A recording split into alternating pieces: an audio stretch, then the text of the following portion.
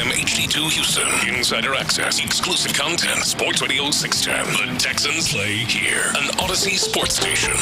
Check out the BetQL Network, wagertainment for every fan. Get sports betting tips from the best in the game. Available on the Odyssey app and our sister station 650 The Bet.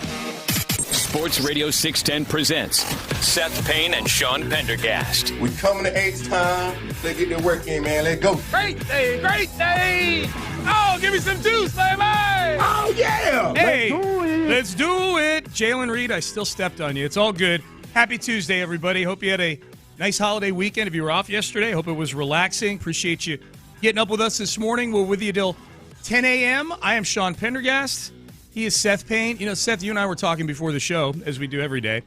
And as much as we complain about the Astros and the boredom that has come with many, many of their games this year because they're just not a good offensive team. They're better of late, but they, by and large, for the 53 games so far this year, they're a below-average offensive team.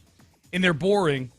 It's far more boring not having them in our lives on a night. For the first time in 17 days, we didn't have an Astros game, and I'm like, what do I do with myself tonight? Felt empty inside. Very much so, Felt yeah. like, what's it all even about anyway? And then I watched the Brett Favre documentary, and I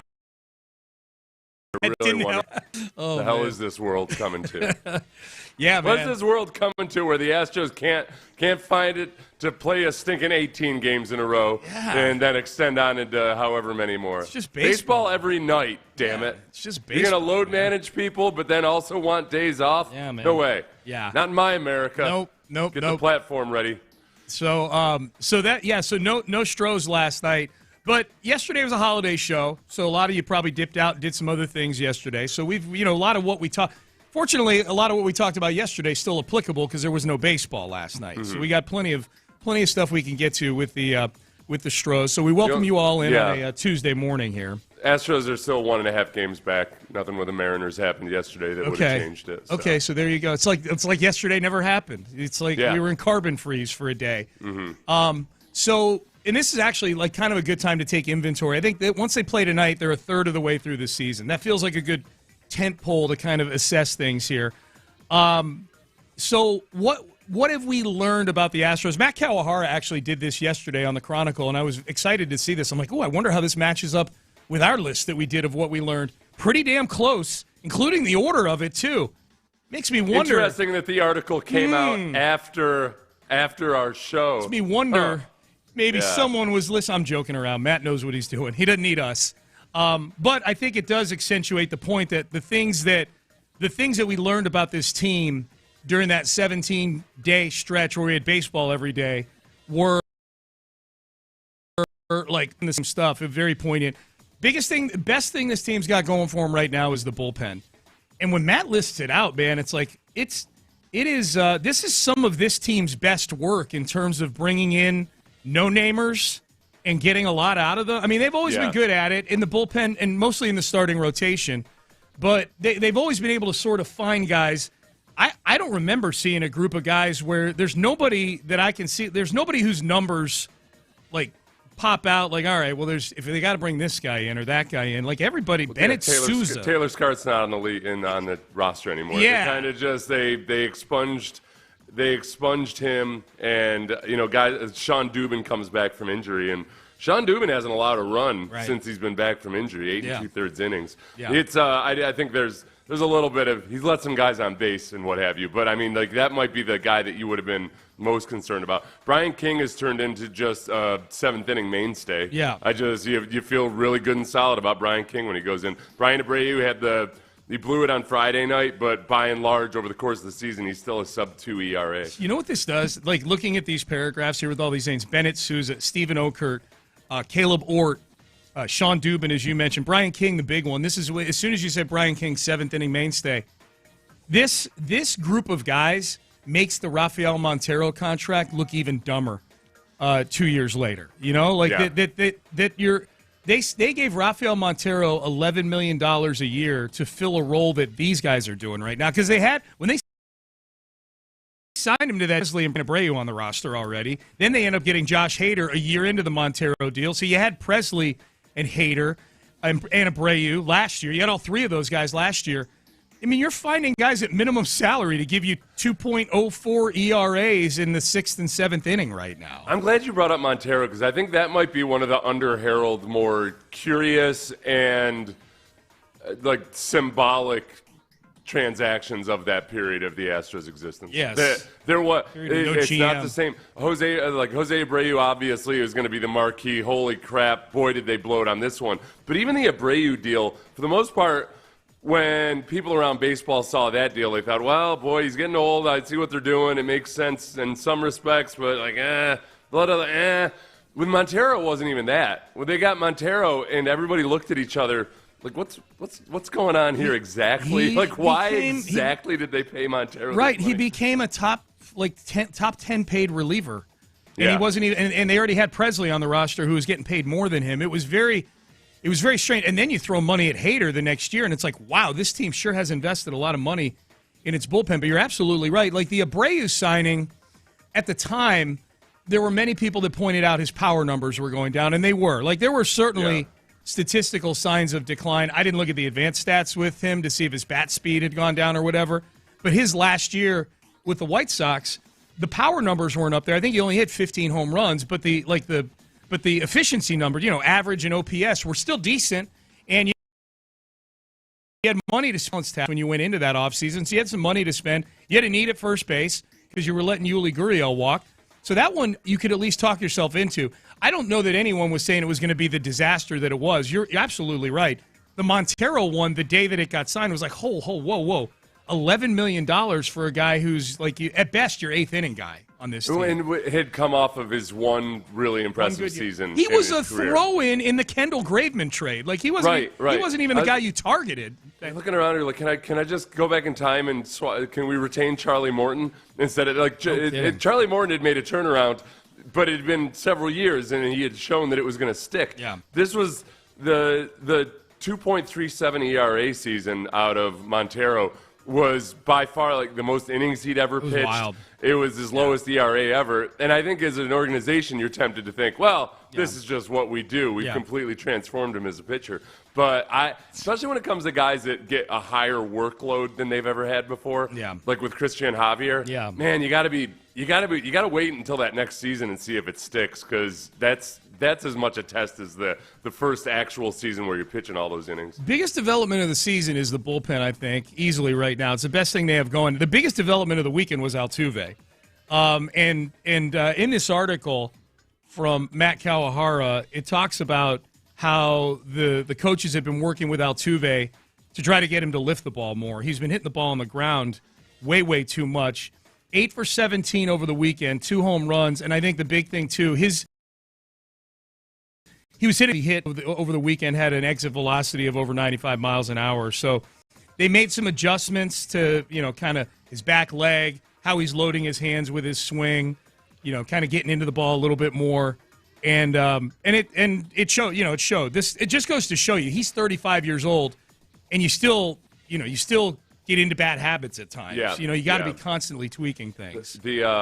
And then just the very simple, hey, try to hit opposite, and that's helped out a lot with him. I mean, that's where one of the most promising things about Altuve hopefully getting out of his slump while they were at home was that, man, Altuve gets tempted by that Crawford boxes, and he'll try to pull.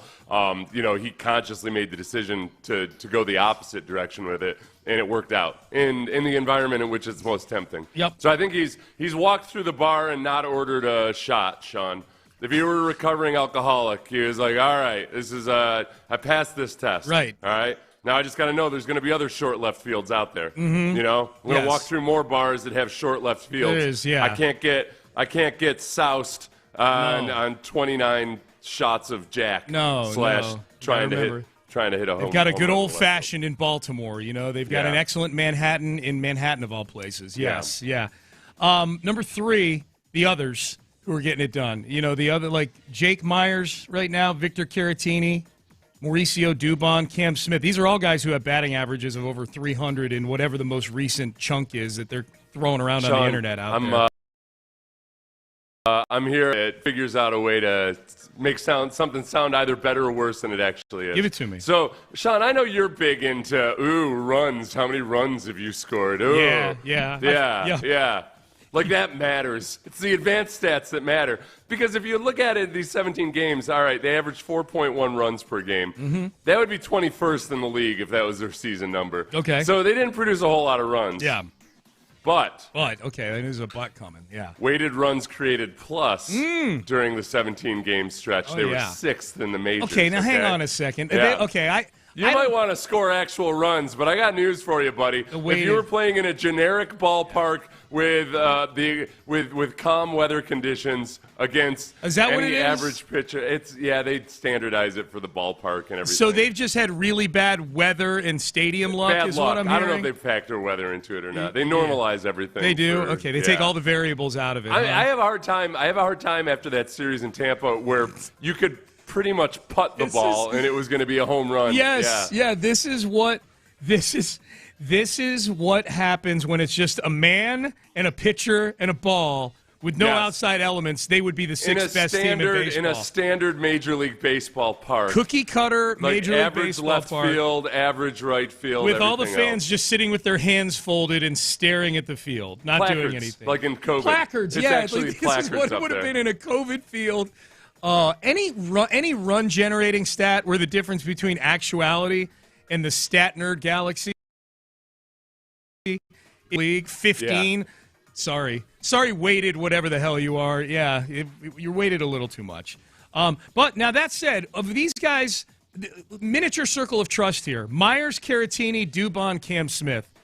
What's their probable? What's their expected COT factor? Expected circle of trust. Do you trust any of these guys that they're going to keep this thing going?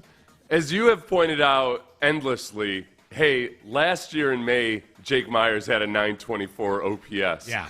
And then for the rest of the season, it was a 562 OPS. It was that bad the rest of the year? He was a horrible baseball player the rest of the year. 562. Until we get through Juneteenth, I'd say. Let's wait until Juneteenth. Juneteenth, okay. Which is when we'll make our decision on Jake Myers. Jake Myers. When I think of Juneteenth, I think of Jake Myers, for sure.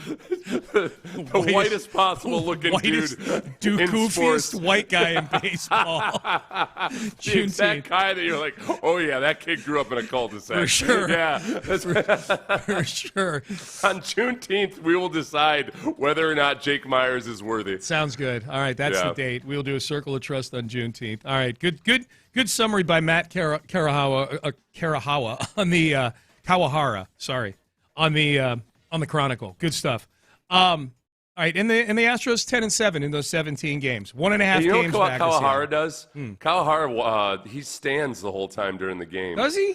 I think he's one of these psychotically healthy people that just are, get 40,000 steps a day. Probably eats the exact same thing every day. It's got a lot of greens in it. What does standing for 3 hours burn? What's that burn? Like 11 extra calories? It's not about a matter of burning calories. It's kind of just a matter of keeping all your systems up and running properly. Gotcha. Yeah, being sedentary. The number of hours you sit per day is highly correlated to dying younger. So it's way better to stand all day than to sit all day. That's smart, man. That's smart. All right, you and I both watched this Brett Favre documentary yesterday. This not a great look for Brett Favre at all. I've got the power rankings of the 5 biggest scumbags in this documentary. There were a handful of them. I've got my power ranking. I want to see if it matches up with Seth's. The final Favre doc scumbag power rankings coming up. We got some Texans and some Astros. Plenty of stuff to get to on the show today as well. Stay there. But first, let's get you guys out to Academy Sports and Outdoors.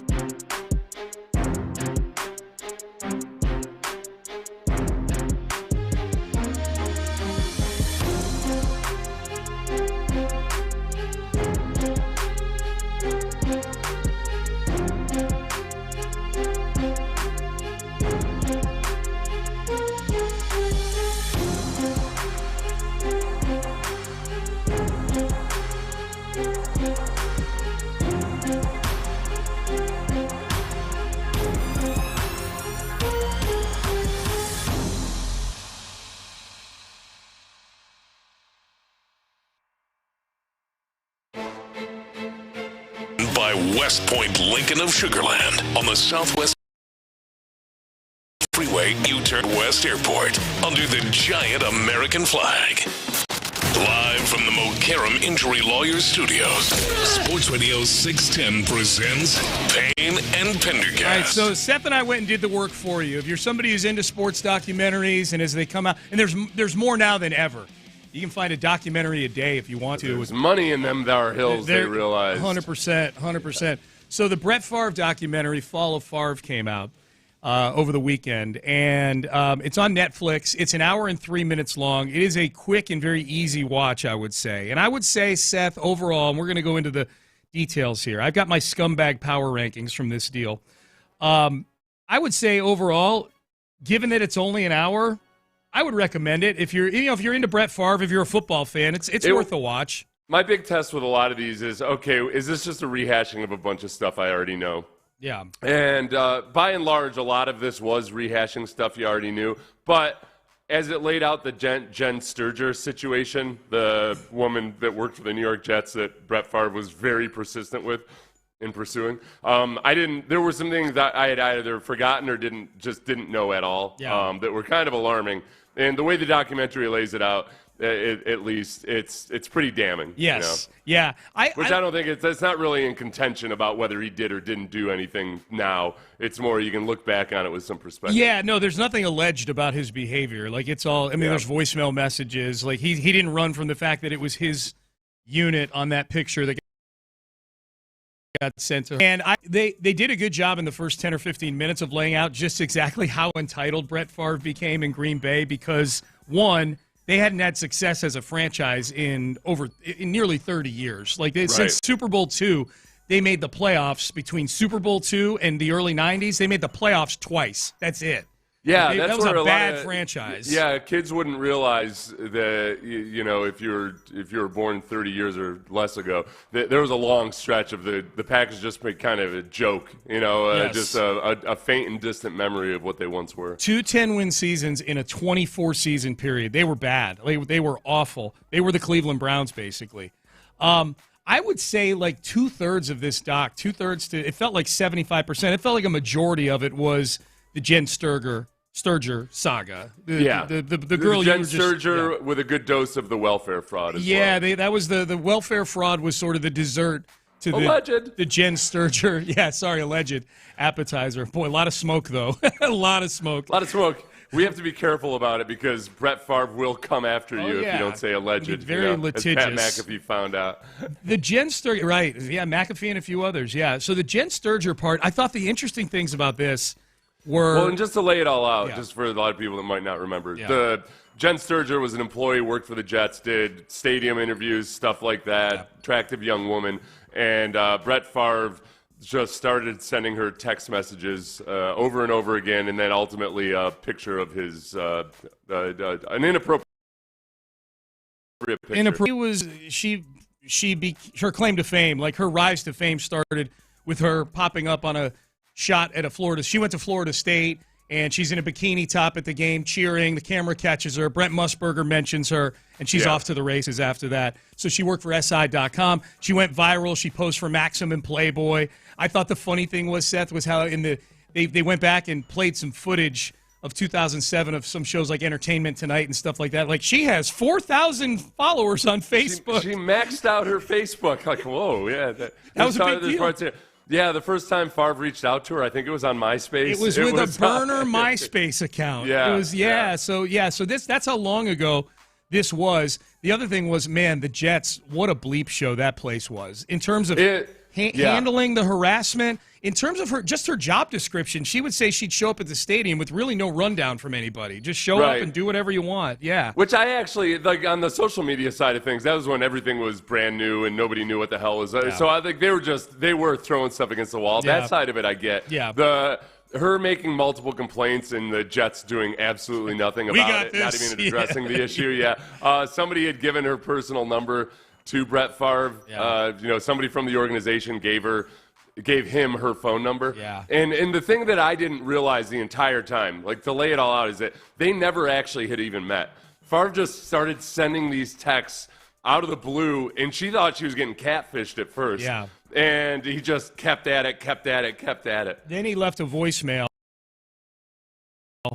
Impersonator, a really good impersonator. Yeah, this is definitely him that's harassing me right now. Yeah.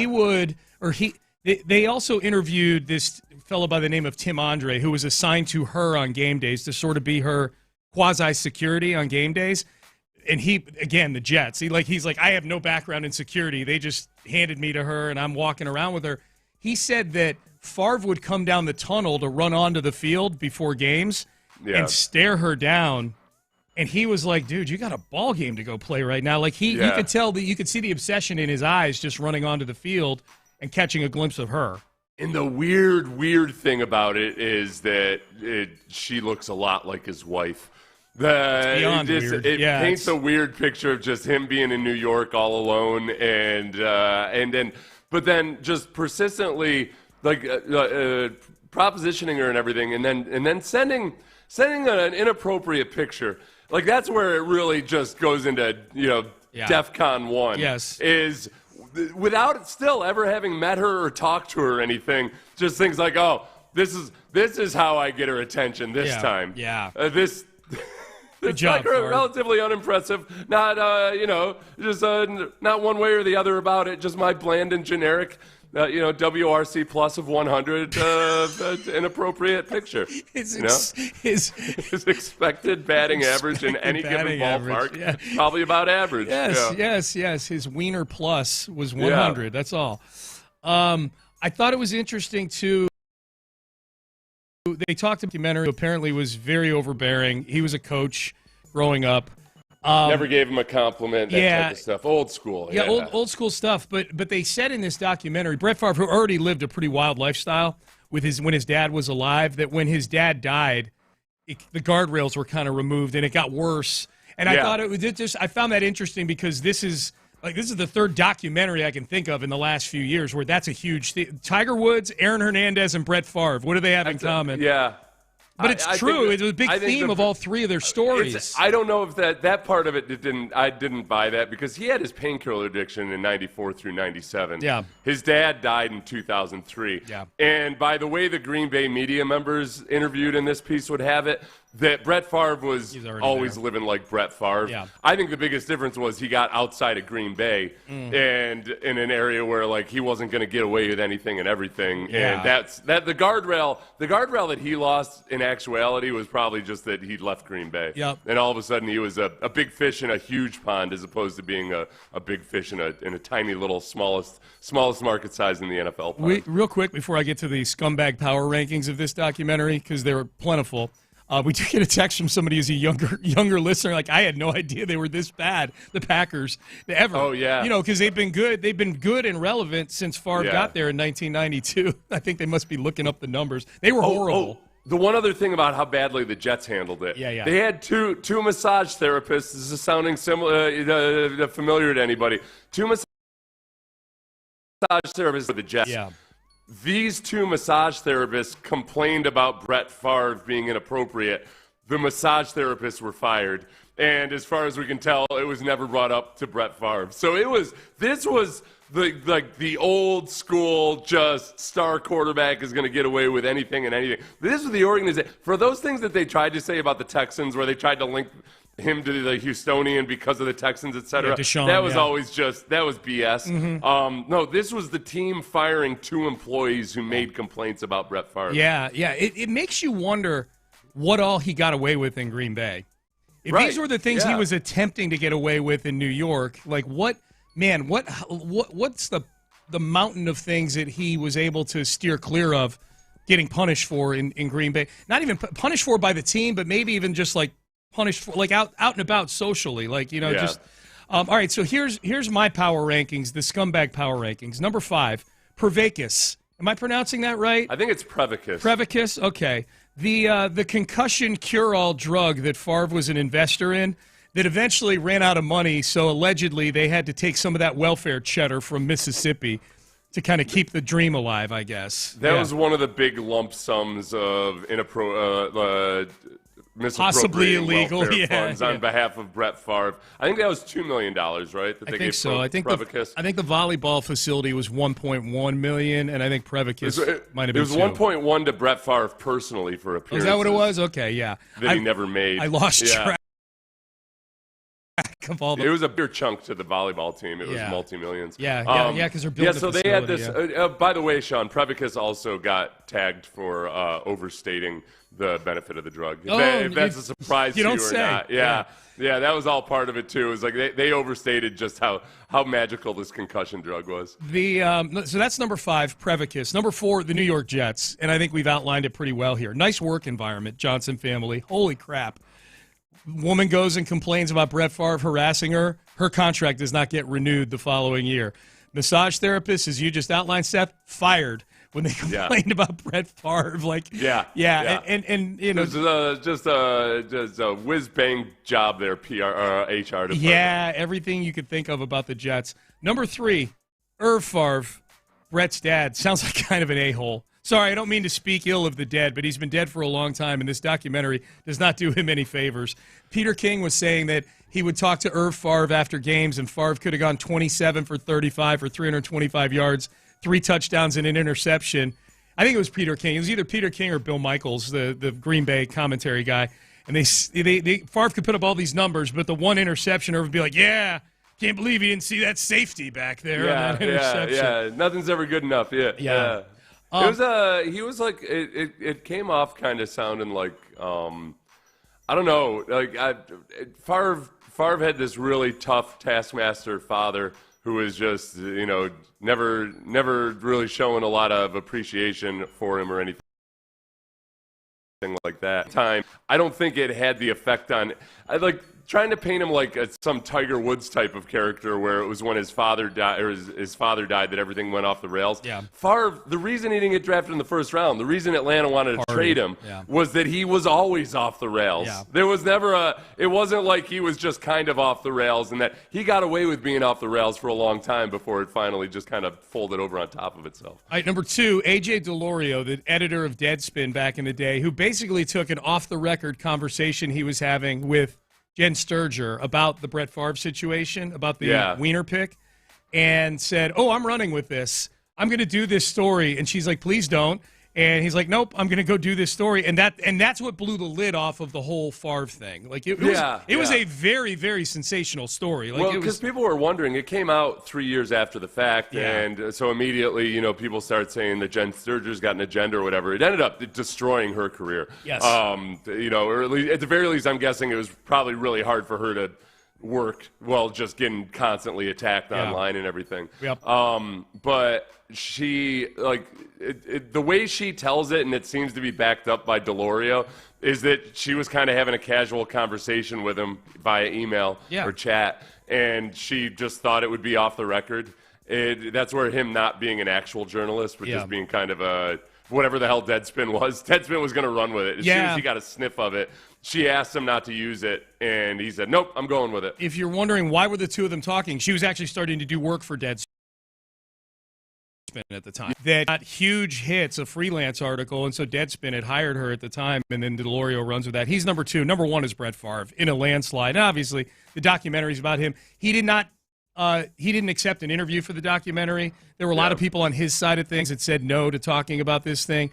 But using a burner MySpace page to hit Jen Sturger up, turns out he, as Seth mentioned, harassed massage therapists allegedly. Yeah. Just how and creepy. Still allegedly misappropriated funds from Mississippi's welfare funds.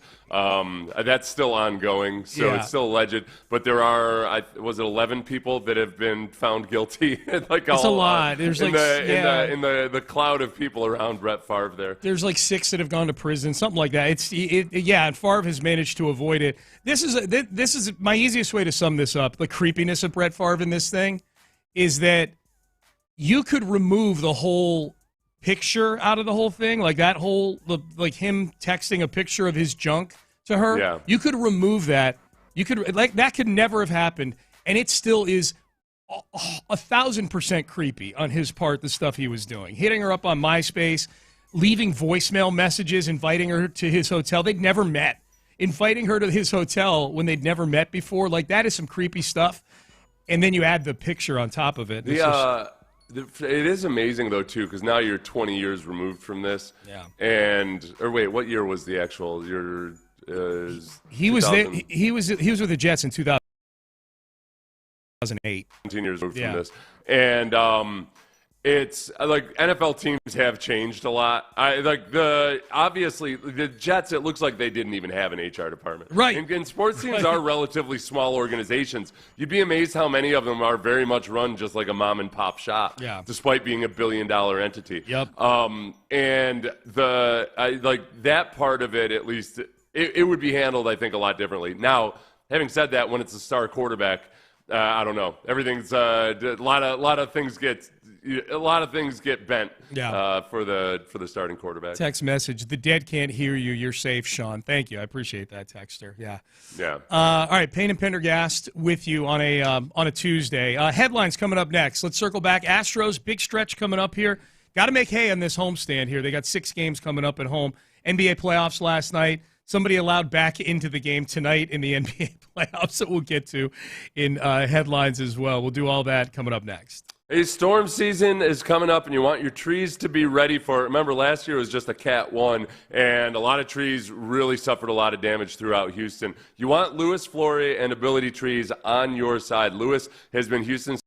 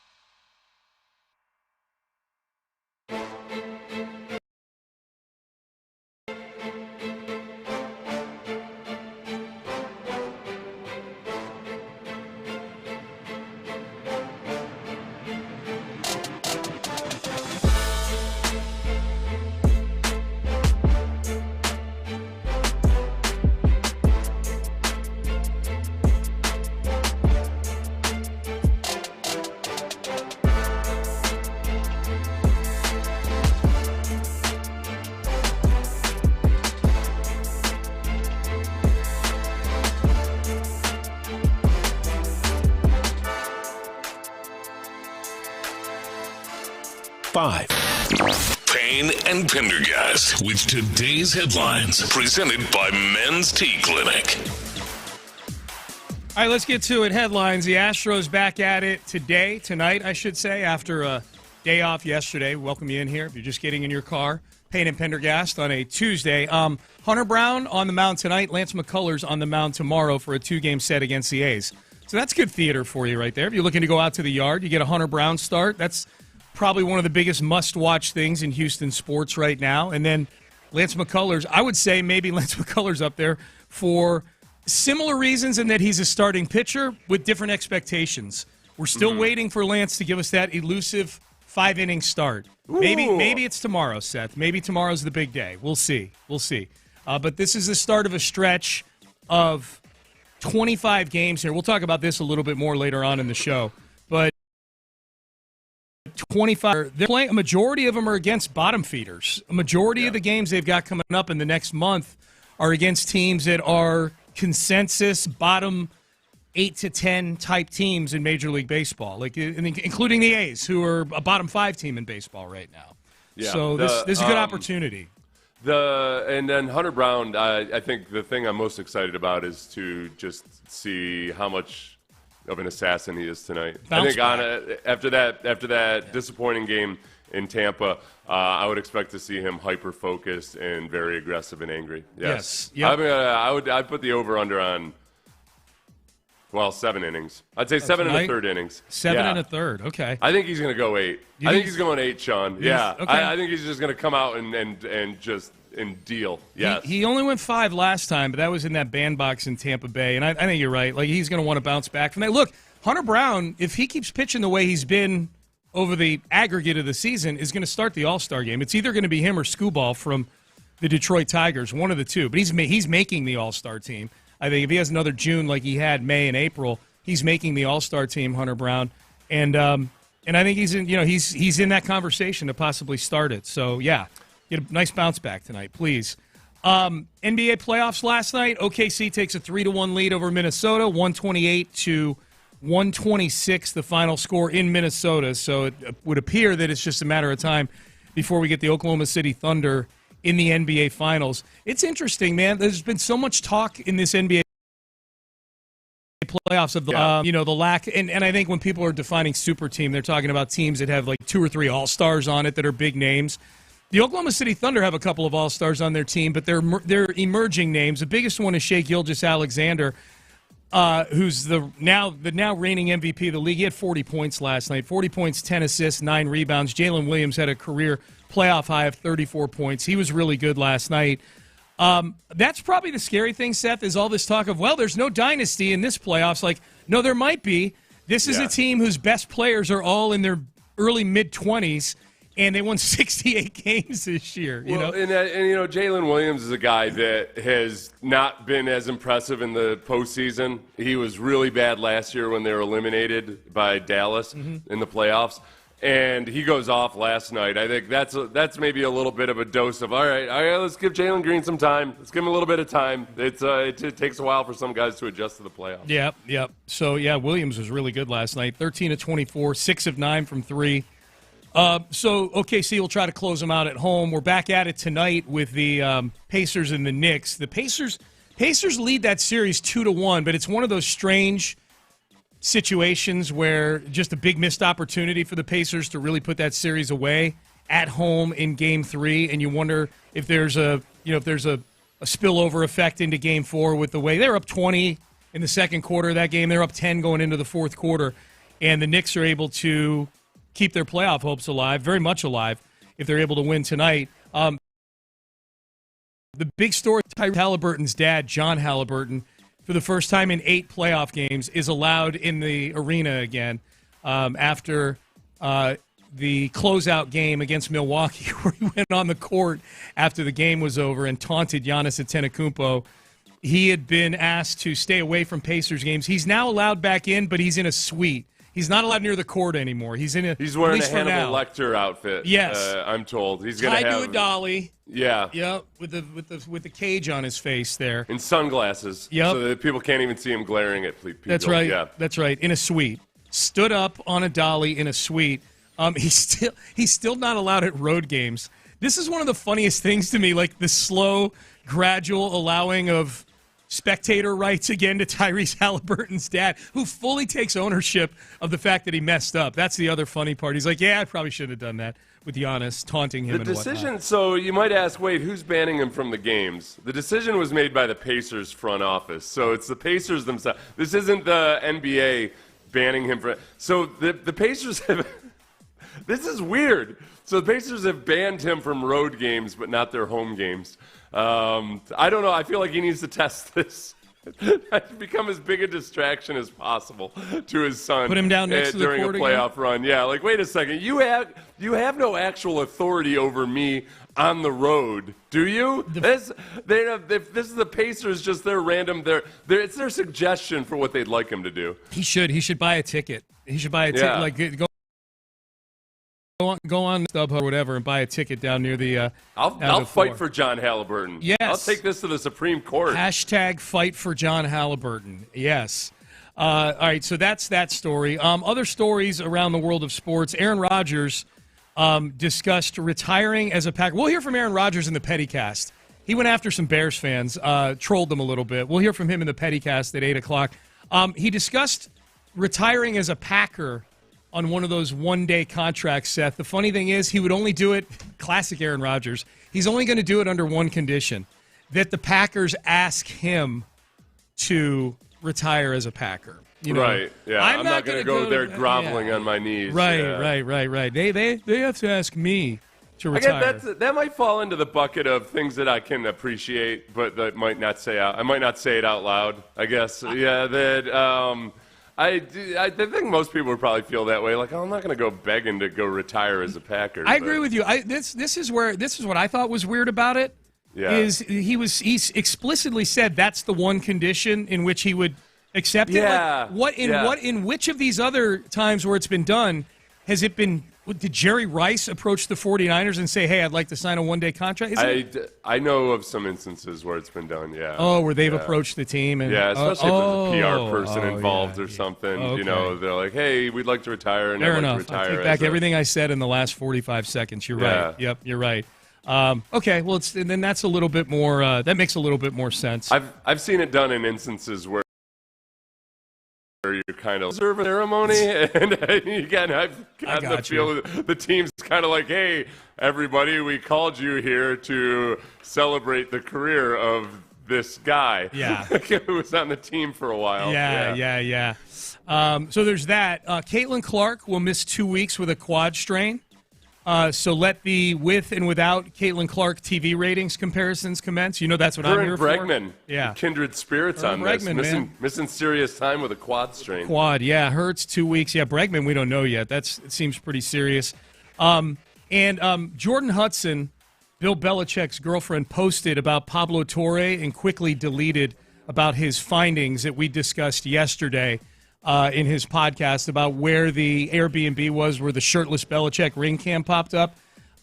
She said that Pablo's findings have been nothing short of factually incorrect, slanderous, defamatory, and targeted. Can y'all please stop giving credibility to this reporter with the air quotes around it? Florio thinks that means that Hudson might be lawyering up sometime soon. I think Jordacek could be very litigious. That's what the cute couple name is going to be for this cute power couple. Jordacek. Jordacek. I like Jordacek. it. Yeah. Jordacek. Yeah. Jordacek. I think Jordacek could come out guns a-blazing on this. And you might say, well, Belichick's never been like that before. Yeah, he's never been dating a 24-year-old weirdo before either. Yeah. Dude, the depositions on a Belichick relationship with a 24-year-old, good in there. It's tough with it would be an intimidation tactic. I mean, for anything Pablo Torre has done, he's framed it the right way. It's like he's acting as a reporter. And when you're a public personality, as Jordacek will find out or knows already, it's not as easy to claim slander defamation, against a reporter. As long as the reporter isn't specifically like trying to do you harm for that reason. Yeah. Quick point on the text page. It sounds like the NBA may have told the Pacers, if you don't do something, we will. About John Halliburton. Yeah. That could be. That's a possibility. All right, Payne and Pendergast with you here on a Tuesday. Okay, circling over to the Texans. Where is Nico Collins on the NFL odds board of receivers most likely to crack 1,250 yards of receiving? Where is Nico Collins being viewed coming into this season, given the injuries last year, but the production when he was on the field? We'll dig into that and a whole lot more in the 7 o'clock hour coming up next. But first, Prize Picks. Today is a Taco Tuesday.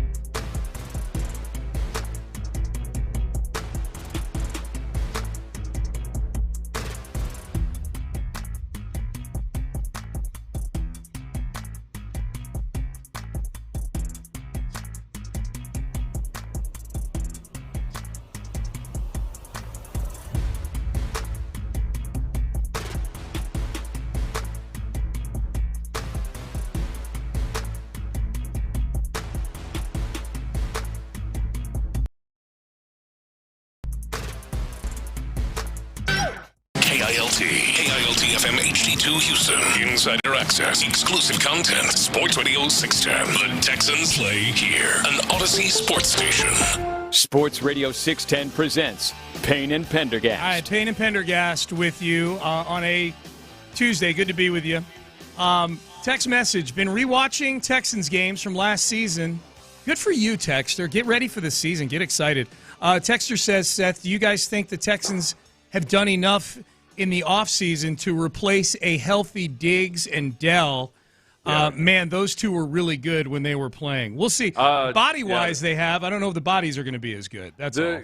I think the Christian Kirk trade is a little under-heralded for what it could provide. I think Christian Kirk is a lot of his last few seasons have been, one, impressive. His first year in Jacksonville was impressive. But then with Calvin Ridley becoming the main guy, and then Brian Thomas after that, and then with Christian Kirk having been injured a good chunk these last 2 years, I don't think there's more upside there than I think people might think or realize. Yeah. And if only just to give CJ that quick option in the quick passing game, they wouldn't have that without Stephon Diggs and Tank Dell nearly as much. So they've partially replaced it with that, and then there's just the huge unknown is whether the draft picks work out or not. Yeah. If Higgins and Noel are both awesome, then yep, there's your answer. They did enough. If they don't work out, then obviously. My biggest concern, you touched on it there, my biggest concern with this receiving core is Christian Kirk's recent history with health issues and Nico Collins' history with health issues across the course of his career in the NFL so far. You can't have a pulled hamstring and miss 6 games. I'm not throwing shade at Nico, like he's not trying to pull a hamstring, but they can't have Nico Collins missing for 6 games again this year if they're trying to get to have the type of regular season they want to have the type of postseason they want to. And remember, too, that they had 3 good receivers last year, but it didn't yield a really good passing game. Yeah. There was way more to it than, we've got these really good receivers, here we go. That was pretty obvious. That was played out last year. Nico kept producing despite seeing cover 2 all the time, despite teams specifically trying to take away the deep ball. He did keep producing, but you can have the total can be greater than the sum of its parts with this offense, even if you don't have the same caliber of wide receiver across the board. The Texans were in second and long and third and long just way too often last year because of poor execution on first down. A lot of that was in the run game. You don't have to have an awesome run game, but you got to at least not be routinely getting stuffed at the line of scrimmage, because that makes it really, really hard to convert that set of downs. So just having a credible rushing attack, it's not the 1980s. I'm not saying that you got to be, but you've got to have a credible rushing attack to offset when teams are just specifically trying to take. Caleb really ends up being the biggest X factor in all that. By the way, according to Aaron Wilson, Joe Mixon is still recovering, I guess. He's not 100%, so Dameon Pierce is going to get a bump up here at OTAs when they're running things out there. So we'll see. I don't know how much of an impression you can make in OTAs that maps to getting more action in the regular season, but it's worth noting Joe Mixon, at least for now, is still recovering from what I'm guessing is just some work that was done in the offseason here. Well, if anything, maybe it's that there will be more quality reps for Dameon Pierce to get ingrained in this offense. Yeah. And that's one of the huge wild cards is, all right, we saw a much different version of Dameon Pierce playing for Pep Hamilton than we did these last couple of years playing for Bobby Slowick. Yep. And if Caley is very much about tailoring the offense to the strengths of his players, so I think they're going to probably, if they still really believe in Dameon Pierce and the potential there, they're hopefully going to utilize him better. Here are the odds via FanDuel on individual receivers to record 1,250 yards receiving or more this year. How far down do we go till we get to Nico Collins? Jamar Chase is number 1 at nearly 1-2. He's minus 195, so you got to bet $195 just to win 100. Jamar Chase is by far and away the leader on this odds board. Justin Jefferson is number 2 at minus 115, so around a coin flip, a little greater than a coin flip. He'd probably be close to Jamar Chase if his quarterback situation were a little less mysterious. I think it's going to be J.J. McCarthy to snap in the NFL yet. Puka Nacua is number 3 on this list at plus 105, so you risk 100 to win 105. That's as close to a coin flip as you can get. CeeDee Lamb is next at plus 120. And then next, Nico Collins and Brian Thomas Jr. tied at plus 135. If you bet over 1,250 yards receiving for Nico Collins, you get $135 for risking 100. This to me, Seth, if you were to bet this is purely a bet on health. If Nico Collins is healthy for 17 games, he's getting 1,250 yards. Since pairing up with C.J. Stroud, he's played at a 1,300-plus yard pace for both those seasons. Yes. He did 1,297 yards on 15 games in 2023, and then last year he would have been on pace for probably 1,450 yards or so, but he only played 12 games. Right. So yeah, I think it's pretty clear cut. If he stays healthy, yes, he'll be over 1,200. You're betting yards. on his hamstrings, is what you're betting on, right? So how confident do you feel for a guy that's never played more than 15 games in a season? Yeah, is he going to stay healthy for all season long? It's a stay away for me. It's a stay away for me because it's one thing if Nico Collins is having health issues, and then this is the offseason where he makes tweaks to his regimen, and he probably will. Like I would if I missed 5 games with a hamstring injury. But that was the big news coming into his first big year that he had with CJ in 2023. Was the offseason where he had really gone back and assessed how he was going about things because he was injured quite a bit first 2 years in the league. He's been through this process before, and he's still dealing with some kind of nagging injuries. He may just be one of those guys that's going to miss 2 or 3 games every year. That's based on style of play. Just your body, different bodies work differently, whatever the case may be. Brian Thomas Jr. being there plus 135 is a little scary. How do you think that the combination of Travis Hunter, Brian Thomas Jr., and Liam Cohen, what's your concern level that Trevor Lawrence gets to the level that he's really only hit for like a 7-game period at the end of 2022 in his career? It's still not that high. Yeah. I think that Liam Cohen, I could see Liam Cohen doing some things differently with him early in the season that are going to look really, really good. But Trevor Lawrence just has still never demonstrated that, like a bona fide, genuine NFL quarterback, he hasn't demonstrated that he can really get through his progression or that he won't get rattled after his first option is gone. And that's by and large how defenses talk about him. He's a first-read quarterback. So what usually happens with guys like that who still do have physical skills is a new coordinator comes in, hey, we got a few different packages here. Oh, look, we're going to take the league by storm, and it looks awesome for a few games. And then defenses start to realize what you're doing and how you're working it. So I'm a little bit more optimistic just because he's got more raw physical talent around him.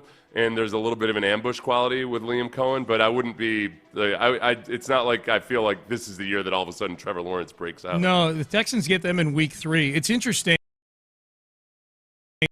Odds board. Again, it's receivers that odds on receivers going over 1,250 yards receiving from FanDuel here. Puka Nacua 3, Brian Thomas Jr. tied with Nico Collins at 5th. You see those two guys in the first 3 weeks of the season. That's one of the things I'm kind of excited about early on that's sort of underplayed right now because you always look at quarterbacks and different things. And in that Rams game, the matchup between the Texans' newfangled offensive line versus the Rams' defensive line is getting a ton of attention, as it should. But Derek Stingley Jr. and Kamari Lassiter in the first 3 weeks of the season going against Puka Nacua and Devontae Adams. Yeah. Week 2, Mike Evans, Chris Godwin, who's coming off injury, but they also drafted Emeka Ibuka. And then in week 3, you get Jacksonville with Brian Thomas Jr. and Travis Hunter. Like, those are, right out of the chute, those are 3, like, really saucy corner versus wide receiver matchups. Those are really good. And it's week 3 for Travis Hunter, so there will already be a storyline by that point. Yeah. He will be one of 2 things. He will either be taking the league by storm or he'll be a vast disappointment. And it'll only be 3 weeks in. So either opinion is wrong. It could be the right opinion, but for the wrong reasons. Yeah. But, I feel like that Jacksonville game has the potential to actually have some clout and feel like the most emotionally charged Jaguars game just because Travis Hunter is a guy that's his name is really well in those first couple games, there's going to be a lot of people talking about him, even though he plays for Jacksonville. So that'll be a lot of fun. I think the league wants him. When I say the league, I mean the people that the people whose livelihoods are based on the entertainment value of football. Those people. Yeah. I think they want this Travis Hunter thing to work out. Like he would be, especially if he's playing both ways. I mean, highly marketable. Oh, there's a video I saw of him walking through some apartment complex in Jacksonville, and he sees some kid working out in his backyard, and it was like it was in these condos or apartments, So his backyard is just his little sliver of the hill that goes down to the retention pond. Yeah. And he's got a chair out, and he's practicing his pass rush moves against a chair. Yep. And Travis Hunter walks up to him, and oh my gosh. Yeah, they took pictures. Travis Hunter seems like he seems like a Will Anderson type of personality. He seems like a very willing man of the people right now. Travis Hunter does. So it's gonna be a tough 5 reasons I hate Travis Hunter that week. But we're gonna start working on it now. Okay? We better start working on it now. Yeah. He is hard to hate. He had a big wedding this past weekend too. I can't remember if it was this weekend or the previous weekend, but he gave his new wife a G-Wagon, like a $200,000 G-Wagon. Like it had a huge. And he hasn't even touched his NFL money yet. Yeah, that's all NIL. That came from his NIL money. That wasn't even. He hasn't gotten his actual guaranteed money yet. He might have a deal with Mercedes of Boulder or something like that, and that was their wedding gift to them. Who the hell knows? But there's gosh, I hope he's known this girl a while. This wasn't like a stripper that he met on draft night. No. I think they've been together. That happens. I think they've happens. Been together for a little while. That does happen. I remember he got drafted. Oh, boy. Wasn't he the one that had the agent that was a little out there? He was, yeah. It was a guy who was a religious aspect to it. There was a religious, like, cult-like aspect to it. And they talked him into, like, doing the right thing and marrying this woman remember they gave him a deal that was, like, had very few guarantees and everything. Dude. It ended up being one of the worst deals ever. They ruined his life. Because he got injured and hardly ever played after that. And, like, he had gotten a deal that was – I don't think it would even be allowed by today's CBA. He was a top 5 pick. Him and Ricky Williams, man. Because Ricky Williams did the same thing. He had Master P as his agent and did one – the Saints trade their entire draft to get Ricky Williams, and Ricky Williams comes in and does them the solid of doing an almost entirely incentive-based contract. Master P at least knew what he was doing and was an actual businessman. The guy that was advising all of these athletes, because I knew a few of them, like he had been like sanctioned by the Securities and Exchange Commission.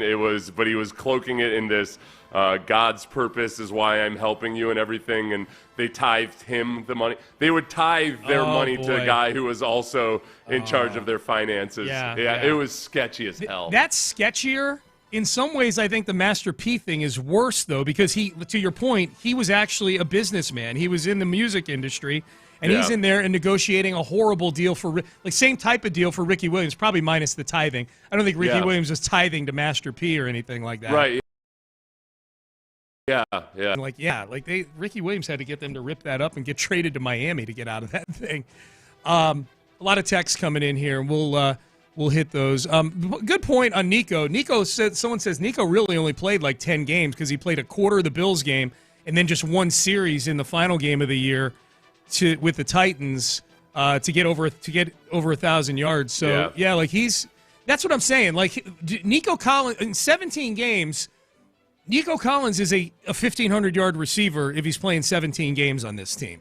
I don't care. They got Christian Kirk and they drafted a couple of guys. Like when the bleep is coming down, C.J. Stroud is by and large looking for one guy, and that's Nico Collins. That's his go. He's looking for other guys, but that's his go-to guy. He's the man. All they have to do is the minor detail of his hamstrings falling off the bone every now and then. That's it.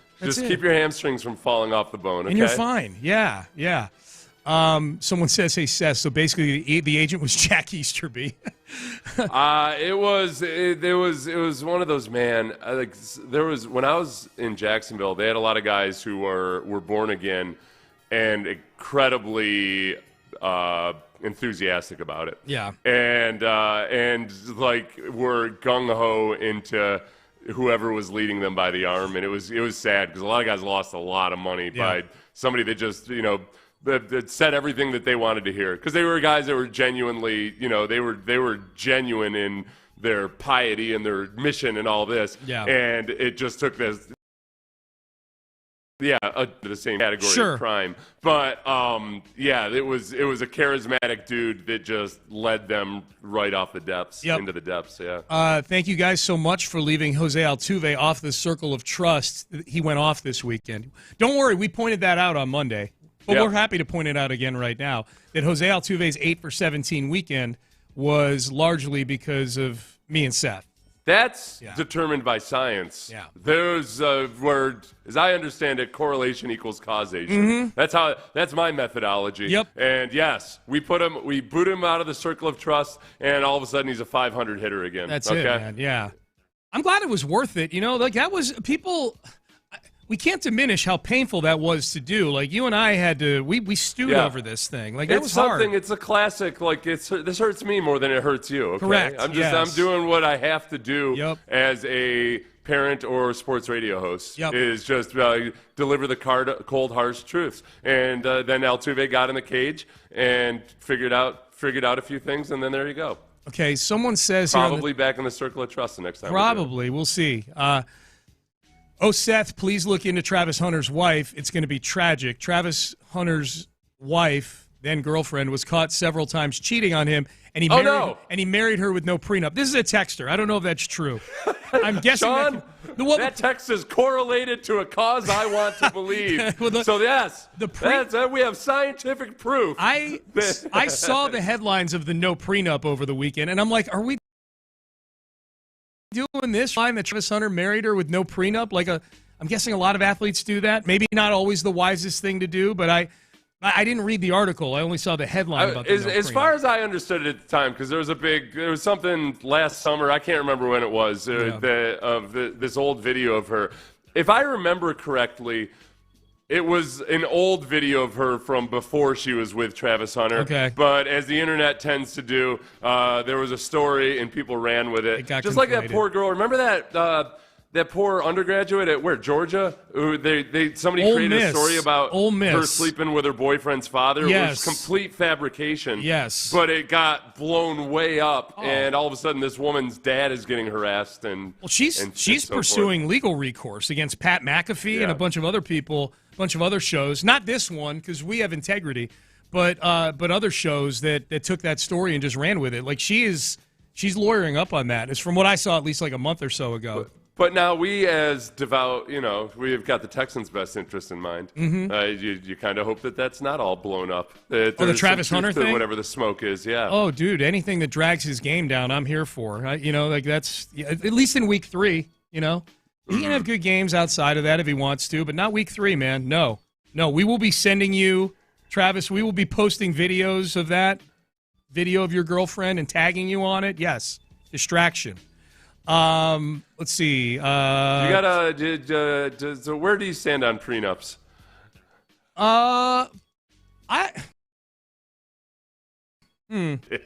No, look, in my then we'll steadily move into more difficult topics to talk about. No. We're abortion at 9:40 today. I'm literally not even thinking like my situation. It would have made more sense for my ex-wife to have a prenup than me, just based on her family background. Like, she comes from a very wealthy family. I feel don't. Like for professional athletes, it's a dicey one. I almost feel like if I'm advising a young man, I would tell him right now your policy is based on the agreement you have with the people who work for you, is that you'll sign a prenup with anybody you meet and whomever you marry. Yes. It's a rule right from the beginning. I don't even have a control over this.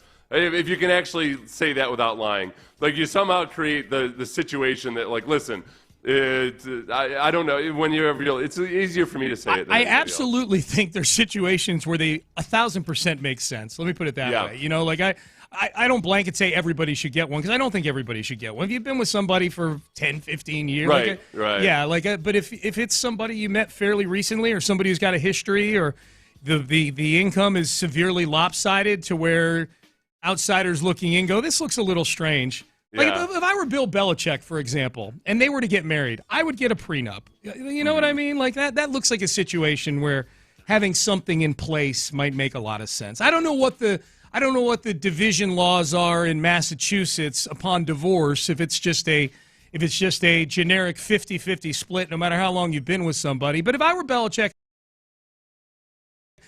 strong foundation, just based on the empirical things of how long the relationship has been or how short it's been, maybe. Yeah. The age difference, because we see that from time. I would just, based on those statistics, get the prenup. I'm not saying you're not in love, but I would get the prenup. Women love when you bring a spreadsheet into the situation. I've noticed. That's especially if you do it right after the proposal. Yeah. You want me to get out the Excel? Yeah. I don't.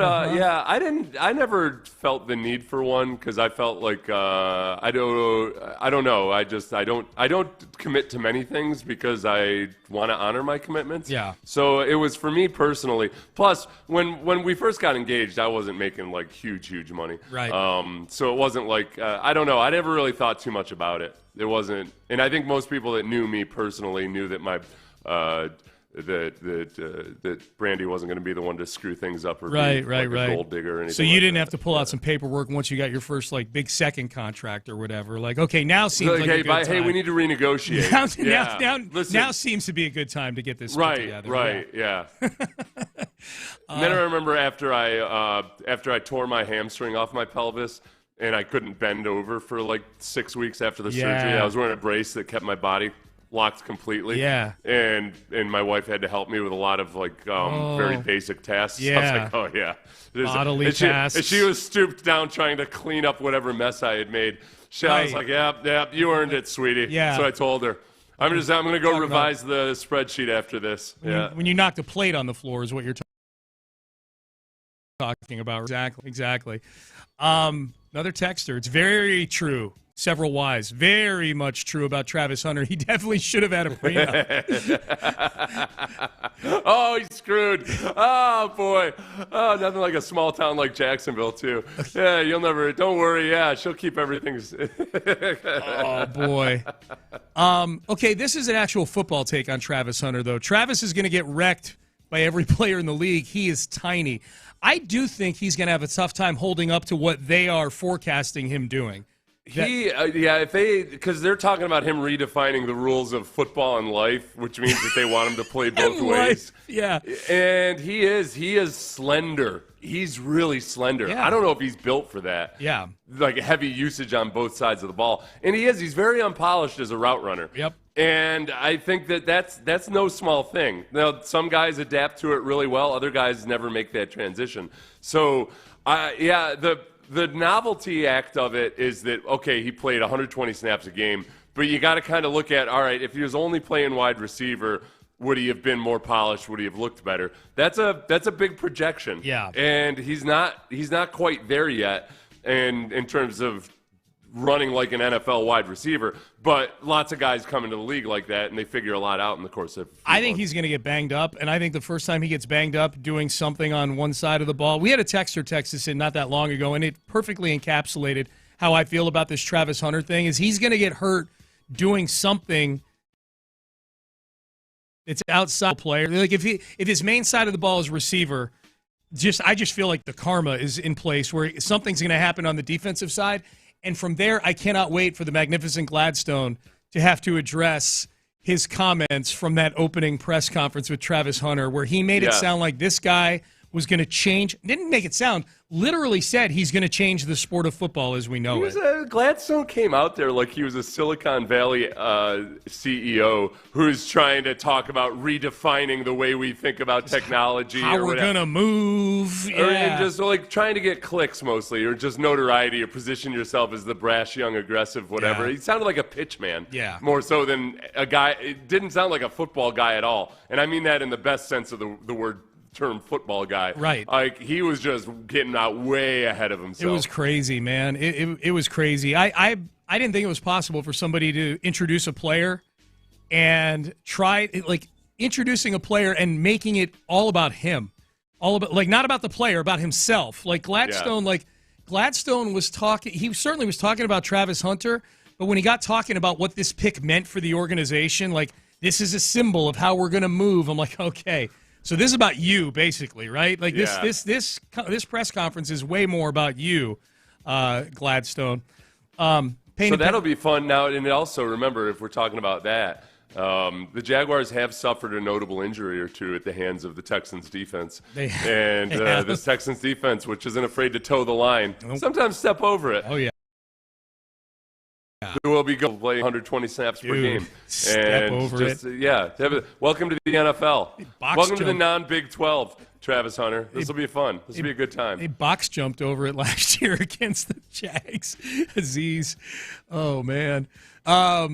Travis has a similar body type to Tank Dell. He does. They are skinny. And that is, you know what? I'm glad that texter brought it up. That's probably under-discussed is you wonder, okay, physiologically, can a guy do this? Can a guy do that? And just the biggest and most glaring part of it is, can this guy, yes, he's got great endurance. Yeah. So do marathon runners. You know what marathon runners don't endure well? A complete NFL season. Yeah, contact. The amount of physical abuse and punishment you take. Right. It's going to be on a wildly different level. And then the other part of it, too, is even when you're playing defense in the NFL versus in college, there is a lot more man.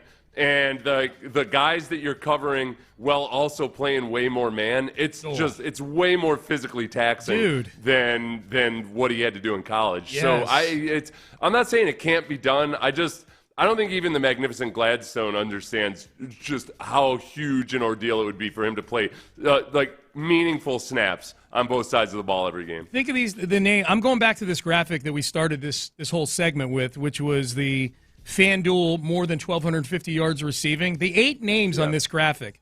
Okay, now think about covering these 8 guys and what they represent. Jamar Chase, Justin Jefferson. Puka's a little on the smaller side. That's why he was a 5th-round pick. But then CeeDee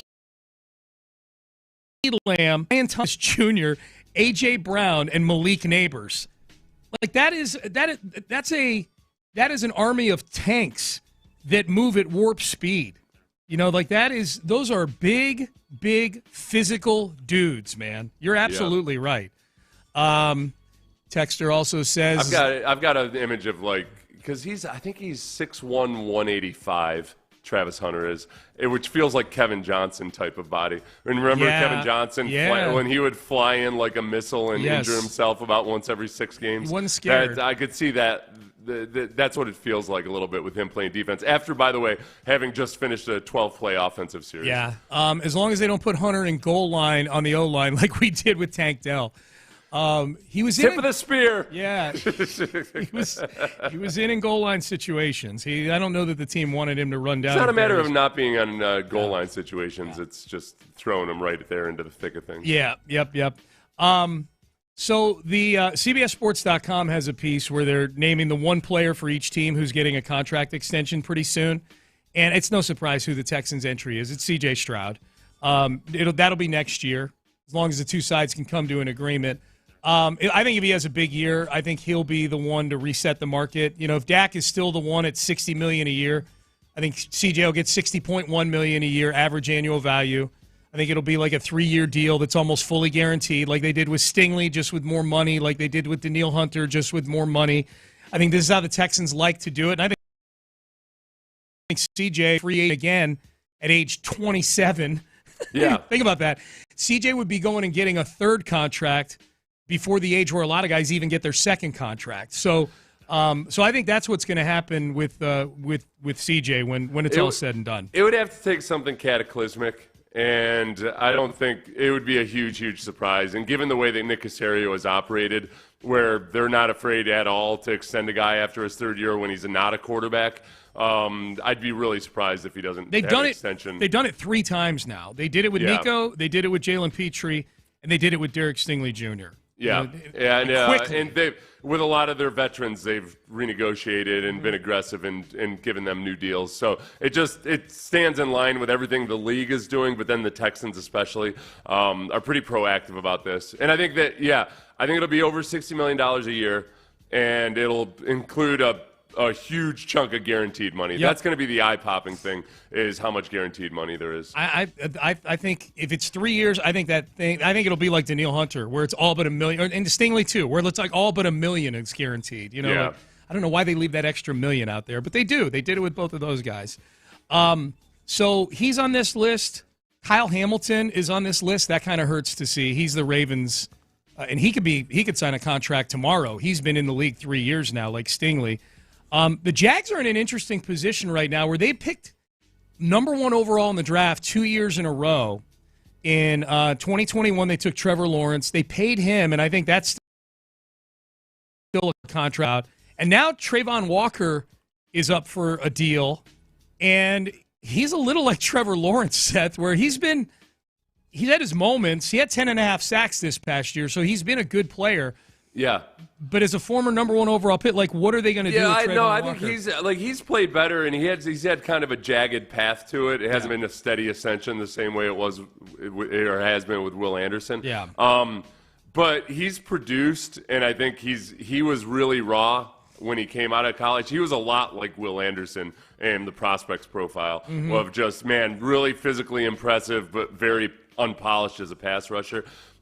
He's not as good as Will Anderson, but I think mostly with him, it's more about, okay, he hasn't lived up to being taken that high. Yeah. Trayvon Walker hasn't, and yet he's still a productive football player. Yeah. So he's not as much of a slam dunk as Will Anderson, but I won't be surprised if they give him a contract. I think he'll get a contract too. I wonder what it looks like. I wonder I wonder if he's going to be trying to angle to get that high edge rusher money, even though he hasn't performed to the level of those guys. Like, I just wonder what Trayvon Walker sees himself as worth, or if he's into betting on himself. Like, you know what, I put up another good year. If I go from 10.5 sacks to 14 sacks, I'll get an even bigger deal a year from now. So, I mean, they don't have to do anything for another couple of years. He's got a 5th-year option in a couple of years. So, Bryce Young made this list. What's up, guys? How we doing? Yeah. Everyone good? How you doing, Bryce? You made the list of possible second contracts. That unto itself is progress. That was probably one of the things that were reluctant to accept it or didn't want to, but also because it was happening in Carolina was, okay, Bryce Young got benched, and it looked like it was the right thing for him, and he came back, and he was a different Bryce Young after he had that stint on the bench, and that now you start to look at, okay, what are the potential upsides of all of this? He'll be in his 2nd year with his new coach and coordinator. Yeah. So it's almost like a sophomore. All the things that could happen to a sophomore quarterback will be for him this year because it's his 2nd year with a coordinator. I'm at the point now with Bryce Young where I'm kind of rooting for him. I wasn't before just because I wanted CJ to be the right guy. Like, I didn't want to. I wanted Bryce Young back in that draft. I was mad that the Texans weren't picking first because I wanted Bryce Young. I wanted to be wrong once they got CJ Stroud, obviously. Now I'm at a point now, it's like, all right, well, CJ's going to be good.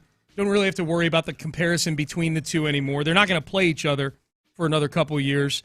So I'm cool with Bryce Young, except then we might need to find that audio at some point of Anish Shroff, the play-by-play guy for the Panthers, talking right before Bryce Young's first snap. You don't have to do it right now, Ben.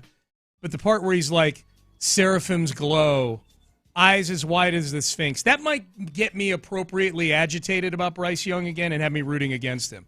Just because of Anish Shroff touting him. Eyes as wide as the Sphinx. Shut the hell up. All right, Payne and Pendergast with you. Text message, Azeez is going to knock Travis the F out in the game. He may. Travis decides to run through that.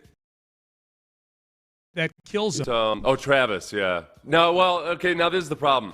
This is where it falls short a little bit. Linebackers last year, sketchy in coverage. They got to be better in coverage. Yeah.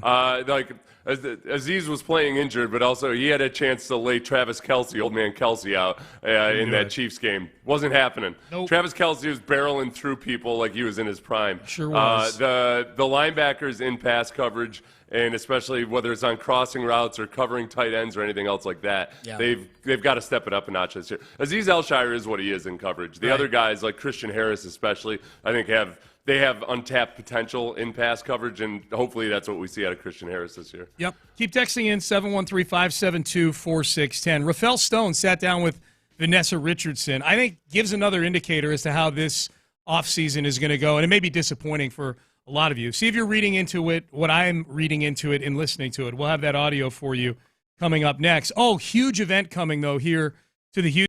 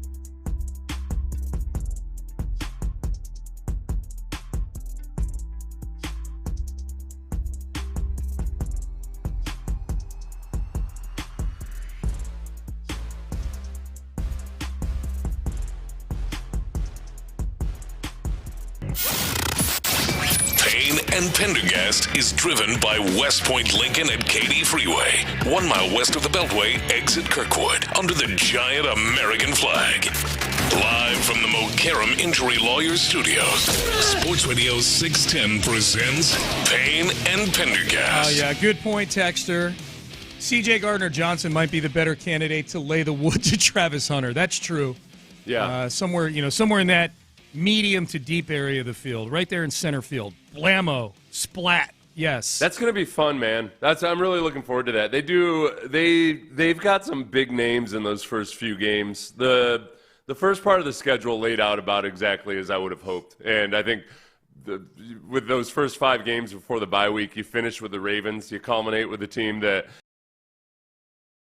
his biggest job was the starter, and I think we'll have a pretty good feel for exactly where the Texans stand after 5 games. I think it's the perfect mix of teams that are a good challenge, that you're on the same level as, teams that you should beat, both of them in the division, and then the Baltimore Ravens, which, to your point, you culminate that 5-game stretch before the bye week with the biggest challenge out of all of them. With the team that I still think, if they're playing their A game, at least in the AFC. Maybe the Eagles, it's a higher A game for the Eagles than the Ravens. But in the AFC, I still think the A game of the Ravens scares me more than any other team's A game. You know what I mean? Like, they're best when you got Derrick Henry and Lamar Jackson cooking and that defense, and they've added to that defense this offseason, if the defense gets off to a hot start and they go into Jacksonville again next year, and which was where Trevor Lawrence got injured, but that if they just get Trevor Lawrence looking like a frazzled rookie, that would be so much fun. It'd be great. That would really, with a brand new coach, brand new GM, brand new, generational talent at wide receiver / defensive back and Travis Hunter. Yeah, that could end up being awesome. Or we could come in the next day wondering what life is all about. Yeah, it could go either way, man. It could go either way. But I think you got Rams, Bucks in the first 2 games. I think you're on the same. Those teams are on the same tier as the Texans. Those are coin flip games. And then you got the 2 division games, the Jags and the Titans, that I think they'll be favored in both of those games. And then be a touchdown underdog, and let's finally go beat the Ravens in Baltimore. Let's go. All right, the Rockets. The Rockets, like 26 other NBA teams, kind of sitting back and watching these conference finals. Rafael Stone did a sit-down with Vanessa Richardson, who we had on the show last week. She had mentioned she'd done interviews with Ime Udoka and Rafael Stone. Those have dropped online. Here was Rafael Stone getting asked about chasing a superstar via trade this offseason. Versus getting a superstar. I'm not going to ask you what you're going to do because I know that you wouldn't tell me, but what factors play into that decision? Well, the superstar thing is it's largely, in the NBA, it's largely points, which is at least as much, points are a factor of who shoots. Some of that is offense driven, so it ends up being cyclical. If you engineer your offense around one player, they're going to score more, they're going to get more assists. I don't think that's in Ime's DNA. So some of this is just how we're going to go about it. I think we're going to be a team-focused team. And that doesn't mean we won't do a trade for a really talented player. But I also think we have really, really talented players on this roster. And I think they're all improving. And so before we trade 1 or 2 or 3 or 4 of those guys for a more veteran guy, we want to make sure that we give this current group room to grow. The huge caveat to all of that is the job is to win championships. That is if we think there's a better path than continuity, we would pursue it. But right now, that bar is pretty high. Yeah, I still don't think a big trade's coming this offseason. I didn't know. I think as he's laying it out there and talking about how Udoka is kind of wired, and you think about the influence of Popovich on Udoka and how good those Spurs teams were, where I think it's not like the problem with the Spurs is that they played like a team that had no superstars, and yet they had several superstars. That's the sweet spot, is that you play like a team that's like, okay, what was the knock on the Spurs? They're boring, they're bland, they're this. Yeah, it's freaking Tim Duncan. Yeah.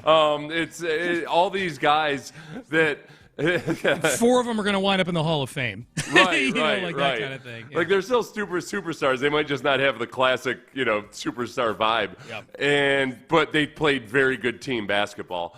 And that's where you can get when you get the absolute most out of guys, where, again, greater than the sum of all its parts. All right, when you get guys playing as a group and you get the absolute most out of Jalen Green and Alperen Şengün, then you have a guy like Ginobili who ends up being much better than he might have been on any other team. Yeah. I think the interesting thing in that cut there to me was where Rafael Stone said that it's not in Ime's DNA. And I think just in terms of what we've been used to with the Rockets for the last 15 years, when Daryl Morey was the GM, I think this was a very GM-driven team. I think Daryl's quest for superstar, doing all the things that Ime Udoka or that Rafael Stone's talking about not doing in that clip. Those are the things that Daryl's been doing here and in Philly and chasing. I think it was a GM-driven team. I think similar to the Texans, the Rockets are a very head coach-driven team. I think Rafael Stone's MO, his default, is to look at what exactly it is Ime Udoka looks for in players and serve him the same way Nick Caserio openly says that D'Amico's got a certain type of guy he looks for and certain types of players he looks for, and his job is to serve D'Amico Ryans. I think it's a very similar structure and vibe with both of those teams right now, up to and including what the two head coaches are actually all about. Not just the GM serving what they're looking for, but I think what they are looking for, the two head coaches, is very similar within their respective sports. Well, with Morey, Morey was very open about it. He didn't like to overthink the whole structure of everything. Just get as many good basketball players on the roster as possible. That's not this. Chris Paul's a ball dominant point guard. No big deal. We've already got one of those. All right, bring him on. And with Morey, I guess because I really admired a lot of the stuff that Morey did. The one thing I always worried about is with anybody who's really analytically driven, how much are you just specifically chasing stats instead of creating the structure that yields the stats? And you would see that with the Rockets from 1 year to the next, it was just a revolving door of personnel. Yeah. And you didn't really have that same level of consistency with your role players and your secondary players to where you could have any kind of a real theme or feel to the team when you're constantly chasing the stats instead of chasing the things that yield the stats. I think that's where perhaps there was a disconnect. And I think, Rafael Stone is much more, it seems, geared towards, yes, having the analytical side to things, but really get the substance right first, and then the analytics take care of themselves. Yeah, that's 100%. And Rafael Stone kind of said it in his own way at the beginning of that clip. It's like, it's chasing a superstar. We're really talking about points here, right? Right, We're really talking about points. And it's tempting. With Morey, the way he'd look at it is just the sheer math of a deluge of threes and what it can do for you. The thing that I worry about in basketball is that sometimes the statisticians themselves don't seem to recognize the difference between a single regular season game and a 7-game playoff series. That it's a lot of those statistical advantages really start to wash up when a team gets 7 games to figure out how you're operating. Good head coaches make adjustments, definitely. No, that's absolutely the case. The danger here is pretty simple. It's like, okay, are the Rockets falling in love with their own young players too much? That's the danger in all this, is that they're all improving to their own degrees here. I think they've all got different ceilings. Like, I don't think the ceiling for Jabari Smith and Tari Eason is the same as the ceiling for Amen Thompson and Alperen Şengün. And probably Jalen Green, probably has a really high ceiling. And then I'm clouded by what happened in the playoffs with Jalen Green a little bit, but he's got a higher ceiling than those guys. But I think all of them, and maybe situation, they've all got elements of being very productive, longtime NBA players. The question is this mix of players enough to win a championship at some point? And because at some point somebody does need to take the reins. It can't just be 5 good players out there. There needs to be greatness. All these teams that are still standing all have at least one great player on their team. Shai Gilgeous-Alexander is a great player. Anthony Edwards is a great player. Jalen Brunson, I think, is a great player. I think that Tyrese Halliburton is a great player. I know people debate the level of superstardom those guys are. They are elite NBA players by today's standards right now. I don't know. Like Amen Thompson is approaching that, but he needs to refine his offensive game. Şengün is getting there. Jalen Green took a step back maybe in the postseason. They're all inching towards that right now. But do you fall in love with your guys too much? Can one or two of them get to that level? You've got to. And then with Jalen Green, I think as long as I relinquish my hopes for him to become a genuine superstar, as long as I'm at peace with that, I can handle and I can foresee where he can be better in the playoffs and what have you. It's just even when I try to make excuses for him, and I'll go to Jalen Williams. Jalen Williams has had a lot of criticism for not being as good in the playoffs. He's had many more playoff games, and maybe still the same total number of single-digit outputs. No, still fewer. There's only one game where he scored in the single digits. Yeah. Whereas like Jalen Green, that was his bread and butter this year. It's catastrophic. Yeah. Yeah, great. Blitzing him. They're doubling him. All that. That's great, but you still got to figure out a way to put up double-digit points when you're one of the team's best players. Guess who produces when he gets blitzed and doubled? Every good player. They produce it better that's than what single happens. digits. Yeah, that's how they establish all the pass rushers in the NFL. They get double-digit sacks every year. Yeah, they get double-teamed a lot. That's what makes them great, is that they figure out a way to overcome it. All right, Pettycast. We've got the Petties for this week. Start texting in 713-572-4610. What are you feeling petty about? We will have what we are feeling petty about, and also some good petties from some people out there in the sports world. We do the Tuesday Pettycast coming up next. Call him all.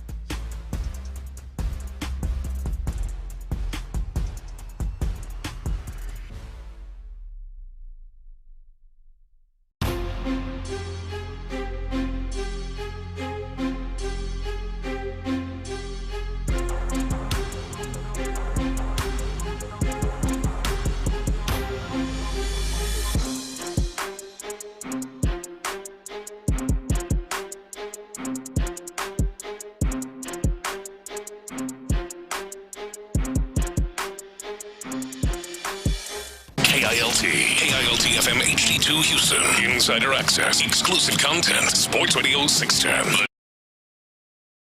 Texan Sports Sports Radio 610 presents Payne and Pendergast. Text in. What are you petty about? We do the Tuesday Petty Cast each and every week. I'll give you one thing right now. They're doing a question on TV right now on ESPN. The question on Get Up is, who do you have in the NFC, Eagles or the field? The field meaning the other 15 teams in the NFC. The answer is always the field. Always the field. Like a good team, a great team has like a 25% chance of winning their conference. Yeah. You know what I mean? Like I hate the people that don't look at gambling odds write these questions. I'm like, who do I take? If I say the Eagles, then I'm the dumbest person. Even if I like the Eagles. Right. I'm really stupid. Even if you think the Eagles are the best team this century. Yes. It's the field. It's always the field. The field. It's always that should be the most boring question ever. It's always the field. For the entire league, for a championship. Different if you go within divisions or something. Yeah, exactly. No, I think the AFC South, you can make an argument, it's Texans versus the field, something like that this year. You know, they're like a coin flip to win the division. They got a 50% chance. All right, Pettycast, let's do this here. First one, Chandler Rome. Chandler Rome on his on the one of the Athletic podcast, the Foul Territory podcast. He was on there with AJ Przinsky, and they were talking about Astro injuries last week after the Renell Blanco news came down. And I think Chandler actually sums up Petty for a lot of us here when it comes to how the Astros handle their injury news. I'm not here seeking medical records of players. I don't want to know what medicines they're asking for much here, but the clarity that they provide is non-existent, and the prognoses they give is usually it exceeds what they say, or it's not all the way true. The lack of just alignment and communication has been something that has now spanned 3 general managers. It's spanned 3 field managers. So this is not something that is new this year. It's something that has been for a while. The Tucker contusion thing. I mean, at the end of the day, it got to be where they were making him look bad because fans thought he was out for 3.5 months with a bruise. When, I talked to doctors, I wrote a story where I quoted 4 orthopedic surgeons who said it's possible to be out for 4. These things can take this long to heal for a bone bruise, but it's not that common. And come to find out, there was a fracture in there. Okay. I think, Chandler, I think you are appropriately petty there because I'm petty about this. I think a lot of Astro fans, very petty about the way that the team handles injuries and the lack of clarity. It does lead you to wonder exactly why are they so opaque about it. And I wonder if it's simply one extra competitive advantage. And it might seem trivial and it might seem stupid. But remember, these baseball teams calculate getting a little edge as, hey, this is worth an extra third of a win every 3 years. Yeah. It's that they get that finite with it that they might feel man, playing it close to the vest as much as possible for as long as possible just keeps people guessing in trade discussions, anything else. I don't know. It is weird because it does almost. It's starting to put off the fan base at times. It's just it's a sly Remember they were saying that Javier was making progress right up until they announced that he was getting Tommy John surgery. Right. It's very frustrating. Right. It's one thing if you don't tell us anything, but then to dangle out hope, and then by the way, no, he and Luis Garcia are getting Tommy John surgery together. They're going to hold hands the entire time. Yeah, why are they doing? Why are they doing this? You know what? I was unfair to Chandler there. Chandler and us, we're not being petty. The Astros are being petty by just for no reason withholding information from all of us. Yeah. Why are you doing it? Because we can. Oh, okay. All right. To be clear, they've never said that, but that's what it feels like for sure. It does set you up, though, because every time you hear about elbow discomfort and it doesn't end up being something tragic, then you're that much more excited for it. When has that happened? I'm still waiting. It's happened before. Has it? Okay. Yeah. I think Dubin had discomfort. Did he? Okay. Yeah. That's one. I don't know. Yeah. All right, Colin Cowherd. Speaking out, this is last week. In the aftermath of the Caitlin Clark, Angel Reese situation, the hard foul on Angel Reese, this is true. This is the case with a lot of sports that are not mainstream. There are fans, longtime fans of those sports, that get very protective of the sport. Even when new fans are coming to the arena, it's almost like, well, I'll let Colin Cowherd state the case right here. There's these people who are fans of indie bands, international soccer, gate-keeping mentality. Will tell you who's great. Colin, I was watching the WNBA long before Caitlin Clark. Well, yeah, it's not my problem your social life was boring. I'm not going to apologize for watching it when it got really interesting. Okay, so that was I am with him on this. Gatekeeper fans of sports are very annoying. Yeah. You know, like the ones that they don't want – it's almost like they don't want their sport or activity to become incredibly popular. There were, yeah, you know, it's like the analogy he brought up of the independent band. You know, the guys that they only liked that band before they went commercial or whatever. I've been here forever. And yet it's a natural human tendency. I think the biggest thing, because I would say when the Tebow Mania was going on, the NFL was not a fringe sport at all. But when it brought so many people into the conversation that didn't have a single clue what they were talking about, that it gets annoying. Yeah. So I will stand with the very petty gatekeepers of the WNBA. You will? Okay. Yes. Okay. Yes. Okay. Not as somebody that's actually followed the WNBA, but who supports their pettiness, Sean. I will support their pettiness. Like, no, we enjoy games where there's only 2,000 people in attendance. Damn it. Do you have an activity or a sport or a certain genre of entertainment that you like, that you gatekeep, or I don't want other people dipping into? Or it would be like for me, it's easy. Like WWE would be one for me that would be lined up that way. I like it when new people, like I loved when you came to the wrestling matches with me. I thought that was awesome. That was fun. But do you have anything that you politics? Just like there was a time where I felt like I could kind of sit back and read the paper with my reading glasses on while I smoked a pipe and would just think things out through long and thoughtful discourse. Now it's not that way anymore. A lot of people are actually participating in the political process. A lot of new fans have come to the arena. A lot, someone on the text page says, Petty, I'm sick of this whole Caitlin Clark, Angel Reese narrative. Made it simple. Ask my wife, who is aware of sports, who is Caitlin Clark? Basketball was her response. Who is Angel Reese? Who is she? Was her response. Mm-hmm. So there you go. All right, Aaron Rodgers. I feel like he could be in the Pettycast every week if we tried hard enough to find material. He was at a live podcast, the You Never Know podcast. It's with a rapper. I don't recall his name. But it was an outdoor kind of stage, and he's doing Q&A with a lot of fans. And this first one's not super petty. It's just kind of funny. This is, and it kind of sheds a little bit of a clue on what he may be thinking football-wise. This is a young female fan, probably looked to be early teens, asking, will you ever play for the Bears? Will Aaron Rodgers ever go to the Bears? Oh, boy. Security, can we get her out of here? I need some security. Security, can you take it easy on her on this one? No, but I believe there's a team that might play in Chicago this year. I don't know. I'm not sure. Gotta check it out. Are you speaking in code? I love Chicago, though. Way more than they love me. It's been a great relationship, all one way. Okay, so that was. We have more Aaron Rodgers here in a second. So trolls the Steelers being a team that played them on the road. Yep. The fact that he knew he knew their schedule and had thought about that at least. That seems like the simplest thing in the world, and yet it somehow makes it feel more real that he's serious about going to the Steelers. I think it makes it. I think I was always surprised. Any NFL player I've talked to about knowing the schedule or the schedule release they've always come off way more disengaged from the schedule in the upcoming season than the fans are. You know, like it's just. I mean, I'm sitting here talking to a former player, so I don't know how you felt about the schedule. Like, how much did you know the Jags or Texans schedule when you were on those teams during training camp and stuff? Did you have certain? Yeah, I knew them. I knew those pretty well. Did you? Yeah. Yeah, I've been looking about it, thinking about it, obsessing about it, Sean. Obsessing. Voodoo dolls, all that stuff. Well, that it would be the Steelers whose schedule he would know, I think, is probably somewhat significant.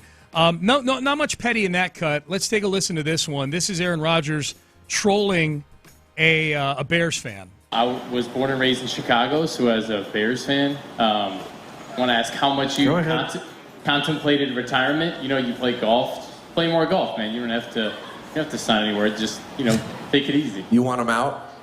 You want him gone? Best to green your path. I'm guessing fans every year, this is our year.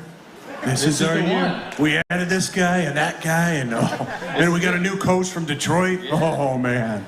Look out. This is it. Right? Packers fans, we know that, right? And what does every coach that signs with the Bears say? We got to beat the Packers, right? Yeah.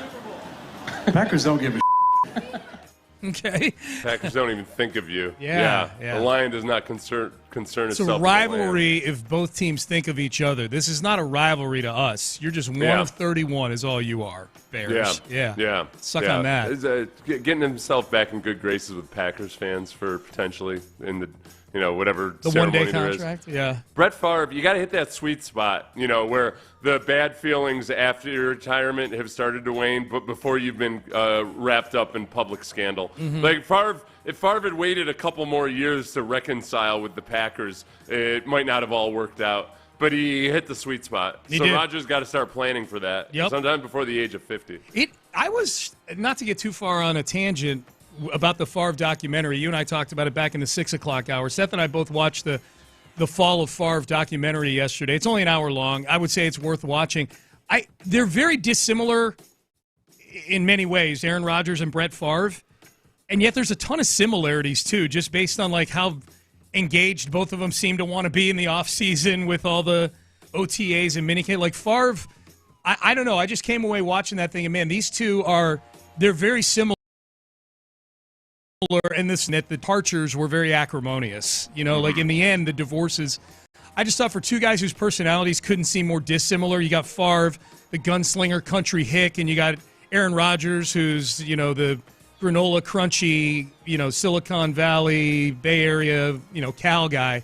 That how they viewed the importance of football in their lives, I thought was somewhat similar based on that documentary. Yeah. I think the biggest thing for me is that just Green Bay turns quarterbacks into weirdos. I think that there's being such a big fish in a very, very, very small pond. Yeah. And to the point where it probably just screws up your entire perspective on everything. Yeah. I think it's I feel like you're all but destined. If Jordan Love makes it as a Green Bay quarterback, he's also going to be an extreme weirdo by the end of it. Keep an eye on Jordan Love. Did you see the video of Jordan Love throwing out the first pitch at a Brewers game? Oh, no, you sent it to me and I didn't watch it. Was it bad? I'll let you be the judge. Was it bad because of the actual, was it the process or was it just a wild throw that got away from it ended up going over the plate. I'll let you but take it just looks janky. There's a link to it in Charles Barkley. There's a link to it in the rundown right there in this segment right here because I was going to bring it up in this segment. Yeah, you can take a look at it. Take a look at it while I play Stan Van Gundy. This is just some good old-fashioned chirping about refereeing by a Van Gundy. I just needed this in my life. Stan Van Gundy being petty about the officiating down the stretch in Game 3 of the Knicks and the Pacers. There's a whistle. Yeah, but if 9.7. But if Are you're you the Knicks, kidding? You'll live with that if you're the Knicks, though, because this is only 2 versus 3. I understand, but I'd rather have no call, and I don't get this. The way they have called the game throughout the playoffs and tonight. Oh, you're saying that's a foul? Yes. Yeah. Okay. That's a foul? That's a foul in the 2025 playoffs? Bridges can't believe it as well. What have I been watching that would make that a foul call? I just needed a Van Gundy complaining about officiating in my life. That's all. Felt like this is a Stan good place Van, to mark it. no, you know what? Stan Van takes too many shots at Houston. I vaguely recall him taking a shot at the Astros at some point, making a cheap, stupid trash can joke. I think he did, yeah. I got no love. That's the two brothers. I always try to remember whenever I'm meeting with a sibling of a person who I despise. I might despise the sibling. Well, I got to give this guy a chance. Can't hold Just it like against there's Stan Van Gundy and Jeff Van Gundy. Yep. One I despise. One I think is one of my all-time favorite people in sports. Yeah. I saw that you clicked on the video. What did you think of Jordan? I thought it looked like he was trying to throw a football. He's just kind of used the ball got over the plate. Yeah. Had a nice threw it with a lot of touch. Yeah. It was like he was thrown into a defensive end who was playing tight end on the goal line. It's just like or an a tackle eligible where you just got to be sure you don't throw it too hard for the big fella. I tried as I'm looking at that. I'm like, all right, I don't want to be too critical. Of course, I did retweet it and say this is an NFL quarterback. I did do that on social media. But then after I tweeted that, didn't delete the tweet, but I did remember, like, oh, yeah, CJ threw out a first pitch at an Astros game last year and didn't look like your classic thrower of a baseball. He, too, threw the ball like a quarterback would throw the ball. So I didn't want to be hypercritical of it. You know, I didn't like the fact that Jordan Love lobbed it way up in the air. I mean, put a little took mustard the safe on route. it. Yeah. You're supposed to be living up to the image of Favre. Okay? Yeah, man. Oh, you just do everything exactly the same way Brett Favre did it if you want to be successful, son. Up to and including how funds get dispersed in Mississippi. Yes. Never mind. No, Jordan Love did play baseball as a youth up through middle school. Okay. So it's not like some of these, more and more, it's more common that you get a lot of NFL players that never played baseball at all. Yeah. And we saw, Will Anderson would own that he doesn't know how to swing a bat, Okay. These guys just don't. They haven't been exposed to it. But Jordan Love has been exposed to it, and yet he went up there and threw it like a football. That was J.J. Watt's softball game, right? I think so, yeah. Dude, I was there. Will during what I loved about Will is that it was clear during batting practice that he had never swung a baseball bat, or at least had very rarely swung a baseball bat, and yet he volunteered to be in the home run derby, which I thought was awesome. Like, he was horrible, and it was great, and he's awesome. Yeah. He didn't know. He knows so little about baseball that he didn't even know to be embarrassed by how bad he was at baseball. Right. I don't know that he gets embarrassed about anything. Like, guy's just so happy all the time. Well, no, and it's a different mindset, though, too. Like, when we were growing up, like, it would be, if you didn't know how to play baseball, it's a big obstacle in your social life, Yeah. That was what everybody did all day long. Yep. And now it's not that way. No. I think, just kids are so far removed. I don't know if they even go out and play in the neighborhood anymore. I don't either. I haven't seen it in forever. Every day. Last time I saw some 12-year-olds out at the school fields messing around with no parents around, or in a backyard with no parents around, playing baseball. And believe me, I've peeked over a lot of fences. Is that Seth Payne in our back? Why is Seth Payne? He's fine. Don't worry about him. He's just a little kooky. Oh my God. The text message. When I take my ice cream truck around the neighborhood, I look hard through my binoculars. I'm not finding anybody. Yeah. I pull up in my ice cream truck. I whip out my binoculars. You kids want ice cream from a stranger? Hello. How can I interest you in? You guys ever play stickball? Candy? Stickball. Someone says, no, y'all are being petty because who cares? The Astros are a winning organization. That's fine if you feel that way, I suppose. If you don't want clarity, on the clarity on the end, we're being petty about the Astros being clandestine about all the injury stuff. Yeah, we're the petty ones. Fine. As long as somebody's being petty, that's what this segment is for. All right, keep sending your text in, 713-572-4610. Wait, can you read that text again? Sure. No, y'all are being petty because who cares? The Astros are a winning organization. Okay. Yeah. All right. So I don't know. Listen, the Astros being a winning organization, this is where that falls flat. All right. The Astros have also been to 4 World Series. Have they won all of those? Were the ALCS 7 straight times? Did they go to the World Series every single one of those times? No. So at what point do you stop tweaking and being persnickety about things? Yes. Like, you can always listen, listener. I fear that you have succumbed to a meek outlook on life. You can always ask for and demand more, okay? Mm-hmm. Yeah. The Astros could be undefeated right now. And I would be grousing about something. Yes. So you will never, ever, ever, ever shut me down by saying, well, that's a good team, so we won't worry about that. Do you think the coaches and front offices of various great teams around sports come to work every morning and say, steady as she goes, we've had some success, so not gonna change a damn thing? Yep. No, never accept that. No. I worry for you, dear texter. Okay. That you have put limits on yourself in this life. I'll give Always you whine more. I'll give you his number. You can get in touch with him. You guys can have a nice chat. Last one here. I hope Stroud is one day as petty as Rodgers, but it's towards the Colts. CJ is already. Remember, he's been caught multiple times saying things about the Colts. On his little documentary, he talks about how Indy was kind of a trash city, and trash city. Yeah, if he had gone to a trash city like Indianapolis, he might not have been as happy. Jay Reed says the 9-year-old in his car is cracking up at Seth's creeper jokes and the ice cream truck joke. You're hitting big with the 9-year-old, Seth. just like you wanted to in your ice cream truck. This is steadily turning less and less funny. Good job. All right.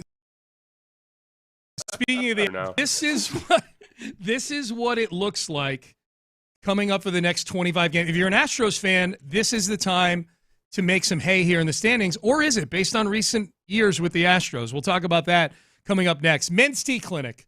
Enough of this.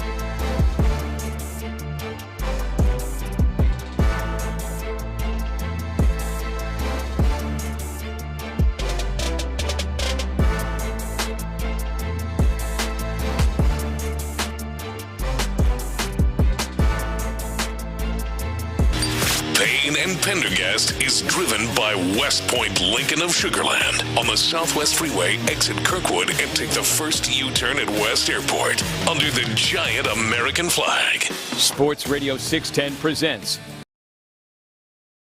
Payne and Pendergast. Takes a look at the Astros season so far, 28 and 25. I'm going to choose, on the heels of being very petty in the previous segment, I'm going to choose to look at this thing glass half full, that they're 28 and 25 right now.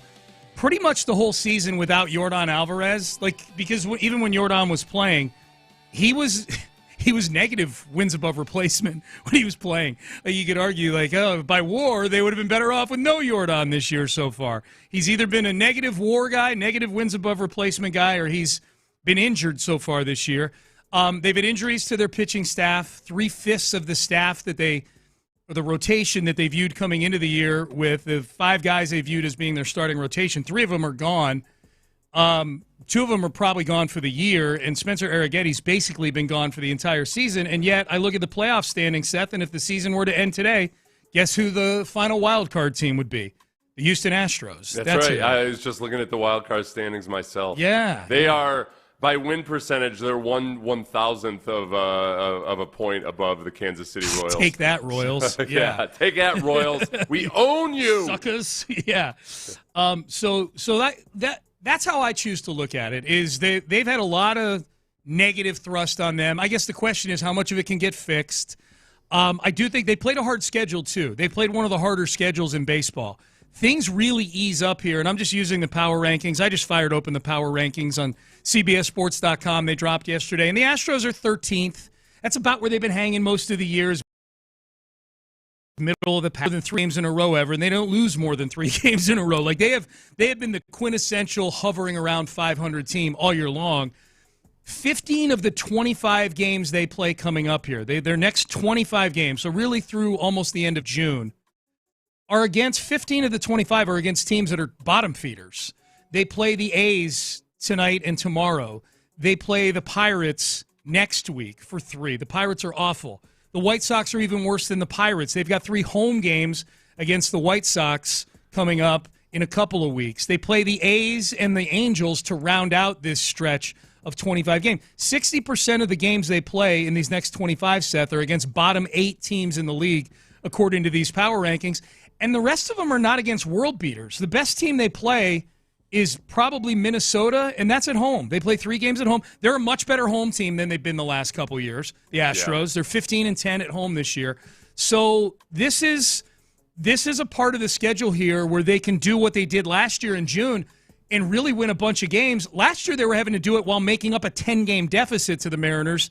This year they're in a dead heat with the Mariners going into the stretch. Yeah, and they very much have an opportunity here that if they continue with some of the trends from this last 17-game stretch, where they could go on a couple of runs, get one of those ones that just lifts you right up. You win 8 of 10 games or what have you. I don't even care what the streak is. Just something that can elevate you and give you some cushion as you enter the last 2/3 of the season or the last half of the season. The biggest one, the thing. This in a good way, but that paints the picture of exactly what this team is, and in a team that's been leaning on its bullpen. The Astros are 24-4 when leading or tied after 6 innings. That's a crazy number for a basically a 500 baseball team. Yeah. If you can get into the 6th inning just tied, tied or winning, but just tied, you've got a really good chance. With your meager offensive output, just 1 run is going to be enough. Yeah. So, that's how good the bullpen has been with an offense that has been very much underperforming. Even in this last stretch, they were. You got to go to the advanced stats where it looks like a really good stretch offensively. They just weren't. They weren't scoring a whole bunch of runs during that 17-game stretch, but they did do a lot of things better at the plate. If you just get Yordan back and looking like classic Yordan. Even slumping Yordan by his standards in the past. Yeah. When he slumps, he's still a better than average baseball player. Like an 800 OPS. You don't have to get classic Yordan, but just get 800 OPS Yordan and Altuve playing the way he played in this last series. Yeah, you've really got something there. I want to play the audio from that we just played in the Pettycast from Chandler Rome. Chandler Rome of The Athletic was on the Foul Territory podcast. It was with A.J. Przinsky. and they got talking about the Astros and injuries and how they as a ball club handle disseminating the information on these injuries. I want to play this because it plays into a question I have about Jordan. Here is Chandler Rome. I'm not here seeking medical records of players. I don't want to know what. Not asking for much here, but the clarity that they provide is non-existent, and the prognoses they give is usually it exceeds what they say, or it's not all the way true. The lack of just alignment and communication has been something that has now spanned 3 general managers. It's spanned 3 field managers. So this is not something that is new this year. It's something that has been for a while. The Tucker contusion thing. I mean, at the end of the day, it got to be where they were making him look bad because fans thought he was out for 3.5 months with a bruise. When, I talked to doctors, I wrote a story where I quoted 4 orthopedic surgeons who said yeah, it's possible to be out for 4. These things can take this long to heal for a bone bruise, but it's not that common. And come to find out, there was a fracture in there. Okay, so I listened to that, and I remember, boy, when Chandler talks about that, it is PTSD to go back and think about that Kyle Tucker injury where it felt like he's coming back, he's doing this, he's doing that. Next thing you know, it's September, and we find out the leg's been broken the whole time. What if, I don't want to think about this, but what if Jordan's injury right now is the 2025 version of the Kyle Tucker injury, and maybe not so much to where it turns out it's a broken bone in his hand, but it's one of these things that it just keeps going and going. I think that one thing they learned from that ordeal in 2022 was that you got to actually treat it like it's more than something minor. And because you're talking about Jordan's hand. Jordan, yeah. You got to actually address it pretty aggressively, and then it'll be all right. So the Kyle Tucker situation was one in which also, I think, to back the Astros up on it, I'm not saying that Chandler is wrong about them being very withholding of information. Yeah. But the Kyle Tucker situation was one where they did not know that it was a fracture immediately. I think that's where sometimes writers or sports fans as well get frustrated that medical technology isn't as good as it is in the movies. The fact of the matter is sometimes stuff doesn't show up on imaging. And could the Astros have still been more out front of it? Sure, possibly. I don't know if it's something that fans care about as much as the people who cover the team care about. I feel kind of like steroids in baseball back in the day. The writers cared a lot more about it than the fans themselves did. And then with this, which isn't nearly as big a topic, you could do a Pender poll on this, I suppose. Do you, as a fan, actually get frustrated that the Astros don't release information, or is it just that's just the way it is and you don't worry about it? Yeah, are we making too much of it? Well, because ultimately, it doesn't affect whether or not the guy comes back. Right. I think for guys that cover the team, I know it gets frustrating that Chandler probably gets 20 DMs a day asking about, hey, what's wrong with this guy's elbow? Hey, what's wrong with this? And it's frustrating when you're a person that wants to be able to give answers than when you just have to say the team hasn't released anything. And also Chandler did get – it didn't seem like the team was so happy about him actually understanding and knowing Justin Verlander's situation. back in the day. Yeah. That's when it felt like, to me at least, as an outside observer, real adversarial between Chandler and the team was that Chandler wasn't lying. Chandler was completely accurate in his reporting of it, but the team seemed to have a grudge against Chandler and not wanting him to be proven correct or something. I think the biggest difference right now, as I'm thinking this through, with the Jordan injury and the Kyle Tucker injury, Kyle Tucker got injured in early June last year, and the Astros actually went on a tear. They were one of, if not the best teams in baseball for the next couple of months after that. They seized control of the division. They were back by 10 games. They were in first place by the All-Star break last year without Kyle Tucker. I don't know that this version of the Astros can go on that type of run without Yordan Alvarez. This is not as good an offensive team as last year's team overall. Well, I mean, if some of the supporting guys keep hitting the way they are, I'm just not counting on that. The pitching's been really, really good. I think the biggest thing is Yordan is the only threatening left-handed bat they've got in this lineup. It's really hard to go through a huge chunk of the season with Victor Caratini as your only left-handed bat, and he's a switch hitter. Yeah. So I think you just throw whichever reliever you want out there. There's no punishment for not playing the chess game there with the reliever. So I think I'm not saying they can't do it. I just don't see the Astros without Yordan Alvarez going on the type of run that they did for a couple of months after they lost Kyle Tucker last year. I don't know. I mean, it's baseball. It's not like it's impossible. It's just your chances are a lot better with Yordan Alvarez. And I'm still leaning to come back, and he's going to have a typical Yordan Alvarez season as long as he does come back. Because I think they're going to, just like somebody that's got an ailing hamstring and you want him to feel good for a couple weeks before you send him back, I think that's probably how they're treating this hand. Is they want to have at least a week or so of him doing everything and feeling completely fine the next morning before they want to mess with a reoccurrence. I do wonder if there's a breaking point for the fans and for people like us if the injury just keeps lingering and all we're getting is video of him running the bases and stuff like that. Like there was a breaking point with the Tucker thing, like there was a breaking point where people were frustrated that we were getting no information on that. I think the Astros, I think that they do it for a reason. I think that they have that old attitude of just, man, you don't want any information we don't have to divulge. We're not going to put it out there because it can be a competitive advantage for somebody else. And at the end of the day, it's not such a big topic that I don't think there's anybody in a baseball office who should be worried about. Like, fans are getting antsy about our injury policy,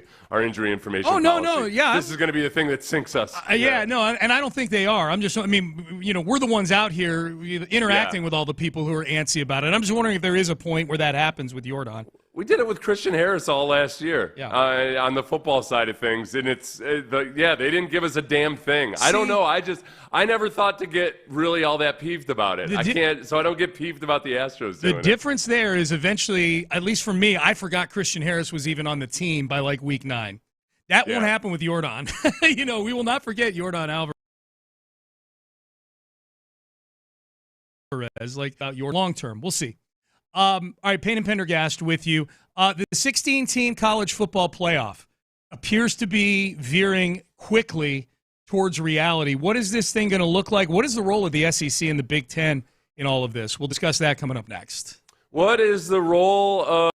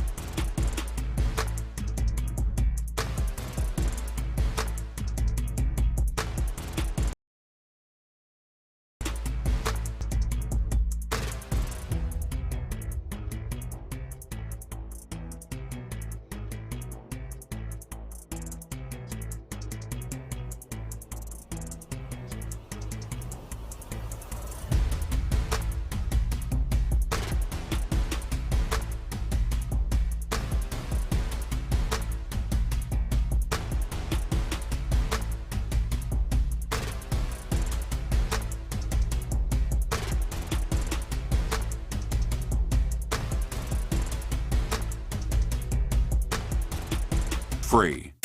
Live from the McCarran Injury Lawyers Studios, Sports Radio 610 presents Payne and Pendergast. Okay, all signs pointing right now to a 16-team college football playoff sooner rather than later. The powers that be with the college football playoff already changed one of the rules this week. They changed how the tournament is going to be seeded. Last year, the top 4 conference champions, 5 conference champions make the field automatically. The top 4 got the top 4 seeds, and it proved to be it proved to be broken to a degree. Boise State and Arizona State wound up getting a bye when their body of work clearly didn't warrant it, and that led to some issues with the competitiveness of some of the games and how the whole thing unfolded. The final 4 teams left standing were seeds 5, 6, 7, and 8 in the tournament. That's just an odd thing to have happen. So that probably the step on the way to a 16-team playoff, if we're being honest. And I know Greg Sankey, the commissioner of the SEC, talked extensively about this in Destin, Florida yesterday, about possibility of a 16-team format. Not committing to anything, though. They're just open. They're open to ideas, the SEC. Yeah. They're. I think the big thing, the real hardcore negotiations will be how many spots each conference gets. And they've gone kind of the way, I know they do this in NCAA wrestling. Basically, if you have a really strong conference, you send more wrestlers from that conference to the national tournament. And so with the football, it would be, okay, the SEC has if they have consistently that many better teams and they get 5 entrants every year. The lesser conferences might only get two selections and whatever it might be. Yeah, the format that I've seen kicked around, and if I'm guessing there's some substance to this, I'm guessing this has been talked about on whiteboards in back rooms somewhere, would be a 16-team tournament, 4 bids for the SEC, 4 bids for the Big Ten. Those are the 2 big money conferences. 2 for the ACC, 2 for the Big 12. So the other 2 Power 4 conferences each get multiple bids, automatic. And then 1 for the Group of 5, which is that's the little guys. And then 3 at-larges. So there could end up being 5 SEC teams. 4 automatically. There could be 5 or even 6, depending on how the at-larges unfold. So that's what 7, right? Yeah. Or 7, yeah. They got all same thing Big Ten. So that's what's being kicked around right now.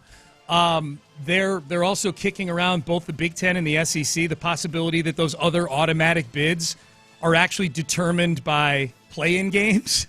Yeah. Within the conference, that you'd have the 2 teams battling for the conference title. They would be in automatically, but then the other 2 automatic bids would be decided by a couple of play-in games, which the first thing that pops into my head is that, my God, like you could have kids there by the time it's all said and done, if you're on a conference champion that makes it to the actual tournament championship for the national championship, you're playing a full NFL. You're playing 17 games.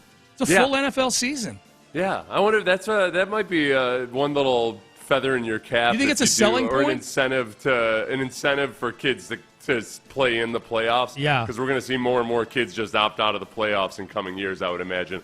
Look, hey, I stayed consistent over the course of 17 games, or 16 or 15, however it might be. Yeah. And it's still not quite as rigorous as an NFL season physically, but it's still that rookie wall that you hear about so often. Yeah. It's real. Like a lot, but less so probably now because guys are playing a boatload of college football games. I'll tell you what another kind of hidden thing is, too, for specific players, is that if they play all the way to the title game and then they go to the Senior Bowl, which is the very next week, and participate in it, there were a few Notre Dame and Ohio State kids that did that, and that was a big green check mark in their favor, that they went straight from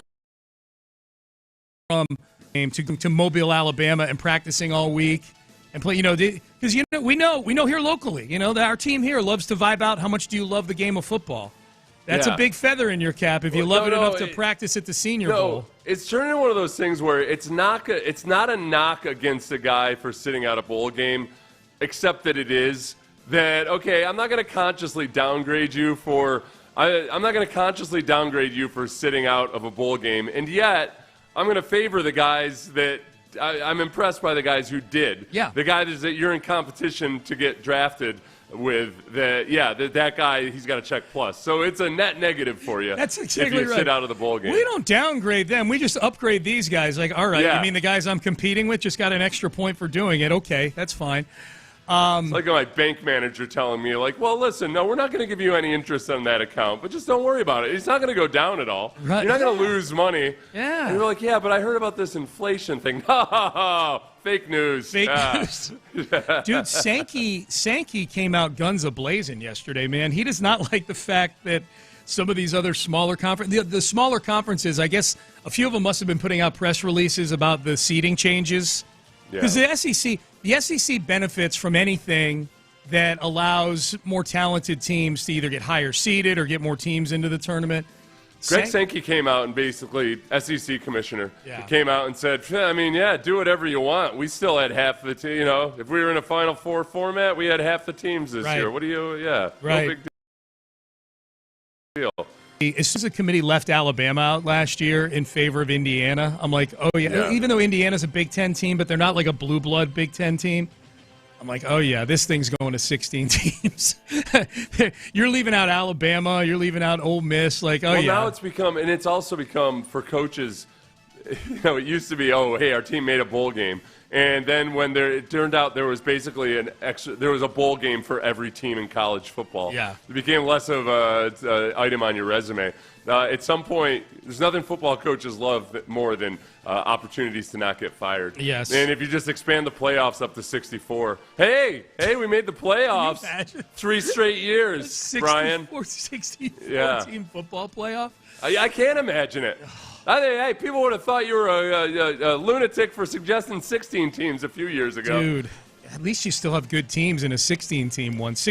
There are 64 power conference teams, period. Or 65. They'll just be waiting for that 16 seed to knock out. Your 16 seed in some of those would be the worst team in some conference somewhere. It absolutely would be. Playing against a really good football team. No, they'd be blowouts. Potential national champions. Gamblers would love it, I think. It's it's several more games to bet on. Text messages coming in for the Pettycast. Sean and Seth, I love the show. Went to an Astros game, and a player from the opposing team tossed a ball to the fans in the Crawford boxes after the third out, and this turd, Astros fan, caught it in his glove, then threw it back onto the field. What a DB. Is this a common practice? I would have been so happy getting a baseball. I don't care who it was. Kelly. That's from. It's considered an admirable thing to do to throw the opposing players. But I thought that was more for home runs. That's for home runs. Yeah, no. Yeah, for guys from the actual field throwing it into the stands. Yeah, you got to give it to a kid at least. Yeah. That's I don't frown on that behavior. I admire it. I'm guessing he was at least 3 beers in. Yeah, and he's just it's a fun thing. I wouldn't read too much into it. Or JV Tamales. He didn't throw it at the player, did he? Disagrees. It just said he threw it back. It didn't say if he threw it. If he was targeting anybody. If somebody from the opposing team that even throws, more. I think the go-to move is if somebody from the opposing team throws the ball into the stands and you as an adult catch it. Yeah. If there's a kid from the opposing team nearby, give the ball to that kid. Yes. Just look for a jersey in the stands or something and give it to that kid. That's a good call. But yeah, especially the opposing jersey because it's the ball from his team. That's a good call.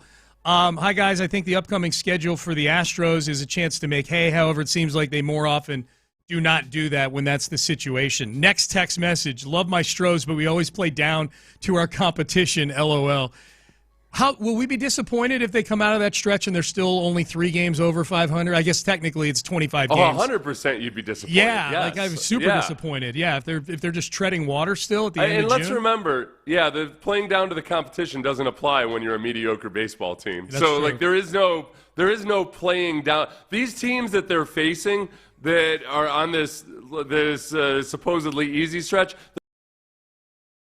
The records aren't. The whole damn league's 500 right now. All right, a new.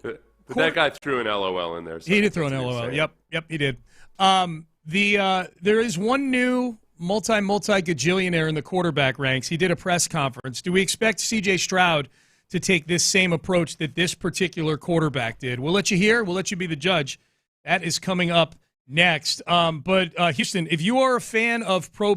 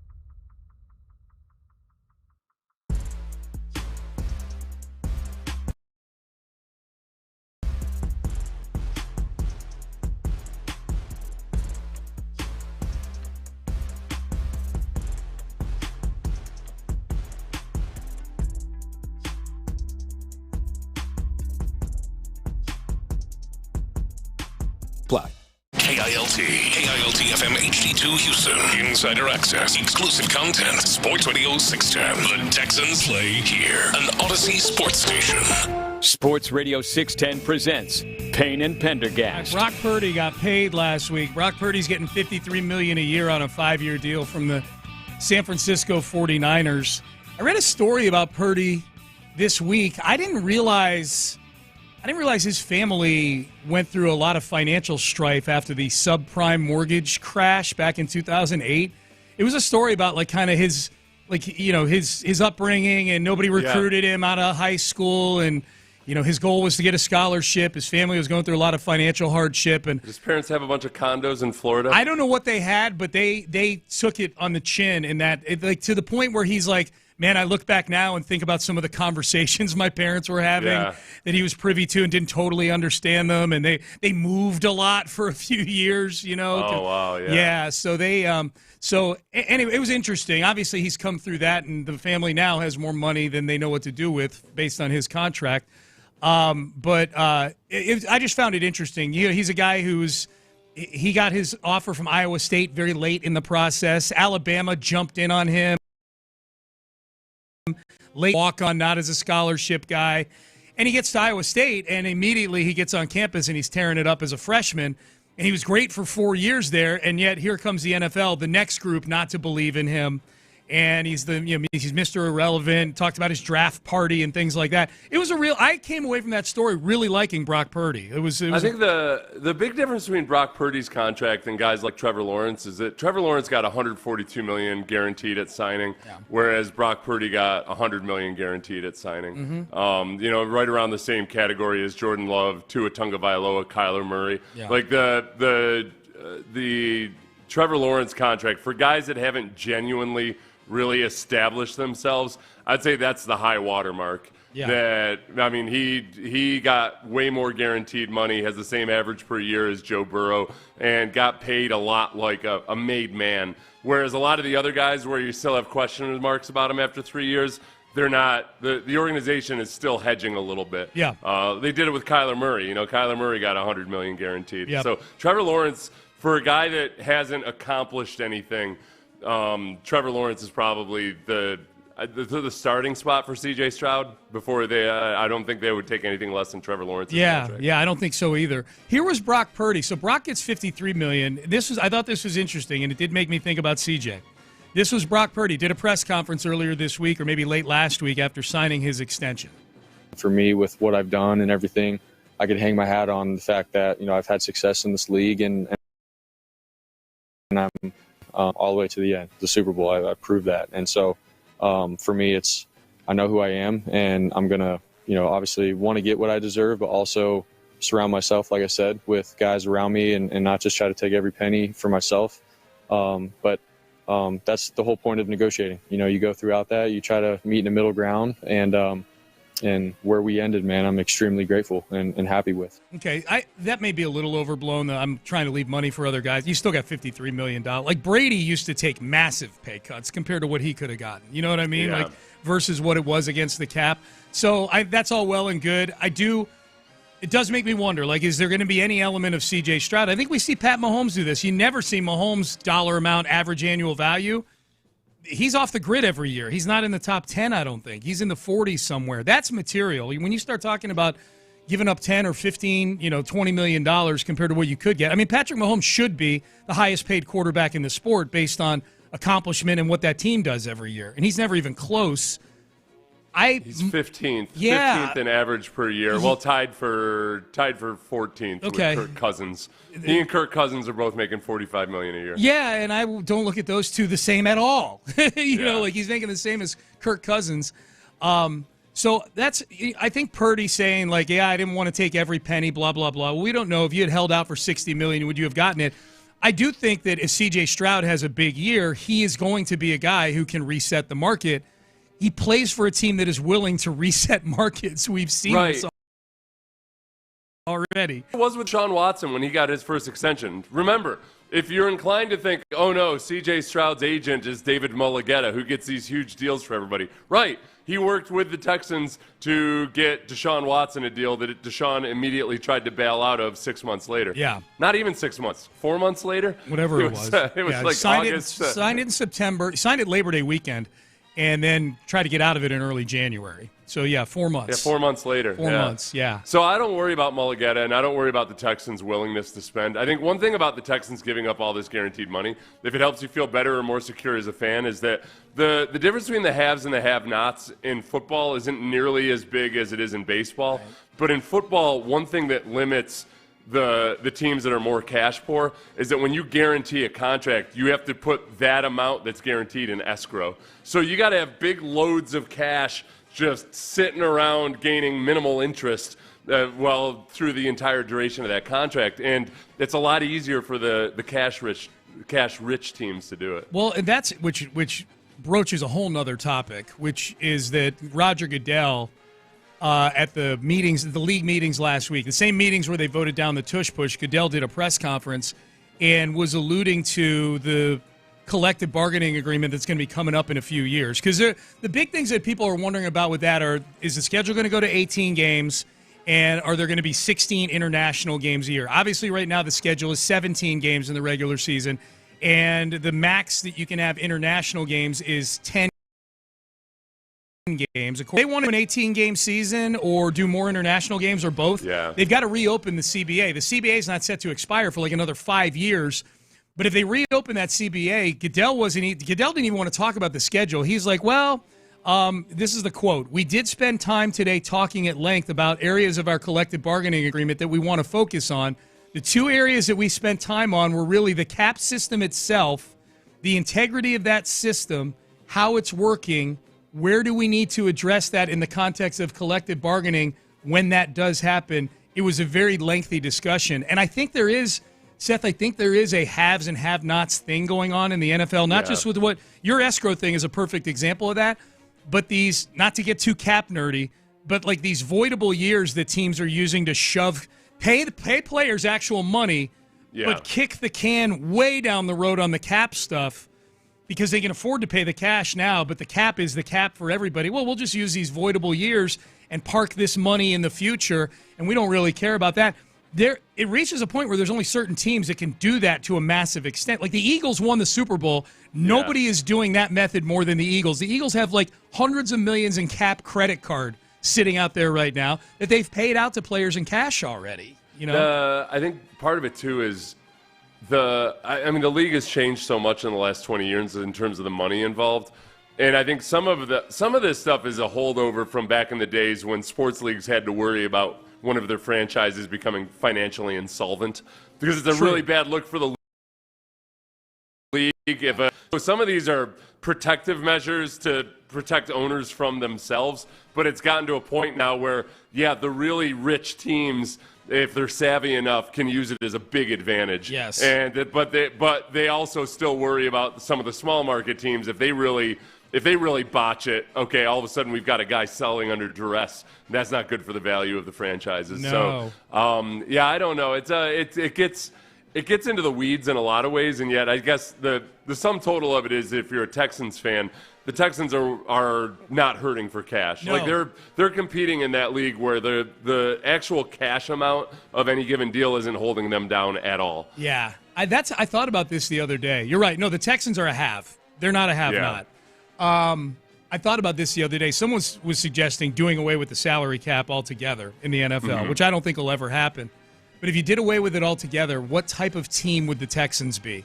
You know what I mean? Would they be like, who would they load up on? Would they be a team like in baseball? It's easier to ascertain this because the competitive balance tax is not like the NFL salary cap. Would they be the equivalent in football of like the Dodgers and the Yankees and the Mets, or would they be more maybe like the Astros, which is that next tier? You know, that's where it would get really interesting, because it's in baseball, the TV deals are so much different. Yeah. So the teams, those New York teams that have these big TV deals, they make so much more money. They make 50% more than the other high earners in the league because their baseball or their TV money's so big. Yep. Football, you don't have that as much. You don't have it at all with the TV stuff. To me, the difference in football is where does your owner come from? Like Josh Harris in Washington runs a hedge fund, like how much of their own money are they willing to dip into to do that? Right, which is what I'm saying. Like the difference between you don't have as much of the disparity financially, but you still do have a disparity in terms of just teams with operating capital and what's their appetite for risk. Yeah, I can see the Texans. I think Nick uses a lot of voidable years. He's not afraid to push things off into the future. I think he would be a team. The real question is, okay, are you going to be a team that plunks down a 10-year contract? Like whatever the equivalent is in football. In football, you're not going to get long-term contracts like that. I think you're going to get teams that are aggressively pushing money off into the future. Yeah. It feels like Nick would be like above average in aggressiveness with that, but not to the point where he very much tries to keep the long term in mind. So he wouldn't backload a boatload of contracts. Yeah, I'm wondering. To me, it's more about ownership. If we're talking about a world where there's no cap, you know what I mean? Yeah. Just you spend what you spend. To me, I think the McNairs would go to the end of their wherewithal to put a competitive football team on the field. The question is the end of their wherewithal the same as it is for Josh Harris of Washington or Jerry Jones in Dallas? Because that's when there's no salary cap, then it's purely based on the willingness of owners to spend money. That's where it'll never happen in the NFL. But the Mets are the cautionary tale. Yeah. You've got an owner he's one of the richest men in the world. Yeah, and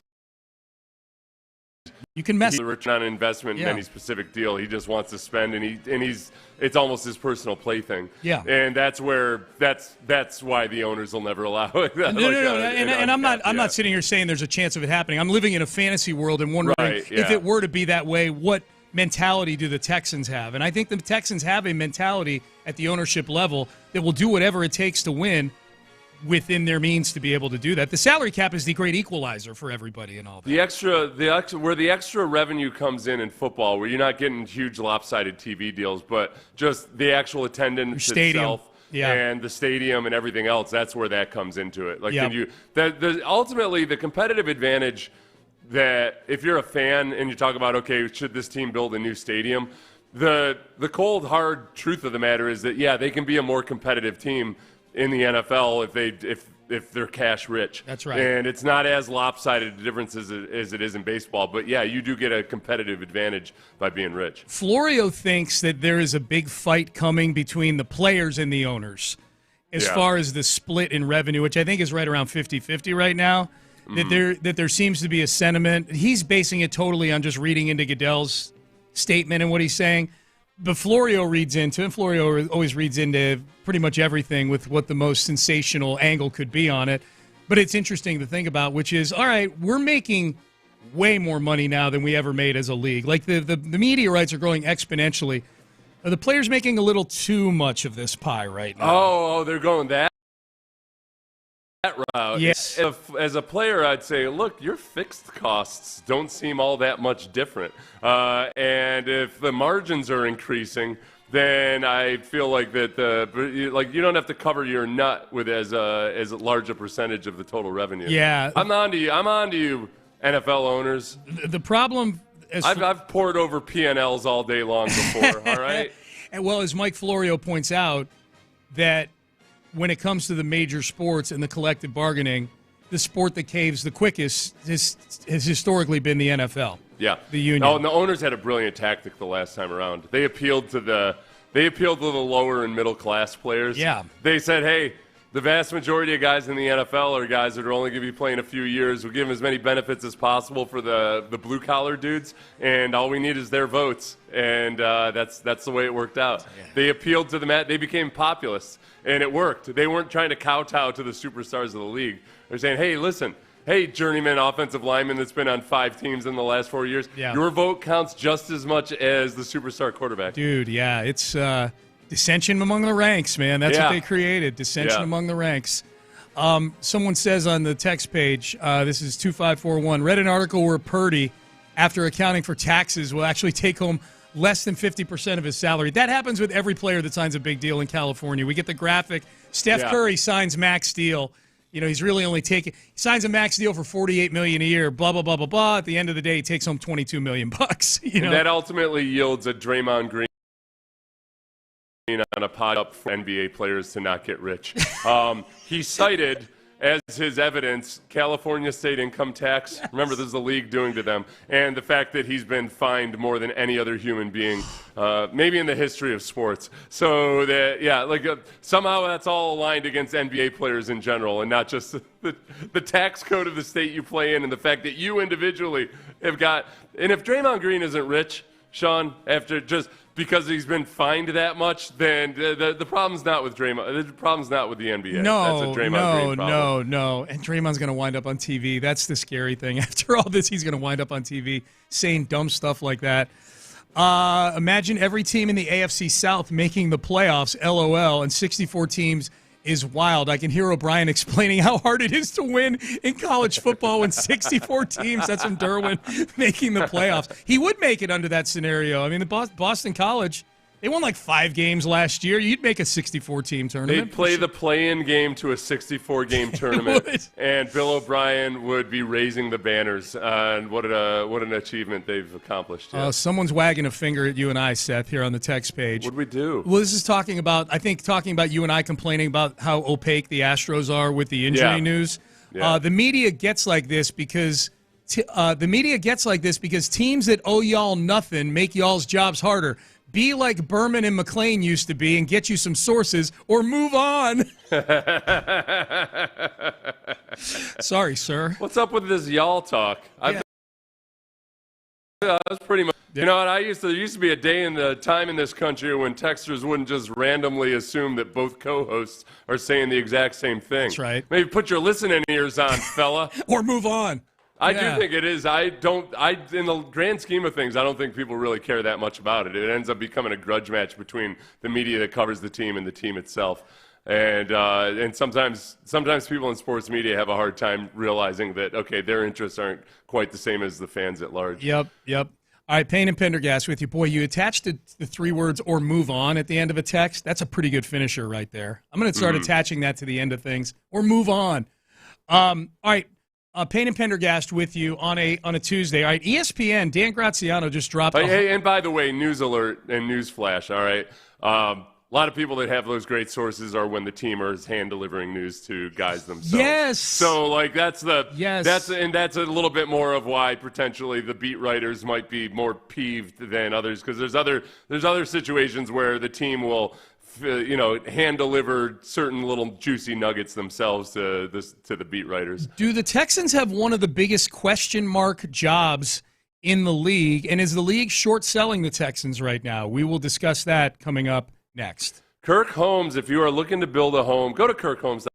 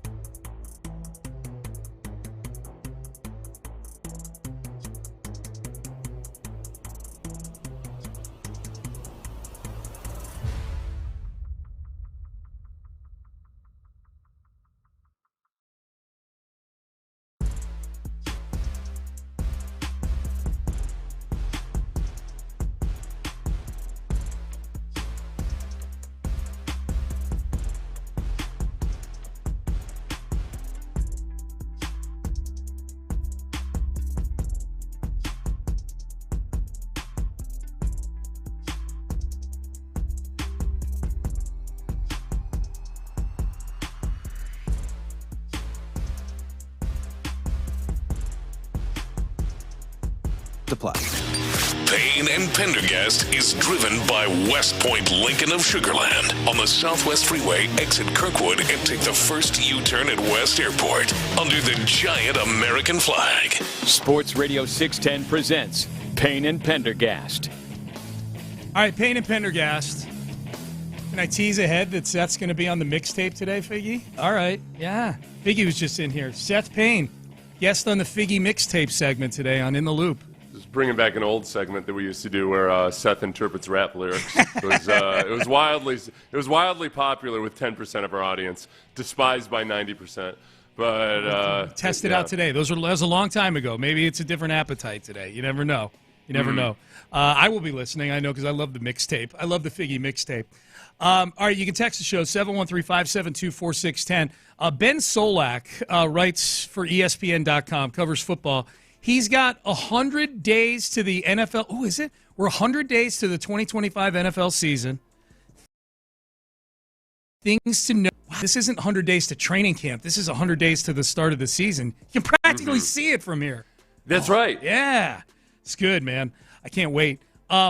He's got 10 names to know. So he's got 100 things. First category is 10 names to know. And you page down, and pretty quickly, in a 32-team league, you get to a Houston Texan. 3 names in. Nick Caley, offensive coordinator, one of the names to know this coming season. That makes a lot of sense. What held the Texans back from maybe getting further than they did last year was undoubtedly the offense of this football team. Caley is one of the more important guys. Caley is one of the guys, I think Caley and Cole Popovich collectively are 2 guys that non-players that might shape the AFC playoff race as much as anybody. Here's what Solak says. I'm always hesitant about later branches plucked off coaching trees. The first few Sean McVay assistants probably have the goods, but the 4th, 5th, and 6th options were probably in the back of the line for a reason. But Caley, who spent the last 2 years in the McVay incubator, was a longtime offensive coach for the Patriots before joining the Rams, so he isn't really a continuing chip of the block. No offense was held back more by coaching errors last season than Houston's unit. If Caley is even league average as a year-one play caller, expect the Texans to finally deliver on their 2024, last year's, preseason hype. Okay, that's the part there at the end is something that he and I are in agreement with. It's that just by being an average offensive coordinator, I think it was. Remember, it wasn't just the offensive line.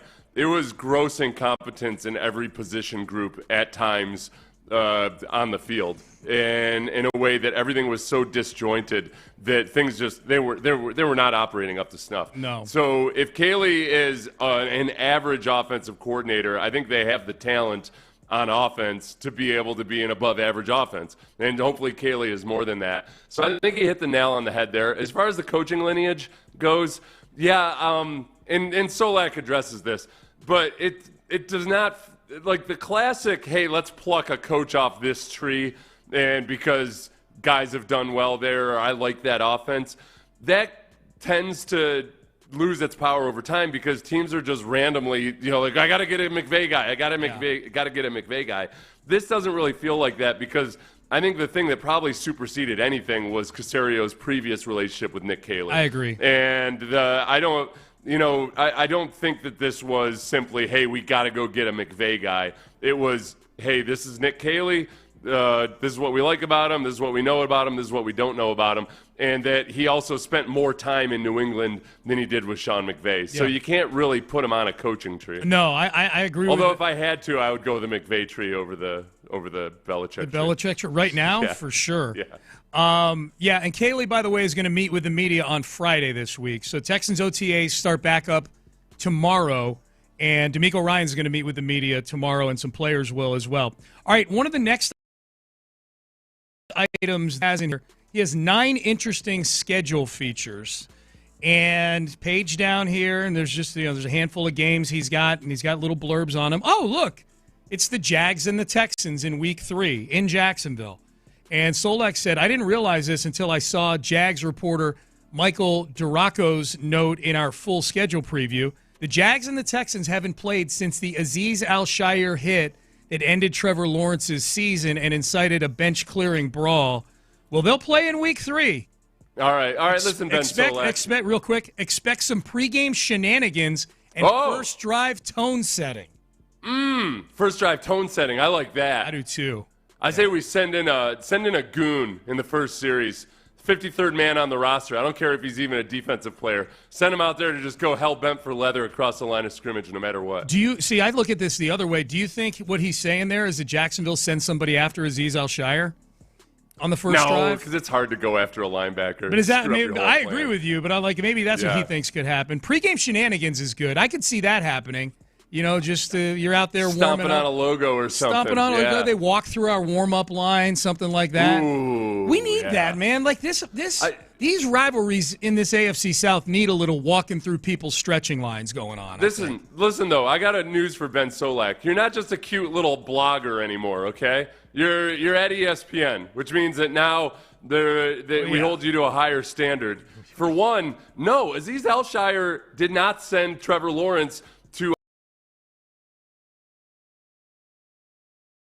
IR. Trevor Lawrence was playing like dog doo-doo in that game already because his shoulder was all banged up. Yeah. He went to IR with a shoulder injury, not the concussion that Azeez Al-Shire gave him. Yeah, man. I keep seeing this printed out almost that Azeez Al-Shire ended Trevor Lawrence's season. Azeez Al-Shire should be suspended as long as Trevor Lawrence is out of football. No, it was his shoulder. Ben Solak, SOB. Ben Solak, propaganda spreader. That's what he is. It's anti-Azeez Al-Shire propaganda is what he's putting out there.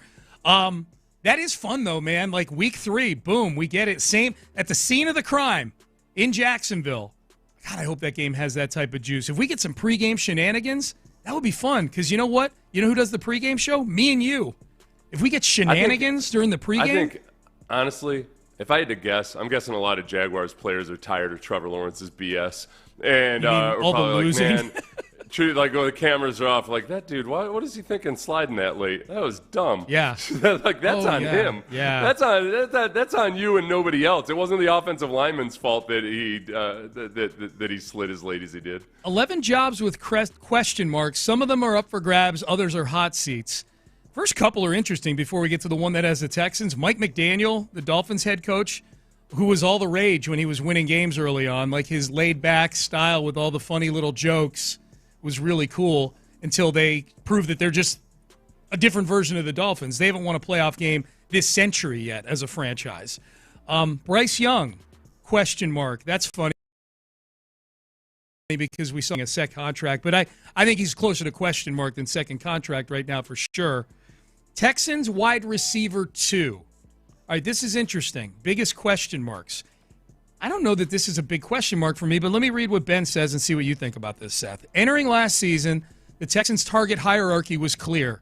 Nico Collins, then Tank Dell, then Stephon Diggs, then Dalton Schultz. See, I don't even know if I agree with that. I think Diggs clearly was ahead of Dell in that pecking order. Anyways, continuing. Entering this season, it's anything but clear. Collins and Schultz are still around, but Diggs joined the Patriots, and Dell's major knee injury leaves both wide receiver 2 and wide receiver 3 up for grabs. For the 2 open battles, the Texans drafted 2 rookies, Jaden Higgins and Jalen Knoll.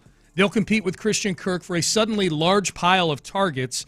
Houston desperately needs to be able to punish teams for double covering Nico Collins and must hit on one of those rookies or see a big post-injury resurgence from Kirk to pull it off.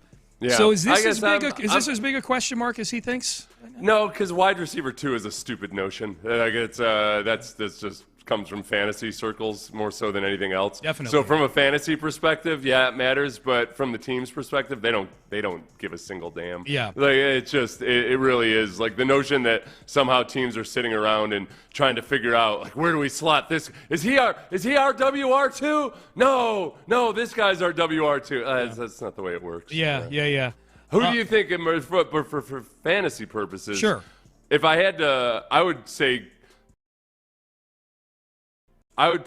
just because if you want a veteran that can offset it for this season, Christian Kirk. I think Jalen Knoll might take a little time to get his feet about him. Jaden Higgins is going to be used, but he's still a raw rookie, and you just can't predict it. So Christian Kirk is the most reliable there, but it could be any one of them. Yeah. I would definitely stash at least one of the rookies at the back end of my roster, if for no other reason as like a handcuff to the veteran guys. You know, like if Nico Collins goes out, which he has every year for at least a few games, that's going to open up some targets for some of these guys. Especially if I had Nico Collins on my roster, I would stash Jaden Higgins, depending on how big my roster is allowed to be. I would stash Jaden Higgins there just because he might be able to get some of those similar type of patterns and catches as Nico Collins. But yeah, that didn't feel like as big a question the way you're talking about it, like fantasy-wise. I'm like, no, I feel like Christian Kirk. If I have to bet on one of these three guys to get 70 catches this year, I'm going to bet on Christian Kirk way before I bet on two rookies. You know what I mean? And I think that they'll probably emphasize the quick game more than Bobby Slowick did, and get it going early and often, and that'd involve a heavy dosage of the veteran wide receiver that is probably going to, he's got a lead on developing a rapport with CJ. Yep. Last one here. This is he has 14 intrusive thoughts. Okay, this I think is when we get Ben Solak really on our side here. The Texans have made consecutive AFC divisional rounds, but we don't talk about them like we talk about the Ravens or Bills. I think that's wrong. The Texans' defense can get burned in its aggressive style. See all games against Lamar Jackson.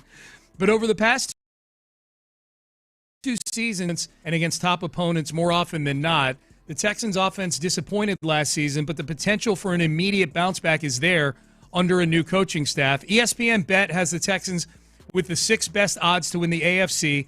They're behind the Bengals and the Chargers, which doesn't reflect the reality of those 3 teams over the past few seasons. I am buying Houston. That is true. They beat the Bengals CJ's rookie year in Cincinnati. They beat the Chargers, drubbed the Chargers in the playoffs last year. Thank you, Ben. That does not reflect reality. But the defense 100% does need to get rid of some of those big play mistakes. They were that was what they were bad at last year. They were top 5 in so many categories, like TFLs, sacks, interceptions, all of the big plays. It's big defensive plays, but they didn't do a good job of preventing the big offensive plays. It wasn't just a matter of, the offense isn't helping them out. So they're like, no, there were some very avoidable errors made on some of those deep touchdown passes. Avoidable is key. Of all those statistics that we're talking about here, turnover margin, EPA, all the various things, yards allowed, stuff like that. Yeah. Even points. I feel like the easiest thing to fix is giving up big plays because that's a discipline thing, Well, it's a discipline thing, but it also, like when he said the aggressive style of the defense, it's not in play calling. It's not like they blitz a bunch as a team, but I think in the mindset of just coming up and attacking things in front of you, there's just you got to learn that little bit of discretion as a defensive backfield. And then the tackling overall, the very fundamental thing is that they were to a level inexcusable in the modern NFL. You can talk about how they don't practice with pads on or anything. Yeah, neither do the other 31 teams in the NFL, and there's teams that are tackling better than they are, and that's just a matter of focus and emphasis throughout the season. All right, we get it tonight. The biggest marquee thing going on in Houston sports these days is happening tonight. We'll discuss that. We'll mix in a little Rockets as well as we wrap up the show. Final segment coming up. We'll find out what In the Loop's got going on, question of the day and whatnot. We'll do all that coming up next. Payne and Pendergast. D'Amico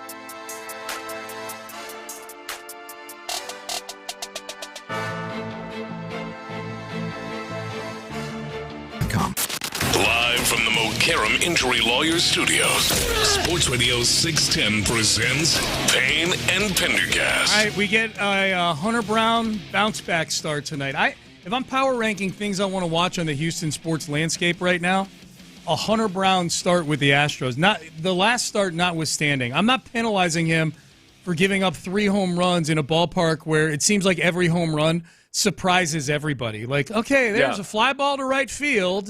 Cam Smith camped underneath it.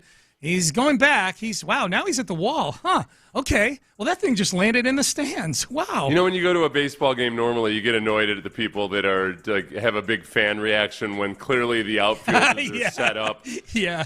20 feet in front of the wall, just waiting for the ball to come down. Yeah. You couldn't give that advice to a new baseball fan in that stadium. Like, just watch the outfielders. Like, the outfielders aren't telling me anything. They're dumber than I am. They don't know. They don't know themselves. Yeah. So we get Hunter tonight. I am highly confident in a bounce back. I mean, he's going against the A's, which is, they're not great. Good bounce back team. Yeah, it's a good team to get well against right now. The A's have not been playing well. Confident in Hunter Brown bounce back tonight. What did they've talked about this on the broadcast, and I can't remember what it's settled in on, is they're not calling them the Sacramento A's, right? They're just calling them They're just the A's. They're the A's. They're not supposed to say Las Vegas or Oakland or anything. Nothing. Okay. They have no geographic affiliation. I'm looking at the standings right now, and it just says, where are they? Yeah, it just says Athletics. That's all it says. They're just the Athletics. That's it. They're an orphan team with no home. Their logo is Little Orphan Annie. Are they going to change the name at all? Has there been discussion about that? Are they going to say the Athletics 100% for certain? I'm guessing so. I don't know is the answer. I'm assuming so because we haven't heard otherwise. I would. I think it's a cool uniform. I think it's a good name. It does have brand appeal. Like, they haven't been great the last few years because they've been so poorly owned, I would say. The owner is not great. But he is going to get a nice new ballpark in Vegas at some point. But I think that I've always loved the A's uniforms. That color combo, the green and the gold, and so I wouldn't change a thing. Just obviously the city they're going to be in is. They don't change names in baseball nearly as much as they do in other sports. And when they do, I mean, the Guardians, it was because of the Native American, felt politically incorrect, and then the Rays dropping Devil Rays was all right, guys. We're just. I forgot about that. You don't have to cave to everybody that tries to those are the only notable ones in recent memory that I can remember. It's not very common. That I can think of in baseball. Oh yeah, cities. A team that's changed.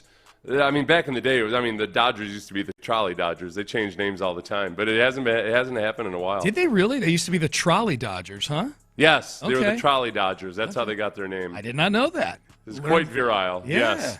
Yes. All the way back when they were in Brooklyn, huh? They were the Trolley Dodgers. Okay. Mm-hmm. There you go. Text message. Can't imagine any NFL team could be considered a have-not, maybe a have-less, but the TV money alone is crazy, and they don't have to pay full price for their venues. That's fair. We're just using have and have-not as sort of a colloquial phrase here. Well, no, but there's a different – no, it's you're right. It's obviously they're not have-nots, but in comparison to other franchises. Yeah. So, yes, there are things that limit it in football compared to other sports, but there are still cash-rich teams versus teams that aren't as cash-rich, so it allows them to operate more. Yeah, like I'm not sitting here begging you to start up a GoFundMe for the Jaguars or something. Yeah, they all do quite well financially. Yeah. But it's a matter of just evening it out even more. Any word on Nick Chubb or J.K. Dobbins joining the Texans? I've seen nothing about Nick Chubb other than a couple articles saying, hey, that might make sense for the Texans. There was a rumor over the weekend about the Texans talking to J.K. Dobbins, but I didn't recognize the person who was putting it out there, and it wasn't corroborated by a second source who I would trust. I'd be fine with it. I mean, we're down to the bin of running backs here where it's going to be $2 or $3 million for a year. And so if it doesn't work, then you just cut him and let him go, I think that it's one of those things aren't addressing the safety position. How come they're not addressing the safety position? Well, like you drafted safety pretty damn high. Yeah. And he ended up playing a bunch for you. This might be a lesser version of, hey, Woody Marks is the change-up that we're hoping to have, and maybe we believe in Dameon Pierce more so than others at this point. But, there's nothing about J.K. Dobbins or Nick Chubb with his injury history that makes me feel like, yeah, this is what the Texans have to do to feel really good about their defensive backfield. Yeah. I'm just as comfortable with playing it out the way it is than going out and getting somebody else that's either had a big name but subpar performance or a big name and boatloads of injuries, which both of those guys are. Yep. Several people pointing out that the Montreal Expos became the Washington Nationals when they moved there back in the late 90s. Yeah. They were they were the Expos, now the Nationals there. So we get Knicks-Pacers tonight as well. So this is a good TV night. We get to see if the Pacers bounce back from blowing that game against the Knicks. I've been watching these playoffs set through the prism of the Rockets, just like wondering, okay, the big story with the Rockets right now is, do they make a move for a big superstar? And is Jalen Green part of that move? And I'm trying to look at these 4 teams that are in the conference finals and going, okay, what did these guys do? Like, what did? And the fact of the matter was that the Thunder were on the other end of a huge trade for a superstar, and they're thriving now. They picked up the Jalen Xander, traded Paul George. They were the ones shipping a superstar out, got back a bunch of draft capital, and got back Shai Gilgeous-Alexander, and he might have been the beginning of what could be a dynasty in Oklahoma City. Tyrese Halliburton was a guy who started out in Sacramento. Now he's in Indiana, and he's the catalyst of their team, a team that could get to the NBA Finals. Jalen Brunson's on his second team. These are all the best players on these teams that are around right now. So I'm fine with trading Jalen Green, but I'm looking at these other teams who are all built around guys who are on their second run with some team for whatever reason. Yeah. And they're all players who took big leaps forward after a change of scenery. I don't want that to happen with Jalen Green. Like, if Jalen Green gets traded, I want the Rockets to be right about this, You need it to be that, okay, yes, this is what we feel his ceiling is, and he wasn't going to get much beyond that. Yeah. I remember thinking Chris Paul was way too old for the NBA anymore, and then, And then he gets Phoenix to the finals. Yeah. So that's kind of how I'm watching this, watching these conference finals here in the NBA. So we get the Pacers and the Knicks tonight. We'll see if the Pacers can bounce back. I hope, for the sake of humanity, that the Pacers are able to bounce back from that performance a couple of days ago. They let their guard down in a raucous environment, and they probably learned a lesson from it, Sean. That's what they'll tell at the end of this series. Boy, they learned a lesson about handling success when they're in that home environment. They had a 20-point lead in the second quarter, and then they got a little too comfortable. I hope Rick Carlisle gave them the Favre. They were their sport. You're terrible. And and try to get the best out of them doing it that way. If you're wondering why I'm bringing up Irv Favre, it's because Seth and I both watched the Brett Favre documentary yesterday. Their self-esteem is too high. Yeah. Yeah. They're just pleasant home lives growing up and everything. Sometimes as a coach, you got to inject the dysfunction into their lives. Smack them down. Like, let the Knicks smack them down, and then you smack them again. That's how it works. Yeah. That's called parenting. All right, John Lopez, Reggie Atatula, they're here. Gentlemen, it's good to see you. What's happening? Nice to see you as well, brother. Thank you. You guys had a nice, relaxing day yesterday? Terrific. Like, more relaxing than I can remember. Good. Like, I did nothing. Good. That's awesome. Mm-hmm. Little OG sauce on the grill? A little OG sauce. Made some venison carne guisada, which was excellent. Okay. Yeah. Venison, huh? Yeah, it was really good. Yeah, a lot of cooking. Yeah. Fancy for deer. Yeah, no, thanks, Reggie. You're welcome. Did you do anything fun yesterday? Buddy, I cleaned the apartment and got my space better. Like, that sounds like the answer is no, but big. In a way, like, I actually got my space kind of clear. Like, as I was doing it, I felt like I am doing the boring thing. And then in the evening, as I'm watching basketball, I'm like, I feel great. Reaping the benefits, the mental, psychological benefits of a clean space. Make your bed. Yeah, for it's every like day. Getting the oil, when you get the oil changed in your car and you're driving away and you're like, I am a man in command of I do things the right way in the right order when they're supposed to be done. Yes. That's what I do. Did you see how I handed that guy my credit card to have him change my oil right there? for maintenance of expensive things. And I told him, do not change that air filter. I do that by myself. Yes. Okay, well, that's where I'm out over myself. No, really? The air filter is the easy thing to do. Air filter in my car? Yeah, I don't, like the cabin air filter? I don't do anything under the hood. No, I leave that That's to not the even experts. even under the hood. That's that's in the cabin, buddy. That's yeah? Yeah, you can save yourself a good like $25. Sean, if you look at Sean's approach towards life, you could easily drop him down into like the 1700s in an English palace somewhere, and he would just slip right into it. You're like, feel weird about having all these people do my bidding? Of course not. You, sir. Wipe my nose. That's right. You, sir. I'll be making a bowel movement in 3 hours hence. Yeah, that's be right. there. When people tell me like you wouldn't survive in the 1700s, I'm like, as royalty, I would. I would do just it's fine. the Nate Bargatze. Like if I go back in time, I wouldn't actually be able to benefit off of it. Bit. Yeah. Yeah, because you don't know how anything works in modern times. That's it, man. That's it. So what's the question of the day? Well, the question of the day today is, what's the biggest move? Not necessarily like superstition, but the biggest the biggest move you've made, the biggest drastic move you've made, trying to change your luck or fortune, trying to recalibrate things. Like you're talking about like Brett Favre, like Christian Walker picture. Like Christian, wow! I mean, it was a big like, swing. This woman's not responding to my text messages or voicemails, so I guess the next step is to just go ahead and go full frontal. That's what the Which, to be fair, fits his footballing personality. Gunslinger, just like. Yeah. Gunslinger. Yeah. No, you're right. You're right. That actually fits. Okay. Yeah. Okay, I got mine. Well, first of all, Crosstalk sponsored by D&M Auto Leasing is what we're doing right now. That's what we're doing right now. Mine was probably, like, career-wise, mine was my first couple years in radio where I felt like I was improving, but I took a look around and I'm like, I'm never going to make the money I need to make where I was.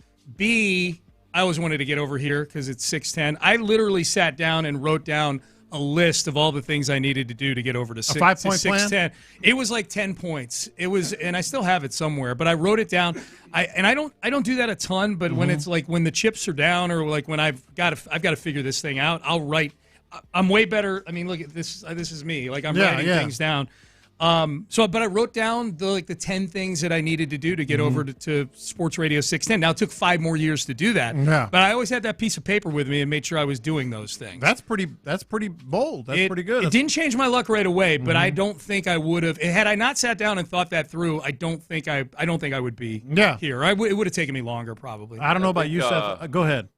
Oh, no, go ahead. I was just going to say, like me, I always wanted to be a writer or broadcaster or whatever. Yeah. So I got my first big break to move to San Antonio, and they told me I was going to be a writer. And they put me on the copy desk, on the editing desk.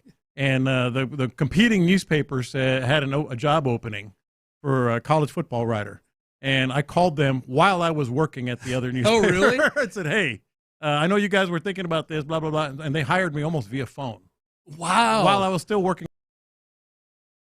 Probably like, what are you doing right now? My other job. Yeah. My other job.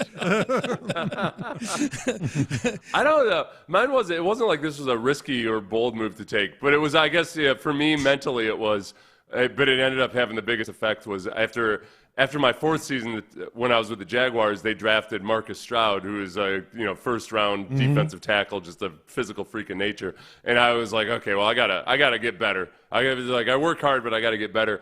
And I found a sports psychologist in Orlando who works with a lot of professional tennis players and golfers. And I was like, I'm going to go do it. I'm skeptical as hell, but I'm going to go do it. And it ended up being a huge difference for me. It made a huge difference for me. Like I became a completely different player that year, partly because of the competition from Stroud, but also my whole approach to the way I prepared and played and everything, like how I handled setbacks and all that. It just changed completely. How'd you find that guy? Did someone recommend him to you? I read an article. It was in an article in an in-flight magazine about Jim Laird. No way! Oh my God, the in-flight magazine had something useful. Wow. The sharper image therapist. Yeah. And then Seth went and played a crossword and ordered 6 vodka tonics. As soon as I sobered up, I called that sports psychologist. Said, "Are you guys an inpatient program?" All right, so Seth, will I be allowed to leave on the weekend? One thing I will ask though, because I think one of the best parts about your friends going through therapy is getting second secondhand therapy that you took from that you would like offer forward as advice for others? The biggest two things that like immediately I took is that I knew for one, like accepting coaching the proper way when you do, like when you accept criticism, like how do you frame it, and not get emotional about it. So that was huge for me because, and then the other big one was like after bad plays, resetting yourself. And you'll see tennis players do this a lot. They'll have a ritual or routine, or golfers between whether it's a bad shot or a good shot. You know, they'll like pluck the strings on your racket, say a mantra to yourself, something like that. But kind of like genuinely leaving the previous play behind you and going on to the next play. That was big for me. Yeah. Ooh, okay. That is big. I think. And then third was just simply reminding myself to have fun. Like just constantly, like even if it's miserable and hot out and you're dehydrated or whatever, just like you got to remember to have fun. You're playing football, yeah, for sure. This comes from Christian Walker, right? So Superstitions. Changed his locker. Okay. Yeah. Pulled up his socks. Shaved his mustache. Yeah. I'm like, I was watching the game. Okay. When I saw that article, I'm like, all right, I'm not crazy. Like, does Christian Walker have a mustache all of a sudden? Yeah. And then all of a sudden he didn't have it anymore. Christian Walker does not stick with his superstition very long. Like, this mustache ain't working. Yeah. Well, I mean, he's in desperate measures territory at this point, so I don't blame him for doing that. I am amazed though that, and I don't think that Chandler Rome put this in the piece to like in any way say that this is a part of it. However, how the hell did he have Jose Abreu's locker to start with? Thank you. Oh my God. That's exactly what I was going to say. Who put him in Jose Abreu's? Want a name call because it might be somebody I like, but what person who may not be stupid but had a stupid moment put Christian Walker in Jose Abreu? Who puts anybody in that? That is a locker that you burn to the ground and put up plywood. Like physically take the locker out of you burn that locker. And is anyone in the locker now? That's a great question. Ooh, like we have to be able to do the scientific method on whether this stink continues, like in Seinfeld, where you know the car just continued to carry the stink. Did Joe follow the bee? Well, he needs an incense stick in that locker. Yes, some sage or something. Needs something. Amy's listening. She said, hi, Amy. She said my turning point moment was getting married to her. So there it is. That was, you really fumbled not throwing that one. That was pretty. Things have been good. Things have been good since that happened. That is true. All right, Crosstalk, sponsored by D&M Auto Leasing. How good is it? I got that right today, twice. Indeed, Crosstalk, sponsored by D&M Auto Leasing. All right, we're done. We're out of time. Seth, antibodies to you. I'll see you tomorrow, my friend. Antibodies and bold endeavors to you. Thank you, sir. Appreciate that. Seth will be making a guest appearance on the mixtape today here on In the Loop. Oh, wow. At 1:30. Yeah, so looking forward to that. That'll be good. All right, let's do this. KLT, you're listening to KLT AM, KLT FM HD2, Houston, an Odyssey sports station. Reggie Atatula, John Lopez, Figgy Fig. They are in the loop, and they start now. Yeah, happy Tuesday to you. You are indeed in the loop. You heard the man, John Lopez. I'm Reginald Atatula. That's Figgy Fig hanging out with you here on this Tuesday. Hope you had a enjoyable, meaningful Memorial, and now we back to the grind, baby. We back at it. 713-572-4610 is the number to text to get involved with the program, and we always want you to do that because it's more fun that way. Also, appreciation to the Mo Karam Injury Lawyers. We keep it 100. For the live streams, both on the YouTube page, Sports Radio 610. Oh, that gets a ding? Thank you. I appreciate that, Sean. That's very nice of you. That was a stray, sorry. Oh, it's an inadvertent whistle. And then also the Twitch chat, 610 Houston. How did your Memorial Day go, bro? Man, it was fantastic. By the way, Figgy, that Carry the Load walk this year was 6 miles. Ooh, man. Man. I picked a good year to go last year. Yeah, that's right. So we did that. Doubling up. Man, it was like 3 miles last. Well, that's what they said, but it ended up being 4.5 or 5. Now it's 6. But, yeah, man, a lot of cooking. Did a little experimenting with some venison carne asada. Turned out great. A little barbecue.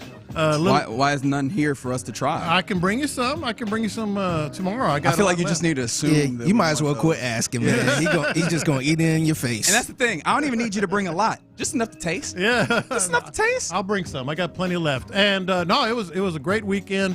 Obviously busy. Got the granddaughter for 8 hours on Sunday. So how about that?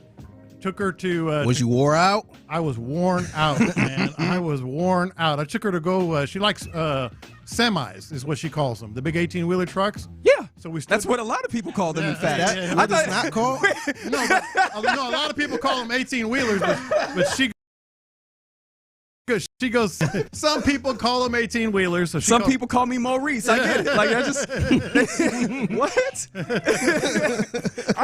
But I don't know what I was expecting to happen there when you said She semis. called them cars. So she likes to call them vehicles at times. Transportation even. But I went and stood by I-45 at a safe distance, and I had her on my shoulders. God, children are the best. And we were doing the pump your fist, trying to get. Oh, how many? 2. Oh, you love to see it. 2. You love to see it. 2. It was awesome. She gonna be a truck driver when she get older. Watch. How about that? Forget college. Yeah. She's the best kind of kid. Get your CDLs. That's the kid that can be appeased by something stupid. Like I have a friend who, when his son is bored, he takes him to parking garages. He started him early, just like taking him to like a parking garage, and he is just appeased to no end. Yes. And it's like, dude, that's the hack. Yeah. Like, don't get him hooked on the tablet. Get him hooked on we going to the parking garage, because you can do that for the low. Man, she is a girly girl, but she loves semis and choppers, helicopters. Chopper. Good look. Chopper style. How about you guys? Chopper style. Oh man, it was a very laid back Memorial Day weekend for me. I imagine the same for Figgy, because I feel like I would have seen it if it was Figgy at the Figgy on social media. Yeah. He's making moves. Yeah, no, I was chilling, man. I in my little recording studio watching some binge watching some shows and stuff like that. So there you go.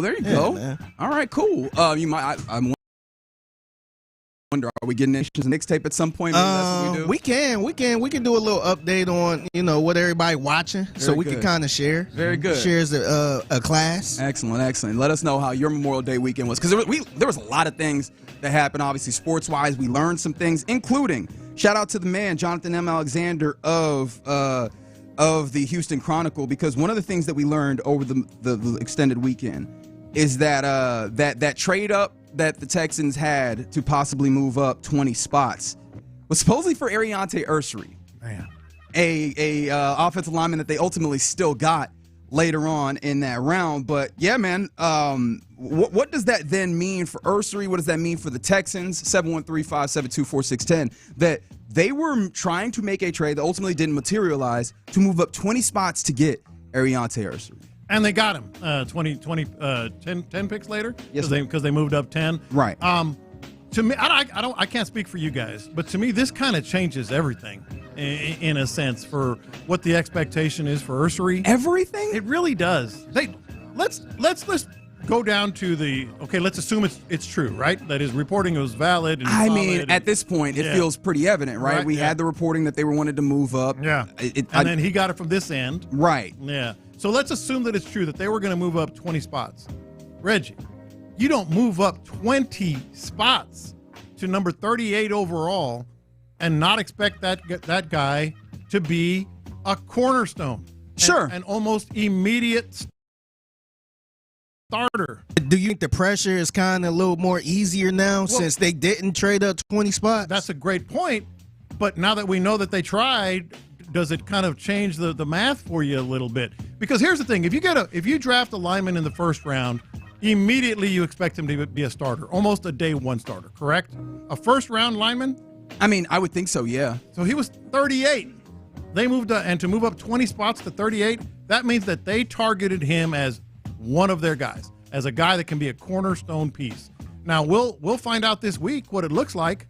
Remember last year, Kamari Lassiter. Starting tomorrow, OTAs, baby. In fact, I think the last 5 in the NFL to get going go tomorrow, including your Houston Texans. Yeah, and remember last year during OTAs, hey, wait a minute, Kamari Lassiter's running with the first team. Hey, was that right? Is that going to happen when training camp starts? Well, it did, and he did, and he was. It changes the way I look at this. It really does. All right, so to what degree? Because I think at the same time, and maybe you argue that these are all just to lower expectation, to obviously lower the learning curve to some degree for Ariante Ursery. Mm-hmm. But all the conversation has been he's going to play at tackle, and we'll let it kind of play out. Mm-hmm. It just feels like what you have situated is a left tackle that you brought in who at least is established for this season, and then a right tackle spot that is open, but then you would have to move Ariante Ursery to a new place and have him learn something that he has done. Basically, he hardly hasn't done. Yeah. Because he played 94% of his college. So you feel so confidently in that way that you go, he moves into right tackle. Because I think even drafting him where you did at 48, I think everybody looked up and goes, hey, wait a minute. He feels like he is the type of player that in the future becomes your left tackle. And I think that is kind of the same sentiment that you're putting up. I think the only distinction that I think would change in that instance is if you believe him to be a left tackle or like an immediate right tackle right this moment. The way I would do it, the way I would describe it, is let's take ourselves back to the day after that draft, okay? And we're talking about the Texans just moved up 20 spots to draft a left tackle. What would we be thinking? What would we be saying in that situation? I mean, I think we'd be saying 20 spots. I think we'd definitely be saying that they like the guy, which I don't think that we have anything different there. I think the question I have in response to that is if it was in that situation, why wouldn't they have made, if they wanted to do it 4 spots later than 34 where they ultimately selected Jaden Higgins, why wouldn't they do that there if Maybe that's they not loved the way Higgins that much. They had Higgins higher, but they had these two guys. They thought they had a left tackle. They were willing to trade with an old friend of the New England Patriots to move up to 38. I'm telling you, it really, when I saw that, I went, whoa, that's their left tackle. I mean, maybe not day one. Honestly, I would probably be thinking like, man, do they really like Blake Fisher that much? Well, I think that's another offshoot of this. Yeah, I would. That would be my thought if they traded 20 spots up. Yeah, I think it would be a bigger reflection. I don't know how they feel about that cat.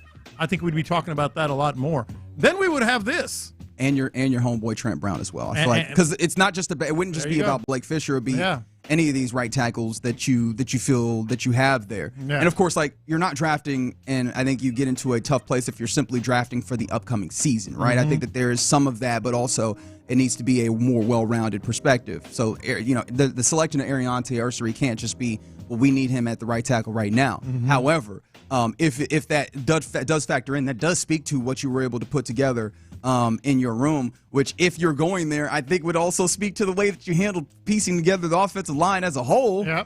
I think we would be talking about Titus Howard. That guy's your left guard. If they moved up 20 spots to get a tackle, Titus Howard's your left guard. We know that already. We think we do anyway. I think that is where we all have kind of hypothesized. That's where we are. You mentioned you mentioned Trent Brown. What are they? What are their hopes and thoughts at left tackle? Depth guy with knowledge of the system is all I got for you. Like depth guy with knowledge of the system that maybe help, or what I imagine might be the system, right? Yeah. He has knowledge of that. The Patriots way, I guess, is the way to put this. So he will help, hopefully, lessen the learning curve for the entirety of the offensive line room. But I think that for me, that's always been a way I looked at Trent Brown, and maybe I continue to push that even further to that direction. I don't honestly, and I hear where you're coming from, and I want to respect your opinion here. I just got to say, this, like finding out that they wanted to move up 10 more to get Ariante Ursary, it makes me happy that they feel so strongly about him as a player. That's cool, but it does not say as much about him as it does maybe make me look over there at Nick Caserio and how this moving and shaking thing. Like, it's cool, and I appreciate that, like, there's a level of, I guess, element of surprise that comes in where other teams cannot adequately put their finger on what kind of moves you will make. I think for me, more than anything, it does call into question, what is the value that you place on these things? Because 20 picks in which you would have to give up to move up that direction it kind of scares me that you were willing to, and we got a little bit of that to a lesser degree with the Woody Marks move up. Like, you were willing to just go, hey, you value this completely different, but at the same time, also not being able to evaluate. And I understand the draft is a fraught evaluation process of determining what other teams want to do. And there are some wild cards out there that are similar, not exactly in the same place as Caserio that you're trying to manage, but not being able to tell that, hey, Ariante will get another 10 spots down to that place where you want to select him. Like, That is kind of surprising to me, and that calls into question for me some of that decision-making process that happens there. Well, and I think it does, affect Ursary and how we're looking at him. We just laid it out. I mean, I think he's going to be a tackle. I think they think he's going to be a cornerstone piece. I think, with his size and everything, it elevates what we can expect from him. But you're right. Figgy asked the question, kind of along the lines of, did Ursary catch a break in terms of public perception? Not being the guy that they moved 20 spaces up for. I think that's fair. but I think Nick Caserio catch a break. Because Nick Caserio... Yes, he took a break. Because if you traded 20 spots up, and I'm guessing maybe he had to give up maybe a second-round pick next year or something like that. I'm not sure what the price would be, but if he couldn't get on the field over a Karen Robinson or Blake Fisher or something like that. Not just that, but Nick Caserio moved up for one Kenyon Green in the first round. And all of a sudden, he moves up 20 spots, more than half a draft. Let's put it in those terms. He moved up more than half. He would have moved up more than half a draft to get Ursary. That would have been heavy pressure on Nick Caserio to get this one right. It would have been pressure on everybody at that point. On Cole Popovich, we haven't even mentioned him. I think, Cole Popovich, you don't make a move like that or try to make a move like that unless you get your offensive line coach signs off on Ursary and says, yeah, that's the dude right there, Yeah, I think that's to some degree fair, but I think also Cole Popovich already. I don't know, is there a way to raise the standard or raise the questions that are going to be there on Cole Popovich, considering how bad the offensive line was prior and how I think we all look at the way, or at least I shouldn't say we all, me personally, how I look at the way that they handled putting together this offseason, this offensive line. I think that he has quite the circumstance in front of him. In trying to change the perception of what this Houston Texans offensive line is. So I think it's already tough. An additional, a bigger trade up for Ariante Ursary it does. Yes, it does. Would say somebody mentioned that the Texans did indeed trade down for Kenyon Green. Yes, I know, but the ways in which you move then change the perception of that player to some degree. But yeah, man. No, I think it would have raised the expectation of Popovich for sure. Nick Caserio. Simply because here's the guy we talked about. Here's the guy you wanted. Make him a Pro Bowler. Yeah, but I think there's also just the given in any offensive lineman coming in from college is that they're not going to be whole articles necessarily. No, not immediately, but I mean that would have been the expectation. Yeah, I think our expectation would be he should be starting right now at this point. Yeah, and so and right now I don't think none of us feel like he need to be starting right now. I think maybe if he's good enough he should, but I don't think it's pressure for him to start right away. No, I think that you're right. There isn't that pressure, especially as they have made it clear that they're going to start him at tackle. And only in the circumstance where you look around and he is absolutely needed to move in, right, where other outcomes don't work, would you move him in? I think that is also, I think maybe more so, has lessened the expectations for him. But yeah, it's kind of wild to find out that the player that they still made a move for him, right? So maybe it was just when you couldn't get that move, you moved to the next closest place that you could ultimately afford to get, and you hope that he got there. Maybe it's that simple. They really, really wanted him, but at minimum, I think really wanted him. Does that at least give you more confidence in who he is as a player? It gives me more confidence, but again, it kind of changes the way I look at what the expectations are. I'm just being honest. My gut feeling, like I said, was, whoa, they were winning, and then they got him at 10. They were hell or high water. They were going to get him. That says something. Yeah. Well, but not so hell or high water that they selected him at 34. That is the thing that just four spots there. They just think Jaden Higgins. They're right there. And they should. They should think the world of Jaden Higgins. Yeah. It feels evident that he fits exactly what you need, especially as a dude who's a big body but can do various different things, and serves as to some degree a secondary, like a little bit of an insurance policy for Nico Collins, who we know has a level of injury within him. So yeah, no, I love the Jaden Higgins. Don't get me wrong. It's just what's the distinction here between making that selection at 34 if you really love him versus then trading up, understanding that you have the capital to do so, to be fair, but then trading up to try to get to 38 to select Ursary. I was going to say just them having the capital to do it, I think that says a lot too. Them trading back into the second round and pretty much giving that first round pickup. I felt like they felt like they could be aggressive if they wanted to jump up 20 spots. We'll have to come back around to this because we're up against it. But then I kind of want to power rank the offensive line room as a whole, because if they feel so strongly about them, does this then point to the idea that the offensive line still, at least even in their estimation, has weakness in a place that was problematic for them last year? We'll circle back around to that as we continue in the loop on this Tuesday. But coming up next, did the Astros change a little bit of a narrative? They finished out their 17-game and 17-day streak. Let's talk about what we learned through that, but did they change the narrative on this extended long weekend that we're just coming off? close. 746, and let's discuss that next. A quarter.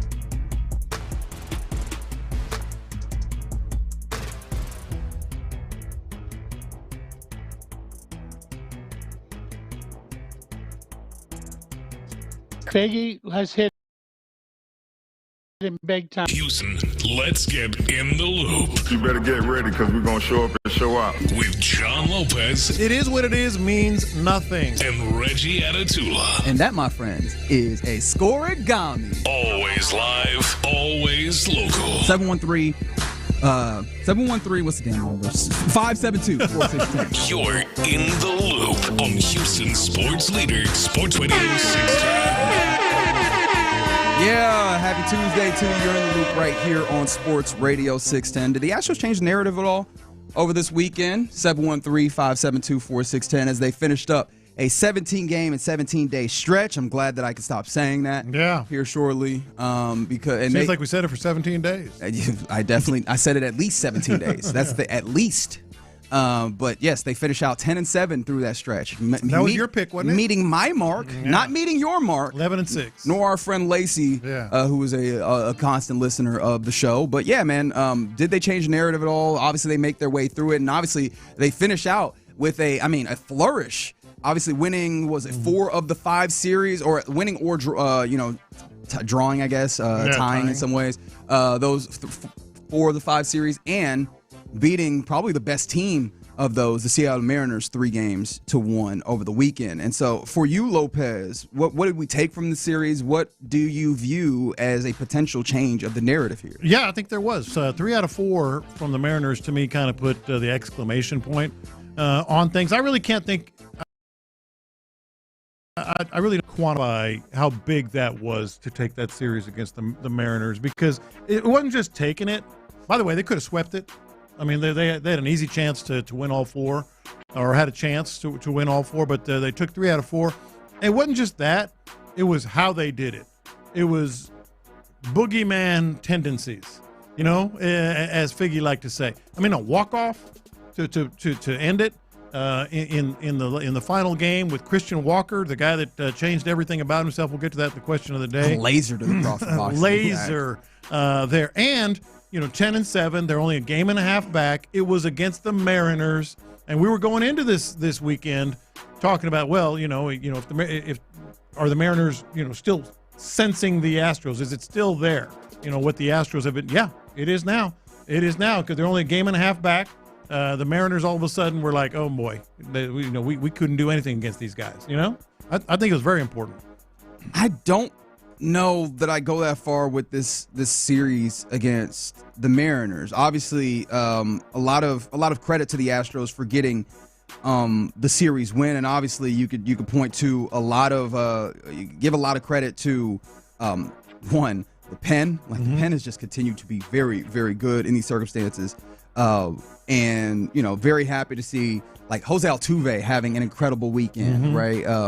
Where he goes, 8-17 over the weekend, including, obviously, we talked a little bit about their Thursday night where he got a couple of homers in that game. But the thing that's tough about it for me, and it feels weird because I was looking at this series as, could this be one that gives us a little insight into this team? And I guess to some degree, yes, but also over the weekend I looked around and I went, man, the AL just isn't all that good. Well, it's not. It's not. And so in a way that serves as where I go, I don't know if that really changed the narrative about the Astros, if it's like, hey, you're just playing in a conference or a league rather, where the baseball just isn't nearly as good as the other side. But at the same time, also that's a little bit of hope in that, the idea of you just kind of hanging tough here is fine, because it doesn't feel like American League Baseball is the type of baseball right now where the entirety of the league is going to run away from you. See, I think it did. And I think the best way I could put it is the Astros basically came out of this series saying, we're still here. We're still here. We're the Astros. We're on your heels. We just took 3 out of 4. Oh, by the way, Jordan didn't play.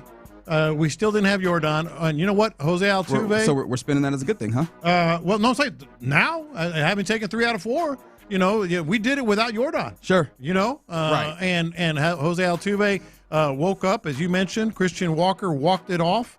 The bullpen, for the entirety of the 17 games, for all 17 games, they had a 2.66 ERA.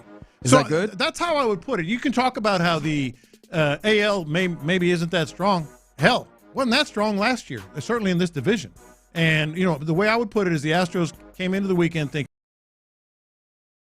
well, let's say we're still here. No, and that is something, don't get me wrong, but I feel like they've been kind of, we're still hearing it for a little bit here throughout the season. I can say that being the dude who has been taking hits of hopium consistently. Yeah. I think one of the things, though, is that these strengths that you talk about, like especially the pen has absolutely been a strength. How much trouble might there be in the future for the pen, considering that, yes, they made it through this 17-game and 17-day stretch, but the 17-game and 17-day stretch also presented more challenges for that pen in that you're going to depend on more of these kind of, these guys that you're bringing up from AAA. I was going to call them quad A guys, but that's probably not fair because I don't know how much that actually describes who they are. But the likes of Gordon and Gusto and Walter, like how much are you going to have to depend on these guys, considering that you sent somebody else to the IL in your rotation? And these guys, and especially we mentioned this specifically with Colton Gordon, but we could probably talk about this with a lot of these guys. These are the guys that you probably get what you're seeing, which is these guys come out and they maybe give you 5, 6 if you're really, really lucky, but they maybe give you 5, and now you're leaning even more on your bullpen in these circumstances where your offense has given you enough, but it's a lot of singles. It's maybe not necessarily a lot of games where they give you run support to the point where you're clear of the other team. And there's going to be a lot of stress on this bullpen, even though, yes, they did make it through this stretch. I think that you look at the entirety of the marathon of the season, and there's more trials and tribulations ahead. And not to say that they can't handle it, that the Astros aren't changing a narrative. Is not like it just continues to be, for me, that this Astros team has a capability of contending. But I think I was already in that place, at least like for postseason play, I should say, because contending carries some connotations. Right. But it's still going to be difficult. Like they're still amongst this group of everybody as opposed to where they had been in previous years of being kind of above the fray and playing with the big dogs. See, I look at it the exact opposite way. Because this series, had it gone the other way, all of a sudden the narrative, using that word, about the Astros could have spiraled completely in a different direction. Not only did you not have Jordan and win, you didn't have 2 starters and won. You went 10-7 and you beat the Mariners, and you're right on their heels. I mean, Wisniewski, obviously, Blanco, who knows, but you were without him. Yes, it put pressure on your bullpen, but the bullpen answered. And came up with, guys like Bennett Souza. Yeah. Guys were just making, this was a we're still here kind of Astros stretch for me. And we've seen this before. And now 5 of the next 8 series are against teams with losing records. So, you're in a place where we're still here, guys. And you can't convince me that the Mariners, at least collectively a little bit, went, oh, great. It's the Astros. Oh, great. Yeah, no, I feel you, but I think when I'm looking at it, I'm not looking at the word narrative from the Seahawks, the Seattle Mariners perspective. I'm looking at it from the Astros perspective, and as I look forward to the season, even talking about the stretch of relatively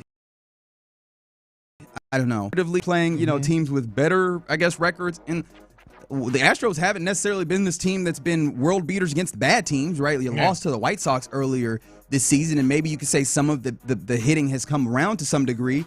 They're not world beaters. And so, again, you're going to have to fight for all of this. But I think the injuries that have happened when it comes to the rotation, it gives me a place where I'm like, yo, you're not out of the woods by any stretch. No, I still feel largely the same about the Astros, which, to be fair, was relatively positive, I would say. But I don't think I'm in a place where they made it through and now they are cruising per se. There's still stuff to be done. No, nobody here is saying they're cruising.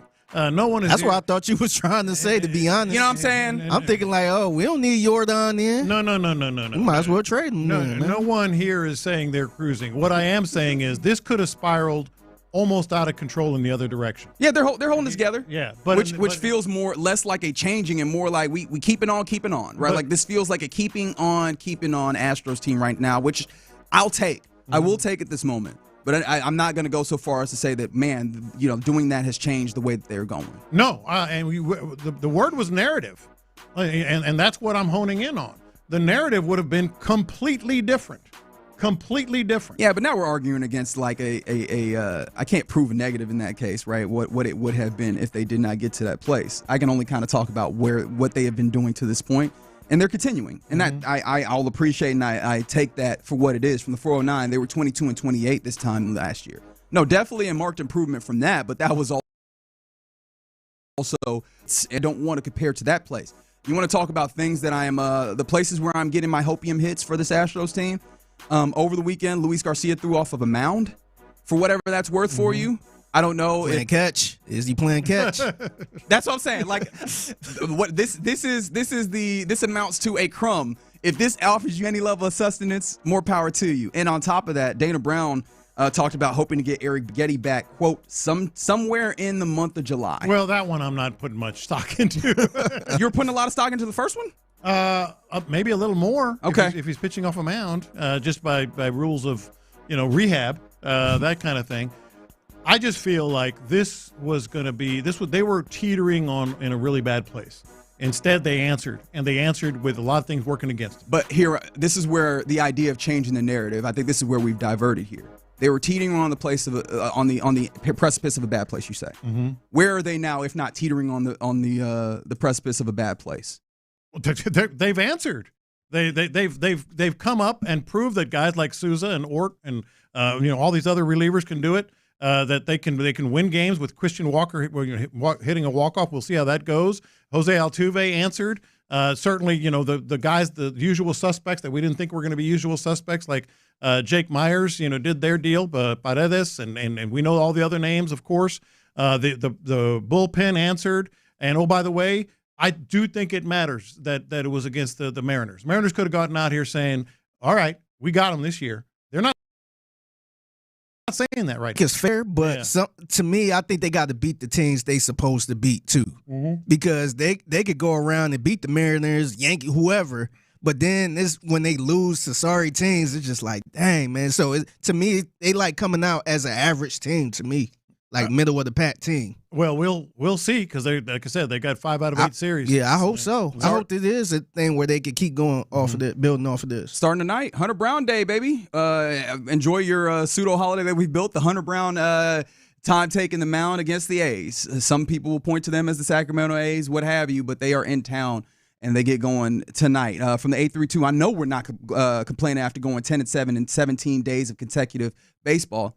Yeah, you're right. We aren't complaining. Like I don't think I was complaining in that. I think they did exactly what I would be happy with and what I said I would be happy with on the front end. I think on the other side of it, I'm just like, all right, cool. Like you're, and this isn't just the marathon sprint versus thing. This is just you had some knocks that are going to continue to pose big challenges going forward that they're going to have to deal with.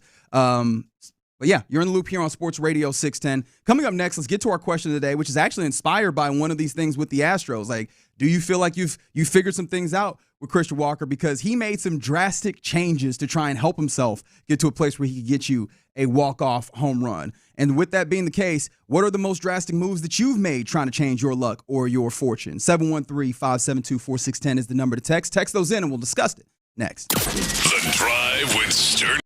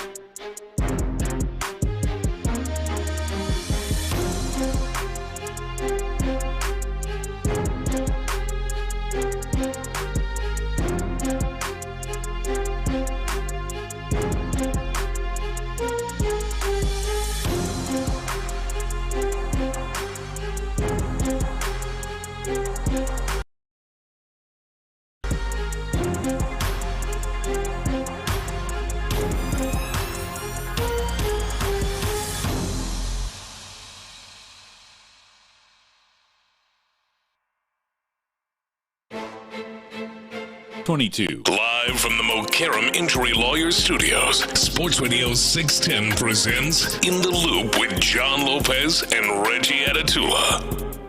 Question of the day, inspired by Christian Walker. What's the most drastic move you made to try and change your luck or fortune? 713-572-4610. Especially if you're superstitious, hit us up and let us know. Christian Walker has had a very interesting season after joining the Astros on a 3-year, $60 million deal. He had been hitting sub 200.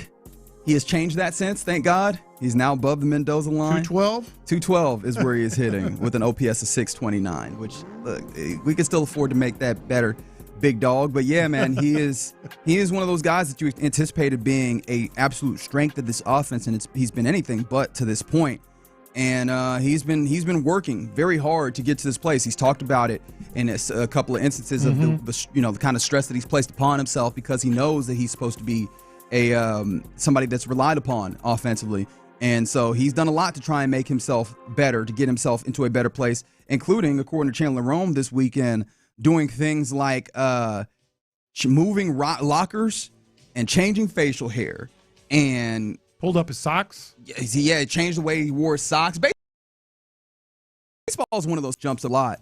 But yeah, according to Walker, like outside of him, somebody conceived of him switching lockers because prior to this, I guess, last couple series, because this can't happen during the team's trip to the Rays to Tampa Tampa. He had been using the locker that had previously been used by Jose Abreu. Astros legend right there. Someone wasn't thinking right when they decide, hey, welcome to the club. There's your locker right there. Oh yeah, who was there before? Jose Abreu. Oh. I just now what it is. It seemed like that was more of a you're a first baseman, so here's the first baseman Maybe. locker. I don't know. I don't know how. I feel like they didn't believe it was a curse there. Well, they do now. Yeah, I mean he inherited the locker from Jason Hayward, who had it last. So Hayward was solid for you coming in last year and doing things off of the street, so to say, or off the scrap heap in a way. But yeah, man, like he was the first person to have it since Jose Abreu. And the last free agent, who was the last free agent first baseman that the franchise signed to a 3-year deal. All those things are alike.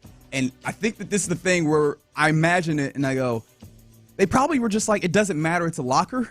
However, baseball is so damn superstitious that I'm surprised that nobody was like, we sure? Yeah. Or maybe he was supposed to be the good juju that comes in and cleans up the locker. And then we realize that, this actually works the other way, where the locker's juju matters a lot more. Are you superstitious? Not real. I mean, actually superstitious. And as far as the question, I'm not even really talking about necessarily. No, sure, but I do find it interesting that he started reaching to superstitious places on this because I would surmise that he's not a superstitious type of dude either because we got how many games into the season before he started moving to superstitions to try and help deal with this. He was obviously working on the idea of like, what's my approach? How can I, I look at video and try and get there? Some of the more, I guess people would say, logical approaches to it. And it's been going so bad that he was like, well, what happens if I shave my beard into a mustache? What happens if I pull my socks up? Will that help? Like, that's how down bad he got. And I imagine that that's probably it, right? Everybody's superstitious. It just has to be bad enough, right? If it gets bad enough, you will find yourself superstitious. Or just changing the mojo, man, the juju. Just something you've done that wasn't necessarily superstition, but just like, okay, I'm gonna change this completely up. Things that you've done. I thought of one after I mentioned earlier about I took a job interview while I was working at another job because I didn't like what they did for me. But I thought of another one that's more like way back machine. It was actually a quinceañera. You know what a quinceañera is? A quinceañera. He had the extra syllables in there. Yeah. So, and that's when the girl asks the guy because they pick the girls first and then they ask, can you want to stand with me or whatever in the quinceañera? Is that something for high school? You have to explain a little bit more for me because the way you explain it is not hitting. I ain't know how it worked, but I know it was more of a high school thing. It's a high school thing. When a girl is 16, and it's just sort of like a presentation of this girl. Sure. Like, whatever. It looked like a damn wedding now. It's like a wedding in a lot of it cases. looked like one. It's like I had to work one time. Yeah. And I'm like, is this little girl getting married? It's very much very similar, but with bands and DJs and presentations and all this stuff. I mean, it's that, but it's also it's opportunity to party. Well, exactly. Like sometimes you just, especially in various cultures, this is just the opportunity for us to turn up, and I appreciate it. It looked fun, but when you see a bunch of high school kids, mainly ninth graders, they just sitting around doing nothing. No, well, not in the day, because and the girl that's turning, having the birthday, she picks her court or whatever. Gotcha. And they pick their dates. It's like what do they call it, Sadie Hawkins or something? Yeah. Like, so they pick their dates. So there was this girl, and I was kind of attempting to get in her good graces. Yes. Her best friend, one of her best friends, asked me to the quinceañera. And, Jeannie Cupcho asked me to the quinceañera. You don't gotta put governments out here. This is crazy. And I said, let me think about it. Because I wanted the other girl. I wanted the other girl. I got you. Yeah. And so you doing the Aaron Rodgers. Yeah, so I said, nah, man. Trying to hold out. So I said, nah, man. As it turned out, the other girl did ask me. Okay. Yeah. Fast forward all these years, we're married. Look at that. Okay. Look at that. So Now- you ultimately did change it like that. Now, way. is your wife still best friends with that? Oh, God, no. God, no. That's a great one. All right, so I think how'd you wake up the bats? So for me, it's not even fully the superstitious level. It's more of the Deion Sanders prime time look good, feel good, play good. You got to change it up. And especially when I was a little bit younger on air, one of the things that I would do, especially if I wasn't feeling it, and this is when I wore my hair out and up, and of course it wasn't as long, so it didn't get as unwieldy. And you've seen me do this once or twice. Yeah, I put a scarf on it, right? I would kind of as a kind of a headband, I'd work my scarf in a way, almost like a bandana, and put it on to the point where my co-host knew, oh, Reggie got a scarf on, it's going to be a good show. And of course, like, it's just a way of kind of scarf show. It is the putting the good energy out there. And so that was my thing, is like, hey man, whether maybe I just wasn't feeling it, or I just felt like, hey, we need to have a good show today. Wake up the bats. Here we go. Just like they do in baseball. Here go to scarf. Shake the whole batting. Here go to scarf show to kind of change up the vibes, And so that was it for me. Yeah, I don't know if this is considered good juju or not, but it was one time Lopez mentioned job interviews. It was one time I had a job interview. This was early on. I would probably say 2017. So I was like part-time. Wasn't on the show. I would fill in once in a while type thing. And I was just like, man, I ain't really getting I want to get some full-time work. I want to get somewhere. So I had an interview at the other station. And I was already nervous a little bit because I was just like, man, I feel like I'm sneaking behind somebody back. I was walking out. I was talking to the receptionist, and I looked at my phone, and my boss was called. Laura was calling me. Laura Reynolds. I'm like, what the? I'm like, did he just call and tell her? Snitch. Somebody snitched. I'm like, man. So I'm in the parking. I'm like, oh man, I don't know. I call her back, and she like, hey, I just wanted to see if you wanted to work, get some more hours. You could work.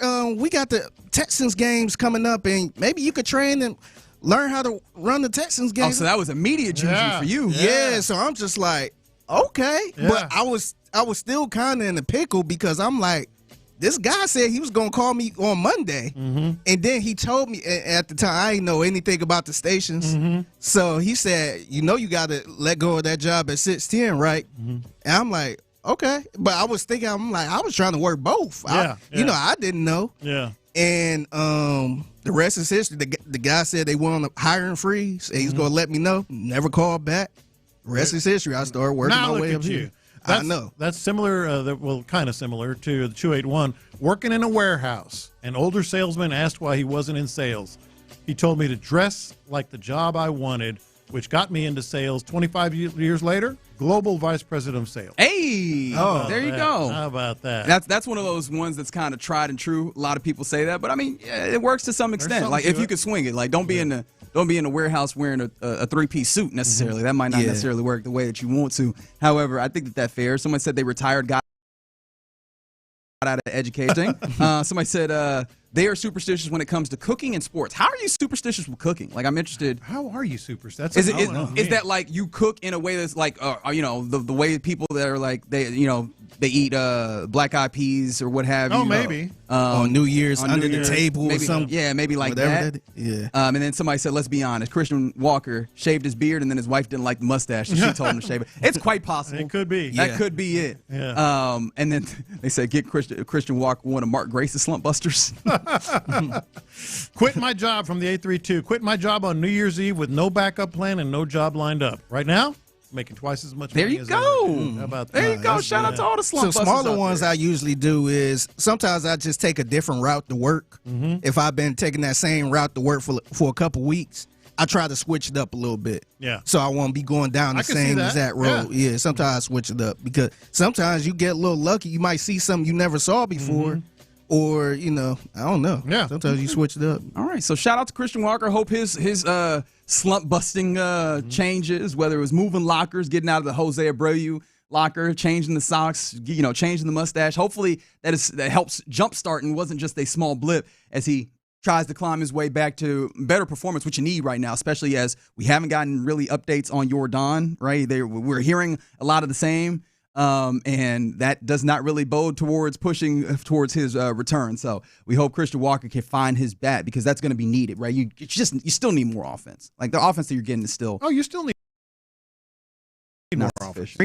All right, you're in the loop here on Sports Radio 610. Coming up next, it is a Tuesday, so we'll welcome in B. Scott and also talk about how we are 100 days until the start of the NFL season. We'll do that and more next. All right, let's talk.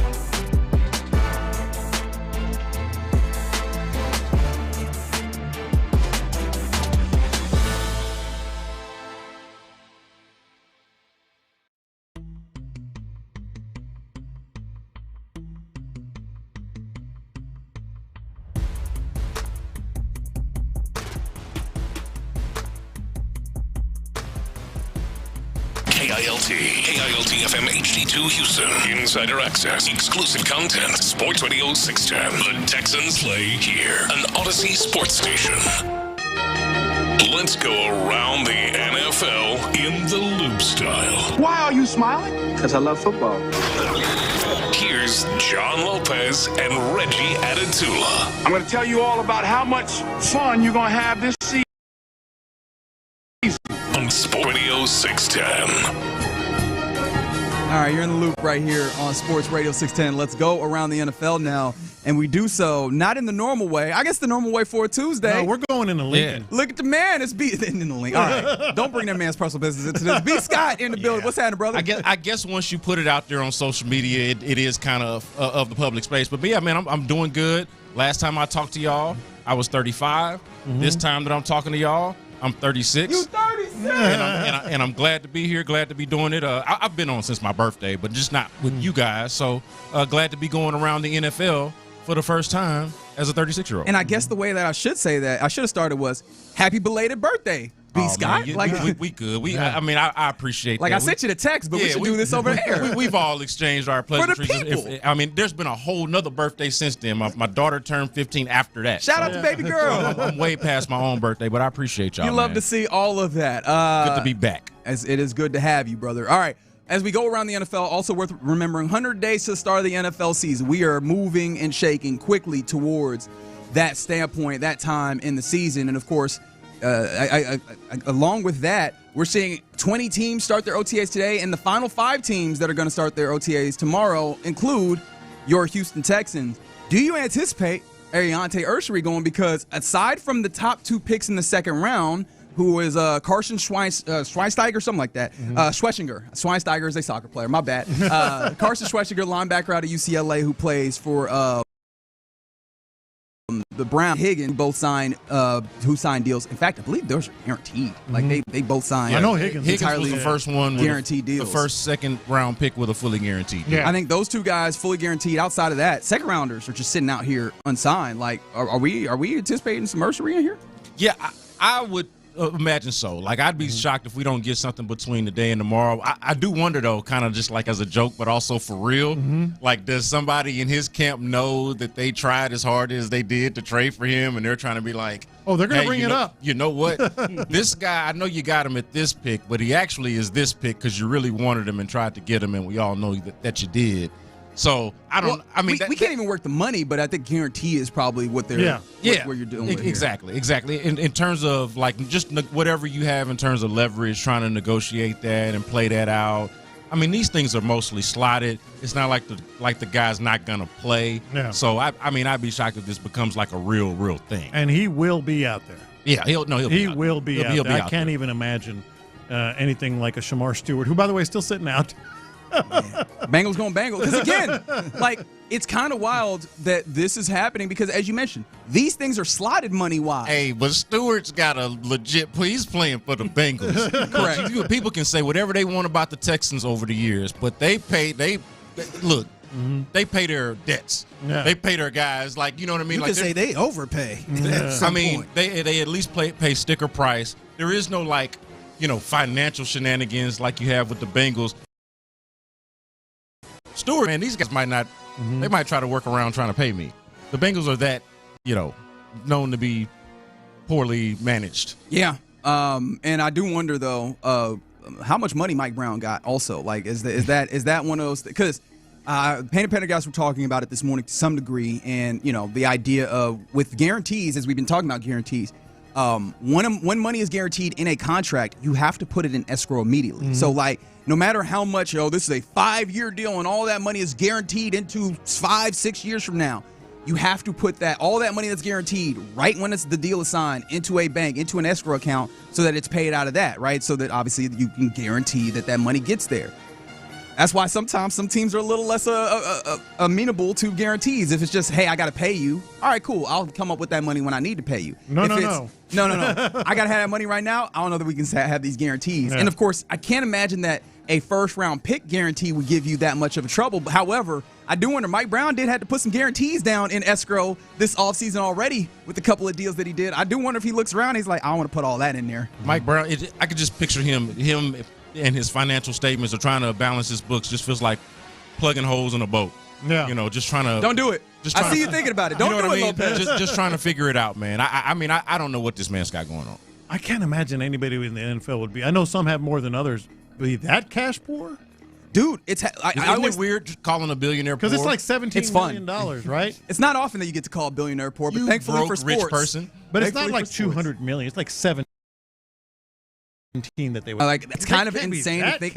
I can't think, but it is one of the few reasons that I could come to why this is still so much of an issue. Why are y'all having such a hard time figuring this out? Yeah. No, it's weird. It's weird. And so I don't think, like, kind of just bringing it back around, you mentioned Ursery. I don't think there's anything close to that going on. And so you can be glad that you're not, at least not a Bengals fan in this case. No, for sure. And so that's good to see as we continue around the NFL. How about this? We've talked a lot about the Aaron Rodgers of this all for the Pittsburgh Steelers, trying to see if they ultimately figure themselves out. It seems like there's a level of we're going to wait for Aaron Rodgers. However, there is supposedly a backup plan here for the Steelers because we were getting to a place where we're asking what is the drop dead date for the Steelers? I mean, OTAs are starting, right? Do you get to a place where you go, all right, we are no longer willing to wait? And it has been brought up. I think it was on Jeremy Fowler this weekend on SportsCenter brought up the idea that Kirk Cousins is, quote, at least on Pittsburgh's radar at the moment when it comes to it. He said he's had conversations with some people that have led him to believe that Cousins is on the radar if something were to fall through on Rodgers. Cousins has a $37.5 million in guarantees between this year and next year, worth remembering. Do y'all like the idea of the Kirk Cousins as fallback plan for Aaron Rodgers? No, I don't. But it's better than what they got going. That's where I am. That's what's so rough about it. Yeah. It's like no, in any context. If you just ask me, hey, do you like the idea of Kirk? Not in the year of 2025. Like Kirk Cousins had his day, but between age and injury and what we've seen last, the answer is no. But they're so bad at the position. I mean, Mason Rudolph or a rookie, like it's just not. It's not it. So, I mean, this is what when we say desperate times call for desperate measures. This is what that would be. If you want a backup plan in the NFL, I wouldn't want Kirk Cousins. Steelers, absolutely yes. Yeah, in their case, I think the answer is yes. But I feel like there's an argument to be made that if Aaron Rodgers doesn't come through, you might be worthwhile actually just taking this circumstance and finding the lemonade within the lemons of it, which is, should we just be bad? Well, yeah. Should we just be bad and give ourselves an opportunity to actually get a quarterback as opposed to what has constantly been the MO, which is just good enough and making a lot of chicken salad out of chicken, you know what?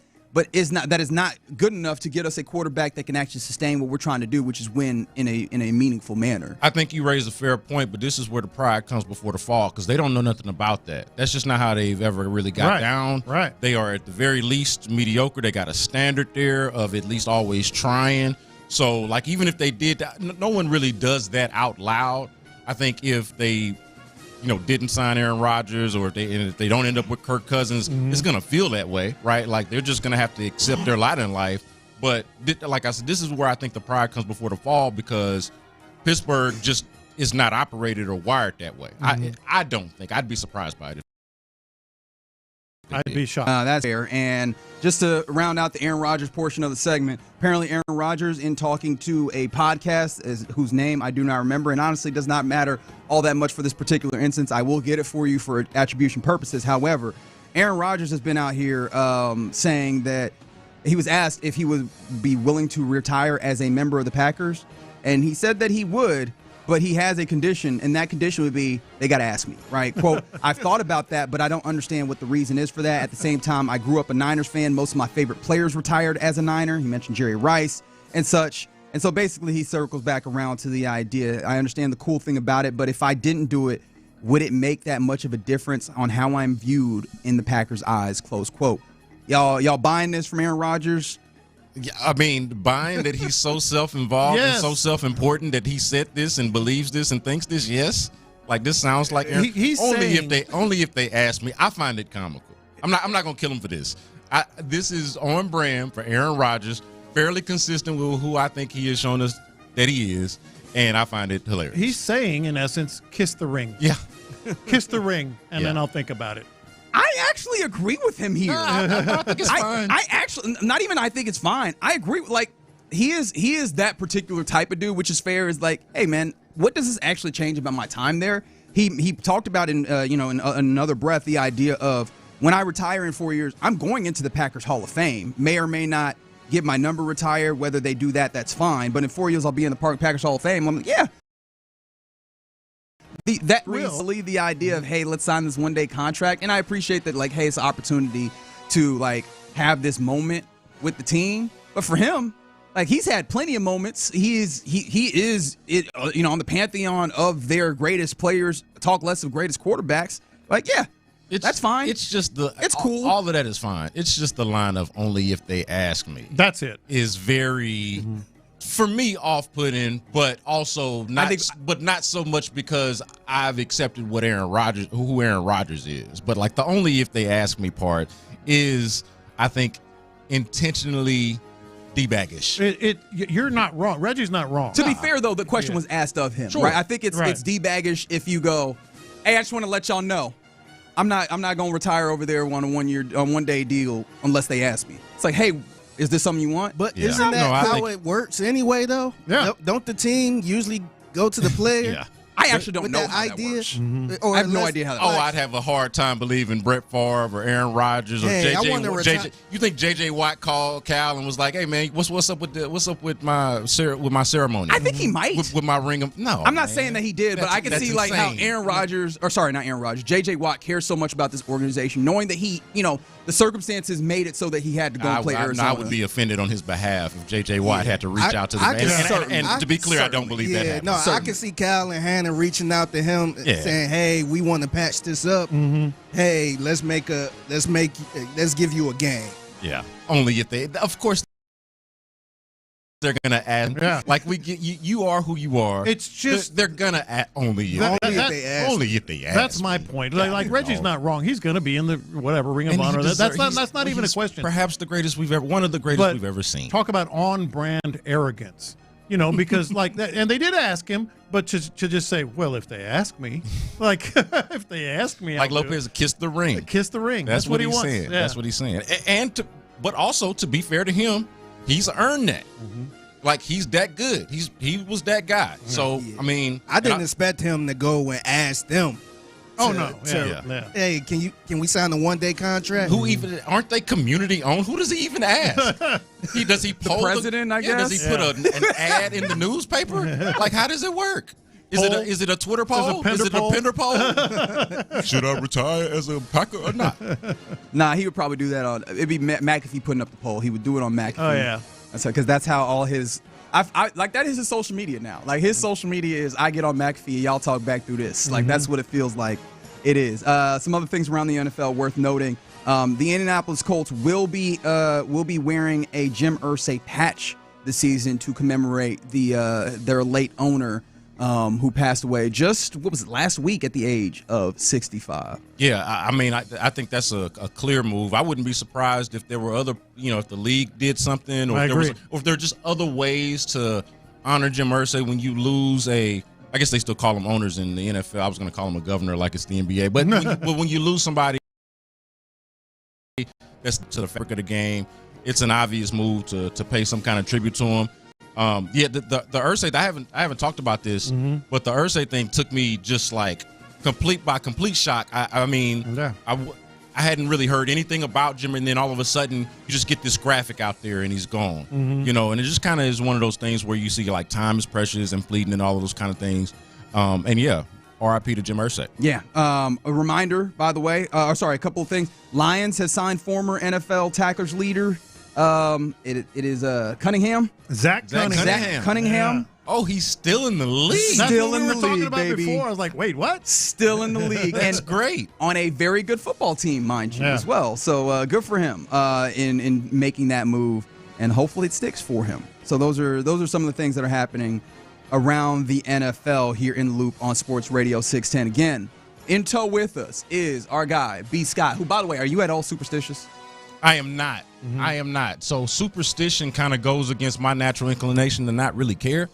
So like, you know, so to be superstitious would mean that you would have to give a bleep a little bit more than I normally do. So like, nah, I'm not really, you know, I kind of just let the chips fall where they may. I have processes. I have things in place, but I'm more of a, hey man, as much as Lopez hates the phrase, it is what it God is. Bless. Either I do well or I don't. Sometimes I do, sometimes I don't, and I just go with it. That's fair. It's brought me this far. That's fair. Somebody said I'm superstitious. Fire Jared Wayne. Jeez. The clothes was how you walking with, and I stopped doing that years ago. But growing, like if we were in college and we were walking, we're not splitting the pole. But I stopped. I grew out of that. That's probably the closest thing as I've ever been to superstition. Okay, fair enough. All right, you're in the loop right here on Sports Radio 610. You may not be superstitious, but you do come with that heat when it comes to thinking up stuff. So coming up next is get B. Scott's thoughts, as we often do on a Tuesday. We'll do that next. Payne and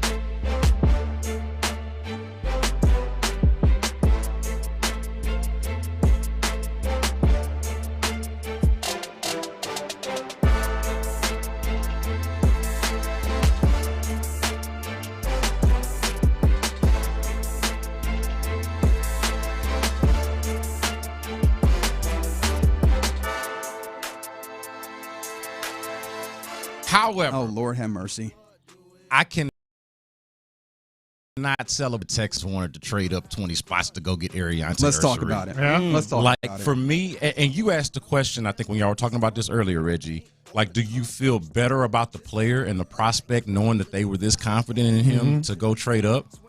My answer to that is no. Oh. I feel like, and this is not even about him, okay? I want to make it clear. I think that I like him as a prospect, and I'm obviously rooting for him to be very good, okay, clearly. However, when it comes to the evaluation and the pursuit of him and the track record of those who were doing the pursuing, it almost makes me feel worse because of how bad of a job that they've done in evaluating offensive linemen. And look, I'm not saying that everybody should adopt this idea. This is just my feeling when I read it. I'm like, I'm not impressed by this. This actually kind of makes me even more nervous when I look at the more recent picks that they've made along the offensive line and how they haven't panned out and how they just done such a poor job of evaluating that position group as a whole. It's almost like the more fervor and the more energy toward an offensive lineman, the less confident that I am in the evaluation, just because I don't have as much confidence in the evaluators in that particular position. And for all the great things that the Texans have done, I feel great about them. But this is the one thing that makes me a little skittish. And it should, right? Their track record speaks for itself. I don't know how it's not a little bit. I think it's a commentary on Blake Fisher, too. Yeah, I mean, it's on all of them, unfortunately. Yeah. And I hate to say it, but it's Blake Fisher. It's juicing out the door. Yeah. But, like, the best job that they've done at drafting offensive linemen since they've been here, it seems like, is Jared Patterson, in which case you feel like maybe they even got lucky there. Yeah. You know, like and I don't want to take credit away. Maybe they actually did a good job of evaluating this particular offensive lineman. But that's somebody that you drafted late that has come in to really fill the holes in the spaces where it did not work out for you, where you invested more capital either in draft or in, let's say, the person that you signed. I think for me, I'm not with you there when it comes to the fear, or I guess fear isn't the right word. I don't want to mischaracterize how you feel about it, but just the general negative kind of feeling. It's more mistrust. Mistrust. Okay, fair. Thank you. I appreciate you helping me out there. The mistrust that you have there when it comes to the possible evaluation of Ariante, I think that's probably fairly standard. What it does take me to, and I feel kind of weird putting this here because I think you could usually give Nick Caserio a lot of credit for his movings and shakings in the draft. It makes me side-eye his, like, the machinations, right? Because we were talking about it in the break after that segment. Is it any chance that this was some of the ruminations that was happening before the trade down from 1? And I was like, no, it can't be. Like, they were so concerned, focused about moving, what they were doing at 1. And I have to believe the way that they were moving would have been for an offensive lineman, right? Trying to trade up in the first round, right? Yeah. So they trade back from 25 to 34.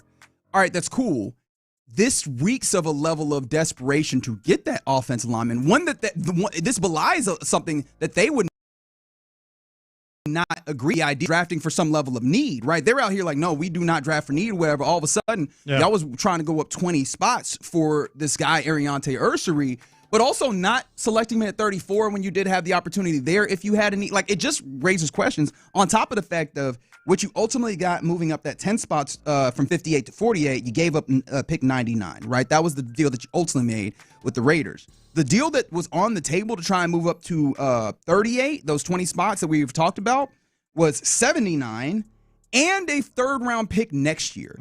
And it just, like, it also calls into question for me, what is the value proposition of what we're doing here with how you move and shake? And again, if you were willing to do all of that to move up to 38, then why wouldn't you feel comfortable taking him at 34? All these things raise questions. And I understand that there's probably some answers to it. I don't want to make it seem like there's no answers available. I just have questions. So the best part about that is how you ended that with, like, why not take him at 34? I think that's the fairest point. Like, okay, so if you were willing to go that far out, why not take him at 34? I do think that there is an element of trying to get greedy here, maybe where they saw him at. So they're like, hey, maybe we don't need to take him at 34, and I can excuse that. And I can even. But then you really need to take him at 38 then? Yeah. All fair. All fair. But I will say, this is one of the things that I kind of do like about Nick Caserio and this regime and how they operate, is that they look at these value propositions and the draft board and all that, and they understand it. Like, don't make any mistake about it. And sometimes they'll just kind of buff it and say, hey, we really want a player. We really have conviction about going in a particular direction. And they are not bound to the rules, so to speak, or to the conventional wisdom. And I can appreciate that because that's them putting their chest out there. And look, even if you're going to be wrong, I can appreciate having conviction. But then it still goes back to the original point. I like the conviction. I like how they move. I just don't necessarily trust I don't trust them based on the results that they've given so far. Now, I hope that this bucks that trend, right? I hope Ariante Ursary completely just shatters this whole notion that I'm presenting. But that's how I felt reading it and consuming it in real time. It's like, y'all ain't did this right for the last few years or so. No, that's for the last fair. few rounds of it. To Reggie's point, I think it's as simple as they didn't think there was any way in hell that Jaden Higgins would last. Yeah. They thought there might be a chance that that Ursary could last, and then they got happy feet. Then they got greedy, to your point. And so they wanted to get them both. Hey, how about C.J. Stroud and Will Anderson? I think that's exactly it. You know what I mean? No, and ultimately, this is the funny thing, is while this raises questions for me on, okay, what is the decision-making matrix? I kind of love the way that it ended up falling out. So, I do need to give them credit for ultimately getting to a place where this worked out. But that's actually a good point, Rick. This was a dub. I do want to make this clear. I came here with the negative energy, but we should. I think you did a good job of that. This is a net W. 100%. Yeah. I think you ultimately see how the sausage is made, right? Because when you see how the sausage is made, you go, wait, the sanitary standards back here is a lot less than what I thought. Like, I thought this was a lot more machine-like, and there's a little bit more wiggle to this sausage-making process than I anticipated. Maybe that's what this ultimately is, and maybe that's the way that we ultimately deal with this or look at this in hindsight, if we look back at this in hindsight at all. But in the moment, I'm just like, okay. Yeah. Now, I also want to get to Lopez's point about the different feel or change in expectation. I don't know if I got necessarily, maybe my change in expectation is more so not, hey, you got to be good or you're going to be good, but it is more of I think this guy's going to play more sooner rather than later. Yeah. Right? Like that is where the expectation changes for me with the guy. I can't get over the fact that they were willing to move up more than half a draft. Yeah. And then I go to half a round? Half a round. Half a round. I was like, half a draft? Half a round. But I got you. Half a round. And then I can't help but keep going back to this idea of he's just going to be a tackle. He's not going to play guard. They've spent money at tackle. They have options on the right side. He doesn't play on the right side. He is a mammoth of a man. Big dude. So I don't know. I know they've said, and maybe it's to kind of, keep down the expectation of, hey, we don't want y'all thinking this guy's going to be a guard and we don't even know if he can do it yet. Right. Yeah. But knowing this now makes me think, okay, well, unless what they got there just completely ain't going to work out or somebody gets hurt, could he still be somebody that they slide inside? I know they said that they won't, but now, hey, we can start to find out tomorrow. And we know how they move, right? They move tackles inside. We've seen it before. So can I counter you with something that is maybe equally or maybe even more absurd? Yeah. Are we so locked in on the idea that they have Cam Robinson anchored at left tackle? I think so. No, I think that's a possibility. Is there a possibility? Because, and again, absurd. We're just spitballing right now. Is there a possibility that Ariante Ursary starts at left tackle? You move Cam Robinson, experienced player, but over to the right side. And I know Nick Caserio in this organization has talked about how moving dudes around is all willy-nilly. Like, it's not something that, you should take lightly. However, they have had a willingness to do it when they need to. And what that would do, especially for a Titus Howard that has played left tackle, or left guard rather, and not really having a right guard that you feel like is either really good experience or whatever, or if you maybe end up with somebody who is in there who is less experienced, it allows Ursary play next to a Howard who is an experienced guy. Maybe it gives you a little wiggle room to play. Maybe a Robinson on the right side with somebody who has a little bit less experience possibly at right guard. Like, if that is something that is, if we're getting wild with it, is there any way that could happen? They got a lot of different possibilities on the offensive line, but every path that we go down with this, every idea feels like a separate commentary on someone else. Oh, yeah. Because if that happens, then what does that say about so-and-so? And I'm not trying to call guys out, but like in Reggie's example, what does it say about Blake Fisher? Okay, so like, I mean, he's your swing tackle. You've also signed, Trent, like you. So what does that say about how they feel about the other players that are now being displaced based off of this draft pick? And then the fact that it happened, at a position, not at the position that we were expecting them to address. It's at tackle, like the musical chairs is happening at tackle, and then we all still looking at guard like, so what's happening here? See, and I think it's Titus Howard and Ed Ingram. Yeah. Laken Tomlinson. I mean, if I was forced to power rank him, I'd put Laken Tomlinson over Ed Ingram. But I think all this is a product. But it's played more right. Like what Reggie's saying, the possibility, the absurd thing is, as he's talking about it, is all a product of the clarity now, just how much they liked him. The fact that they moved up 10 and could have moved up 20 says a lot about what they think of him, and that, I think everything's on the table. Yeah. Or maybe how little they care about like the actual draft capital or the way that we view draft capital. Maybe that's it. I don't know. And what does them liking an offensive lineman even mean? Yeah, that is how it all started with. In this if his name's not Laramie Tunsil, like an obvious. What is them liking an offensive lineman? What is the significance of that? What is that good? Is that a good thing for the Texans? And Derwin chimes in here on the YouTube. Hopefully it means that the best guy will be at each position. Things like Dare, the automatic third down back. Who is the best? That's all I care about. I think who is the best is one thing to care about. The secondary question after that is how do they compare with what standard is or what expectation is at that compete against yourself. You are in some ways. Last year, you got to be better than last year, but you're also competing with, the 31 other teams in the league and how you're able to deploy this offensive line. So a lot of interesting things that we will take another step towards finding some answer to tomorrow as OTA start for your Houston Texans, including we'll get some conversation. We'll hear from D'Amico Ryans and select players tomorrow. And, of course, you'll get that audio as soon as we can get it to you right here on Sports Radio 610. B. Scott's thoughts. You love to hear it, man. You really do. Sticking around for one more segment, as he always does, in which we've talked about what's popping, including I would like to talk about a little bit of movings and shakings with U of H, but also we either talk college football or we talk a little NBA basketball. One thing we will talk. We'll do that next.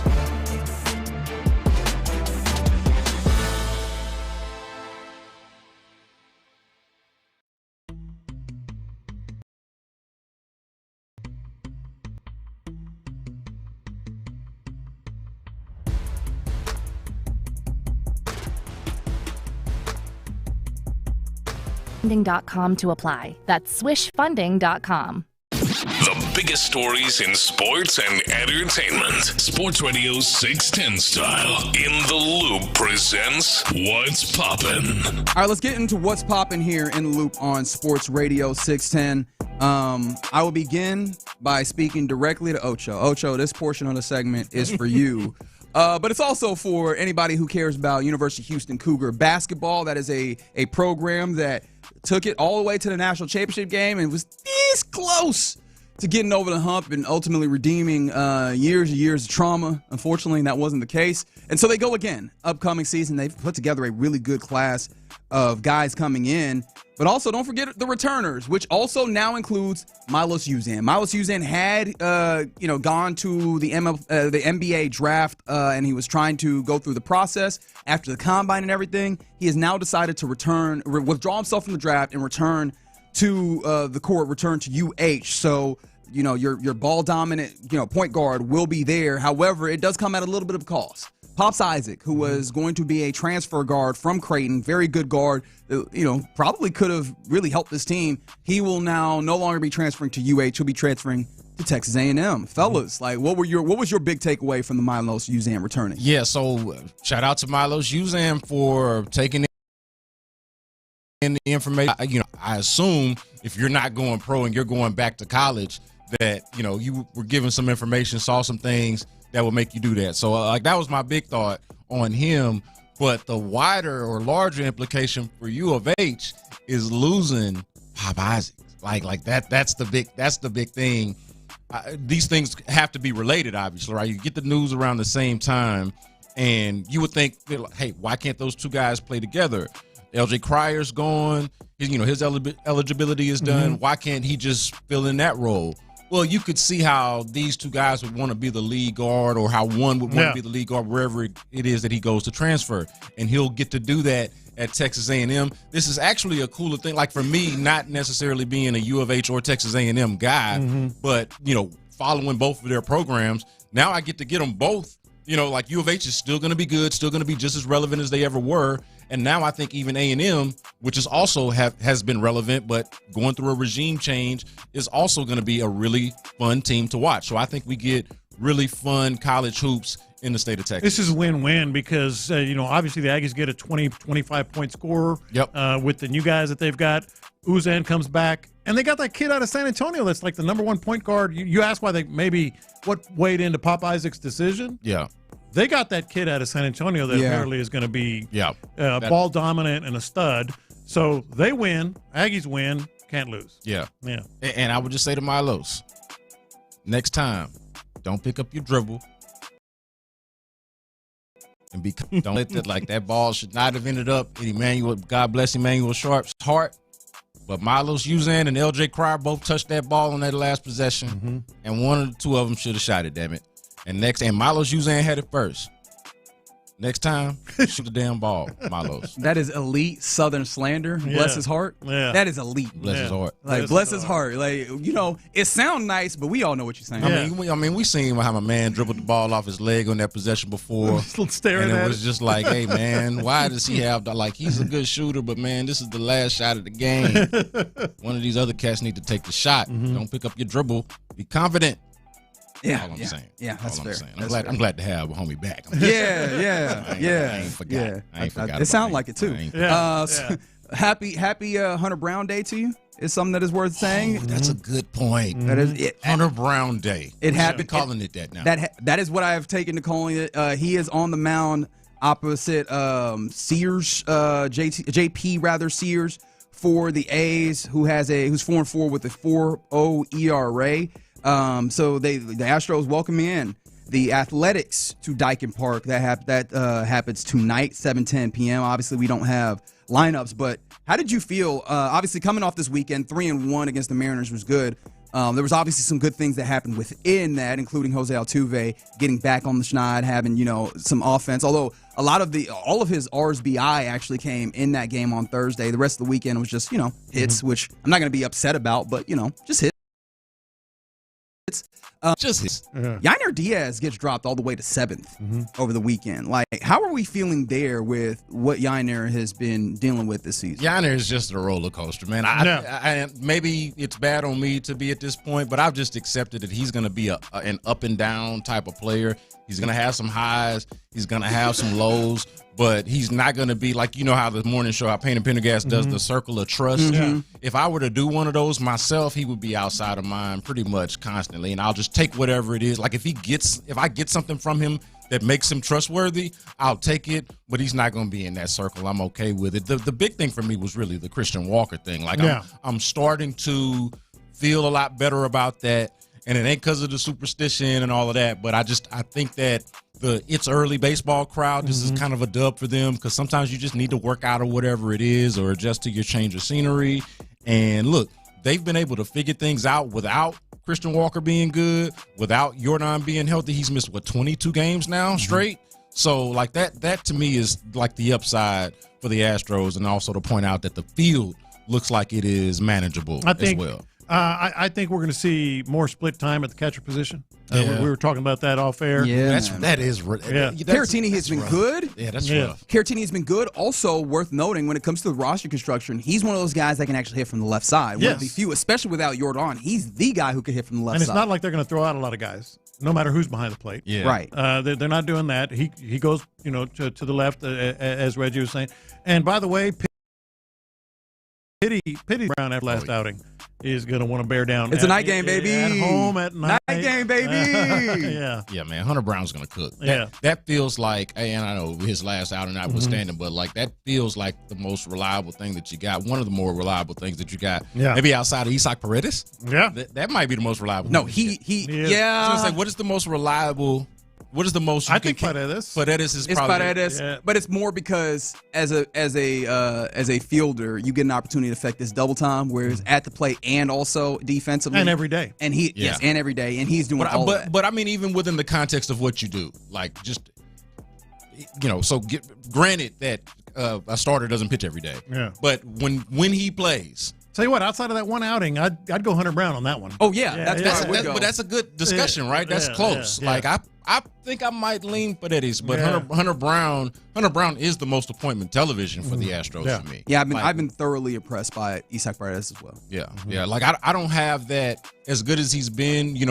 How when Jordan's healthy, like you got to sit down for a Jordan at bat. You can't get up and go to the bathroom or go get a beer. You got to sit down for a Jordan at bat no matter what. Yeah. They don't have a guy like that for me right now in the lineup as good as he's been. But Hunter Brown is that. Like I got to watch every pitch that he throws. So every single one. Agreed. And there's nobody else like that on the pitching staff. And it's not difficult to do either. Like the level of sitting on the edge of your seat, looking for what he is going for, like what is he trying to do, where is he trying to attack? It pays off when you're sitting up and watching Hunter Brown. So,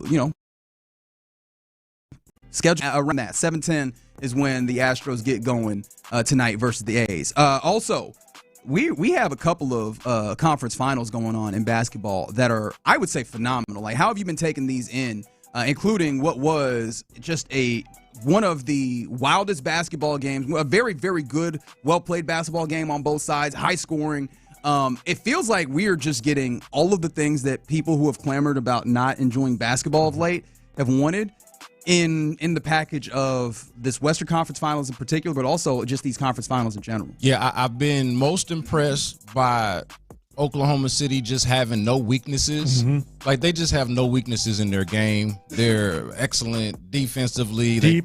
They got depth. They can put the ball in the basket. Like they just can do everything that you need to do. I also like with Minnesota that they're doing this against a Minnesota team that is, I think, very well built. Like in the sense of like their personnel, the way that they can kind of duplicate everything, the drive, kick, and score and shoot. Like everybody every guard, everybody that plays for them can do a similar thing, save for Rudy Gobert, right? Who's a specific kind of player. But everybody else can put the ball on the floor, can shoot, can get to the paint, can pass, right? So like they got all of these guys that do all of these things well, and they defend. And Oklahoma City just has an answer for it. Has an answer for all of it. And so I really like that. And then on the other side, how the Pacers and the Knicks both have this I'm going to walk you down kind of nature to them. Yeah. Right? Like the Pacers have obviously been doing this. They have more behind victories in the last minute of a game, down 7 points or more, than anybody has had in the history of basketball. And they haven't even made it to the finals yet, right? So that's the Pacers. And then the Knicks were doing this, what they just did to the Pacers in Game 3. They were doing this to the Celtics, too, even before Jason Tatum got hurt. Yeah. So both of these squads are walk-them-down types. And, it's just a fascinating watch between the two of them. So, the conference finals have been sublime. I think the fascinating thing to me is this concept, this narrative of, Anthony Edwards should have taken over more, should have been a superstar, all this other stuff. I think it was just a credit to Oklahoma City. Yeah. Yeah, I really do. I thought maybe he could have commanded more shots, but could he? No, Kendrick Perkins made a really good point on ESPN this, but I think it was either on Get Up or on First Take this morning. Of Beaumont, Texas. Yeah, shout out to Beaumont Ozan.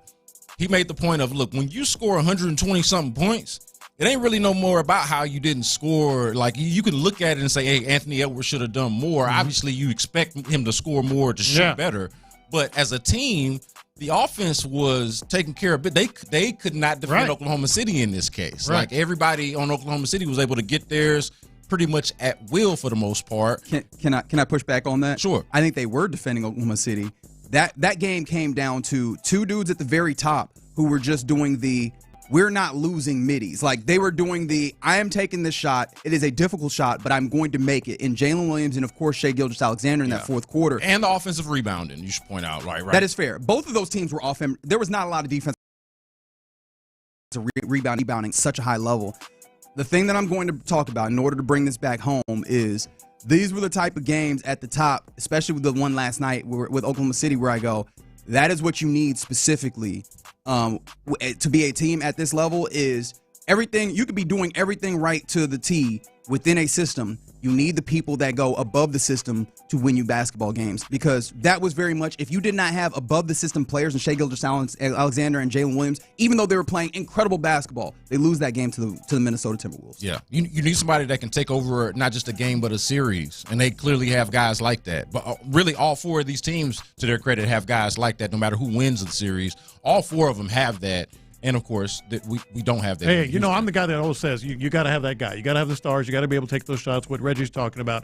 That particular game last night, I thought, I don't know what more other than incredibly tough offensive sets that you could have gotten out of Edwards. But him being involved a little bit more earlier. I think he was involved a lot. He just wasn't taking the shot. Well, that's kind of his thing. He was off ball a lot, and you had the likes of Nickeil Alexander-Walker and James Daniels doing. Well, they scored they were effective, but they were dudes doing all the offense in a way where even the whole first quarter. I mean, his first attempt at basket came with 1 minute left in the first quarter. But a lot of that goes credit to OKC. Right, because they scored and they were effective. Falls right into the plan. I'll live with them beating me and Anthony Edwards being having the outlier performance if I got to. Or it's always that pick your poison. Mm-hmm. Hey, I'm going to let the guy that's great beat me, but none of the guys being, we're going to shut this guy down. Which one do you do?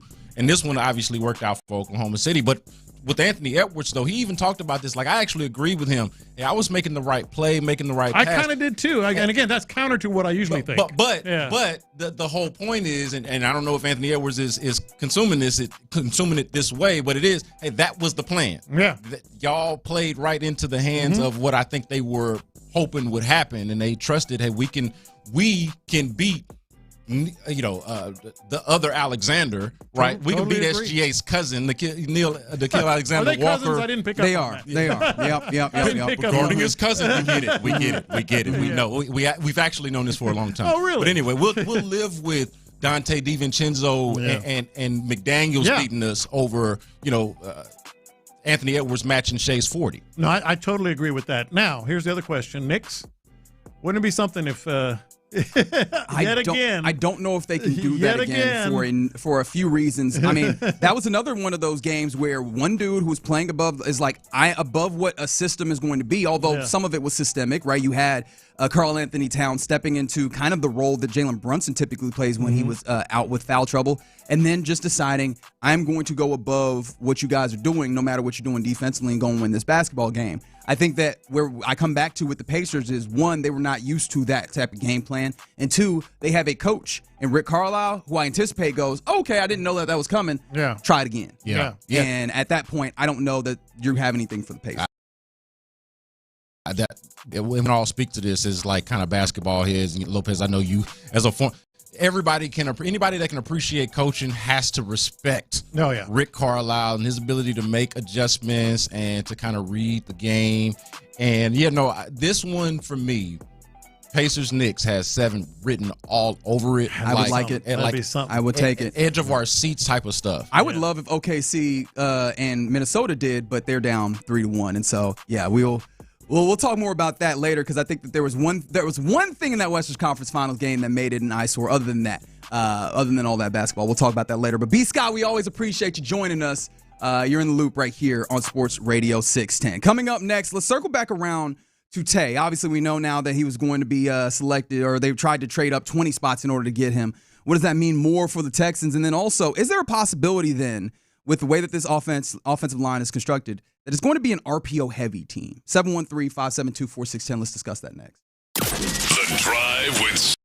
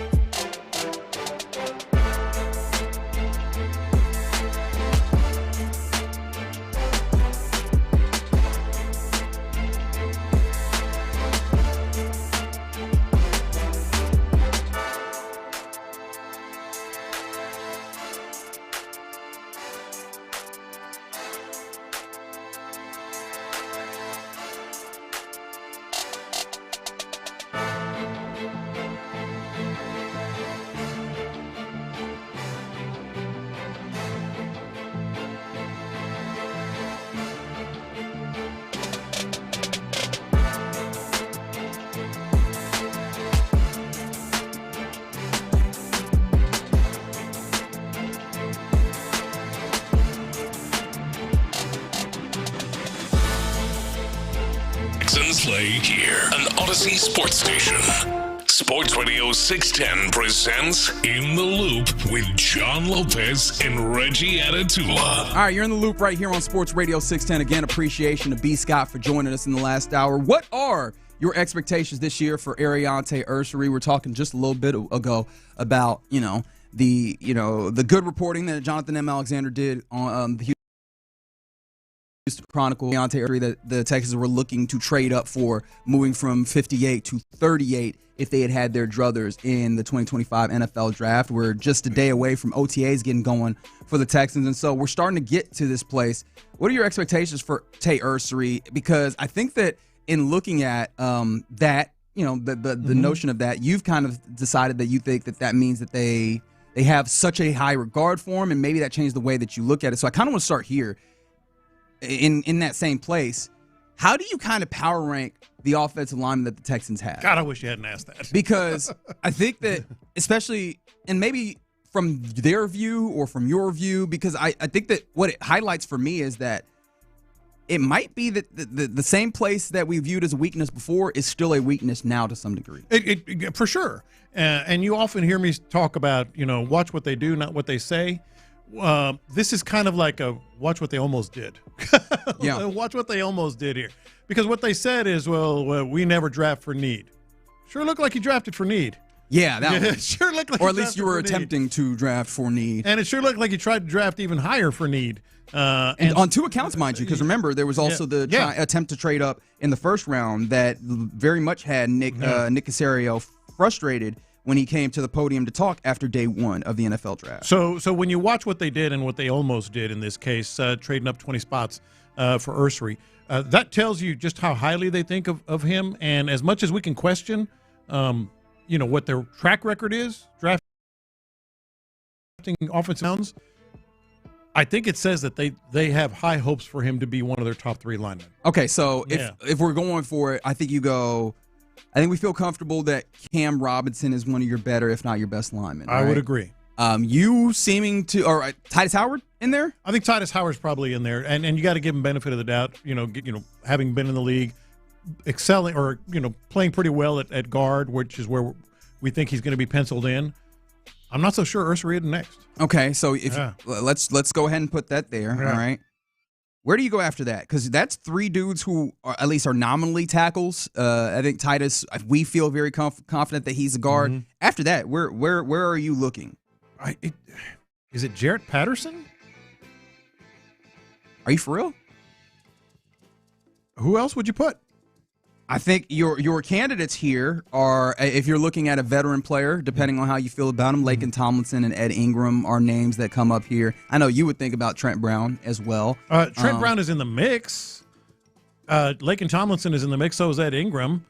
But what Jarrett Patterson did at center? Jared Patterson and Juice Scruggs? Yeah. You're looking at those guys being your next answers there? I would say Jared Patterson. That feels like you got to put a line after the top 3 as a break. Yeah. It's like tiers. This is definitely tier 2. With Jared Patterson and maybe Trent Brown, maybe Laken Tomlinson in that same tier. How would you do it? Not Blake Fisher at all in there for you? I'm not real high on Blake Fisher right now.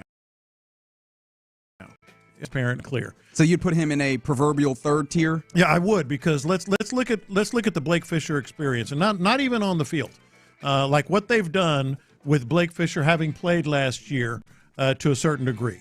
They brought in Trent Brown, they brought in Cam Robinson, they drafted Ursary, and that says a lot about what they think about Blake Fisher. Watch what they do. What they did was not show a lot of confidence in Blake Fisher being a tackle. All right, so somebody said if Titus is in the right tackle, why is he not right guard? I think it's because he played left guard last year, but teaching him a whole nother position, is that something that they want to do? And also, I still, harken back to the ways in which they thanked him at any given opportunity for moving to left guard. And this is reading into it. I cannot say this with any level of certainty, but that may seem like Titus Howard, not all that excited to move positions necessarily. Oh, right? Obviously doing it as necessary. So would you want to take a person who at least historically we know has not been excited to move positions and then say, hey, want to do it one more time for me, big dog? Like, that's the only thing that I concern myself with. But ultimately, the point that I want to get to, because we don't necessarily need to nail this down. Well, I am curious what your number 4, 5, 6 would be. I think. Are you in agreement? Those top 3? Those guys would be in there. I think I'd put Laken Tomlinson there for sure. I think he had a down year last year, and maybe that trends towards a downward turn in his play, but I still recognize the time that he's had where he's been good.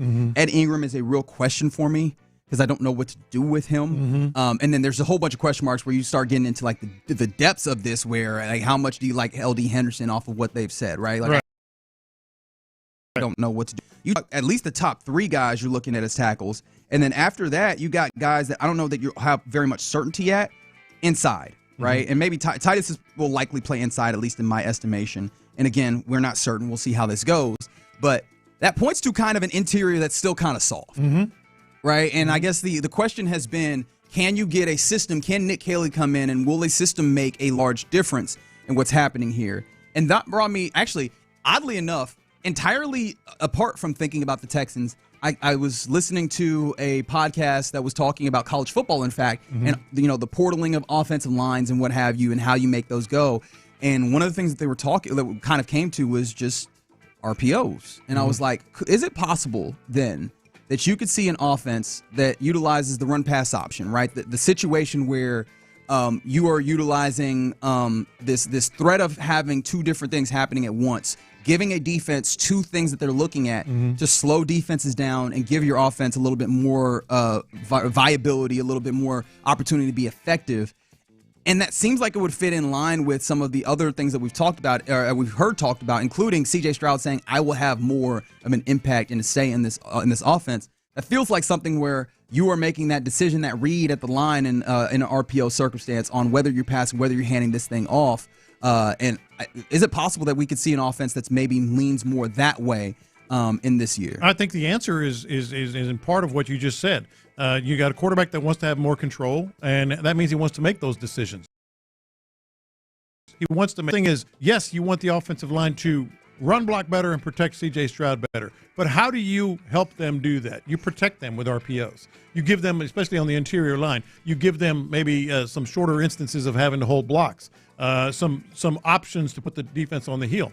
That would be RPO. I'm not going to say it's going to be heavy doses, but I absolutely could see where it would work. Are you confident at least in this offensive line being able to grasp that? Not to say that's like difficult, but RPO obviously then gets you in that place where you've got to hold the line and not have men downfield, which was something that this offensive line, obviously not with these specific guys, but this offensive line struggled with last year, is that, in that neutral zone of getting dudes too far downfield. And you had at least a couple of those penalties thrown out. It felt like a number of them were on Kenyon Green, to be specific. Well, and I also think that speaks to the system change. Yeah. The system change lends itself more to RPOs, because what did they do last year? It was about getting to the second level. It was about leaving guys, on islands like Dalton Schultz. Get to the second level, whether it's on the interior or the exterior or outside the line, is to be able to get. Well, that does not lend itself to RPOs. What they do, power, engaging, and holding these blocks and et cetera, that does. So I think that comes back down to Cole Popovich and techniques and their style of offense.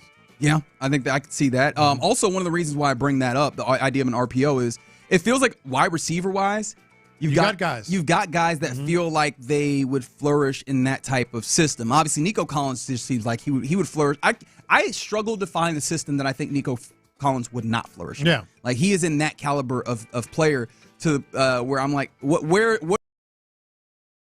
is the system that you not be a monster? Not even he would not be good. He would not be a monster. We've seen him get the ball in space and create. Yeah. Christian Kirk seems like he has the speed and able to do that. But specifically, I'd like to speak to Jalen Noel. Yeah. We've talked about him clearly possibly having a role like returning kicks in that way. But I could easily see him being a guy that gets the ball in space and creates in that way.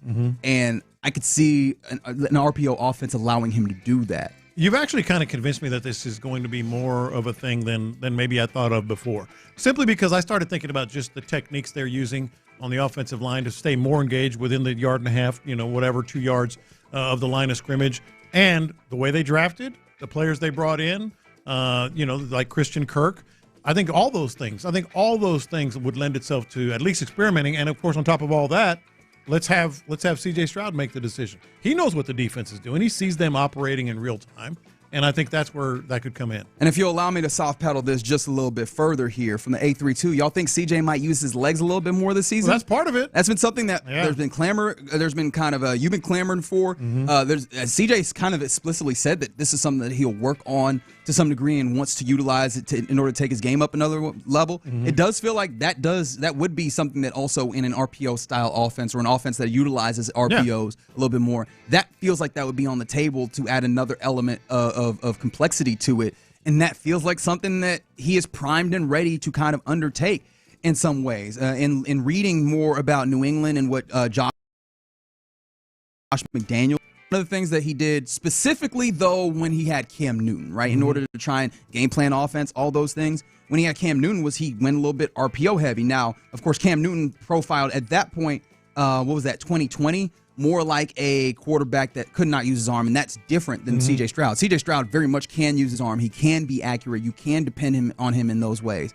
But I do wonder if, in trying to replicate some of the New England stuff, that might be something where you go, seeing the way that game plan came to be, could that be something that could be kind of siphoned and utilized for the Texans? And it feeds perfectly into what my thoughts are with C.J. Stroud and running the ball.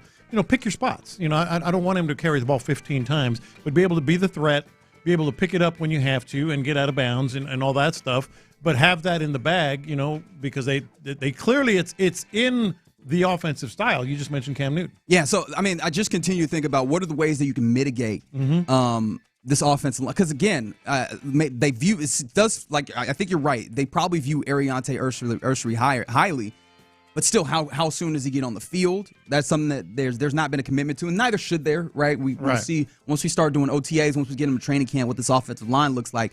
But I'm already wondering, what does Nick Caley do in order to help mitigate what I feel like, and I don't know, I feel like other people also agree with me.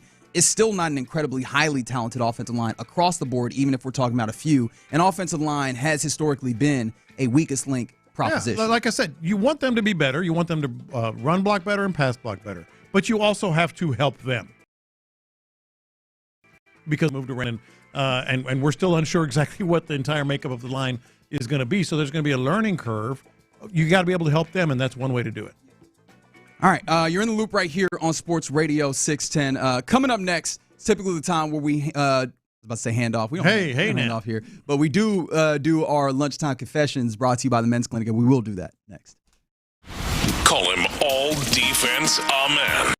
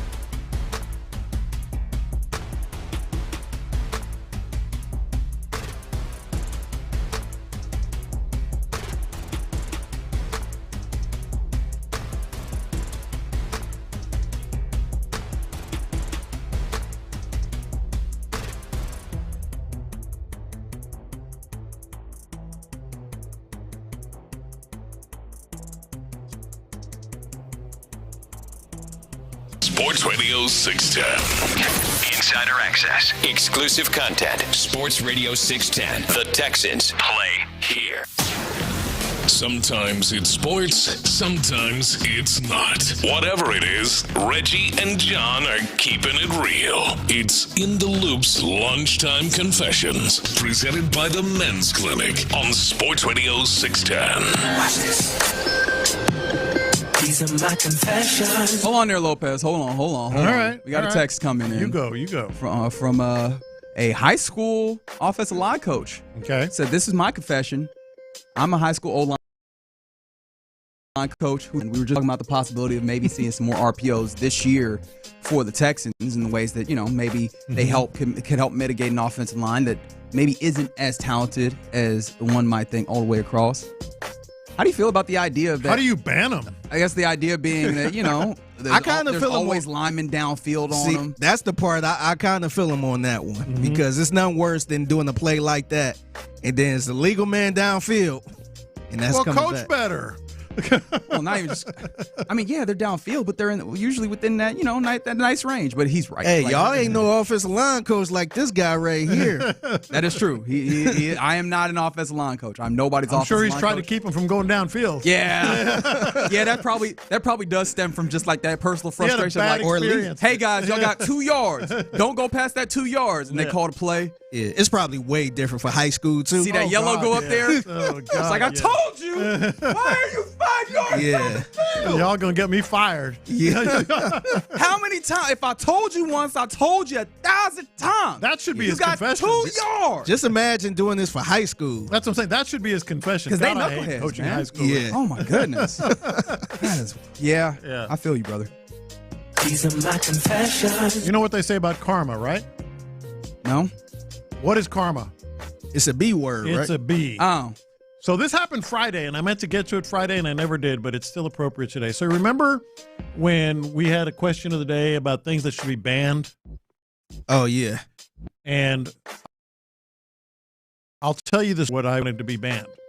So Friday morning, right before we went into the long weekend, I'm on the elevator with 2 other people. Some bozo sticks his arm between the elevator doors as it's about to close, as it's closing. Looking like Bishop from Juice. Yeah.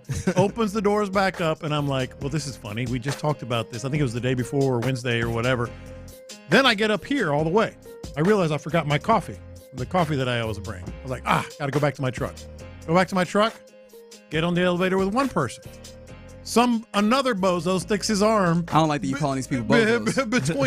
between the doors. So what I said should be banned is like if someone's on the elevator, you don't open them. You don't open them as they're closing. Happened to me twice within like 15 minutes. And you deserve it. They probably listen to the show. I wonder if it was like, I'll get him. Twice. I'm going to start doing it. If I see you on the elevator, I'm going to do it. Stick your arm in there? Yep. I'm going to act like I'm hitting the button, but I'm not really. So, yeah, twice in 15 minutes. You deserve it. The exact same thing I was talking about. And did it ruin your day? Kind of. Good. Yeah, kind of. That's the beautiful part is if you had said no, I'd have been like, see? And if you had said yes, I'd be like, you deserved it. That's what you couldn't earned. Lose. That's right. Yeah. Somebody said not blaming the lineman, blaming the quarterback, which, yes, I know. Okay. Because obviously you block the run, and obviously the quarterback has to make a decision, get the ball out quickly. If not, then you end up, So it's the quarterback's fault. Maybe the quarterback should get a flag for it, right? Sure. Instead of legal lineman downfield. Mm-hmm. Either way. Ban it from high school at least. Yeah, my man was at least to save him. Take it out the playbook. Save him the hassle of it. These are my confessions. I mentioned it. I thought that last night's Western Conference Finals game between the Thunder and the Minnesota Timberwolves was one of my favorite games that I've watched in the last few years of basketball. It was, both teams playing incredible defense, incredible offense. We got a lot of scoring. It came down to, a great circumstance. Yeah. And as I was watching it, it was on ESPN, and for the first time in maybe ever, I was good on the call. I was good on the announce team. The announce team of the ESPN, Mike Breen, Dorsberg, and Richard Jefferson. Yeah. And specifically within that, I know that there's people that dislike Dorsberg. And I'm not one of them. Like, I typically really like her. She said a couple things that made me what she said. Made me go, all right. I kind of liked it. That made me go, all right. One of those was here. Here's the first Doris Burke talking on the broadcast yesterday. And I don't know much about history, but I know the French and German don't like one another. And Rudy says, bonjour, Mr. Hartenstein. Have a little bit of that left-handed dunk. What are you trying to start here? Exactly, Mike Breen. Like, what are we doing here? That one was brutal. Like, what are we doing here, Doris? That one was brutal. Like, I think she was trying way too hard. The French and the German, she's trying to create goodness gracious. Well, I mean, they've had plenty of strife in their history, but create more. Some of which I don't really need to get to at this point. But yes, I was like, that was, and then here's the other one. And there's contact on Omer. Every player in the league can do this. I actually love that call. Calling him a free throw merchant. Yeah, like, I mean, everybody's thinking it. We don't. But this is the place where I will say though, in that space, being a partner of the league and not saying obviously they can be critical in the ways that they can. I feel like that doesn't help. When we're talking about the league is leaning into these particular narratives of things, at least when you're on the call. But yeah, I just watching it all, I was like, all right, I am ready to go to the simulcast that they had, the ESPN2 broadcast, where they had Tim Legler, and I enjoyed that quite a bit. What the league thinks doesn't matter to me. Why? Who cares from a league perspective? I thought it was a good call that everybody's thinking about this, how he's doing. And by the way, I don't mind it. I don't mind what he does, just as an aside. But she did her job. Like, okay, everybody, they're holding up signs, right? Free throw merchant and all this other. And I thought that was her best work. I think in that game. The reason why I said that was more of, I think when you're talking about these things, you're highlighting kind of the negative aspect of which, and the ways that people kind of look at the league. So it's like, we didn't have to do that. We didn't have to do that. Yeah, see, you pretty much saying she's doing the Jeff Van Gundy, pretty much. Like highlighting some of the things that the league don't really want to highlight. At times. But we appreciated that. And I appreciated what she said. It's like you can't ignore the elephant in the room. And if the league doesn't like it, well, take it up with Doris Burke and ESPN. You know, I wanted a good call. The first one was brutal. It was rough. Brutal. That one, I was like, you want to listen to Reggie Miller? I was like, you go, Doris Burke. I was like, you go. You like, ain't that's good. That's a good announcer right there. Yeah. These are my confessions. So speaking of NBA playoff basketball, Karl Anthony Towns, he kind of balled out the last game. But I gotta confess, man, for some reason I feel like people been picking on him on the internet. And I got to confess, maybe I'm part of the problem. Maybe I shouldn't be laughing at this, but the internet felt like he be playing basketball a little too zesty. And I feel like people being a little unfair with this because I feel like everybody will look a little zesty if you play like a replay in slow motion. And they keep. Are you talking about the pass? Yeah, they keep. I love that too. They keep slowing everything he do down. Yeah.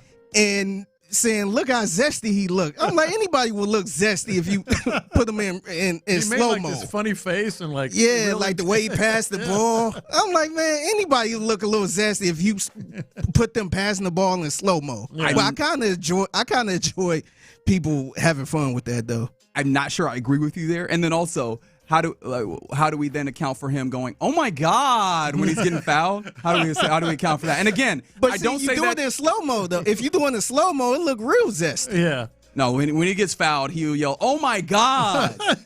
Which I like understand. Sorority person. I understand where people are coming from there. At the same time, though, like he was out here hooping. Yeah, he was. Especially that little zesty pass he did in slow mo. He just Everybody picking up on this now. I'm just like, man, leave him alone. Every time I see Cat, I'm gonna think zesty.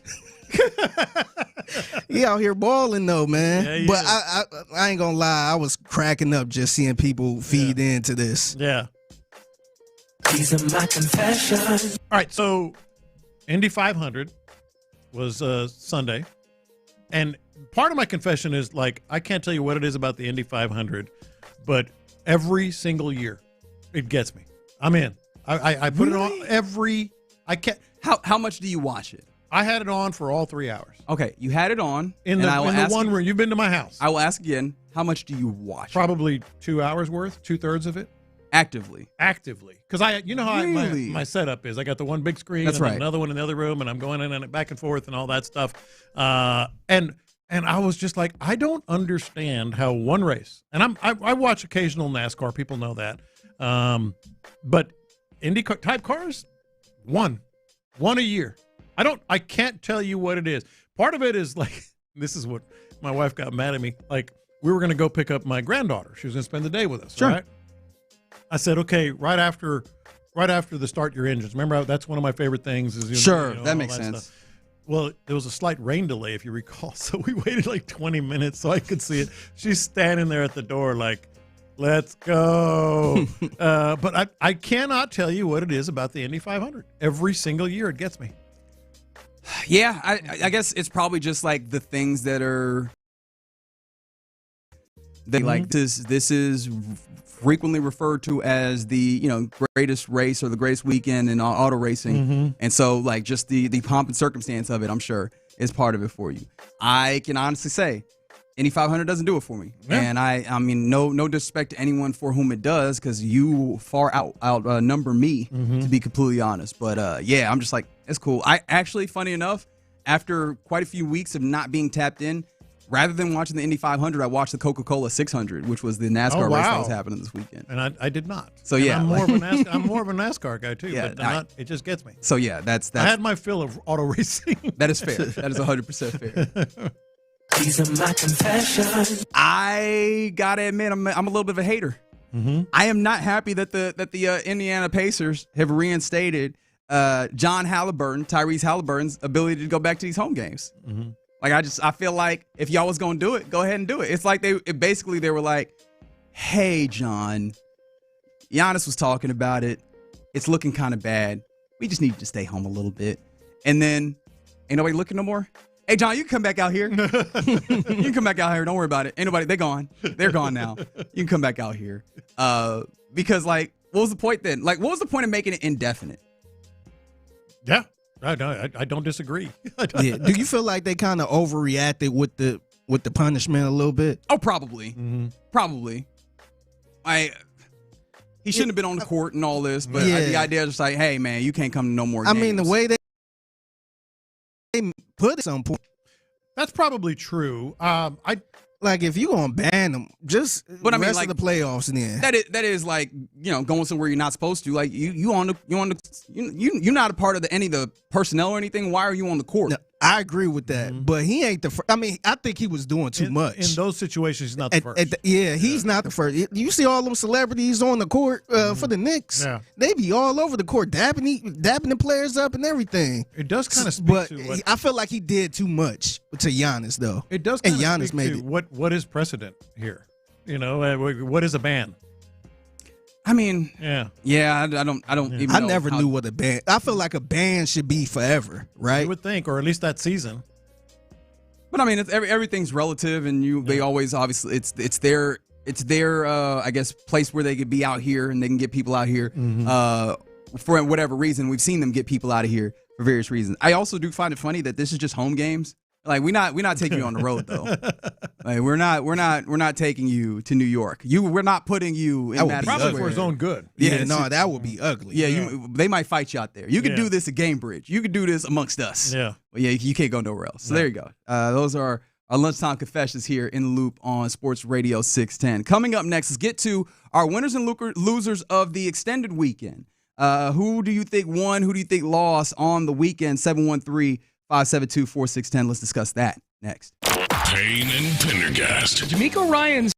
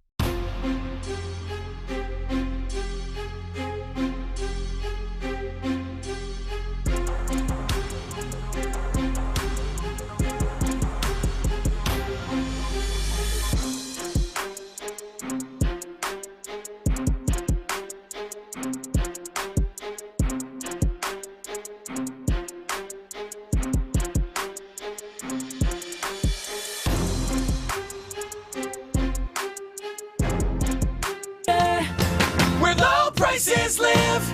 Live from the Mokaram Injury Lawyers Studios, Sports Radio 610 presents In the Loop with John Lopez and Reggie Atatula. All right, who are the winners and losers of the Memorial Day weekend? 713-572-4610. Because I'm not gonna lie, I think that I actually found a late candidate here for a loser on the weekend. But again, send them in if you have any that you believe were winners or losers. How about let's start here.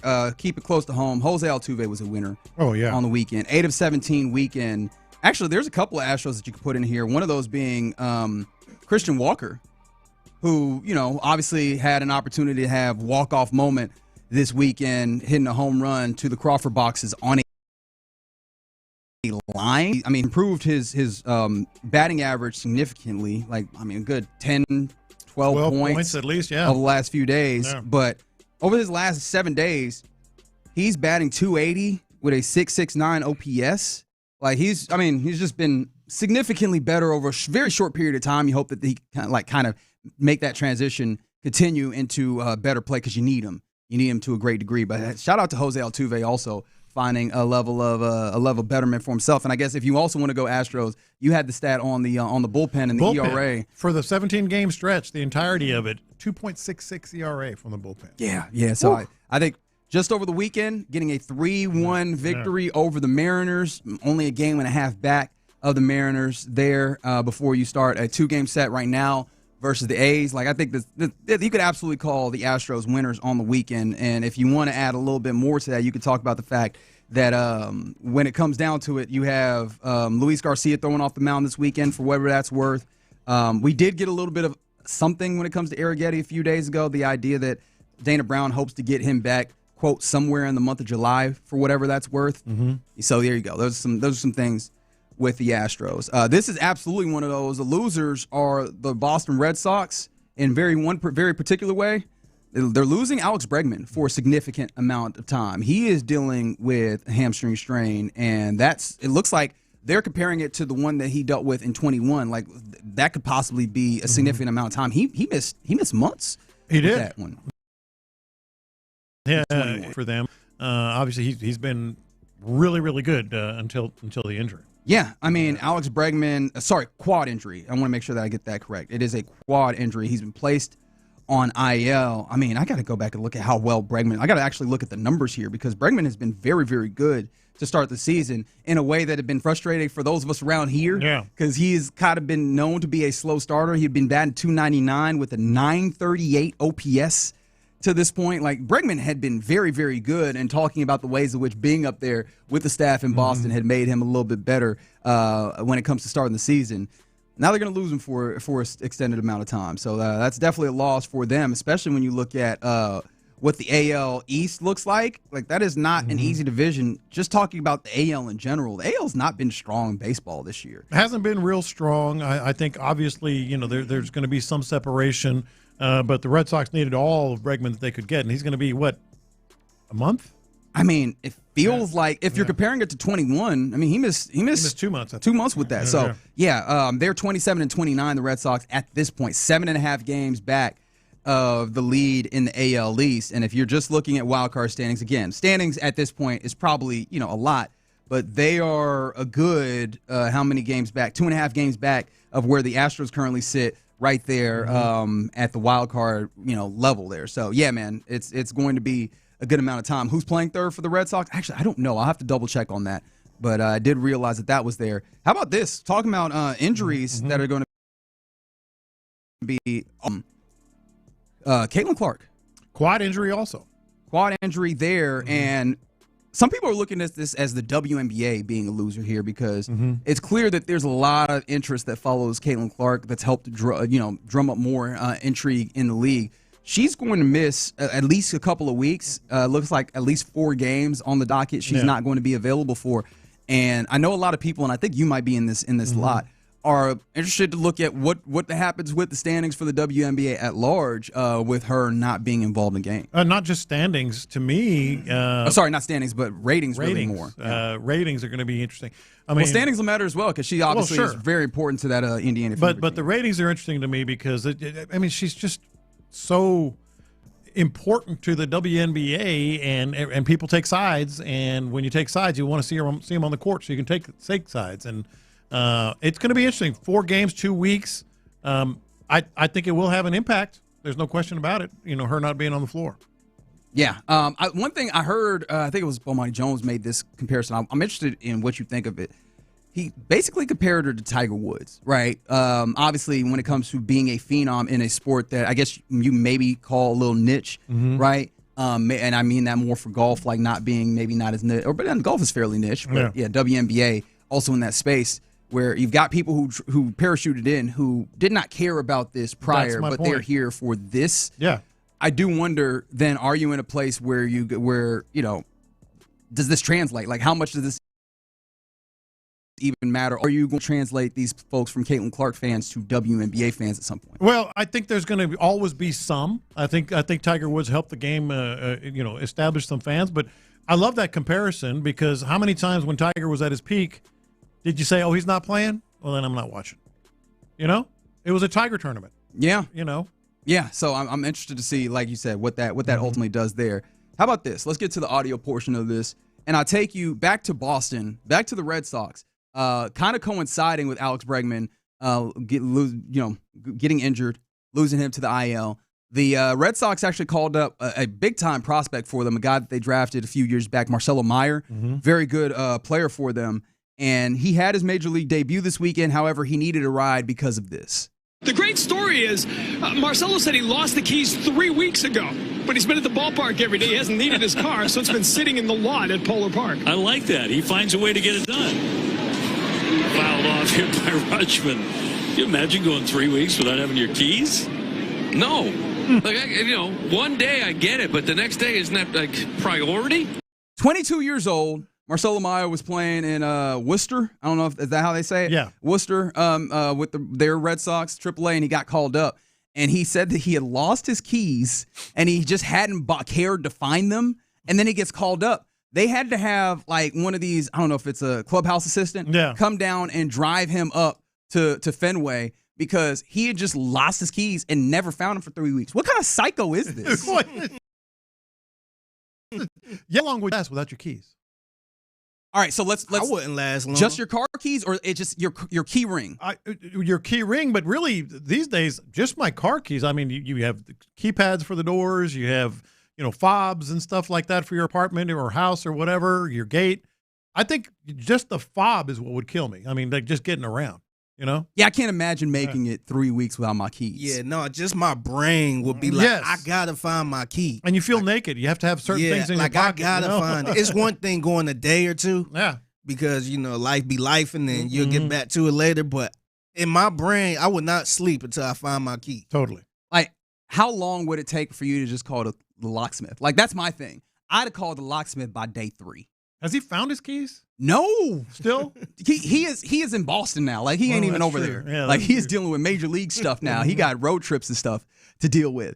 I just find it incredible that he was, like, he laughed at this. He said he was just, in the car as they drove him up to Boston, just dealing with, people texting him about, congratulating him about the call-up. And I just can't imagine being that. Maybe that just means he is real locked in on being a ball player where he was like, them keys don't matter. I'm playing baseball right now. But I just can't imagine. How about that phone call? Hey, good news. You're getting called up. Awesome. Can I get a ride? Yeah, someone send someone down. Come scoop. That also sounds like some rich people problems too, a little bit, where they just stuff that we got to make sure we have and find. Or college kids. Just bumming rides with people, Ubering. Yeah, but if you got a car and the only thing missing is your keys, go 3 weeks without finding your key. But also, which key? Like, he ain't had none of his keys. Like, who was like? It's one thing if it's a house key or something like that, but a car key to get you from point A to point B. And he's a bonus baby, so I'm like, is he one of these dudes at AAA who is sharing an apartment? Because maybe that'll help him get in, or does he have his own apartment? At which point, how you getting in the house, or are you just leaving this thing unlocked? Like I got questions, keypad, man. Keypad. I got questions, Marcelo. Yeah. I got questions. All right, so there's that. And now I feel like this happened this morning. So you let me know if this falls into the Memorial Day weekend. However, this is the proud of Beaumont, Texas himself, Kendrick Perkins, talking about performance of of our guy in Minnesota there, Anthony Edwards. Ant Edwards, who, maybe didn't have his absolute best game, but still had a pretty good game last night in this game that saw them go down 3-1 in the Western Conference Finals. This is what he has to say about Ant and maybe the way he comports himself if he wants to be a star. Pieces of the league in the history of the game. You look at Larry Bird, Magic Johnson, Michael Jordan, Kobe Bryant, Shaq, LeBron, Steph. What did they all have in common? While they was playing in the league, they all were family men. They all were married with kids. And if you think that don't play a role as far as the role model, this is facts. I think he's trying to say something else.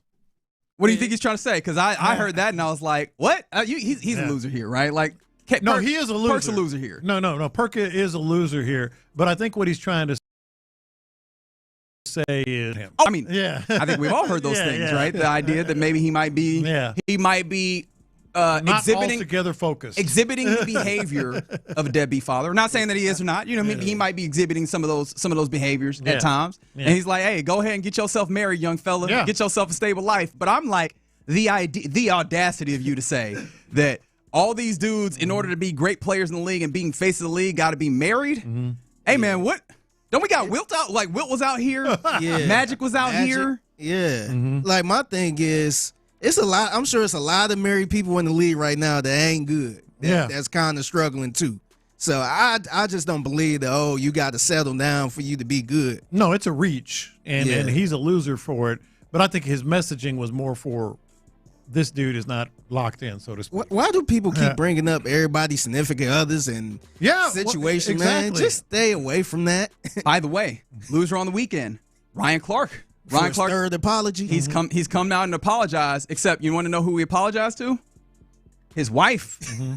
He apologized to his wife for bringing up for the fact that she now had to have hear about these things. Obviously, people started bringing up things in Ryan Clark's life personally. The idea that he had a daughter from a previous relationship who is mixed race. Obviously, race ended up being a portion of that. I was like, hey, this is rough. Also, I feel like you need to apologize to various other people. Man, he's had a bad week. Yeah. He's had a rough week. Yeah, stop bringing everybody family into it, especially if we're talking about sports. Mm-hmm. Yeah, I think so. I think so as well. Someone said Edwards probably didn't have as invested of a he probably should have been more. You put it right. Maybe not his best game, but he was good. I think he was good in the game. I think that he probably needed to be more impactful in that game, and that's probably the criticism that people have levied towards him. But I thought he was pretty good in that game. With what he did do. All right, Figgy, this is for you. A loser on the weekend. Naomi Osaka, who was playing. We got Roland Garros. We got the French Open happening. She lost in the first round of the French Open to number 10 Paula Badosa. Now, she has never really played all that well at the French Open, but last year she got knocked out in the first round of like 3 tournaments. She haven't been the same in a long time, man. Mm-hmm. I think it's probably over with for her as far as being super competitive like that. I don't know what it is. I hate to bring up. I want to bring up the after you have a baby, then you don't really be the same type thing. But it seemed like since she had became a mother, it just seemed. I don't know. I don't think it have anything to do with anything. Look at me bringing up people's families. And stuff. You're like, it's because you got that baby girl. But she haven't really been the same, man. I don't see her getting back. I mean, to that if start. nothing else, forget the baby part. It was a long break. She also had that mental health break as well. She had a very long break. I don't think she's going to be the same, man. I've been saying that for a few years now, too. And Alex Palou, winner for the weekend. Who's that? Oh, yeah, the winner at the I was Indy. waiting to see it took me a second to remember. Yeah, but he won Indy 500. And he was out there on testing y'all. He was out there at the court in Indy. After he won the race, they got him over to downtown Indianapolis, and he was waving to all the people after chugging all that milk. Would y'all do that? Like, you win the Indy 500? You have to. Even if you're lactose intolerant. What kind of milk are you like? Are you getting oat milk, 2% whole milk, chocolate milk? This isn't breakfast on a Tuesday. This is the Indy 500. Give me that whole milk. And, if I'm gonna go in, I'm gonna go. I can't imagine being covered in whole milk. You don't like whole milk? No, whole milk is good. I'm not dousing because you basically douse yourself in milk. Whole milk, baby. You're in. Yeah. Like I might go skim milk. Like, it's good enough. Y'all can see. Y'all can see what's happening. Will it be dope if you go goat milk?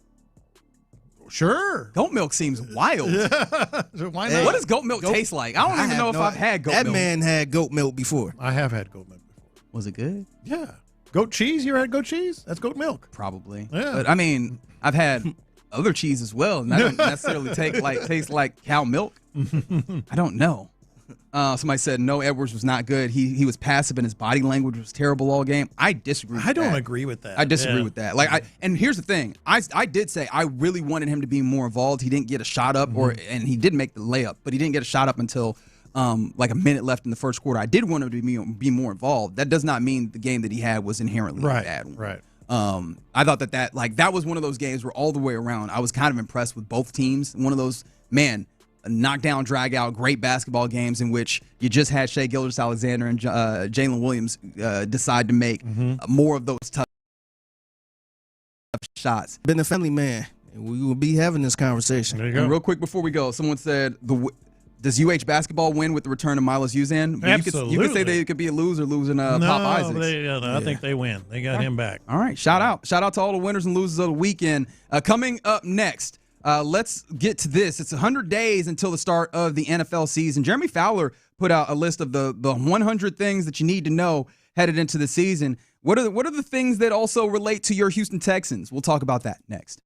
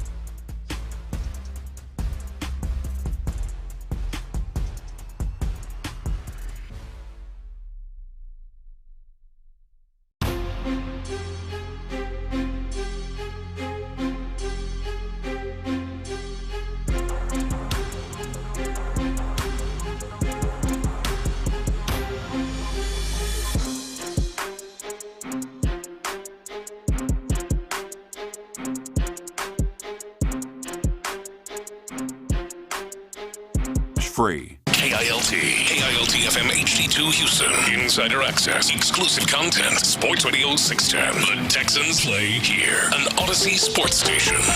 Sports Radio 610 presents In the Loop with John Lopez and Reggie Atatula. All right, 100 days. That's how long it is until we get the 2025 NFL season going, and your Texans go again in their attempt to make some noise. I was about to say, I don't even know. What are we setting as the goal? What is the standard for this Texas team? We got time to get there. The standard is the standard. God, that is true. I hate that expression. That is true. That is objectively true. I think Futurama will tell you that is technically correct, which is indeed the best kind of correct. Yeah. But, whatever it is, you got 100 days as you move towards PAs will be another step towards that. That begins tomorrow for your Houston Texans. You'll hear from D'Amico Ryans and some players tomorrow. But Jeremy Fowler of ESPN put together things to know and predictions for this 100 as we're 100 days out from the 2025 season.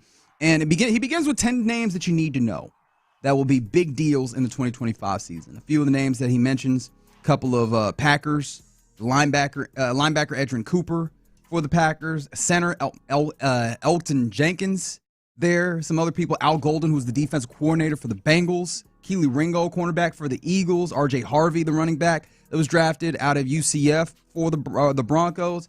But one of the names that he mentions for your Houston Texans, Nick Caley, offensive coordinator for the Texans. And I begin a segment I like to call Reading. He says, quote, I'm always hesitant, about later branches plucked off of coaching trees. The first few seasons, first few Sean McVay assistants probably have the goods, but the fourth, fifth, and sixth options were probably in the back of the line for a reason. But Caley, who spent the past 2 years in the McVay incubator, was a longtime offensive coach for the Patriots before joining the Rams, as we know. So he isn't really a continuing chip off of a chip of the old block. No offense was held back more by coaching errors last season than Houston's unit, which, yeah, obviously. If Caley is even league average as a year one play caller, expect the Texans to finally deliver on their 2024 preseason hype. I think anybody who looks at this team would agree, whether you're local, close to the team, or an outsider or full. It was very, very obvious. It was that obvious that there was just a disconnect. There was some personnel issues. There were some scheme issues. There were some frustrations. And it sounds almost like a backhanded compliment. And, man, if he's just league average, it can't be worse. But there is something to that. I think there is something to that. If he is just league average, look what they did below average.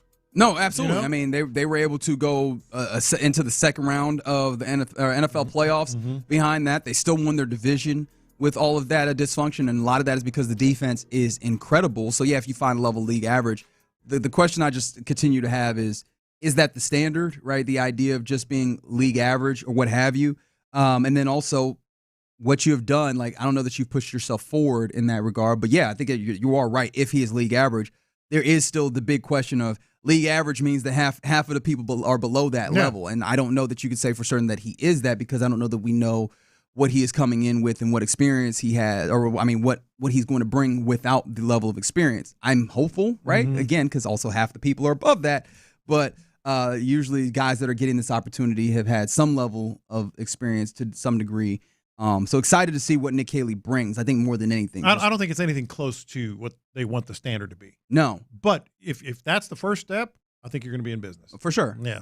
And I guess to be fair also, I imagine that we would have, going back 2 years, we would have felt that bringing in a Bobby Slowick would have been at least league average or better. Mm-hmm. And it ultimately did not necessarily pan out to be that over his 2 years. So, but he is one of the is a need to know proposition for how much impact do you think Nick Caley has on a league level? Do you think that him coming in and being good would take the Texans from being kind of an also ran in the playoffs to contender? He could push them into contender space where they're sitting along with all those teams in the AFC, right? Yeah, no, I think that might be really what their realistic standard is. Hey, let's just get marginally better this year with players that we see start to.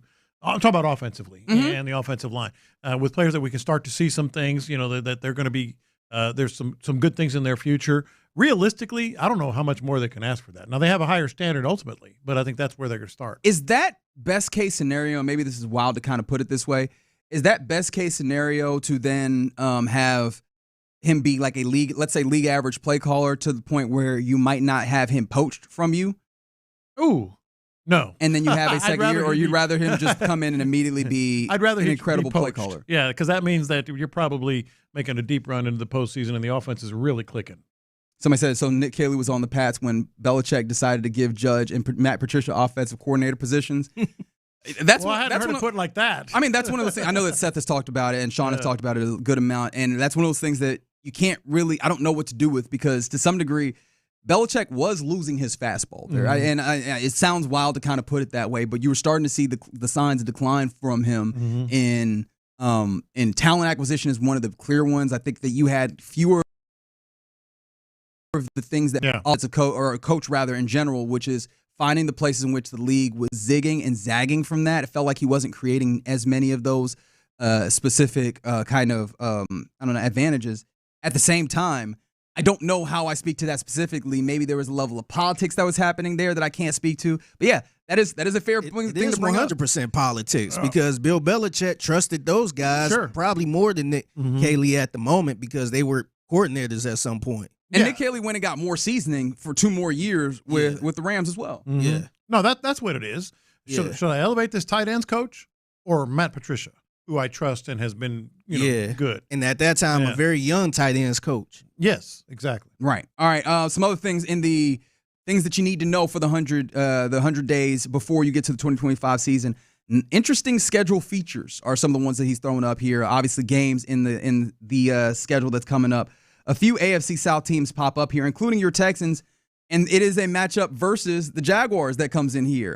Fowler writes, I didn't realize this until the Jaguars reporter Michael DeRocco wrote a note about the Texans and the Jaguars not playing since the Azeez Al-Shaair hit on Trevor Lawrence, right? That I don't like what he put here, though, if I could press pause, where he says the hit that ended Trevor Lawrence's season, as if his season was not ended by a shoulder injury that he was dealing with before that hit. Yeah. Right? Are we all forgetting that? Are we all forgetting the fact that he was dealing with a shoulder injury and that he might not have probably been needed to play anyways before that? Okay, fine. Press play. Definitely did. They play in week 3. Expect some pregame shenanigans and first drive tone setting. Like, are you in that place where you think that this gets contentious in that game week 3 on the road? I don't know how contentious, but a little contentious. I think it's going to be mentioned. I think players are going to understand, now maybe not over the top, like people, getting thrown out of the game or whatever. Well, but you can guarantee division game with that still fresh, relatively fresh on their minds as the last time they saw each other. Yeah, there's going to be some mention of that. Who are the suspects that you point out as possibly making a little noise here? Well, from the Jaguars, hard to say. Texans. I mean, you still got Scherf is still there, right? Like he was one of those guys that did a little bit of something. I can see some of the offensive linemen making some noise. I don't know if Azeez. I don't know if he doesn't seem like that dude. He don't seem like that tight. Like, but he's a different cat on the field. Yeah, and if they get in his face about it, I get that. But I don't think he's like a James Harrison or something. No. He just but he'll defend his honor. So I feel like you end up with Brandon Scherf over here trying to say something to him. He'll talk back. He turns into a maniac on the field, and he's a hell of a guy off the field. Yeah. I could see where in the course of the game maybe something. Do you think he got that weak circle? Like, oh yeah. Yeah, no, I don't know who would be like before the game, the shenanigans, as he put it. Yeah, I'm trying to think who are somebody on the Texans. This is a question that I have because he wasn't even on the team. Could it be possible that CJGJ is so down for the cause that he comes out and does this? Of course, right? Like, because it was a national story. I could see him just being a dude where he's like, "Nah, this is my team now, and I want y'all to know this. Don't talk crazy to my boy." Oh yeah, absolutely the answer. And I mean the entire league, it was headlines for 2 weeks? It was. Yeah. It went on much longer than it felt like it should have. Yeah, that's one of the ones. Some other things that have come up here. Jobs with question marks. 11 jobs is the ones that he threw up here, including, mind you, Panthers quarterback Bryce Young and Dolphins head coach Mike McDaniel. Mm-hmm. Any of those interest you here when it comes to like jobs with question marks? I think Mike McDaniel. Really? Yeah, I do. Yeah. There have been some high hopes there. They've made a lot of moves. They've tried to put a lot into that offense, man. They've put a lot into it. But the crazy thing is, it feels like the offense has worked up until it doesn't. It just fall flat in the playoffs, man. Yeah.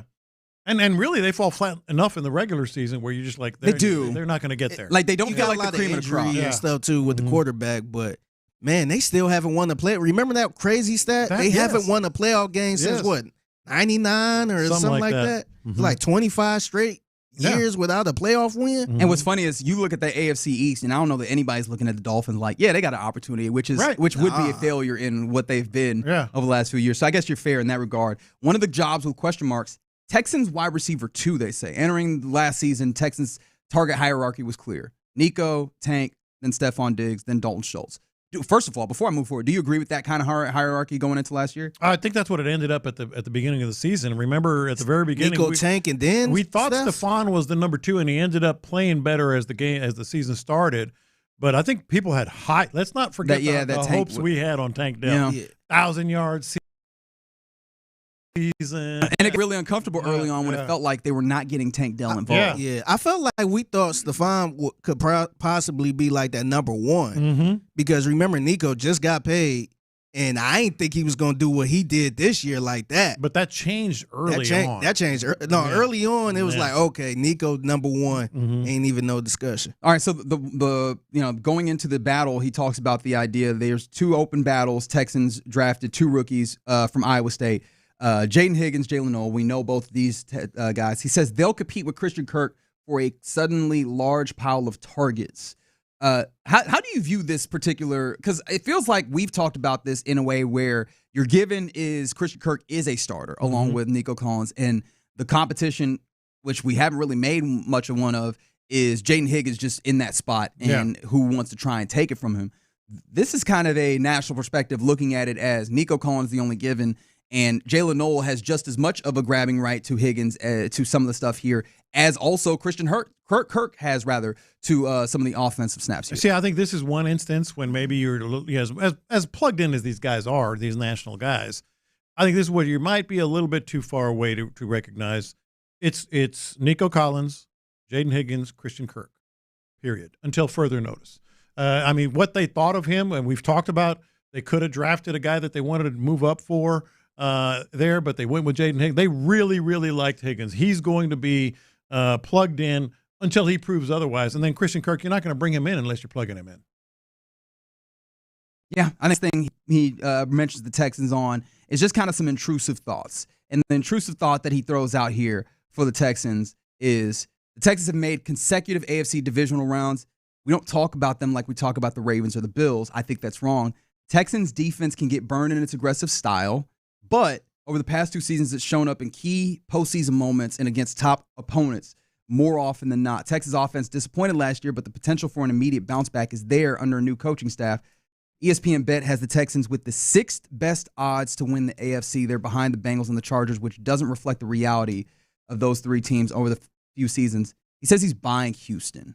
So this is an interesting one to me because he says he thinks it's wrong that they're not mentioned in the same breath as the Ravens or Bills. No, that's not wrong. I mean, let's be fair. As far teams or the defense? As teams. Okay. They haven't. I mean, what have they done? When it comes to the Bills and the Ravens in terms of what they've done, and obviously the Chiefs.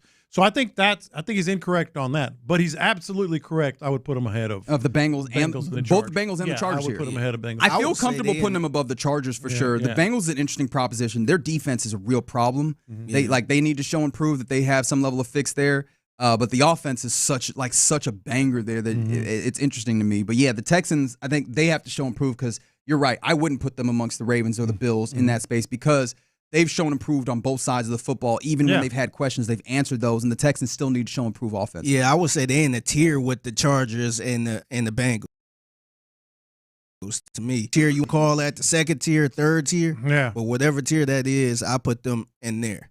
Yeah, so those are some of the things that I guess from a national perspective, we could circle back to some more of these other kind of thoughts that Fowler has about the season as we get ready towards the season. 100 days, and it'll be 99 days when the Texans open OTAs tomorrow. D'Amico Ryans and some players will talk, but it seems like we're getting closer to understanding a little bit more about this team, what the offensive line might be, and also just getting to feel for what it looks like once you get to September and we're playing real life bona fide football. All right, you're in the loop right here on Sports Radio 610. Coming up next is typically the time where we hand things over to Fig for the mixtape of Figgy before. Sorry, I got up in the air and I forgot to read this text. Somebody said, I can see Joe Mixon starting some noise at the beginning of the game. And that is a good one for the Jaguars game. I can see that. Because he was here. Mixon views himself as a leader. Gardner Johnson. All right, fair enough. All right, Figgy, what you got for us in the mixtape? Yeah, so I got an update on the whole prison break that happened in New Orleans. Yeah, man. My guy. We're going to find out where your guy is.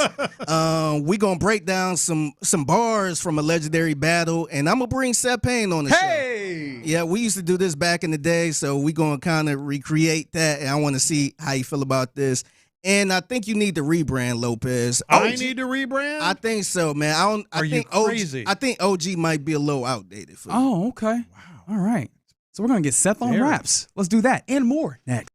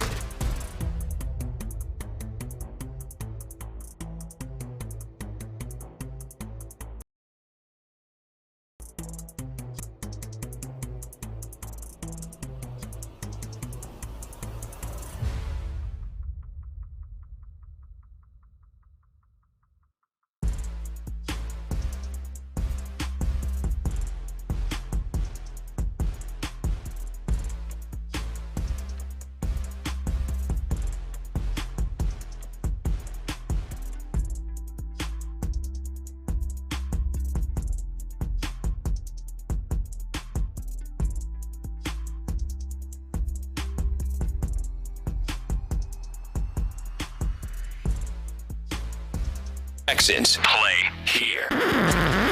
Pass the aux cord and crank up the volume. Figgy Figs in the driver's seat. Sit back, relax, and enjoy the ride. It's time for Figgy's Mixtape on Sports Radio 610. Yes, it is Figgy's Mixtape in the Luke Sports Radio 610. It's your man Figgy Fig holding it down on a Tuesday. Happy Tuesday to everyone out there. Real quick before I get started, I want to give a special shout out to the guys that was filling in for us yesterday. We had Chris Partee and Luke Morrow filling in. And Colin, producer Colin, he actually did the mixtape yesterday. Get out. Yeah, I tapped in. He brought the show in and everything, man. And as a producer, that's some big shoes to fill in. Not just me filling in for me, but just doing something How like... How big are the shoes that he needed? No, seriously. Like, man, he can't even be... Because so dope, bro. It's hard to follow him.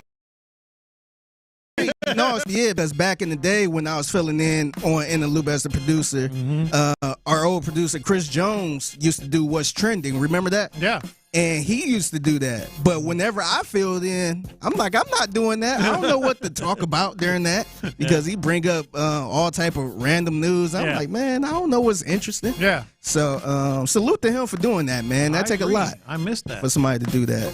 But yeah, man. So here's an update on the OPP, as they like to say, Orleans Parish Prison update. That is not what I've come to learn OPP means. Yeah, you know me. Come on, Linton Van Buren. Come on, Linton Van Buren. So three more has been president? So three more has been captured. Lopez guy, Linton Van Buren, has been captured. That's tough. Yeah, another guy by the name of Jermaine Donald and Leo Tate has been caught as well. So we're up to 8? So we up to 8. We got 2 more still on the loose. So our guy Reggie, our guy is still out there. His name is what's his Derek name? Groves? Yeah, Derek Groves. He's still on the loose. And then the guy that we thought was gonna be out from the beginning, Antoine Massey. Face tat. Yep. He's still out, and apparently he was the brains behind the operation. Oh, see, if we had known that, I'd have put him higher because clearly he had plans. He was like, "Look, this is what we do, and this is what we don't do." Yeah, so I thought he was going to be the first one out, but he's still out there. And Leo and Jermaine, Texas. Oh, so they crossed the border. They crossed the border, but wasn't good enough, man. Do we know if they hitchhiked? Did they take the bus? Because I know one of them cats got caught on the bench at the bus stop, didn't he? Yeah, he was in Baton Rouge. I think Lopez he was in Baton Rouge where he got caught. Dummy. What you mean, dummy? He was trying to get out the state. Get out of the town. I mean, well, look. What you want to know? Just walk? Figure something out. He's trying. He did his best, Lopez. He did his best. Now, what's his name? Antoine Massey, the kind of brains, the face tattoo guy. Yeah. No, you know what? Not him. I ain't thinking about him. I'm thinking about the other guy, Jermaine Donald. His grandma got arrested. What? His grandma got arrested because she actually sent him some money when he was out on the loose. Aiding and abetting, huh? Yeah, man. Free grandma. How old was grandma? Till it's backwards. Old enough to know better. Yeah, I was about to say she had to be at least in her 50s, maybe 60s. She probably is in her 60s. Yeah. But, man, free grandma, man. You got grandma caught up in this mess. Baby. Yeah, she just trying to send that baby some money so he can get some food. That Zelle real quick, and all of a sudden now she got to go be. You know they can track those. That's tough. They can track that money. Yeah, but that's the update right there. By the way, Antoine Massey, his dad was actually friends with Lil Wayne dad back in the day. So it's a little connection, right? A little New Orleans connection. All right. All right, so we got my man Seth Payne from Payne and Pendergast. He's on. I'm out. I'm still escaped. Yeah. They're never catching on to me. Nobody will ever learn my true identity. Back in the day, it was a lot easier to get a fake Social Security number and ID. And I've still got them. Apparently, it's tough right now. He's got a dual personality. The actual Seth Payne died in childbirth in 1974. Childbirth is hilarious. Yeah. In my head, I went to he is pregnant. Yeah. No, yeah. By the law, as far as the law knows, I'm a 70-year-old menstruating woman. Post-menstrual woman. Post-menstrual. All right, so we got you here. So what we used to do back in the day, or what you used to do back in the day, was break down some rap lyrics from a song.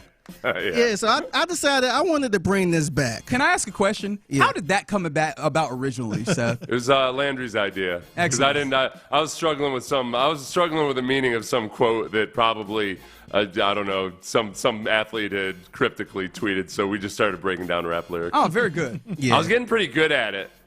But that was like 3 generations of slang ago, so I don't think this is going to go very well. Okay. Yeah. So this one, I don't know, this one might be a little more tough because this is a battle rapper by the name of, his name was Cannon the Beast? Yes.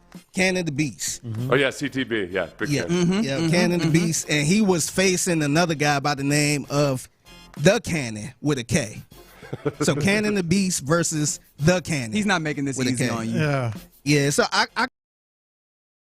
kind of want to see what y'all think of this. So here's Cannon the Beast, pretty much giving The Cannon some bars. It's a rap for your round, and a rap for your round. I'll let a round rap around every rap around till it's rap around. This rap around, I'll rap around rap. I'll let a round rap around. How you gonna get around that? That's wordplay. Yikes. Yeah, that was bad, right? Yikes. I don't know if round got that many meanings. So I want to see, Seth, sounded like a Beach Boys song almost. It was like he sampled the round, get around. Good. I give him extra credit for that. Really? So can you try, or at least attempt? I don't think anybody can break this down unless you look up some lyrics or something like that. But can you try to break down what he was saying? Did you want me to play it again? I just interpreted it as like he's going to wrap circles around him. The way to run circles around somebody. Is that? Yeah, I'm good with that. Right? Yeah. That's your answer? That's all y'all answers? Yeah. All right, so it's a guy by the name of Bill Collector who, I don't know if he's a battle rapper. He might be a battle rapper. But he actually broke down what all of these round lyrics had to say, and this is what he had to say. At ATL, they call each other round. You know, they call each other slime, bull. They call each other round. So he said, it's a rap for you round, and a rap for your round. It's a rap for you round, and a rap for your round. I'll let a rap around till it raps around. I'll let a round rap around every rap around till it rap around. This raps around. Cats, I rap around rap. I let the round rap around every rap around. How you gonna get around that? This rap around. Cats, I rap around rap. I let a round rap around. How you gonna get around that? That's fire! That is crazy, though. I didn't realize it was fire. All right. I didn't either. That was a filibuster of an explanation. Yes, he lost himself somewhere in there. There's just too many. No, he lost track of which round he was talking. Were any of the rounds even ammunition? That's what I was wondering. Yes. I think one of them were. All right, well, he gets a plus for that. Yeah. All right, at least you tried to put some kind of edge to it. Yeah, so this clip been going around for a little bit, by the way, and a lot of people... See what you did there. Yeah. Yeah, but it been going around for a little bit, and a lot of people feel like that was just so trash. Yeah. Like, what is this guy? Like, they feel like he's doing too much. Pretty much with all the round and round, and they go round. I feel like he was one round and wrapped too far, because I was like, all right, I see you on the triple entendre here. And then you took it to another level, and I was like, actually, you lost me. All right, I was like, all right, you know, rapping around, oh boy, and then you wrapped around, and it's rap, I got you. And then I was like, all right, but what's the last one? I've lost you on the last rap around, so I can't get around that, I guess. Yeah, so yeah, this is like if you want to do arcane, just kind of multiple references, still be able to pull it off, right? Yeah. Like it's gotta have some sense of. I realize sometimes things are like synchronized, except it's like intentionally asynchronous, and but you can still recognize that. Like there was no rhythm to that, was there? It was awkward as bulky. Yeah. Oh well, see what was happening here is this is a battle rap. So like battle rap is more just I am spitting poetry at your face in order to hurt your feelings. in some ways. So, all right, that wasn't you meant to be lax put the to a standards a little bit on that. Yeah. To me, I just feel like the people around there, it's no way in hell somebody around there understood that. I agree. Because usually, battle raps and punchlines and stuff, you can kind of understand it if you following. I just don't understand. I just don't think people around there understood that. Yeah. Even people from the ATL, like myself. Yeah. I was happy to hear somebody say fire. I didn't know fire was still a thing. That's cool. Yeah, people still say fire. All right. Hey, Seth, I want to keep you around for this last one right here. So I think the OG John Lopez need a rebrand. What? Yes, I think you need a rebrand. So here is a guy on social media pretty much giving the age criteria for what we should call people. So you got the OGs, you got the big bros and all that stuff. So he actually put an age bracket next to it. Okay. So I want to kind of see where we all fall with this, all right? Little is from 8 to 14. Okay. YN is 45. Those are YNs. 26 to 35, 34. That's big bro. So Reggie, a big bro, right? Okay. You a big bro? I guess so. Yeah. All right. 36 to 44. That's Unc them. All right, so I'm Unc now. You're an so Unc. I'm an Unc. Yeah. All right, so you've reached Unc territory. Yeah. Congratulations. All right, we're going to keep this going. We want to see where OG land. 45 to 55. That's OG now. Oh, hey. Oh. So I ain't trying to put your age out there, but are you? Yeah, I'm 50. All right, so I'm over 55. All right, so Seth is the OG pretty much. Yeah. So I feel like Unc should still be up a little bit higher. I do too. And that's why I don't associate with Unc being any younger necessarily than OG or anything. But I feel like you're not. A lot of times the advice you give when you're in your 30s is actually advice that you shouldn't. If you don't, especially if you don't have kids, you're not giving the right advice. So it takes until you're 45 or 50 or so. But I'll take OG. Yeah. Okay. All right. Let's see where John Lopez lands. That's OG. Nah. When you start getting into the 60s and 70s, respect your elders, folks. You're an elder now. So you're elder. All right. Elder Lopez. Hey, Elder John Lopez. You want some of that elder sauce? That sounds so much worse. I don't think you're actually an elder until you start falling for phone scams. Yeah. That's really worried about you falling for whatever the latest hoax is or something. Yes. That's when you're old. So I as like long Seth as you stay better. Yeah. I don't think you're susceptible to elder abuse just yet, John. I do feel like the elders, to me, if you having trouble walking around or you have a cane or something like that, to me, I feel like that's more of an elder. Thank you. So we've established that. Yeah, but you the elder now, man. No more OG for you. Thank you, Elder John. No. Seth is the real OG.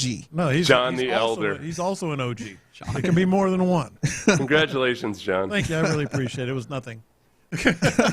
You're eligible to vote on college playoff seating now. The next spam call I get, I'm answering. There you go. Stop watching football for the next 2 years. Now you'll be a slam dunk. All right, Seth. Appreciate you, bro.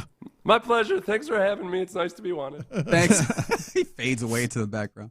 All right, there you go. Figgy's Mixtape, 1:20 p.m. every weekday right here on Sports Radio 610 at the Figgy Fig. If you see something that you believe that's Mixtape. Real quick on the text line from the 832. Pet peeve, hashtag 610. I can't stand Figgy Fig in this illiterate ass. Okay. Wow. That's mean. Salute to you, man. That's mean. I'm about to cry in the car. I'm going to cry when I get to the car. Oh, no. Don't cry in the car. All right. Somebody said, when does he become Pops? I feel like Pops is specific to you having. No, but I feel like Pops should be in there somewhere. Yeah. All right, they skipped one. See, I'm still the OG. Slide everything up in one spot. Yeah. And then, we can slide Pops in there somewhere. I don't like. Next, we get ready to crosstalk with the fellas of the drive. But before we get there, is it possible that we can get rid of the scourge that was the only blemish on an incredible Western Conference Finals game last night? That's right, fouling up 3. We'll do that next. Call him all defense Amen. After his stellar sophomore season, Amen Thompson was named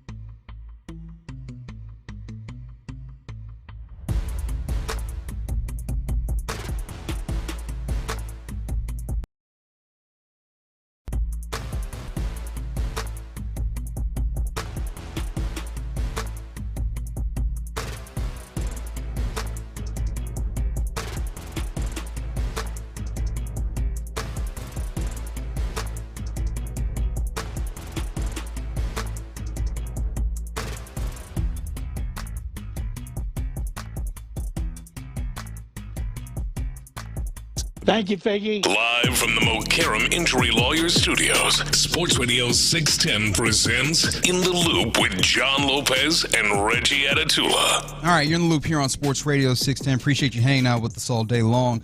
Getting ready to hand it off to the fellas of the drive here in a second. Appreciation to B. Scott for joining us in the 11 o'clock hour, and also Seth Payne for hopping on with us during Figgy's mixtape. Again, at the Figgy Fig on social media if you see something you believe is mixtape worthy. Somebody was like, when do you become pops though? And I feel like that is very much. There were a couple of ones that that's were specific. Somebody said John is just say school. I'm guessing old school. Old school. I'm guessing old school is what they're going for there. Yeah. And somebody said I think 60 plus is OG and Unk together.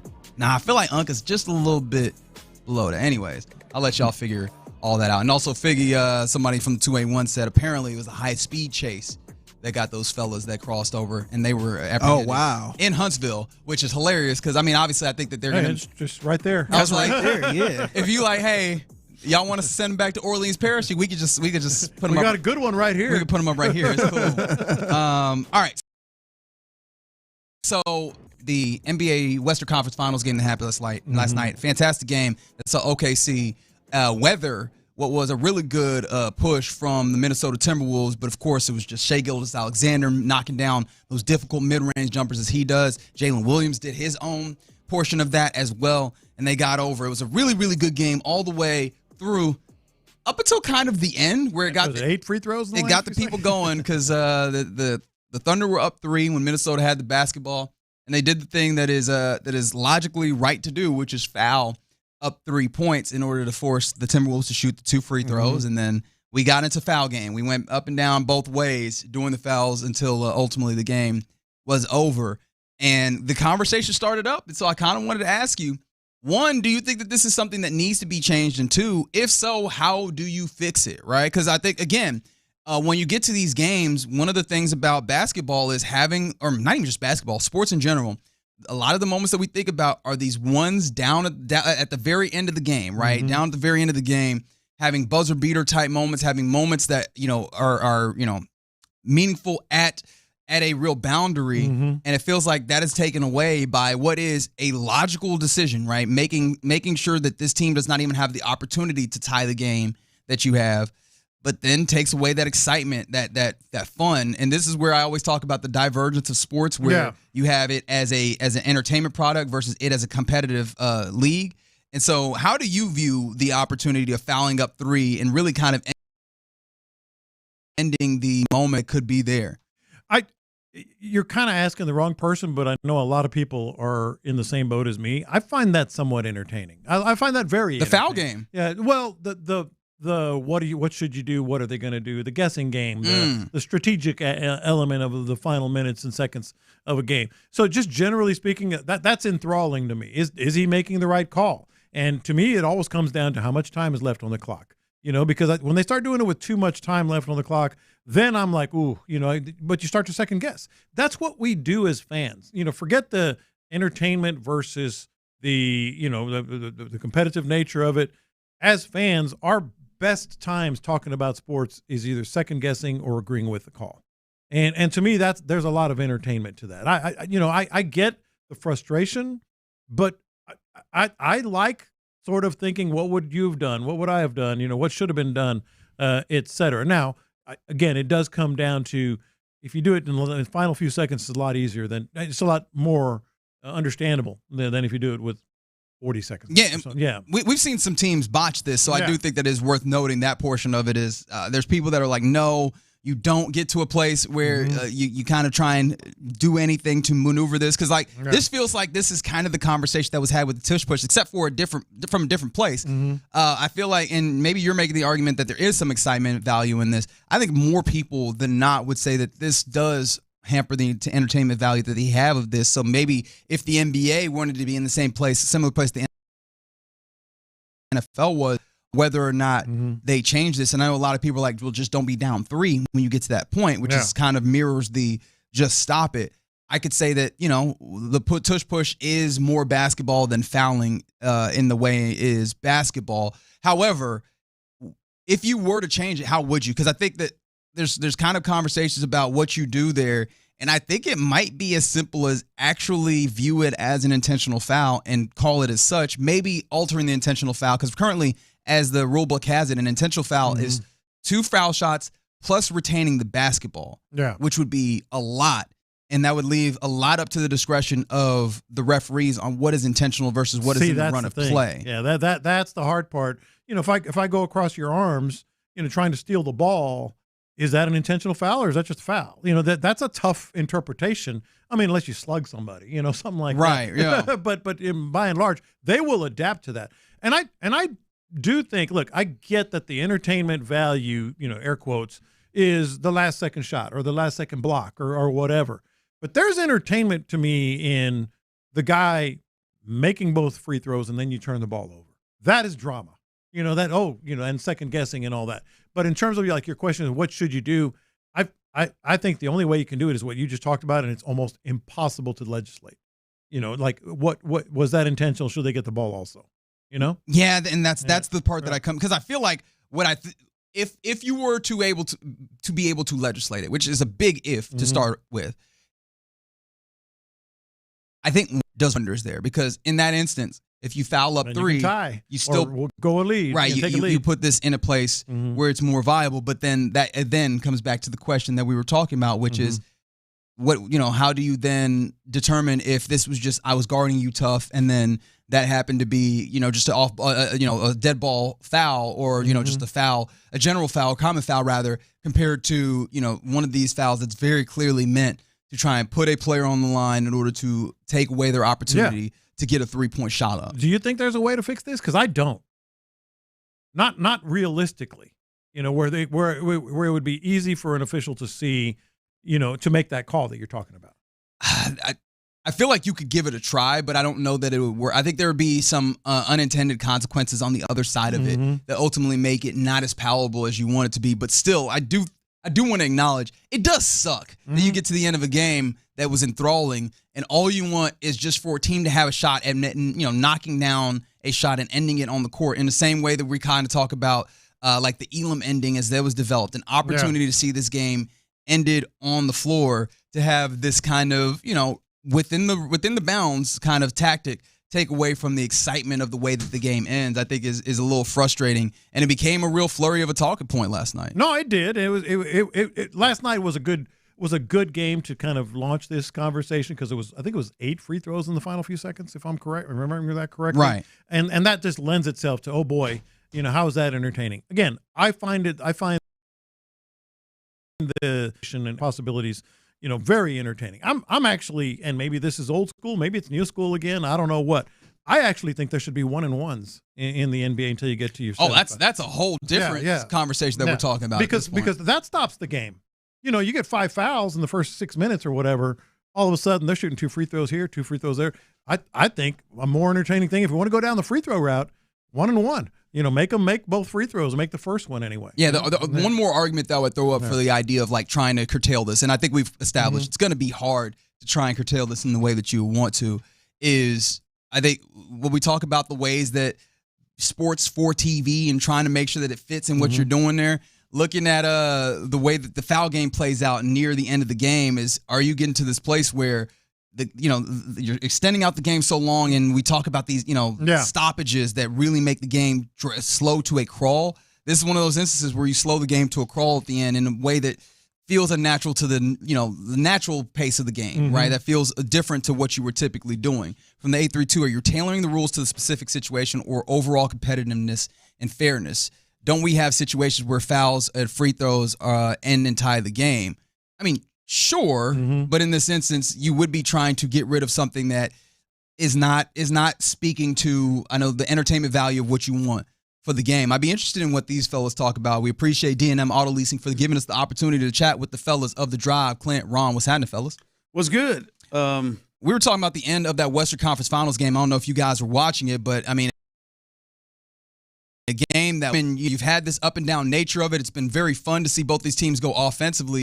And then it ends up being decided by the foul game because of, what is a very fair but a logical tactic of fouling while you're up 3. So the other team only has an opportunity to get 2 points at the free throw line. Do you guys like it? Do you feel like this is one of those things almost akin to the tush push that could be and maybe should be changed in order to make it more fun for the viewer? Yeah, I don't view it like the tush push. This isn't something that frequently happens every game. There's some coaches who don't believe in fouling. There's some coaches who are concerned about it, nervous, and it's usually not happening that often. When I say that often, that many times down the stretch. 8 times or whatever. It's usually all right, because usually people are like, hey, 12 seconds or less or something, let them get across, and it's one time.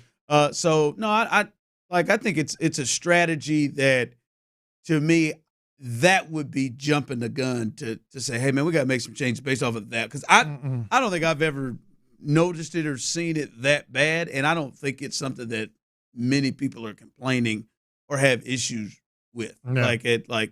In terms of, boy, this isn't great aesthetically for the game. I don't get the sense. And I like the mind games. The should they, shouldn't they? I like playing that game when you're watching.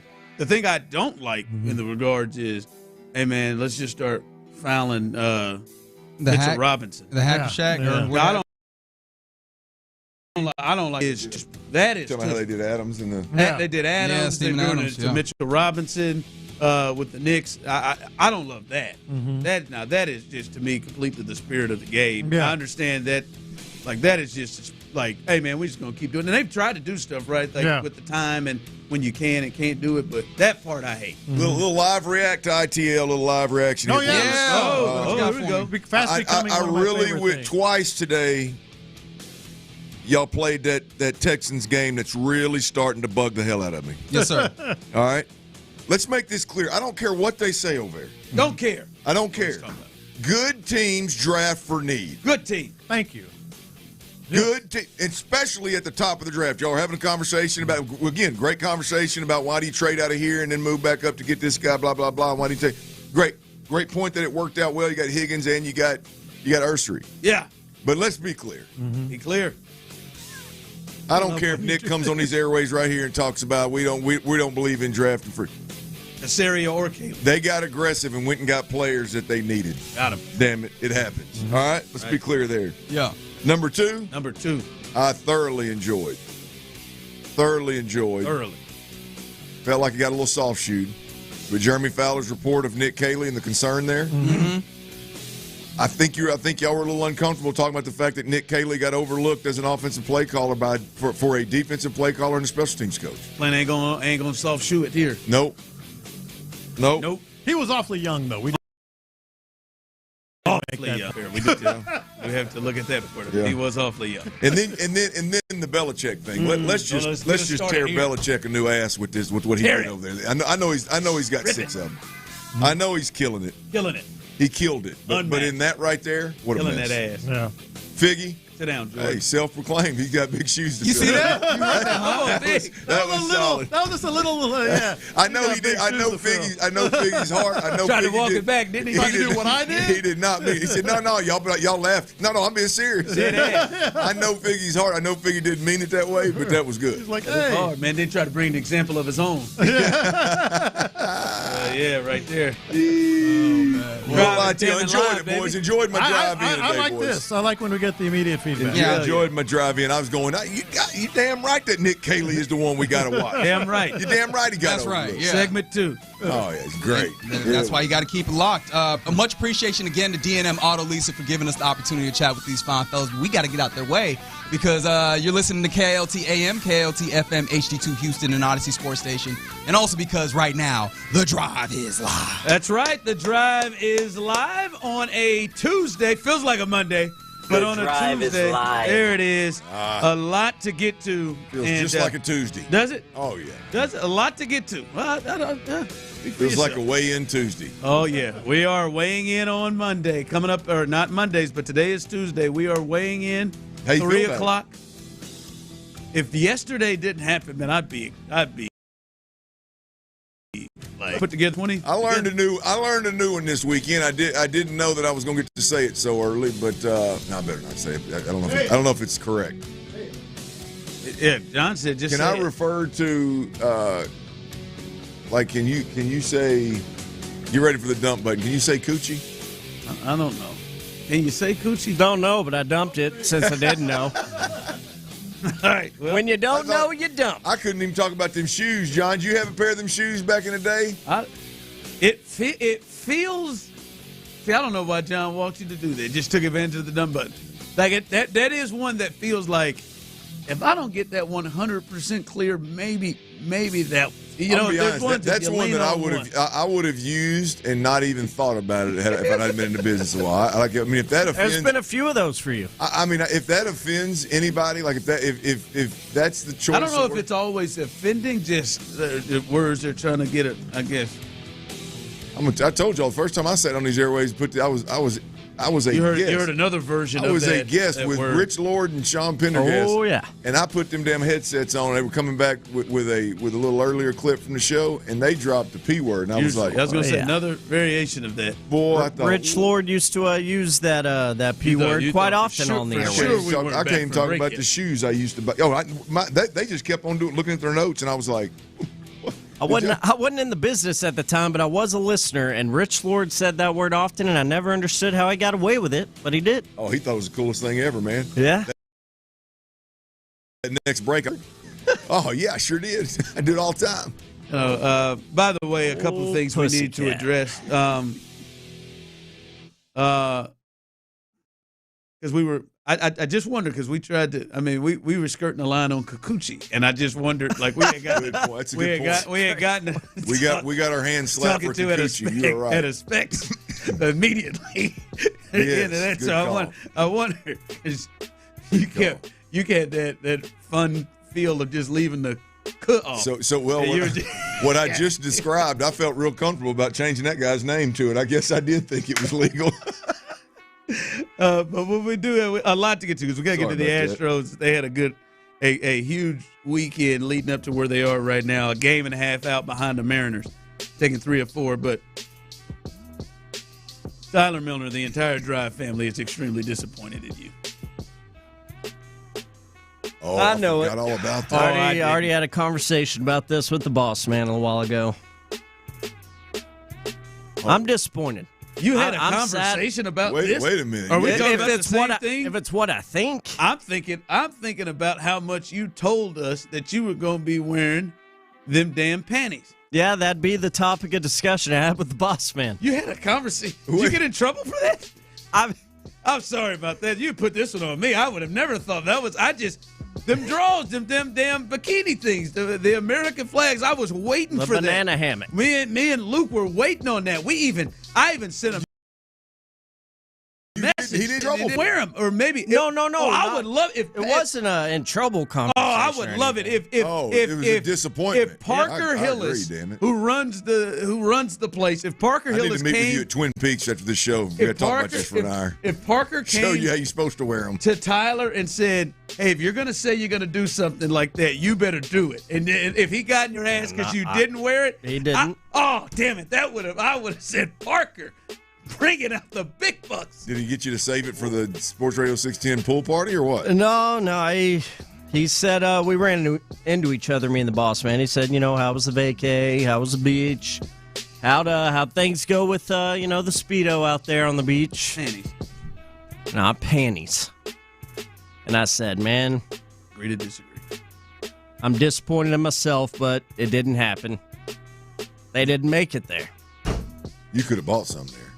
No, yeah, but no. How does that miss the package? I messed up. I messed up.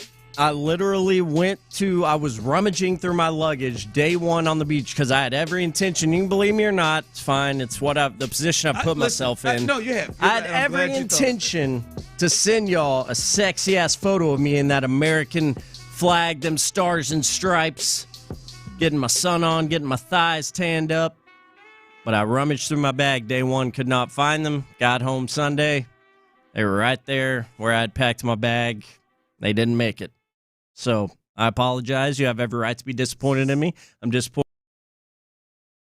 in myself. 24610. Those of you on YouTube and Twitch, Kick rocks. Me and him, I don't generally agree with him, really, rarely ever. But Kick rocks. Tyler, you better put yourself on that turd list this week. Well, that's not going to happen, but I mean, I think the listeners. You let a lot of people down, man. I know the Drive family. You two in there, everyone has a right to be upset. I swear to God, stop by I was going to say we had people stop by, not even drink or eat, and just walk in and ask if we'd gotten that picture. And they wanted to see it. They wanted to see it, and then they sat down and said, "Well, here I'll get some bugs to just wait it out." Well, hey, that was the part. That's 713-572-4610, YouTube and Twitch. How much do you believe that heartfelt story that Tyler Milner just gave us? I'm ready for the disappointment. In myself. I'm ready for it. Everyone has a right. Mean, this feels very much like Chris Santiago. I think at some point you got to say, fellas, I forgot it. You got to give us something. He just ghosted our ass. No, I did. He was ashamed. He was so ashamed of himself. He just ghosted. I didn't think it was ever going to happen, and I feel like it's probably. And I feel vindicated. And I said it was not done on purpose. I think you knew when you said it you weren't going to do it. No, even though I did not hear. Because I've actually worn this thing out in public. No, you said I've done that. Ron doesn't believe that part either. Well, I just think as I said to you that day, there is no way you're getting out of not getting a picture of that if somebody's with you. If you got anybody worth a damn, get a picture. And I'll tell you, Megan's worth a damn. There's no way nobody gets a photo. One day. I will make family, everyone. You will get a picture because I've worn it and I will wear it again. It's been a long time since I've asked for a panty pick. I'll be completely honest. Text line BS. It's never going to happen. But you do have a pool. That's fine. I do have a pool in summertime's here. And we're just a couple days. You're still thankful for all those that served and paid the ultimate sacrifice. Every day. You got a pool. You're home. You got the bikini. There was more opportunities. You're right. The day y'all least expect it, I'm gonna enter them DMs with me and nothing but that glorious American flag banana hammock. Yeah. I'd like to see where you are. As you said Friday, this can't it also doesn't feel right if this is just one that's in a room by himself. We thought you were going to be out amongst all of them. I'll take your private pool. I'll take it. No, and that might be it, but seriously, right? I have witnesses on the river up in the hill country that have seen me float in the river in this thing. If you are one of those witnesses, 713-572-4610. If you're one of those witnesses, please call in. And if it's Blaine, that doesn't count. If you're one of those witnesses, please call in. I don't get it. Rob Torres on YouTube and Twitch is disappointed, but did want to let you know that's a sick Blink 182 shirt you're wearing. Oh, thank you, Rob. Now imagine me in the Blink 182 shirt with them. That banana hammock on. Now we'd be living. Shirt. Well, you can go glasses and hats are the only things going with that. And maybe you can have some Crocs or some flip flops or something. Yeah, I'm sorry. I apologize. I believe one of the great. I knew this was waiting for me. Of course it was. One of the great poets in American history. I believe he went by the name of Money Mike by way of Cat Williams. Said, "Don't be sorry, ho. Be helpful." Damn. And we would like for you to start being helpful here. Did he say helpful or careful? Did he say helpful? I don't know. Helpful or careful. It's one of the two. It's been a bit. Message received. Message received. Don't be helpful. But don't be sorry. Just please be helpful. Helpful feels better. You're right. I do. In the fitting of this. I thought it was careful, but I like helpful more. It might be careful. I'm always good raw dog in the drive. Cam said it's careful. Careful, helpful. The helpful works a little bit better right now. I can really lean into helpful, especially in that context. All right.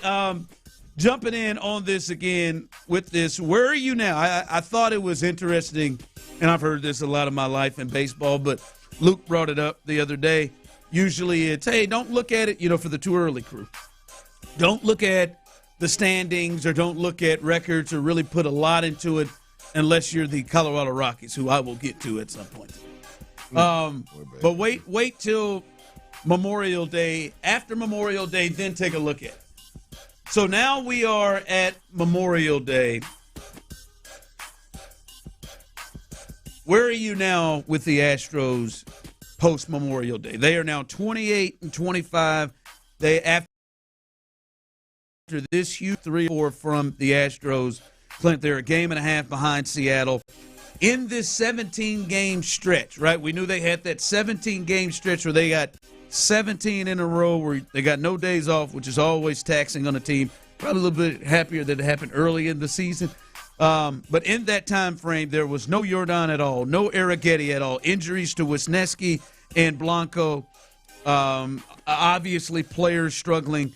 They go 10-7 in that streak, and as I said, they just took 3 or 4 from the Mariners with McCullers, Gusto, and Gordon getting 3 of the starts. By the way, Framber Valdez, it looks like he is locked in to get $300 million.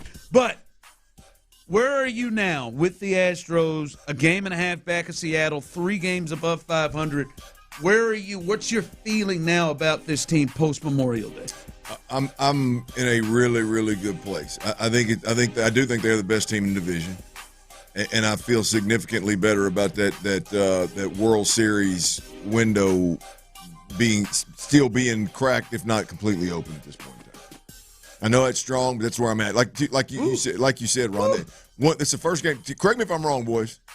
This is the first game where I think we can literally say one of these games is the first game where we can say that the meat of the lineup actually won the game. Hey, I'll say this. I was happy for Christian Walker.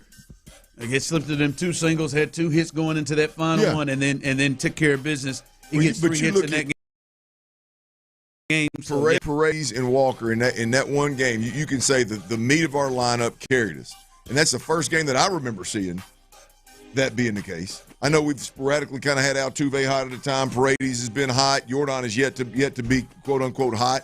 So I mean, that hell, he's not been on the field. I only say that to kind of double down on your point of the pitchers being injured and no Jordan, and you're still sitting where you're at right now. You get a Jordan Alvarez back, you get healthy, and figure out how they're going to handle this rotation, which that may be a battle, but figuring out how you can handle this rotation. I think this team has got a real chance to make a serious run. How are you feeling about the Astros now post-Memorial Day, 28-25, game and a half back in the West? Someone texted in, Astros are like the Texans, good enough to win a playoff series, not good enough to win it all. I would say I feel positive. Now, listen, the injuries to the pitching staff, and Tyler, do we have any word on Blanco? I feel like we're in the same space with Blanco. Not that I've seen. I know he's on the IL, not sure where this rolls, but you know, Wisniewski and the Blanco thing, that may not be going anywhere, right? The depth of the pitching staff, that may not be going anywhere. We know that we believe Arrighetti will come back, just not knowing when, but we know there is going to probably be some time for him off. We feel good about Jordan, however, there is an update we'll have for that in a bit. But I feel good about it, Clint, because I know that they are putting themselves in a situation where there's a lot of things that we can question about the direction of where they're going, decisions they're making with a Espada, to Dana, or whatever. But we have pretty good indication of history that if they feel like they're in it within striking distance, they not only are not afraid to make moves, but they'll make pretty big moves. Yeah. They'll make Verlander. They'll make Greinke, like Kikuchi, and that was a bigger move than you thought. So them putting themselves in a situation to place, and I do think they very well believe they are the best team of the division. And by the way, they just have that anybody kind of, we talked about it last year, anybody come in the door, they just fall into whatever this Astros confidence, this Astros standard that you have to fall into. These guys get here and they just fall in. It's not a coincidence that Kikuchi comes here after struggling in Toronto and is pitching his ass off when he's here, and then he goes to Anaheim or L.A. of Anaheim to the Angels, and he's struggling again. Like it's no coincidence of that.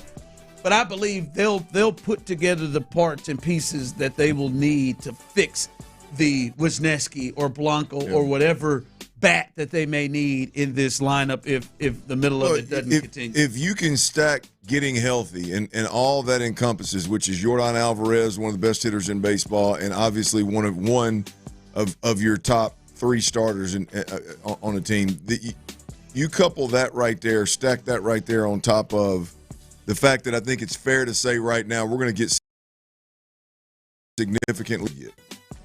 Seems like, damn, we went to Jacob Myers. That's what I said. Damn, Jacob. It seems that Cam Smith is going to be significantly better than the horrific run that Bregman had when he made the opening day roster as a guy that was less than calendar year removed from college baseball. Right? Like it just seems like Paredes, it seems like we're going to get more than just a young dude that's got some promise. Seems like you're getting an all-star version of Jeremy Pena. Yeah, right? Yeah, Jeremy Pena. It seems like and Jordan didn't hit when he was in, and now he's just been gone for a minute. You would ultimately believe he's going to come back, and there's no trade of a player to enter the lineup that will have as much impact as I think the only kind of what if we had is obviously Wisniewski, who's hurt. Yeah, Blanco, which we'll see. Well, that's something we thought we had. It's just an injury. I'm talking about like pieces that were coming, or pieces that you thought would just take the next step, right? Like the only one that's still out there for me is Yainer, right? Diaz is like the issues behind the plate where it just seems like teams are running at will on him, as well as not swinging the bat as confidently and as productive as expected. Like that's really the only question mark of several that I had coming into the season that haven't exceeded expectations to this point. All right, that was a huge series, especially, I mean, the wins, those three pitchers that we talked about around Framber, Gordon and Gusto, and as well as Lance McCullers, all of them series when they pitched. Now, you could hope that they would go a little longer than they did. None of them went more than 5 innings. But they gave you a chance. It kept you in it, and that was a big thing to look at. What was it going to look like with those 3 guys in a 4-game set? And now you're set with Hunter Brown, who's your ace right now, to roll today. All right, coming up, we talked about OTAs at the crossover with the fellas from In the Loop. Clint is telling you immediately what he's heard from a guy from ESPN hit the absolute nail on the head. We'll get his thoughts and observations of OTAs, which start tomorrow for the Texans, coming up next. Let's get it on, baby. Payne and Pendergast. D'Amico Ryans singled out Justin Watson, the wide receiver out of Kansas City, as a player who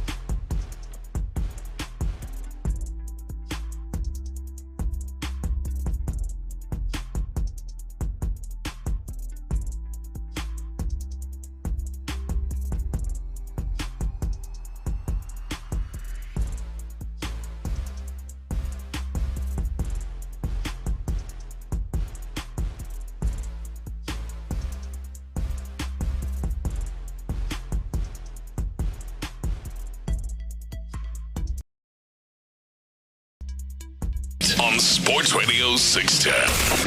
Insider access. Exclusive content. Sports Radio 610. The Texans play here. Live from the Mokaram Injury Lawyers Studios, Sports Radio 610 presents The Drive with Stoerner and Hughley.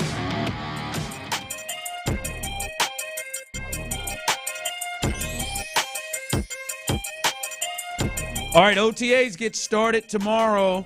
And by the way, there is some news with the Texans, and we can obviously discuss that over the time when it gets in. But it looks like the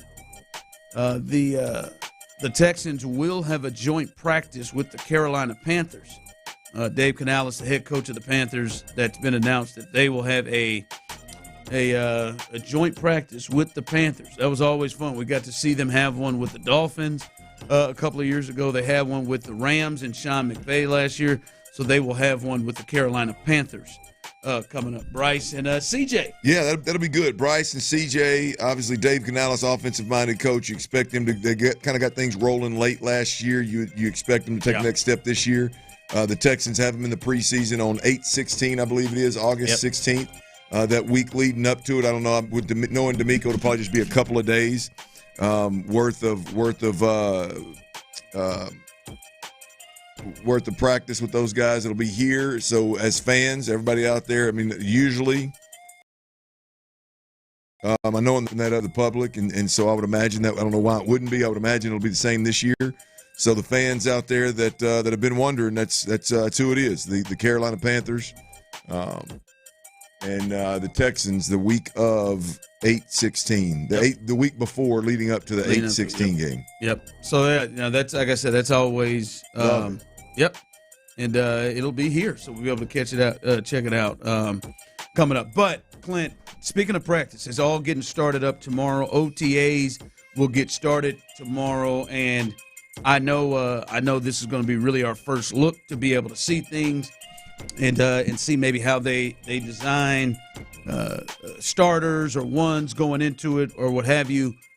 But I know Jeremy Fowler, ESPN, did a deal where he did the top 100 things to watch for and look for when it comes to these OTAs and things getting started going into the year. And for the Texans, one of his was Nick Caley. Nick Caley and what that's going to look like and how he improves or how he affects C.J. Stroud and the rest of this offense. And I know that done you in with the thought of Nick Caley's importance coming into this. Well, yeah, I think all the way around that this is perfect. I mean, very rarely on the national scale do you get, in my opinion, the reel of what's important, the reel of what's going on. You get a lot of the 30,000-foot view, and not that the Nick Caley is or a wild card here with the Texans.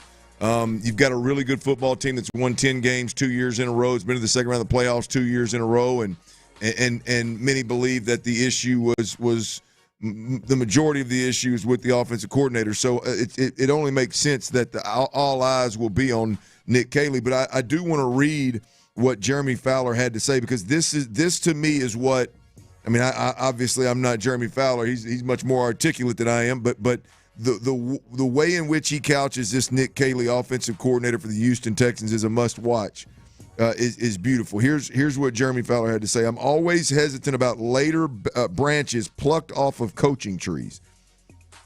The first few Sean McVay assistants probably have the goods, but the fourth, fifth, and sixth options were probably in the back of the line for a reason, right? But Caley, who spent the past 2 years in McVay's incubator, was a longtime offensive coach for the Patriots before joining the Rams, so he isn't really a continuing chip off of a chip of the same old block, right? He's taking a little bit of a different approach there. No offense was held back more by coaching errors last season than Houston's unit. If Caley's even league average as a year-one play caller, expect the Texans to finally deliver on their 2024 preseason hype, which was last year's preseason hype. That is so common sense. That is so well put right there that it's hard to not read verbatim for me, Ron. But that's That's where Jeremy Moore, and I'll even double down on a point that I believe you made after we were at OTAs last week. You asked me about Nick Caley, and I told you this was actually in prep before the show. I said I really had to ask which one was Nick Caley. I had no idea which one was Nick Caley. So for me, yes, Nick Caley is the big story here. He's the wild card here in Houston, no doubt about it. And as I go to OTAs and watch practice tomorrow, and as I watch OTAs moving forward this year, I am anxious to see if Nick Caley stands out as an offensive coordinator, or is he one of a four-headed monster that's over there making decisions on the offensive side of the football. I think that is an absolute must-watch as they kick this thing off. Absolutely. No, what are we gonna and even more, right? This is the whole group. That first time you got a chance to see him was with the rookies, and there wasn't no big thing. This is the full offense together, CJ, and to see how they're going to communicate and how that thing's going to work. No judging, no offense, no disrespect, no minimizing, no nothing. I just fully expect to when you go watch a team practice. Hey, I know who who's in charge on the offense side of football. I know who's in charge on the defense side of football. There ain't no doubt about it. D'Amico's in charge on the defense side of football, and D'Amico is in charge of the defensive unit. He's the team and the defensive unit, and all you got to do is watch one practice, and you know that, right? I'm anxious to see if Nick Caley is, or is this coming up as we continue. Raphael Stone sat down with Vanessa Richardson of Space City Network and had some comments about, well, the number one thing we're going to be watching with the Rockets during this offseason, the hunt for the potential superstar player. You don't want to miss what he had to say, and we will discuss that coming up next. A quarter of the way through baseball season,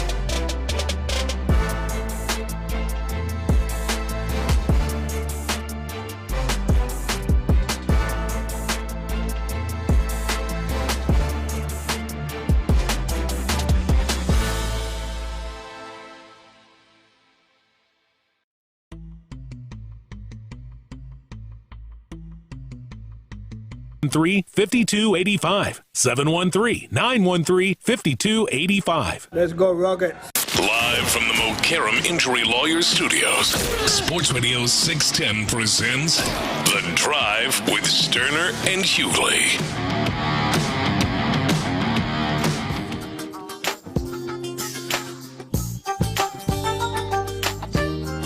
All right, fellas. Ladies out there as well. Shout out to everybody. We got weigh-in coming up at 3:00. You ready for this? We're trying to.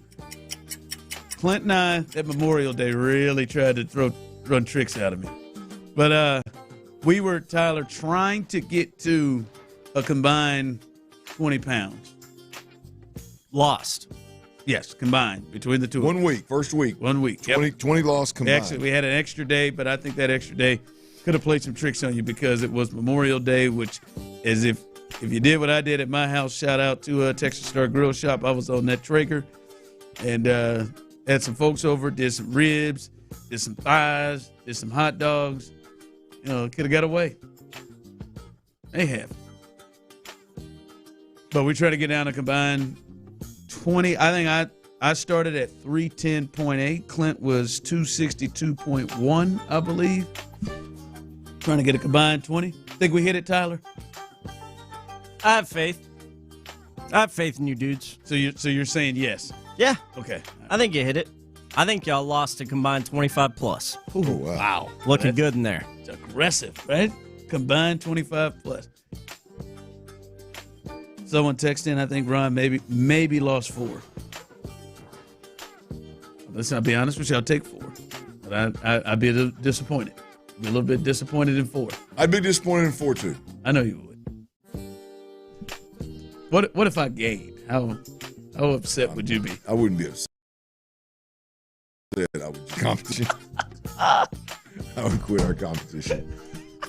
I mean, there's just a serious. Let you be fit.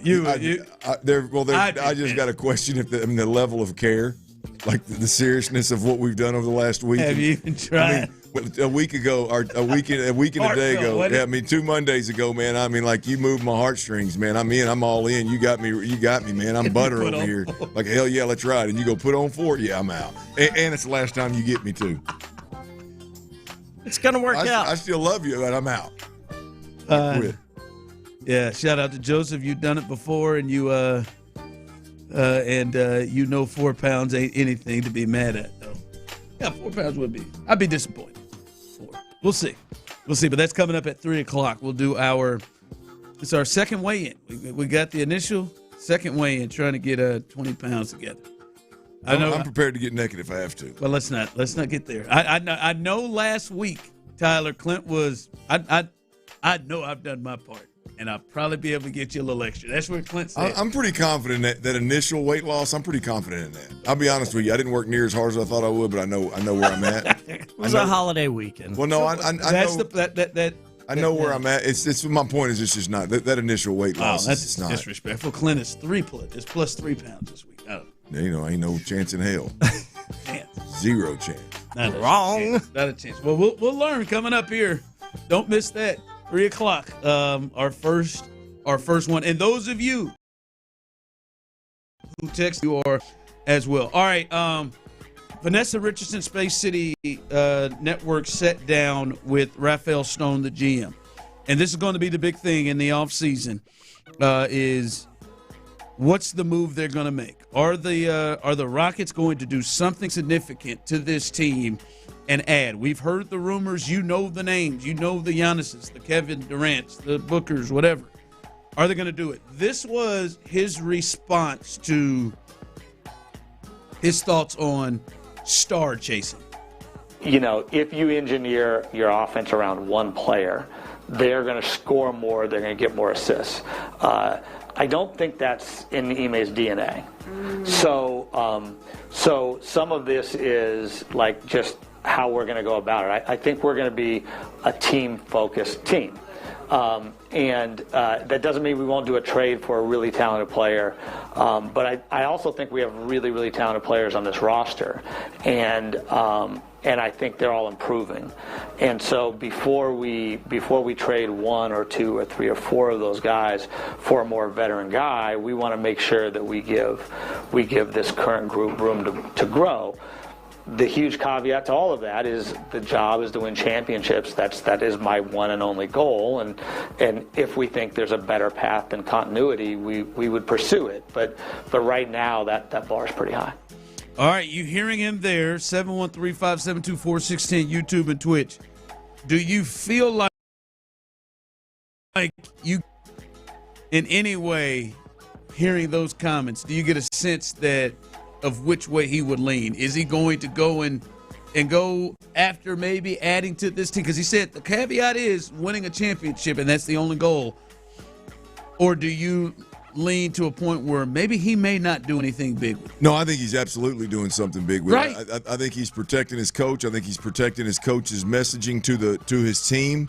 And I love everything he said. But the dismount of I'm here to win championships, and ultimately that's what I'm here to do, and it's what I'm going to try to do, and it's what I care about. And that tells you everything that you need to know, man. I tell you, I've heard that audio now 3 times, and every time you play it, I love it more. I love the point about Ime Udoka's DNA it's the exact opposite of feed the ball to James Harden, let James Harden do everything all year long, and hopefully he can get it done in the playoffs. It's the exact opposite of that. And I feel like they've accomplished that. I feel like that part of what you just heard Rafael Stone talk about with the Rockets is done. It's complete. Now obviously, what do you have to give up to bring in the guy that makes you a championship caliber team? That's yet to be seen. But that part of it is I think they've accomplished it. I think this is a well-rounded team. They're bought in. They play hard on defense. They all play hard for each other. They play hard on offense. They just don't have the right people yet. I love what Rafael Stone had to say right there, and I absolutely think that they're going to go out and get the piece that they need. Text line coming in to Rafael Stone. That is not what I love about it. Yeah, you're right. He talked about Ime Udoka and kind of try to throw you off a little bit with that's not his team. That's not how he goes about it. Well, Ime Udoka went to the finals and had a chance to beat the Warriors and win a championship. He knew what it was like to have Jason Tatum on that team. Yeah. He knew what it was like to have Brown on that team. And that part there but the caveat is winning a championship. Clinton, he said that is the only goal. And there is no way to me that he can watch this and see what's happening in his own conference and say, to me, I would think, and say, I think I'm ready to and willing to run this thing back again with. Oh, I agree. With this crew. Yeah. All right. Not to say that they can't, and it would really be a tough pill to swallow if one of these guys got traded and they turned into SGA. But or Halliburton. Or Halliburton. Yeah, that's another one. I don't think that Rafael Stone would trade away the person that would do that, but you never know what could happen. But that last part, as you said, that dismount screams. Well, I mean, I can't sit here and just look at what I just watched and think, yep. This group, I've got the one that I feel really good to grow it. Well, that's going to grow into that. It's twofold though, right, Ron? It's like how to go. Yep, I'm going to be patient for another year with this group. And not just think it's blatantly obvious you need something else. And then also, what evaluator, much less general manager in their right mind, watches this team and doesn't go, holy cow. I mean, we have built this thing to where we are legitimately one dude away from being a championship and watch caliber their team and watch all the other teams around it. Yes. Both of those things. I don't know how you don't very plainly see that about the Rockets, but we'll see what they end up doing. And again, maybe this postseason will trend to look different, Clint. But I think it's even more aggressive when you're looking at how this postseason is going. And I'm not sure if it's a trend or not, but to think is hell, man, you put yourself in position with one star. Yeah. and one person, like the Pacers to me are one player that's on the all NBA team, and that's Halliburton. The Knicks have two with Karl Anthony Towns. Now he could be hit or miss at times, right? Minnesota's got one, right? And OKC barely has another one with Williams. So this time it feels like it ain't like, damn man, we got to go get two to match up where it used to be big threes. You don't have to. Now you can get aggressive and go get it because there is no way they can't be looking at themselves and saying, if we just had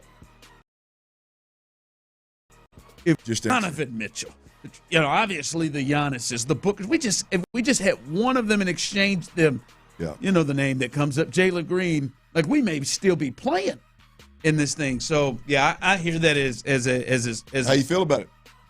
Yeah, the weigh-in. We'll see here, man. Scales right back here. We got it over here. I think. Would you start at 310? 310.8. Just a cough away from 311. Yeah. We trying to get to a combined 20. Yeah. Ooh, we'll see. We'll see. We'll see. Have you eaten today? No. Hell no. You're going for it. You probably ate or drank water. Got a doctor's appointment this afternoon. Good God Almighty. It's all about the strategy. I guess, man. I don't want to do that to myself. I'm just trying to come in and get a good solid way in here. All right, coming up, we'll see if we did it. It looks like some of you are not sure of it. Someone says, I want to see Ron get below 309. Okay, I hope to do that. I'll be disappointed if I don't. Our weigh-in coming up. And the latest on the injury update on Yordan Alvarez as well. That's up as we continue right here live on The Drive. All right, so I got to tell you all about Serta Pro Painters, baby. We got a lot of work going on at the house. Had 3 different projects, Serta Pro Painters, over at the house, man. And I'm telling you, Serta Pro Painters is the best paint contractor I've ever dealt with, and I've dealt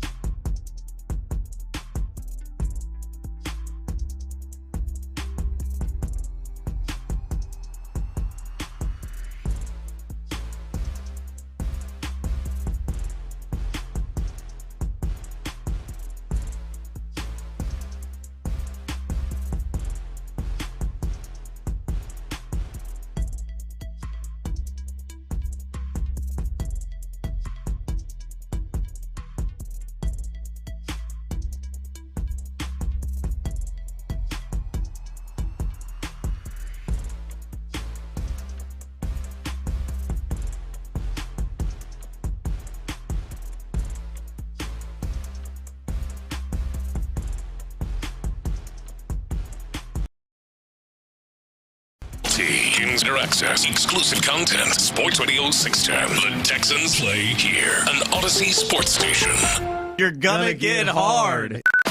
Sports Radio 610 presents The Drive with Stoerner and Hughley.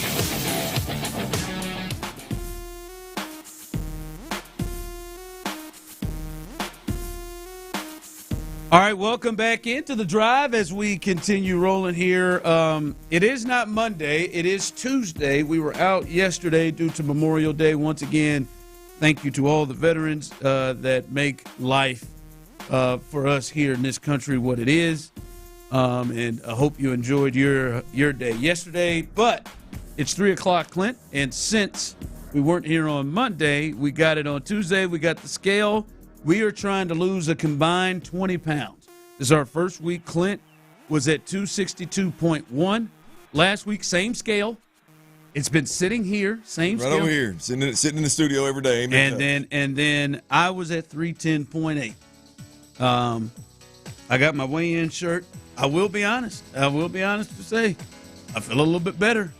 I feel like my stomach was trying to protrude out the bottom of this bad boy last week, and I didn't have to just keep yanking my shirt down. I feel better for this. So we'll see. 713-572-4610. Most are supportive and positive. We'll see what happens here. I think Clint Stoerner should. I think he should first. I'm gonna come around. I'm gonna verify it with your mic. All right. Here's the deal. Are you worried about you not carrying your weight on the 20? Because I need to take my shoes off and everything, make sure we get. Okay. You said you were prepared to get naked, so I would imagine you go. Oh, don't go getting naked in there. Off. That's right. Headphones are heavy too. Yeah, don't let that. That's right. I got you. So 262.1, Tyler. That's where we were. Okay. Clint leading this sucker off. Here he is. He's about to jump on the scale. Hair looks good. How about that? 248 coming from Clint Stoerner. He is not eating 248. Put in that work. You gonna slide it right there? All right. 248. What does that mean? I mean that's down 14.2. All you gotta do is give me 6'8". All I need is 6'8". We may get 25, Tyler. We may. We're on the show. Where do we start? Before he does this, 310 what? 0.8? Yeah. 310.8. Big fella jumps on the stand. Get stealable. 301.0. Not 9.8 pounds, right? We'll take that. 9.8 pounds. We'll Hell take yeah, that baby. right there, baby. I know you wanted it to. I know you wanted to. Hey, he got on that scale, and that it bounced around between 290 and 301 right there. It did. That was good, man. Well done, gentlemen. Good. Well done. That was good. If you took a good dump before you started, man, you'd got below 301. I did. I did eat breakfast. So what's Hell yeah. Where are we at? What now? is that total weight? If you were about 14 lost, add 9 to that. That would be 23.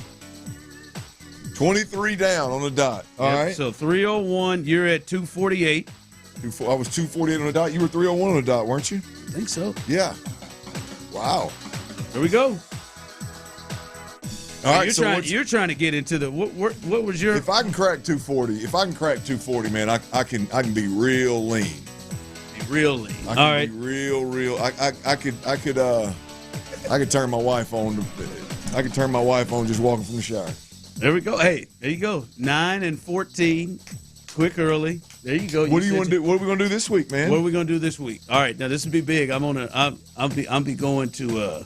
Someone texted Clint used his old football tricks and cheated. They did that again. I'm gonna tell you, the old football tricks is you don't eat on weigh-in day. I did.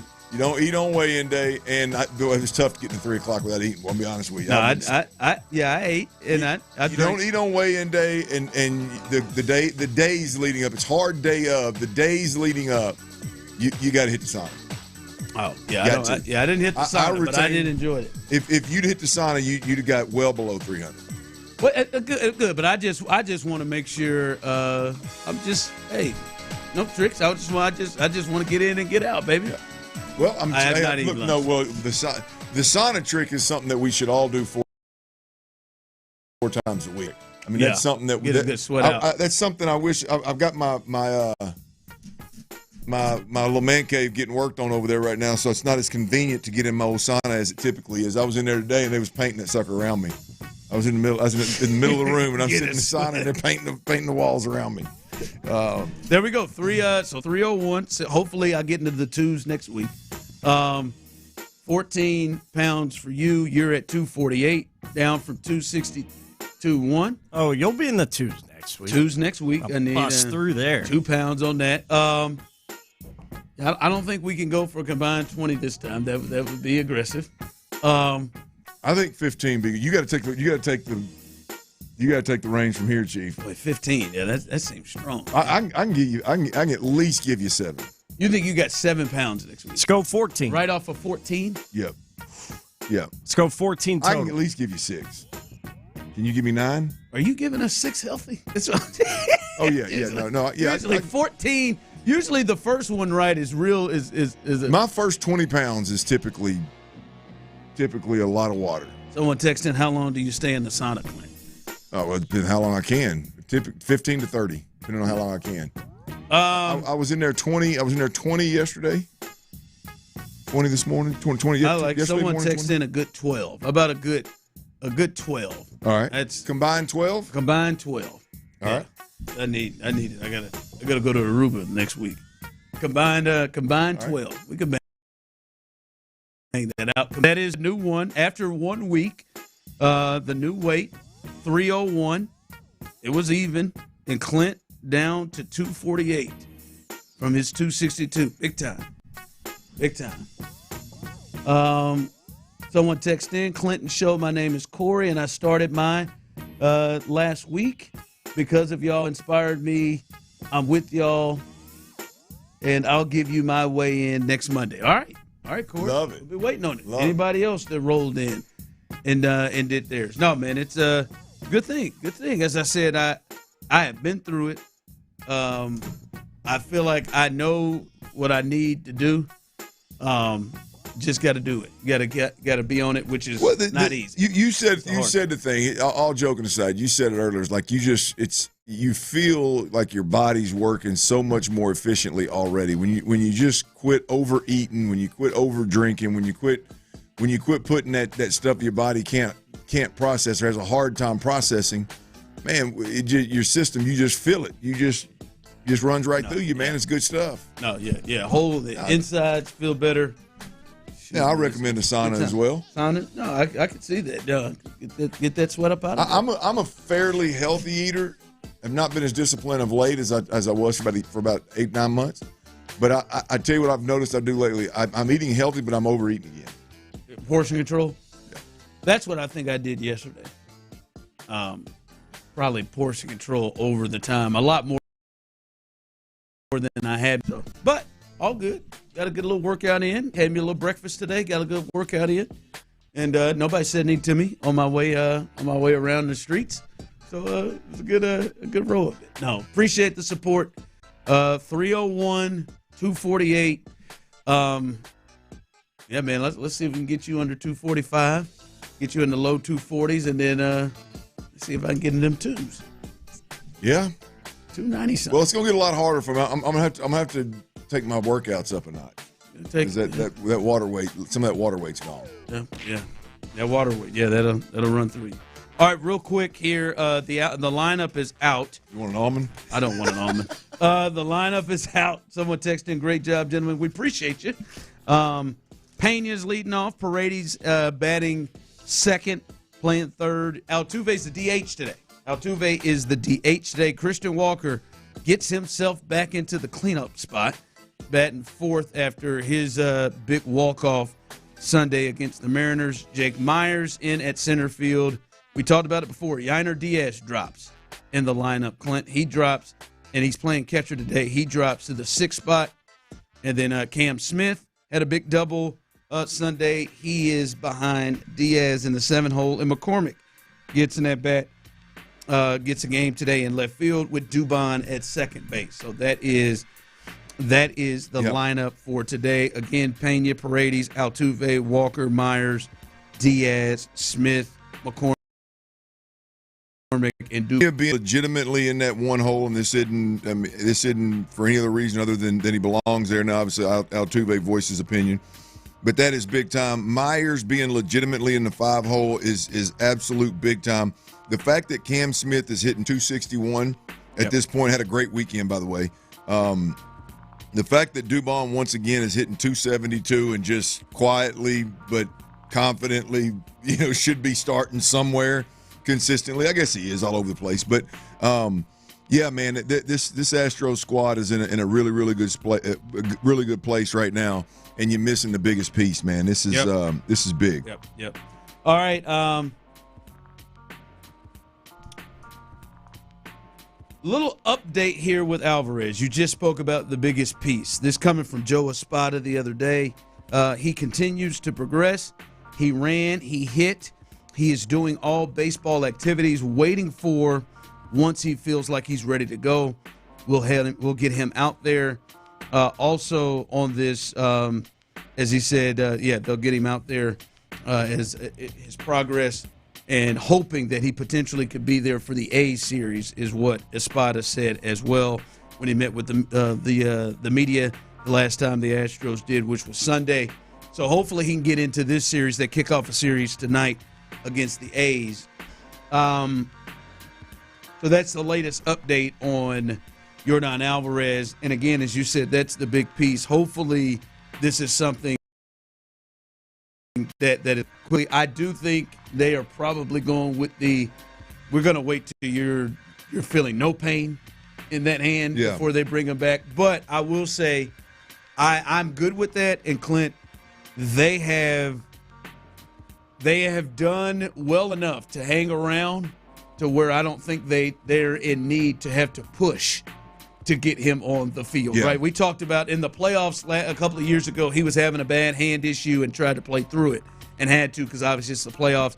They're not forced. Now, a game and a half out, 3 games above 500, they're not forced to put him out there before they're ready, and he is somebody you want to wait till you get 100%. They're not forced, Ron, and I think, look, it's very convincing what the lineup's doing without him, right? I can't say the same about the starting rotation, and I'm not taking any digs at these guys, but like when I compare the two, I look at the offensively the Astros, and it's easy to say coming off this series, obviously, but with all the things we just mentioned up and down this lineup, guys that are swinging the bat really well, I can say, maybe be patient and get Yordan back in this thing when he's completely healthy.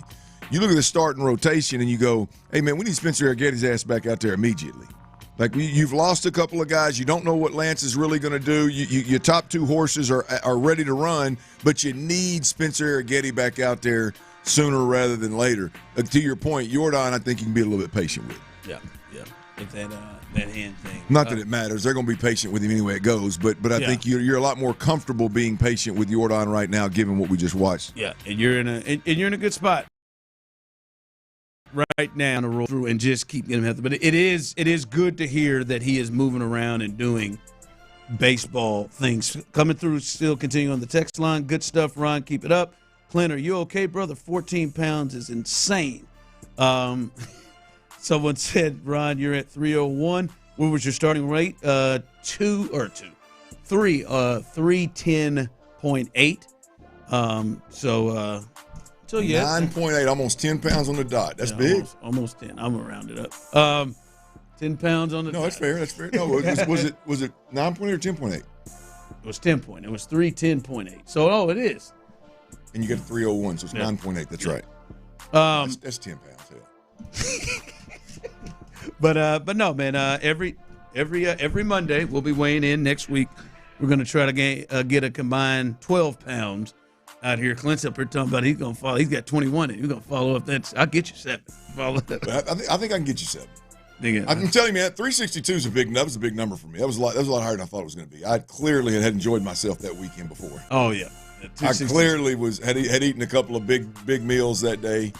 Yeah, that 262 is a big number for me. Yeah. All right. Also, real quick, fellas, this story that we just can't get enough of that may take another turn. As you know, Alex Cora, the manager of the Boston Red Sox, Tyler, said Alex Bregman has a significant injury, and he's expected to miss an extended amount of time. Boston. the immediate thought is, well, I don't know. Now you got to figure out who's going to play third base. You have anybody on the roster maybe that has experience playing third base at all? No. I don't know. I'm trying to figure it out if they got anybody. No. And now the growing question, as I'm watching MLB Network, and the question from Brian Kenny. Give it to me, please. Could the Red Sox put Rafael Devers back at third base in the wake of the Alex Bregman injury? No.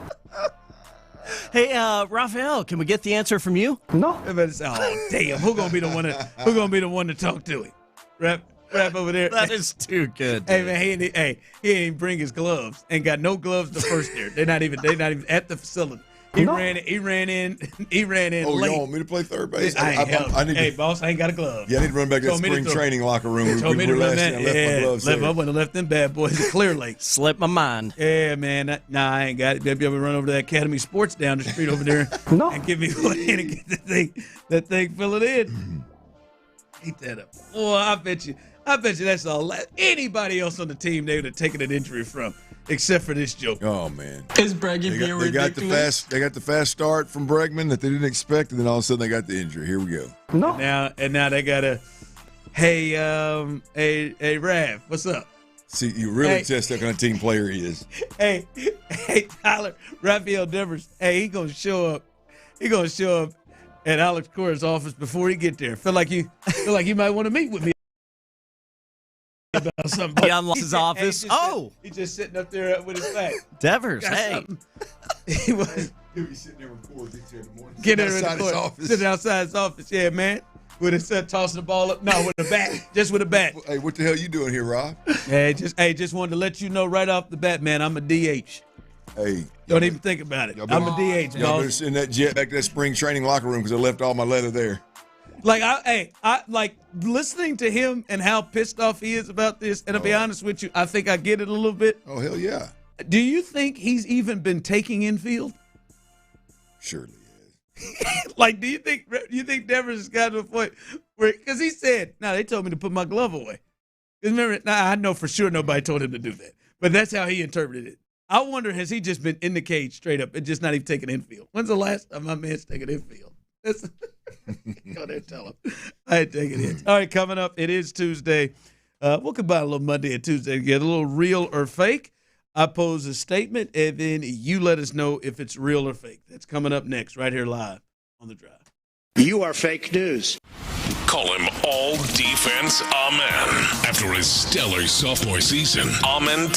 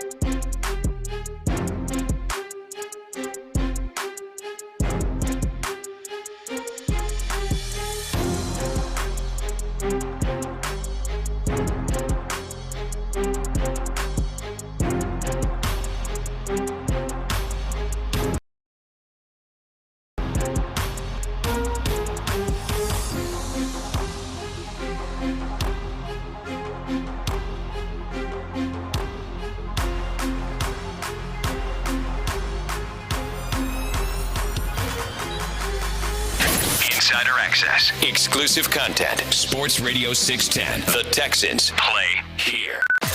Sports Radio 610 presents The Drive with Stoerner and Hughley.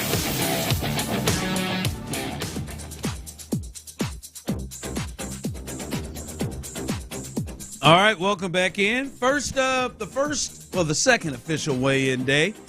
We had the goal of dropping 20 pounds plus, and we both basically got into double digits. 10 pounds, 9.8 pounds I lost, and Clint went for it all for 14 pounds, going from 262.1 to 248. I couldn't quite get to the twos. 310.8 down to 301 even. But 23 plus pounds there, and we're in good shape. We're trying to have the goal of next week to lose a combined 12. Combined 12, and as you did the heavy lifting this time, I do know I gotta. We will get to a point where it starts to become more difficult for it to come off. But I think for me, I still have some of the potential halfway big numbers there still. Well, that's 10 pounds, 9.8 is a big number, man. That's I'm proud of you. That's a hell of a start. It's a hell of a first week, and let's see if we can stack another week, baby. Why not? Yeah, do your thing. All right, short week, long week last week, short week this week. Yeah, and you dropped 10 pounds, and you had Memorial Day. Yeah, that wasn't great. Yeah, but no, good spot. Most I see some people also checking in. Let us know where you are if you are joining us in this challenge. It is it's good times. All right. Real or fake? We do this each and every Tuesday. I throw out a statement, and you tell me if it's real or fake. Coming off of this weekend, real or fake? The Astros still should be the favorites of the AL West. That's real or fake? Well, after this weekend, I think it's real. Yeah. After this weekend, I think it's real. I don't want to put too. I'm trying to do my damnedest to pull the reins back a bit and not put too much stock into one series. But when you take 3 or 4 from a team that had been really good to date, and you do it with a half-cocked starting pitching rotation and a half-cocked lineup, and the lineup happens to come alive, the guys that you paid and depend on a daily basis to produce came alive within that series and kind of shown if their big bats are at least toting water with everybody else. And so, yeah, look, I think it's real, and hopefully it remains real for a while here, and this wasn't just a good series. Where are you at, Tyler? And I know Tyler it'll shock you. He'll be as objective as he possibly can. Always am. You think it's real or fake that they should still be looked at as the best team in the West? Oh yeah, it's real. It's real. I mean, and I'll say it until things change. I mean, it is real simply based off the fact that this team in Houston, the Houston Astros, everything in the AL West has gone through Houston for the better part of a decade. So until I see otherwise, it absolutely runs through Dyken Park and it runs through the Houston Astros. It's real. Yeah, I think there's a little bit to that. I'm going to say real. My real is not just from the standpoint of like they have owned this division and won this thing. I still, to be honest, it's not like it's a slam dunk, right? Some of those injuries are not going away, right? We'll see how long they have to, roll with things with guys like Gordon in the rotation, guys like Gusto in the rotation. Maybe what's Ginger Nation? He's surely back up yet. Maybe what's his name? Brandon Walter. That's it. Maybe Brandon Walter might have to get some starts. We'll see. We'll see where Lance is, where that continues. Because obviously, like they came through in this series. None of those guys went 5 innings, and it's going to hit your bullpen. But I think they're the best because, Clint, right now we're seeing it. They should be looked at as the favorites. We're seeing it, and we, as I said a little bit earlier, we know if there is a sniff that they got a shot, they will do things to help their team. Yeah, that's a good point. Like, that's the other part. Now, hell, if they're sitting here, 8 games under, I don't know. But right now, they'll help themselves. And we know they have Jordan, which is going to be something they'll get back. And we know Arrighetti is something that they'll get back. So, and that's not even counting what they will do to go outside of the organization if they have to. So I'll say real from that standpoint. All right, Clint, Patrick Mahomes is still the best quarterback in football, real or fake? Oh, thank you. Oh, I think it's real. Still think it's real? I think it's real. Look, I mean, there's a lot of guys that are fun to watch. But when you look, when you combine the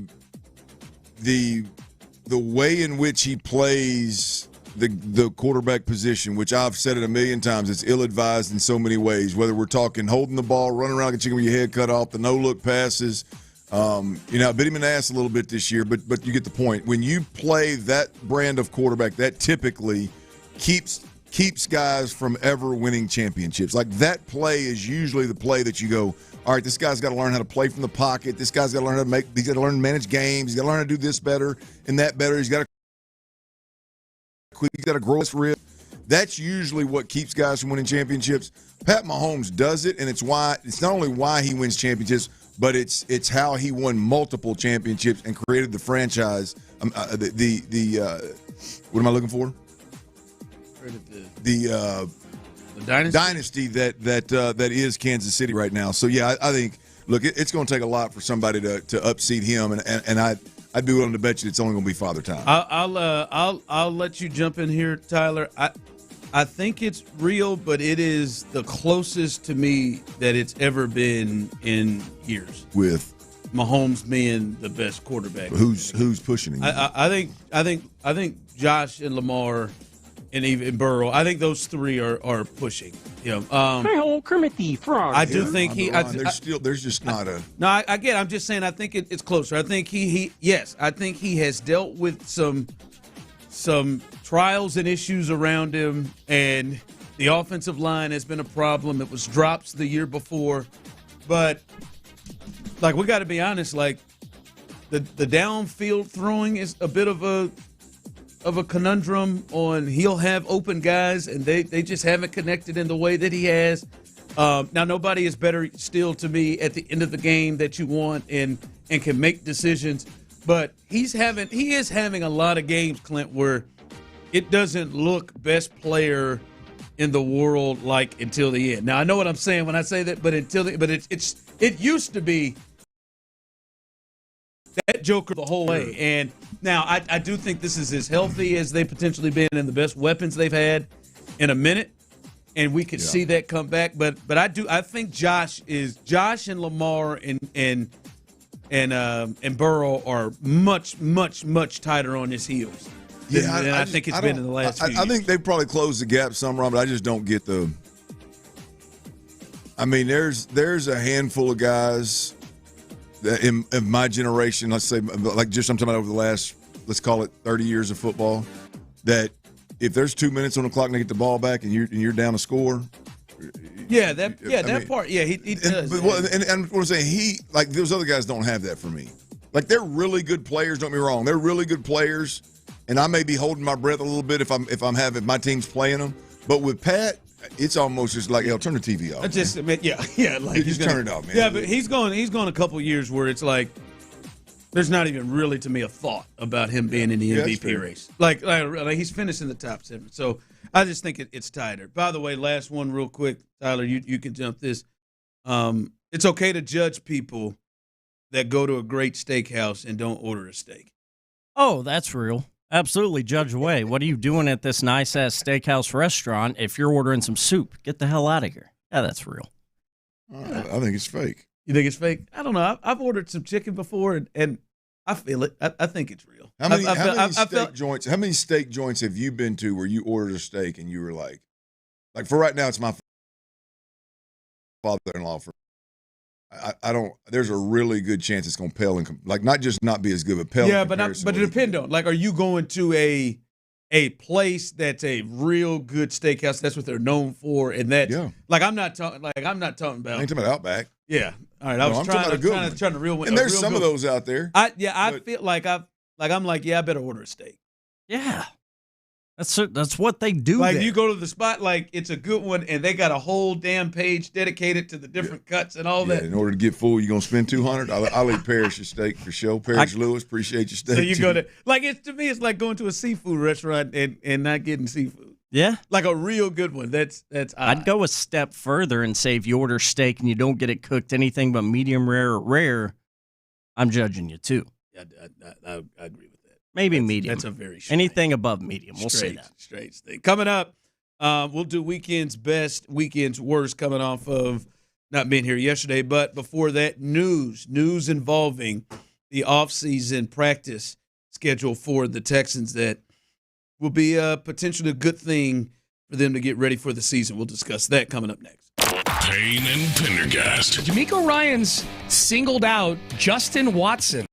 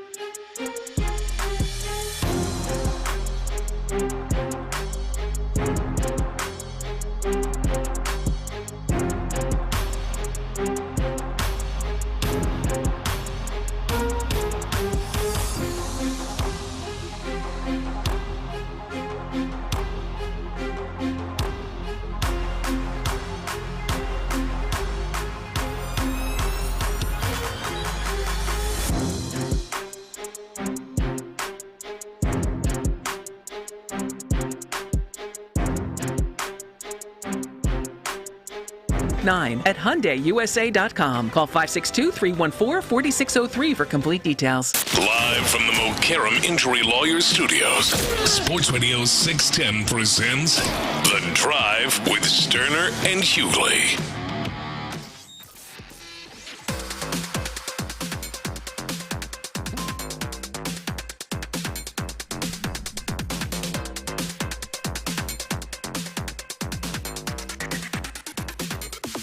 Somebody texted in, I'm doing the weight thing with you guys. Was going for 10 pounds at 235. Just got off the scale. I'm 244. Missed it by 1 pound. I think they misquoted. I hope so. Or they're really funny. If you're being real, don't hang your head. Just get back in there. Get to work, buddy. Unless that was your goal. I mean, if that was not trying to go up. You're trying to lose 10 and you gain 9? I'd maybe he was trying to gain 9. I'd scrap your plan. Yeah. Change your attitude. Or you just quit. Change your attitude. Start completely over, man. Yeah, start this thing over. Your approach sucked. Oak said, I don't order steak at a steakhouse. I'd rather cook it myself. And you wouldn't be at a steakhouse. Yeah, I don't get that one. You just said I'm not that I don't get that one. I can understand. You could find yourself at those places for a lot of reasons. But, man, I don't know. Like, where's that place you go? Y'all go Vic and Anthony's? That's a steakhouse, correct. Oh, yeah. Like, if I do go there, and I'll have to really, really take a look at what my bank account is looking at. But if I go there, like, where's the other one? We went to Papa's. Papa's Brothers, good. Yeah, steakhouse. Yeah, I mean, we was getting a steak. Butcher Brothers, that's good. Ran that sucker up. Got that steak. That one feel weird. I'm not opposed. Look, I'm not opposed to it, boys. If I feel like I need some red meat, then I'll get me a good steak. And I don't mind paying for it there. I just 9 times out of 10, my father-in-law's steak is not. Your thought is I'm not going to order one because my father-in-law's so much better. To me, a lot of the times, and most of the time, it's crazy to go in there and spend the kind of money that these upscale places charge, and knowing that, 9 times out of 10, I'm gonna be able to get a better one at my father-in-law's house. It just is that for me that's a tough pill to swallow. I think when I go to a steakhouse, a lot of times, I think steakhouse. You just mentioned earlier we were at one in New Orleans. I guess it really wasn't a steakhouse. More so, did a little bit of everything. But it's fine. Yeah. I love getting pork chops at steak joints. I love getting lamb at steak joints, lamb chops. I've been to some. I don't have the name off the top of my head, but I've in Dallas. I remember going to big time steakhouses, and whatever fish they had on the menu would be tremendous. So yeah, I'm not opposed. I'm not opposed to bypassing the $150 steak and grabbing me a killer rack of lamb for about $70. Yeah. I remember you got the rack of lamb the last place we went to New Orleans. Yeah. I'll tell you this. You know what? If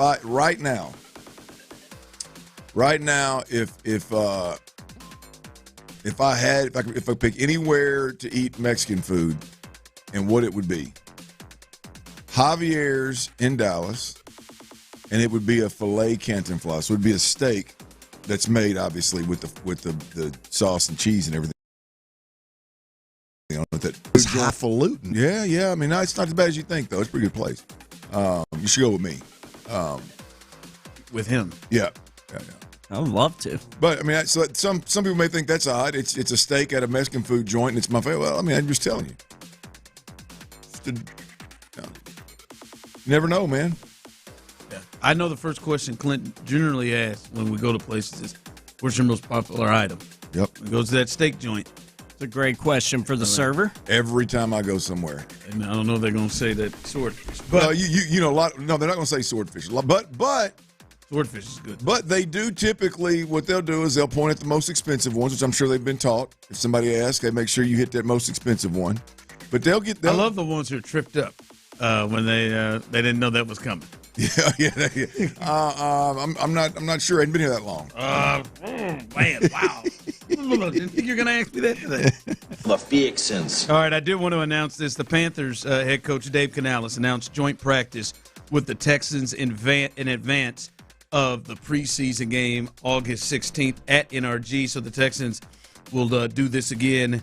We'll have a joint practice. They did it with the Dolphins 2 years ago, and that was fun to watch guys like Tank Dell. We really got to see him against competition and watch a guy like Derek Stingley against one-on-one against guys like Tyreek Hill and Jalen Waddle. Last year we got to see him with the Rams.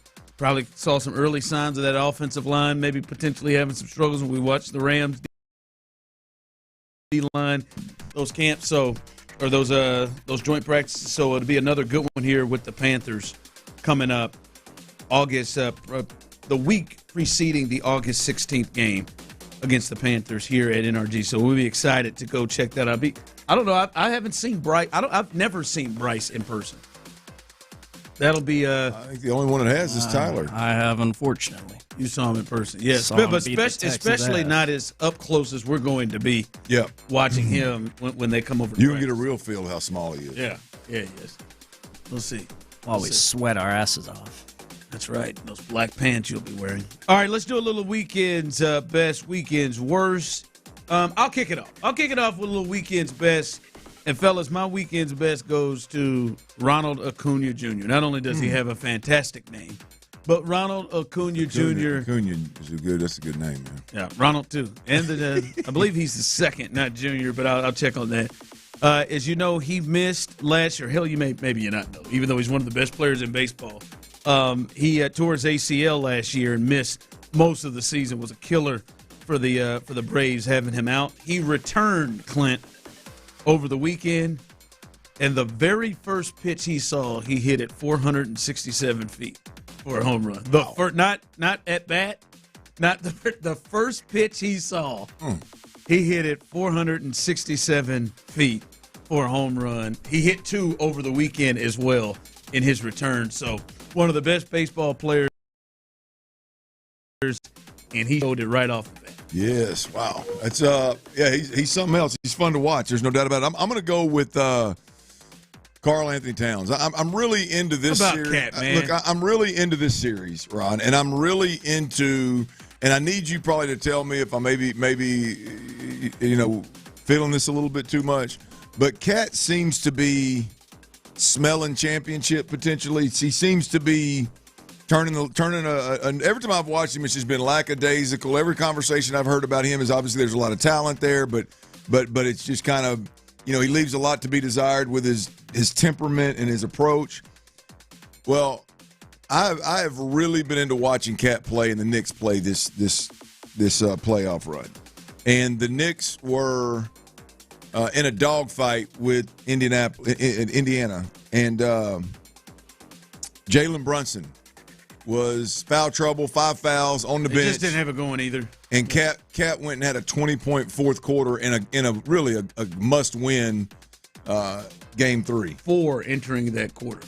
Yeah, I thought when I was looking at this, when I was making this point, I was looking it up. I'm thinking, boy, I bet he had 40. He must have had 40. I looked it up. He had 24 total points. Yeah, 4 coming into the quarter. Yeah. And he just wouldn't. I mean, he wouldn't stop. It was everything that people have wanted him to be. Yeah. He took it every time down, inside, outside, and he became a Knick that night. Tyler, what's your weekend's best? My weekend's best is going to go basement. Christian Walker, would you like to hear why? Please. 0-2. Hit deep to left field. Ball game. Christian Walker walks it off, and the Astros win it and take 3 out of 4 from the Seattle Mariners. Had to feel good for him, man. Oh, yeah. Christian Skywalker. Had to absolutely feel good for him. That was something he needed. He had 2 other hits in that game, as we talked about earlier, 3 hits in that game, and the walk-off action as they took 3 or 4. And it was a no-doubter. Obviously, he knew, and everybody in there knew. And the force was strong with him. Hey, boy, he needed that. Didn't he? He needed and all the fans did, but he needed that.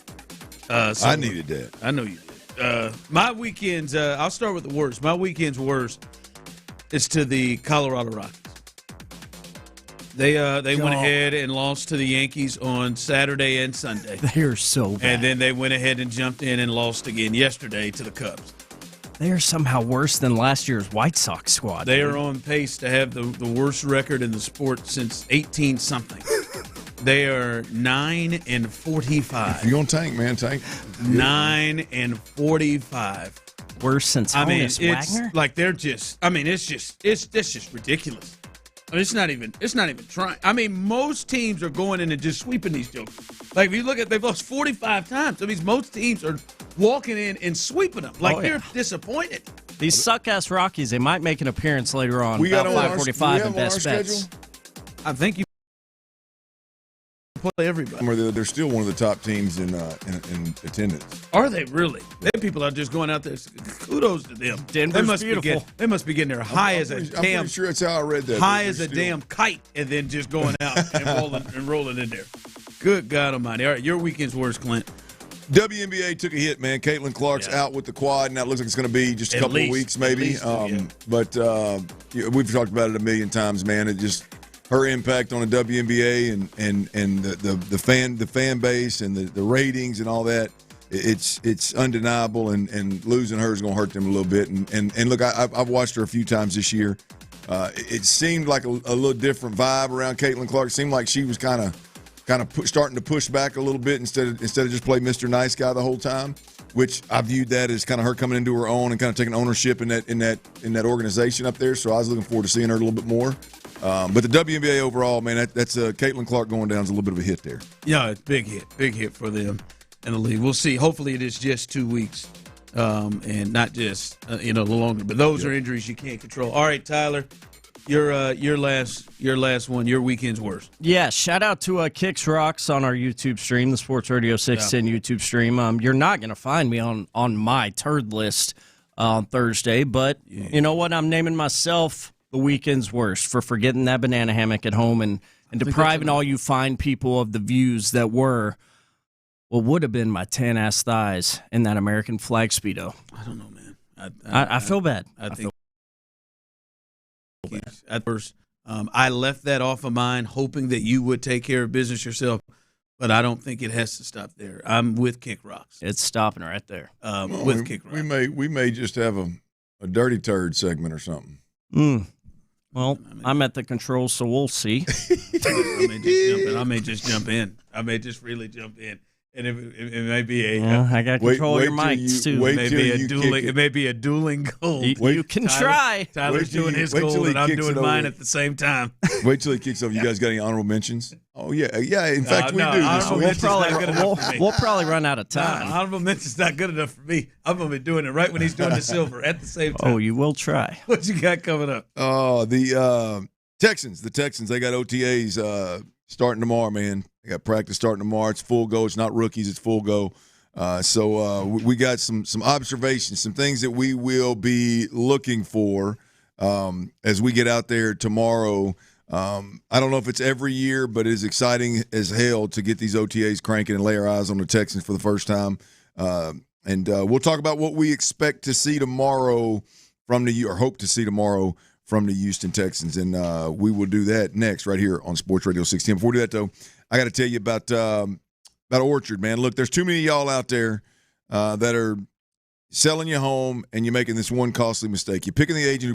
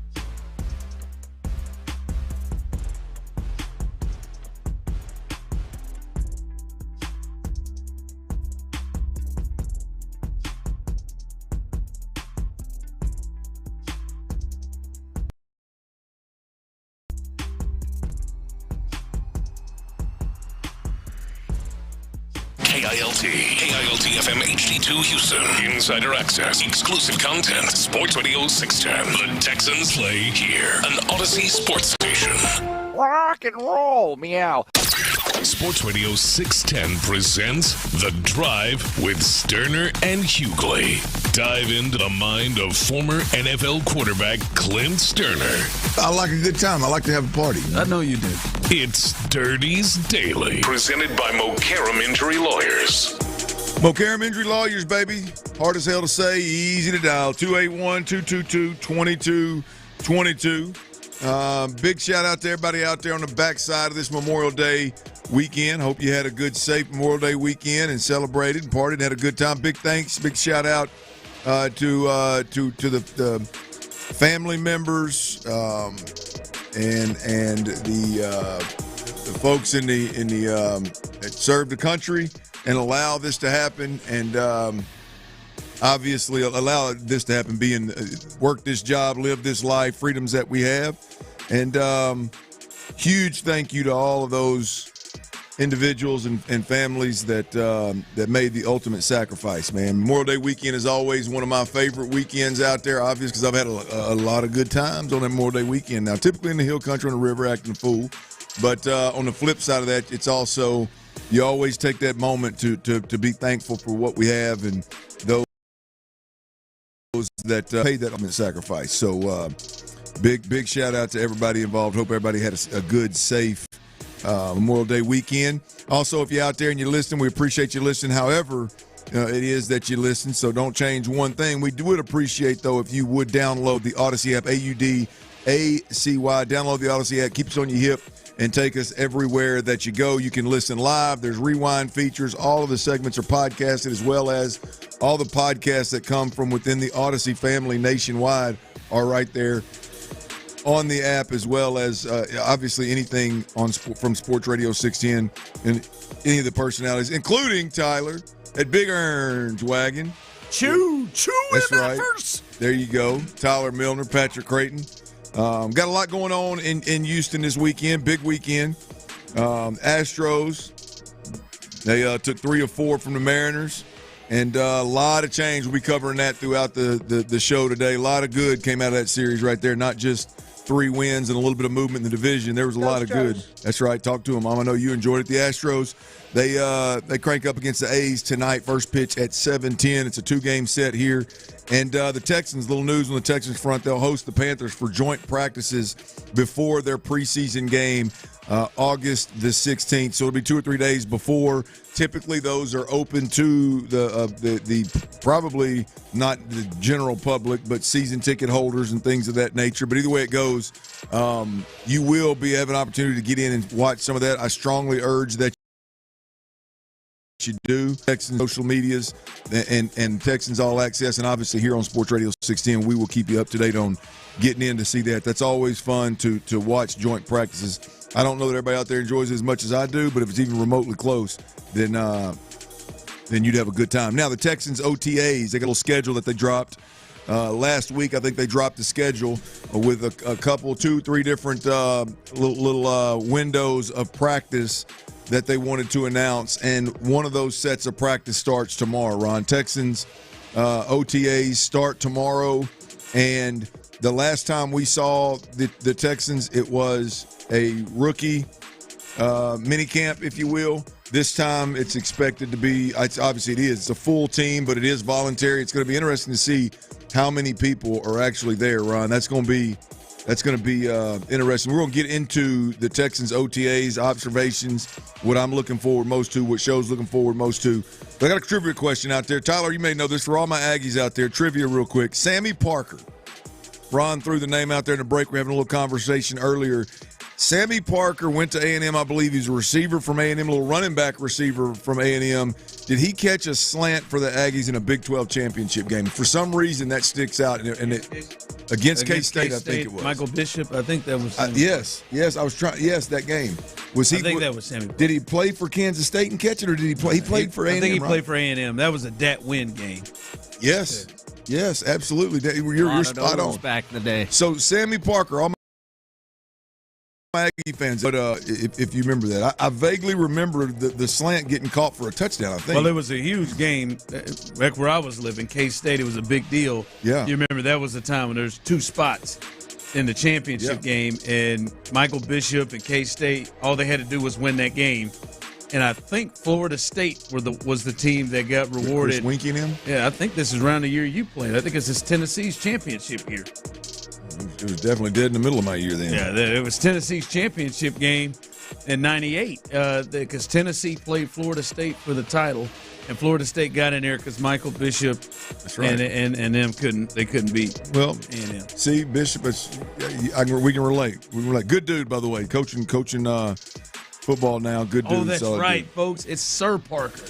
It was Sir Parker, not Sammy Parker. Damn right it was. It was Sir Parker. You're right. So Not who the hell Sammy is Parker. Sammy? Who in the hell is Sammy Parker? Where did Sammy Parker come from? Oregon? It was Sir Parker. Clear as day, Sir Parker, too. Yep, damn sure. Now, when I started saying those years, I was like, Get with that real quick. But Ron, I want to drop some nuggets on these folks real quick. Texans, they start their OTAs tomorrow. Again, we expect that to be a packed house in terms of every player being there. I think some of the moves the Texans made this offseason, if you dig a little bit, they don't have to dig long. You can get to a point of where they wanted more accountability, they wanted more participation, they wanted more people bought in, competing, and the competition doesn't just start when the season does. It starts right here. Ben Solak of ESPN. And by the way, who did I say it was? Jeremy Fowler. Jeremy Fowler. It was not Jeremy Fowler. It was Ben Solak. My bad, Ben. Make that quick correction. He had an article in ESPN, and the article was essentially, hey, we're 100 days out from the season starting. Here's some things that you need to look out for with each team. And when he got to the Texans, it was clear, and I thought this was a great point. His to watch for the Houston Texans was Nick Caley, and new offensive coordinator for the Houston Texans, Ron. And I could not agree more with Nick Caley being obviously the X factor, if you will, or the wild card, if you will, here with the Texans this year. But I think as you know, he's talking about the season and training camp. Hell, Nick Caley's my biggest watch tomorrow. Ryan, you asked me a question after rookie minicamp. You said, "Hey man, what thoughts on Nick Caley?" I said, "Man, hell, I had to ask which one he was." Yeah, 45 minutes into practice, I had no idea, right? I'm interested to see, is Nick Caley the obvious leader of everything going on? Is he, ultimately kind of an overseer, or is he nose down, grinding, working with tight ends all of practice, and then just when they come together, he's the one that actually calls the plays? Well, it better not be what you just said. Well, I'm going to tell you right now, that is what it more looked like when I watched, and that was a rookie minicamp, take it for what it was worth, and they've got C.J. Stroud, so it's not back throwing like they had CJ. They had the guy that they were dependent on winning games from this year. But what I saw was it was hard to tell Nick Caley from everybody else out on the field. And I'm anxious to see with the Houston Texans,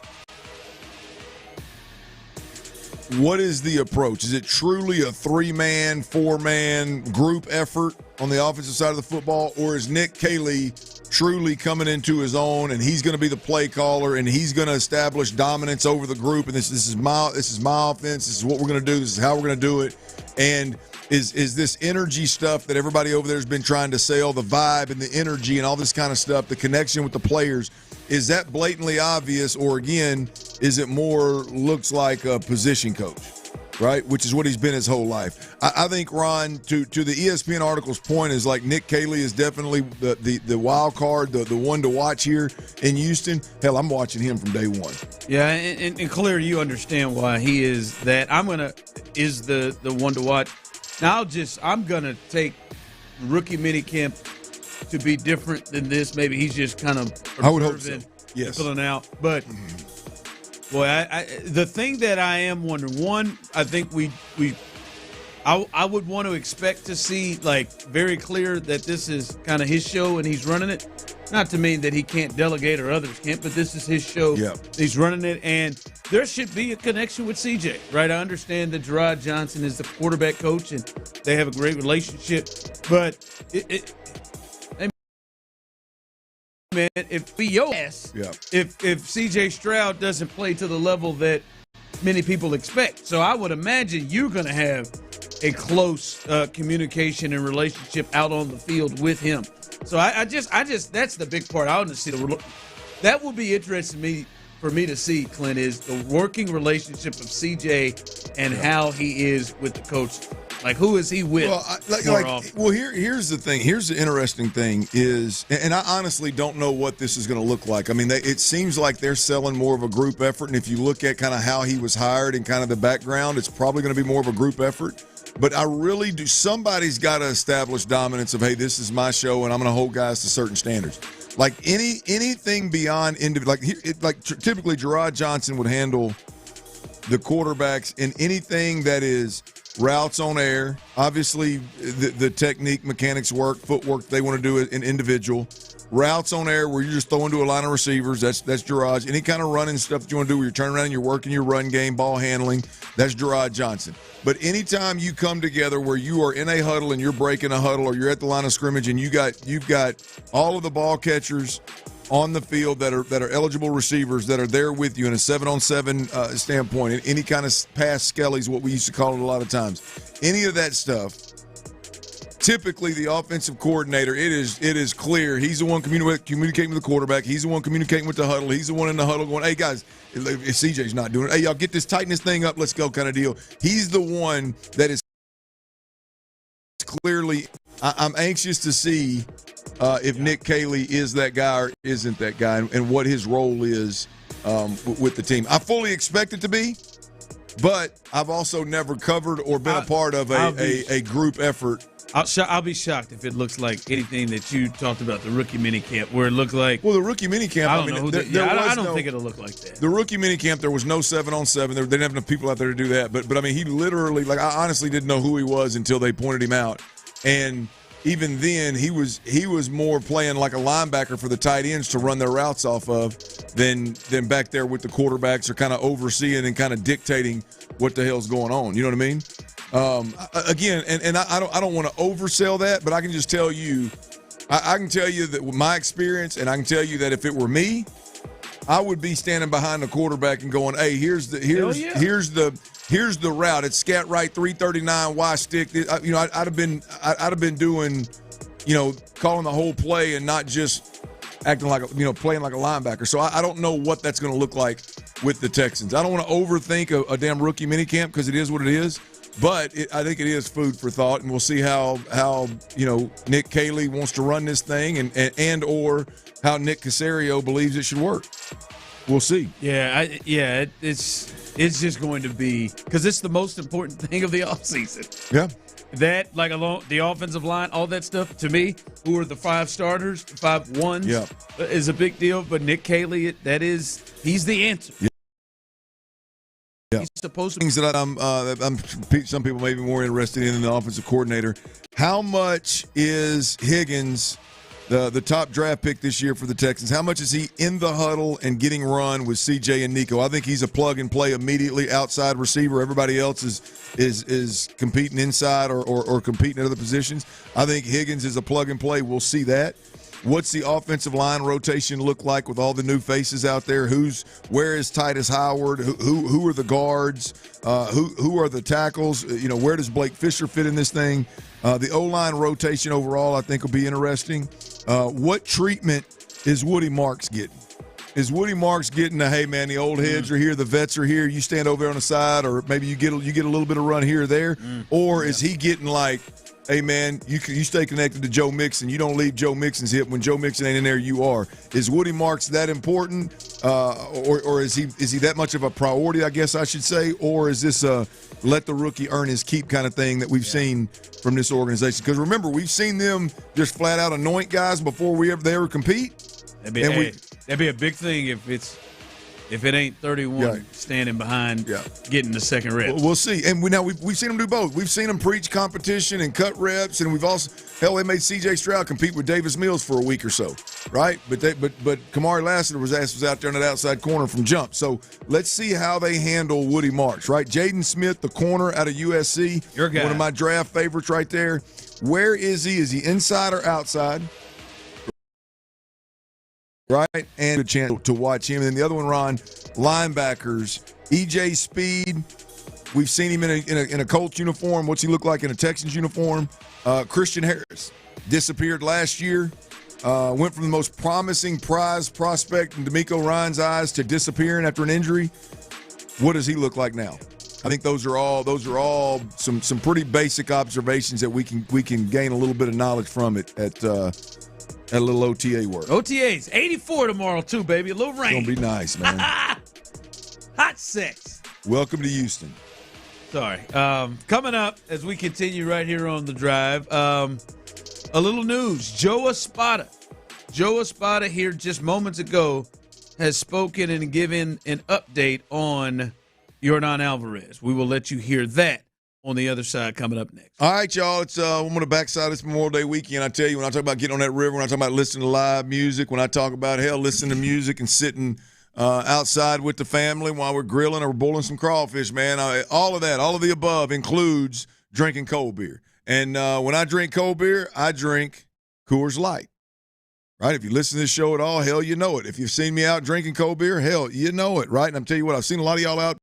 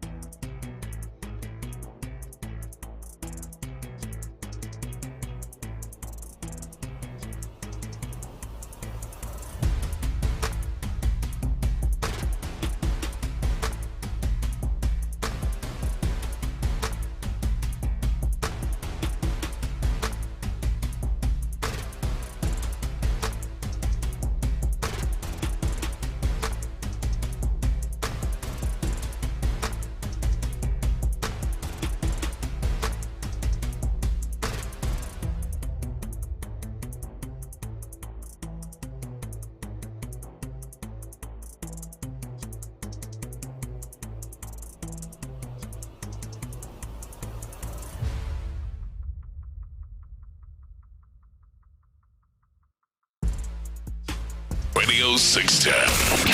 Insider access. Exclusive content. Sports Radio 610. The Texans play here. Sports Radio 610 presents The Drive with Stoerner and Hughley.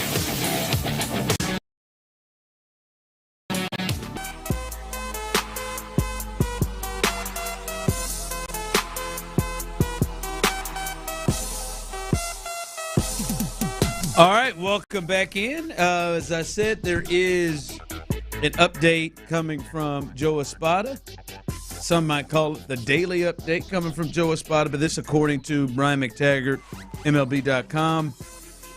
Espada said, team is waiting for him to say he's ready to go. So this one, I just don't know why they go about doing it this way. But so basically to me, Clint, Espada just saying, hey man, this is out of all our hands. So I'm trying to do the best I can. He's been cleared. That's what it almost reads to me. He's been cleared. It's just up to him. And buying into your you call him a diva and all, like Jordan. Even if this is the case, why would you put it out there on him just to, hey man, shoot, it's just whenever he's ready to go. He's ready. It's on him. That's what that. I don't know if that's what the captain, Joe Espada, is meaning, but that's almost, and maybe you all take it differently. But yeah, man, the hell, it's on him, man. When he's ready to go, he'll go. This is the problem, if you will. They all end up looking silly.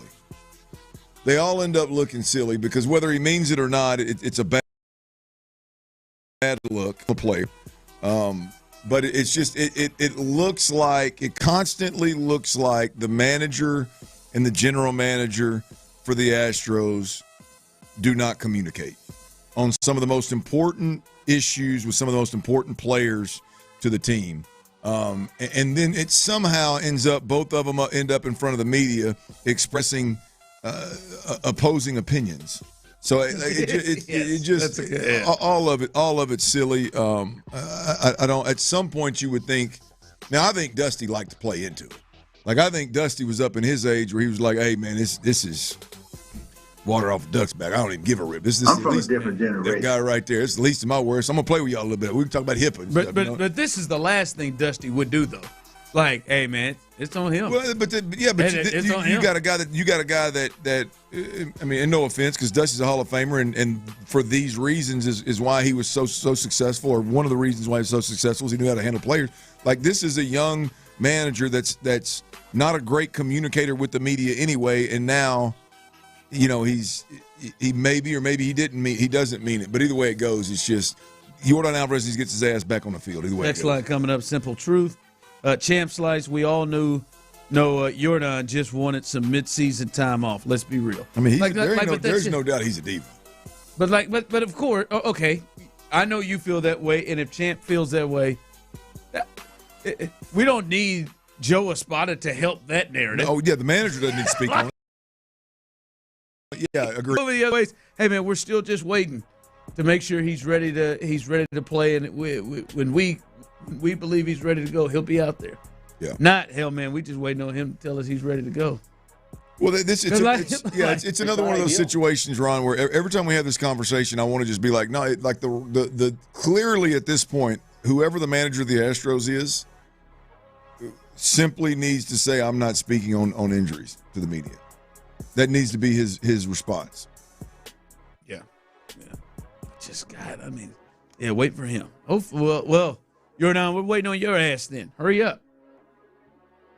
You ready to go? I will say, at least it does make you feel like he's cleared. So it is, or like he's so it's the way it reads, yeah. That like he's not. This shouldn't be an extended period of time. But it's very much like what I was hearing Chandler Rome talking about earlier about just the Astros and this and how they make, like, ultimately at one point they made Kyle Tucker looked bad last year with the thought of, hey, yo, dog, yeah, man, you just sitting out for 6 months with a bruise, but it was an actual fracture. Like, yeah, that's the scary thing with this, with the way that the Texans handle Texans. The way that the Astros handle these situations, we can sit around and laugh about it all we want, but there's no doubt that it was a bad look on Tucker. Now, it didn't hurt. It's not going to affect his money, clearly, but it was a bad look on him. I don't think.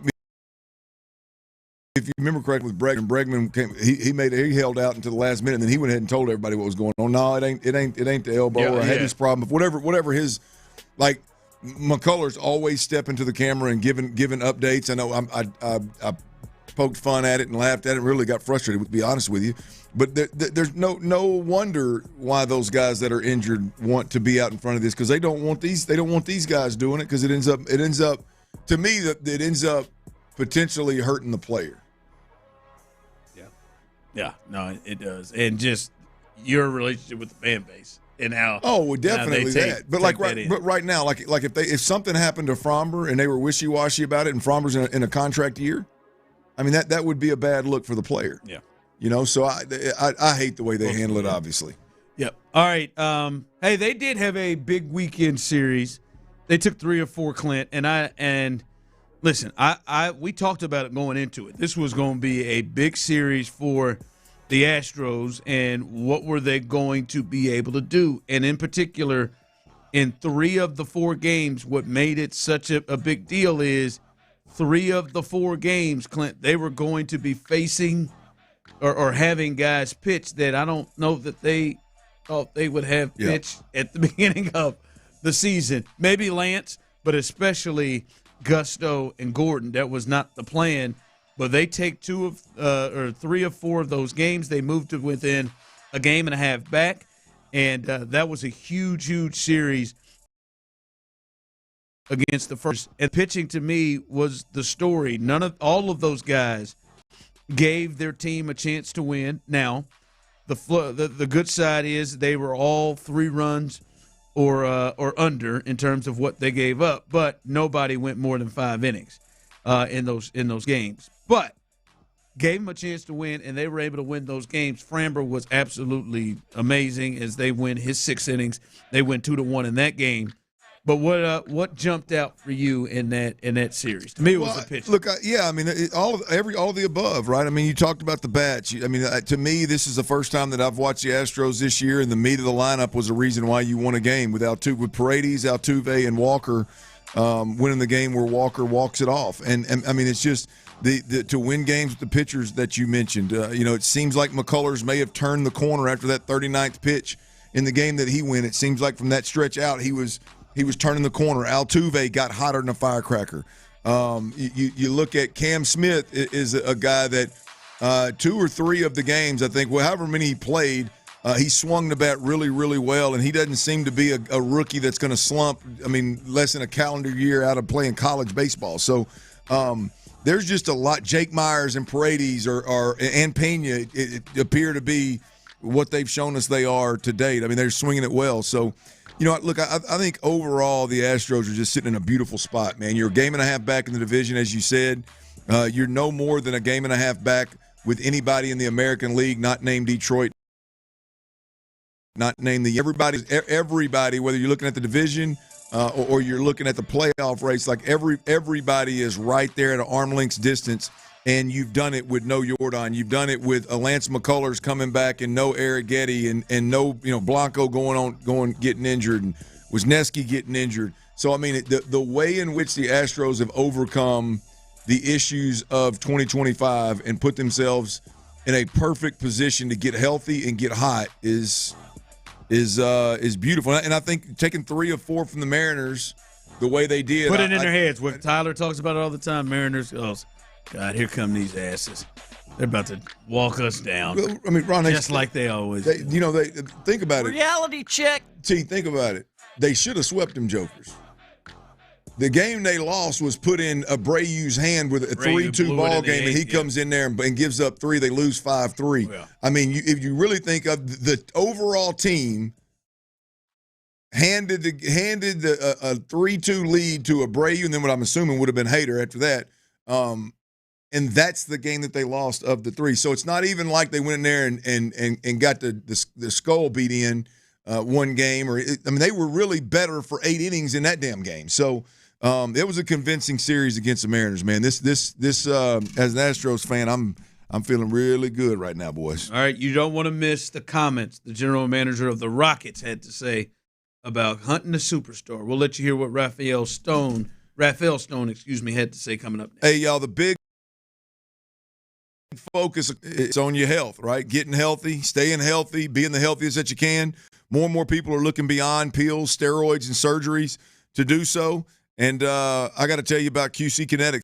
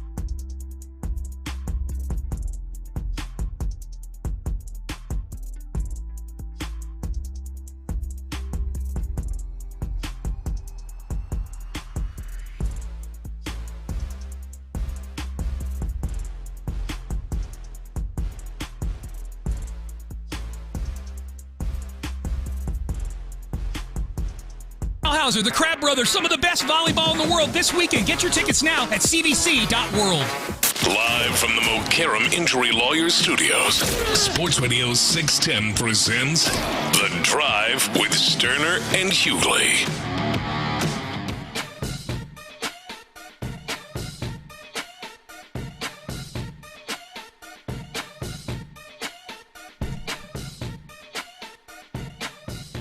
Welcome back in, good people.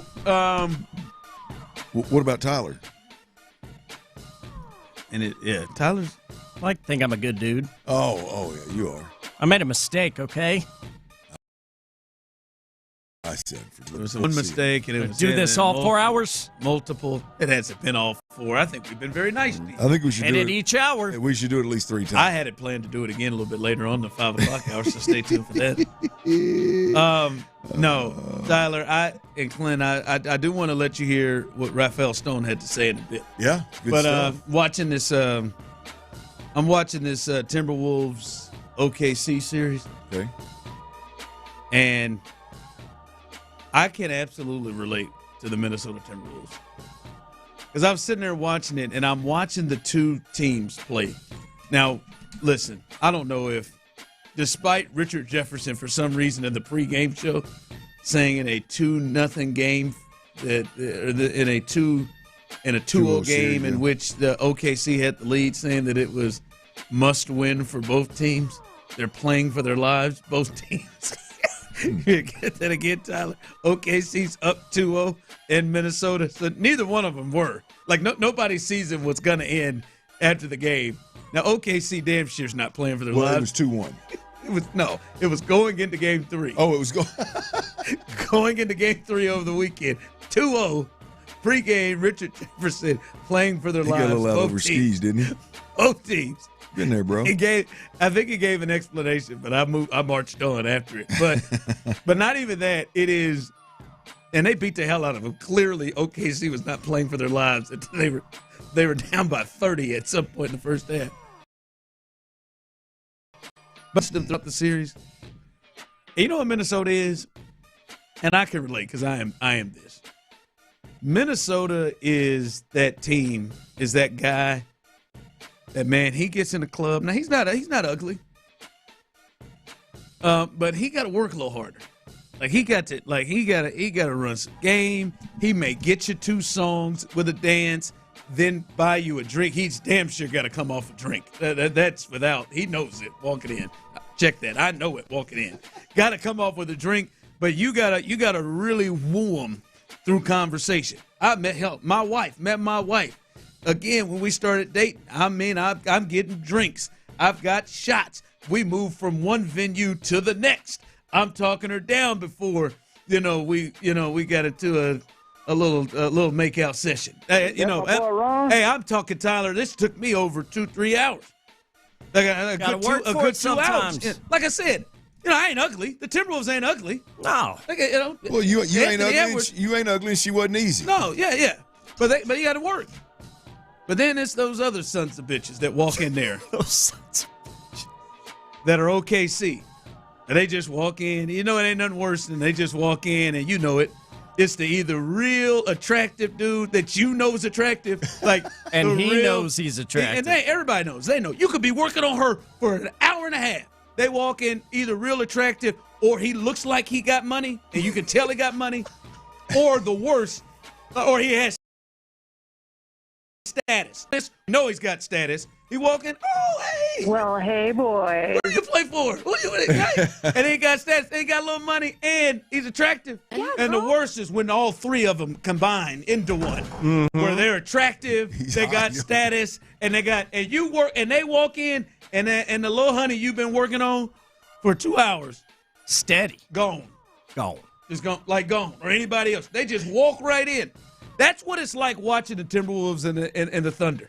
The Thunder, when they get the ball, they're on offense. It's just easy. SGA is the MVP of the league. We know. Everybody knows we got to stop him. He seems to have more space than anyone on the floor. Yeah. Oh, Anthony Edwards has 14 people on him as soon as he crosses half court. He's working like hell. He can't even get off shots. The rest of them, they are clawing, scratching and clawing again. And then OKC, Chet just put back dunk here. Hell, he can go shake and go sit down for 5 or 10 minutes. Hell, and he just threw one pass between old boy's legs last night and got 3 out of it. And they get up and they walk off like they ain't in the Western Conference Finals. See, I can relate to the Timberwolves. Every one of their possessions are so hard. And then OKC right here, he just walks in. I mean, we know Clint's an OKC. Clint is definitely has had a point in time where he I was a blue collar, man. Where Clint walked in and didn't have to do any work.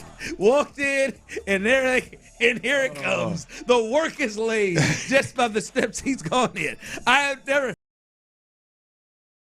I ain't ugly, and neither are some of you. Some of you know which position you're in. If you're in that position of you got to work like hell like the Timberwolves do at every single possession. The showman. You got Rudy over there. Rudy's the biggest son of a bitch out there, and he's working to get layups. Soft as baby poo, though, that Rudy Gobert. Chet's 150 pounds, and he can just do whatever he wants to do on the court. Like, that is what it's like watching the Minnesota Timberwolves and the Oklahoma City Thunder. I never thought about it. It's so definitely not in those terms. But your description of SGA somehow floating around and getting shots, and then when you flip it and you compare it to, I mean, he got to fight to get across the court. No question. They can't even set a good screen for him. Clint, I watched this team dismantle Luka and LeBron. How does SGA have this much It's unbelievable, man. How's he just moving around like this? Steph couldn't get away from a rocket. This joker, SGA's just floating, just floating around. Like, how does? I mean, it is watching those. I watched it the whole day yesterday. That whole game. Here comes Minnesota, Tyler. Oh shoot, they're down 7. They got it to 4. They got it to 2. And then OKC just goes on a 7-2 run. Like it didn't break a sweat. And here we go. We're back up. We're back up to 7. It was just, was, and it was so, they're fighting and clawing to get there. It is crazy. Someone texted, come on, at bar in Arkansas and was the starting quarterback of the Razorbacks and had a really great year. That boy didn't have to no, he didn't. Hell, it ain't even just then. Hell, probably 10 years later, he could walk in to Arkansas, an Arkansas bar and had that, not even Arkansas, it don't matter, had that hair slicked good, had that hair doing good. Hey, low through water on that fire, boys. It is. Like, I'm watching it. Julius Randle's on the ground. He can't move. Look at how hard it is. They got 5'8" defenders, and then they come down here on the other side. Okay, Anthony Edwards takes a shot and he's got two Thunder in the air trying to block it. Hey, they said 100% of Anthony Edwards' drives, he was double teamed. Every drive, 100% of the time. And SGA just appears to have all the space in America. Yeah. It is just, that's all right, man. I've been Minnesota. I have. Now listen, it worked for me. Met my wife in a very similar situation. It took me 2 hours. How'd them 2 hours, how'd it work out for you? Obviously good. Obviously good. A little bit. Hey, had her up against the wall, a little make-out session. Oh, wow. Really? Oh, yeah. Ian just watching uncomfortably. My best friend. Her friend and my best friend. Does he remind her of it? Do they remind her of it? I do remember it was a Ludacris song that was playing in the background. I can't remember. I'll text him right now. Do you remember that Ludacris song that was playing in the background? I'm sure Ian will have it because he used to just get in the car and play it. But it was good, man. It was good, you know. What bar were y'all in? Do you remember? It was called we started at Dark Horse. Dark Horse was Tyler wouldn't be able to do it. Wouldn't able to handle it. Dark Horse was all you could drink for $10 from 8 to 10. Sounds like it's right up my alley. Yes. And what we would do at the end, you've seen my group. What we do at the end at about 9:50, they had 2 bars. Everybody would go and make a trip to both bars. They give you 2 at a time, and then by the end of it, our table would be full. So you get an extra couple hours. Oh, we get an extra couple hours. She came in, hooked her up on that. Then I had her go and bought her a shot there. Then we moved to Bluesboro. Somebody could have played beer pong with the Brooksider. We moved over. Oh yeah, man, I'm telling you, moved over to Brooksider. Had her over there. Had her hemmed up. That's where it was at. That's where it went down. Then finished off the evening up against what she calls, I thought was your father's Cadillac, but it was mine. Up against the Cadillac. Let it ride. It was yours. It was mine. It was mine. But I'm sure there was some joke. I'm sure there was some joker that just walked in there and just batted an eye, and he didn't go through all that. Well, you blue collar, man. But it worked for me. Best thing happened to me. You ever see them guys out there? I watched a smooth son of a gun one time, Tyler, have his phone out right here. Young lady walked past. I think they had made some sort of an eye contact. Didn't speak. I watched it the whole way. Lady just walked past him. He cut, and that brought put her phone number. She put them digits in there, didn't she? I said, "Oh yeah, man, what a time!" That is well played. I mean, like I just thought, like, hey, man, I just don't have the skill set right now to just go hand a phone. That's a strong one right there. That's a strong move right there. We work with the tools the good Lord gave us, man. I'm telling you again, and you've made it work for you. Again, I am not the Washington Wizards. I'm not saying that in this. No, you coming on the Rockies? I'm not. Nobody hears the Rockies here. I'm not the Rockies here. But that's the first thing I was thinking of when I watched them two teams play. Like, my goodness, it is hard. It is so hard for this team on one side and the other side. Reminds me of how I used to work in the bar. That's just me right there. It's a tough one. All right, coming up. We'll get to Raphael Stone at some point. Just move through that. But coming up, a little 5 o'clock fire. We'll get you ready for this game tonight. Also, the latest on Alvarez, and we'll let you hear about the NBA playoffs as well. That's coming up next right here live on The Drive. Hey, y'all, check it out, man.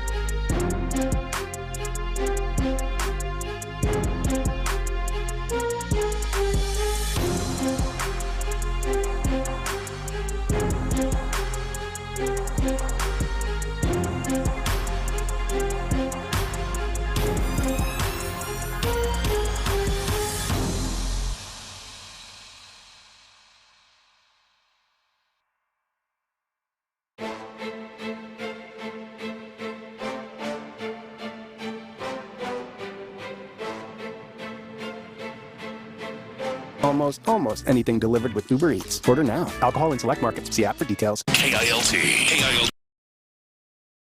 FM 8 exclusive content. Sports Radio 610. The Texans play here. An Odyssey sports station. We have a liftoff.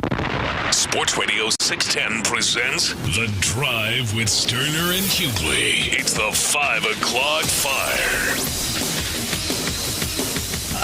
It is 5 o'clock. Congratulations. Hopefully you're off work. Luckily for you, old dirty show, T-Mill, a.k.a. Psycho T, have the latest. And the latest is, after being off for Memorial Day, off the diamond, and again, as we weren't here yesterday, we want to send our sincere thanks to all of those veterans out there who have allowed us to be able to live life the way that we are able to live life. Happy belated Memorial Day to all, especially our veterans.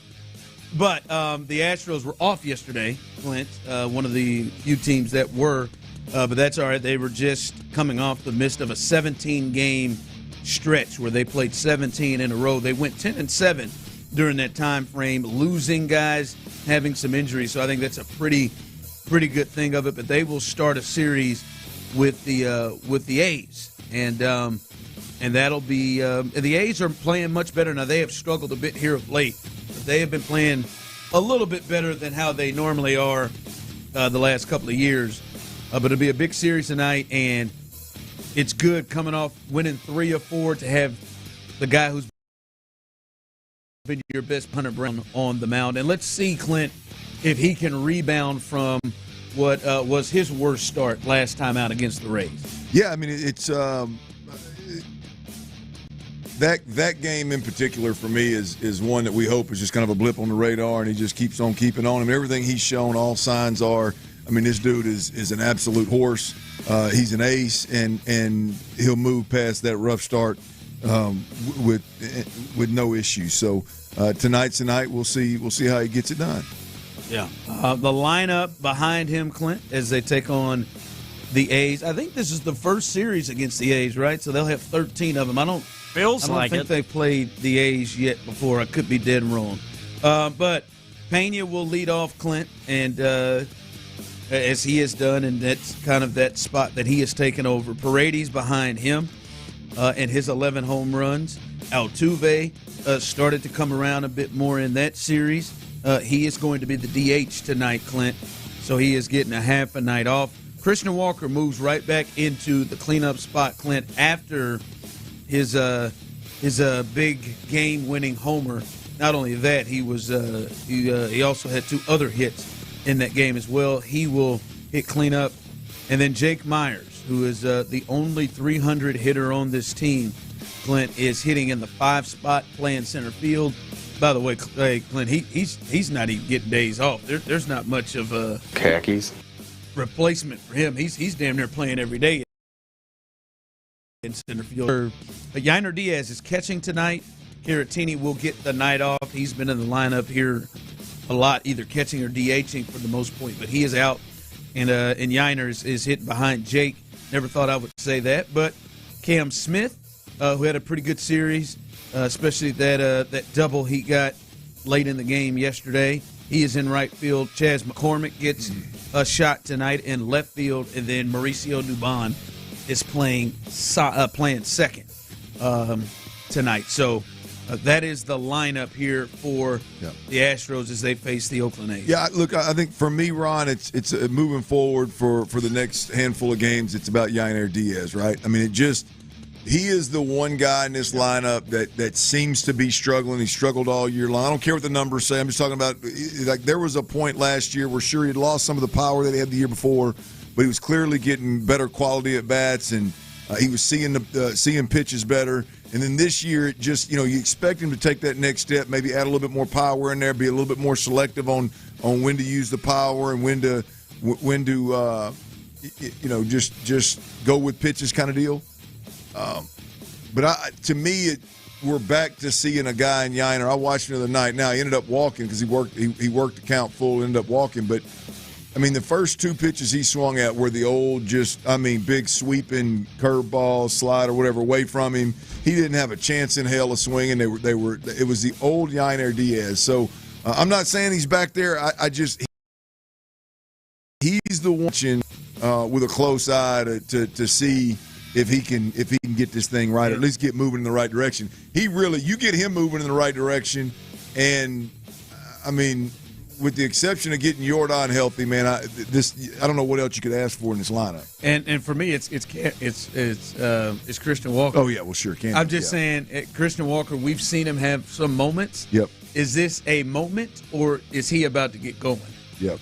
Right. Like that's the other thing is we've seen him have these and then kind of come back. So, listen, he was hitting below 200. And that was a new thing when they moved him back to the 5 spot. Now he's up to 212.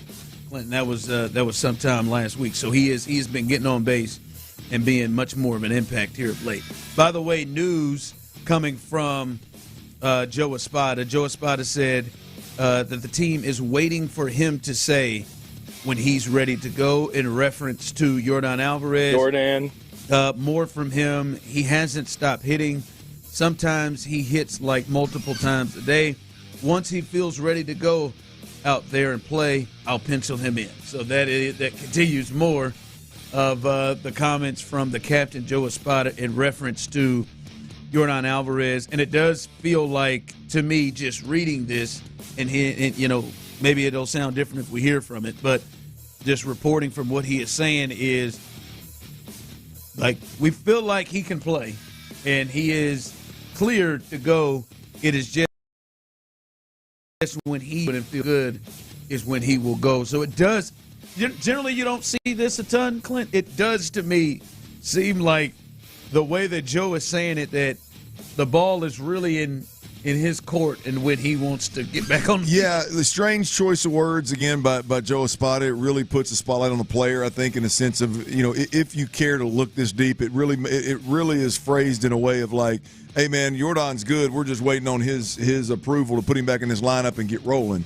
The messaging there I think is a bit off. I don't know if Joe meant that, if those were his intentions, but either way, even if they weren't, it's still a WTF type moment. Or what are we doing here? What are we talking about? Why are we botching another injury report here with another star player? On brand for the Astros. And look, I'll be honest with you, Jordan or whoever's making the calls can be as patient as they want to be right now with the Astros sitting where they're at. But it does feel like he's getting closer. He's doing all baseball activities, which is hopefully is just a matter of time with Jordan Alvarez. 5 o'clock fire. All right, Clint, news, and I'm excited because we'll be able to put our eyes on this. Panthers coach Dave Canales announced joint practice with the Texans in advance of their preseason game here at NRG August 16th. Texans' other preseason games will be on the road, by the way, against the Vikings and the Lions. But this one will be at NRG, which means we will get a chance to the practices between these two teams. And I know for you, Clint, you think, and maybe I don't want to put words on this, but a lot of people are saying this, but I feel like you almost lean this way. These are just as important as any of the preseason games that they have when they're able to have these joint practices for multiple days. Well, I think the players and the coaches probably get more out of this than they do preseason games. I think when you look at your starters, I think this is the time for C.J. Stroud and Nico Collins and Dalton Schultz and Joe Mixon, or if you want to talk about Higgins and Kirk and all these guys that are new to the group, this is a time for them to go against guys that aren't reading, doesn't know all their telltale signs, hadn't been practicing against them for 2 weeks, isn't sitting on routes and not having to pay for it. You're going against different looks, right? Whether it's physically you're getting the normal advantages, or mentally you're getting a different picture of a middle of field closed or middle of field open or pressure versus zone defense. You're getting a lot. The offensive line for the Texans, you're getting a lot of different looks. I don't know what it is the Panthers do. I don't know if they're a 4-3 or a 3-4, but you could possibly get a complete different scheme look than what D'Amico practices against them every single day. So that O-line that needs to improve big time, they're going to get different looks. So yeah, man, I think I think if you can get two teams together that don't want to fight and don't want to add a bunch of unnecessary risk to the situation by talking trash and pushing around on each other, if you can get professionals in there, and the work you get, I think, is second to none. Because they can absolutely. Again, if you get the coaching staffs that are working together, and one says, "Hey, man, we need to work on cover 2." Well, guess what? We need to work on our cover 2 beaters, and all of a sudden we're good versus good, and you got guys literally trying to get better. Like you could set it up if the coaching staffs are working together and the players are professionals. Man, other than a real game, to me, there's nothing like it. Yeah, these are teams that don't play during a regular season, so you feel you don't feel like you're hiding anything. But I'm trying to think, and because the last couple of years, right, and we'll probably have conversations like this when we get closer to it. It's like, hey, what are potential matchups of where you might learn something, right? Yeah. Like that, and with these teams, and like outside of the hey, what's going to look like to see Bryce Young up close? Right. Well, I guarantee you, Ron. Every time the Texans take the field with an opponent on the other side of the field, whether it's preseason or joint practice like this, the O-line is going to be under the spotlight, right? Because they're Brown over there. Yep. Yeah, I mean their defensive line and their pressure packages and their coaches aren't going to maybe pull the reins back because the left side of the offensive line struggling or they're not trying to protect anybody. They're trying to expose folks. So that's always where it's going to start. But I love the joint practices, man. There's a different speed, there's a different vibe, there's a different sense of urgency in that work versus the second week of training camp. J.C. Horn against some of these young receivers. Those will be fun matchups for joint practice coming up in August. That's announced, and we'll get a chance to put our eyes on. As Clint said earlier, we'll see how big O'Bryce is. Yeah, how big? Put a size on him. What did they draft a receiver again in the first round this year? Yeah, they went and got a kid from Arizona, McMillan. Yeah, bigger receiver. Yeah. To go with Leggett, who they already have. Oh wow, yeah, that'll be fun to watch. I know Sean and Seth cannot wait to potentially interview Leggett. Get a chance. Yeah, they love it. Oh, Pendergast and Payne. They love them some Xavier Leggett. So be on the lookout for that. That'll be a good spot. That'll probably be a time where they get to hit other people at this. 5 o'clock fire. All right, Clint, you've said that you were extremely into this series, and I don't know how anyone can't. All 3 of the first games have been crazy games that have been the opposite of the Western Conference Final. Last night was the first close game they played of the 4. Before that, either the Thunder blew out the Wolves or the Wolves blew out the Thunder. This was been the opposite, Clint. The Knicks had that, crazy collapse in which the Pacers came back and won in the signature moment, maybe of the playoffs. Game 1, right? Yeah, Halliburton with that ball bouncing all the way up and going in and tied the game, which we thought was a game winner. Then Game 2 was a tight one that the Pacers pulled off at MSG, and then the 20-point kind of led to Karl Anthony Towns going back. I wonder, do you feel the same way? You've been in it, you've been watching it, Clint, because the Knicks could be very easily up 2-1 in this series. The Pacers could be up 3-0 in this series. Yeah. All right. You said the last time we talked about this that you still think the Knicks were the better team when you watch it. Yeah. You still feel that way when you watch these two teams play. Yeah. I'm gonna tell you what it comes down to. I believe in Brunson and Cat more than I do the cast. This cast of characters that's been led by Halliburton in crunch moments, obviously, but just the overall cast, their ability. Like I believe they're going to be tighter ball games, and I believe that those two guys give the Knicks a real advantage, man. Now, obviously, they're down 2-1. It hadn't played out like that, but that's where I'm at. And I think, man, I love watching. And again, I asked you this earlier. I don't think you answered. Am I wrong about Cat? Like, is this a Cat you've seen before?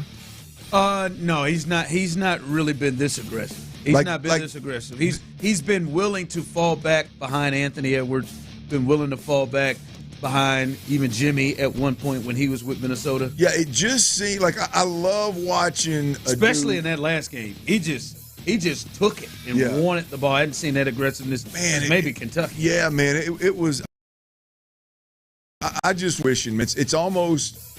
It's the game in which I can't remember what game it was. Maybe it was game 2, but no, because they won. So maybe it was the last series. But when he talked about the whole Rucker Park thing, it was when they won the last series. Yeah, against he was talking about my guys from back in the Rucker Park days and all this, all that. Like that, when I watched that game right there, I was like, this is a dude that can taste a championship and hasn't been here before. Like just as he can taste it. And he know it's his time to turn it up, and he's got freakish ability. And it's just the thing is he's a third-team All-NBA this year that just came out. But is he going to consistently give you that? Yeah, That's the thing, because like they had no answer for Siakam in Game 3, and he actually led the way for the Pacers when they won, or I'm sorry, Game 2 when they won that thing. We'll see. Tonight's a big one, though, right? Obviously, they can tie this thing up. Well, you win this series, you're right back to home court advantage and all that. You lose, and now you got to win. Good luck. You got to win the rest of it, right? And so the Pacers, the Pacers, I thought they were going to just run them out of the gym. There at that point, there was a sequence where they got a steal, and Halliburton came down and hit a 3 on the break. Then he got another steal and went to a dunk. It got to 20. It looked like they were about to run out of it. I think one key thing is Tom Thibodeau, who is clearly just in LeBron James territory and just refusal to do anything with that hair. Like, I mean, we see that right there. There's no, I mean, he looks like he had Tom Thibodeau, tell him to hit me up, man. I got a number over advanced hair restoration that can really get this. I think it's clear Tom doesn't give a rip. Fix your wig, man. He's just going with that situation. But Tom used his bench, Clint, and generally they'll play the 6.5 players or something. And he did move Josh Hart out of the lineup, but he played 34 minutes coming off the bench. They played 3 or 4 guys in double-figure minutes coming off the bench, which is something he just doesn't do. So that was a big key, I think, in that game. All right, coming up as we continue live on the drive, OTAs do start tomorrow, and Nick Caley, that is the man. Why? And what other things are we looking for tomorrow as OTAs get started for the Texans? That means it's starting, baby. It's on. The season is here. That's coming up next. Look, if you're home.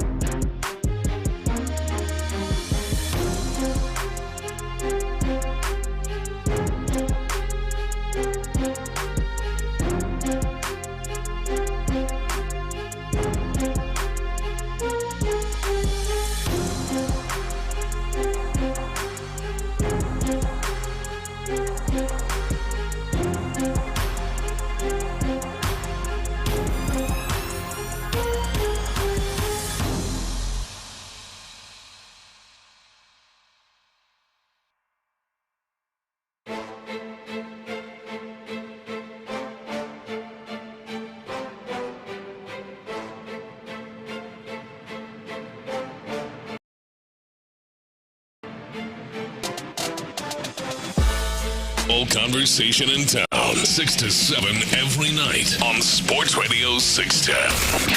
Insider access, exclusive content. Sports Radio 610. The Texans play here. Sports Radio 610 presents The Drive with Stoerner and Hughley.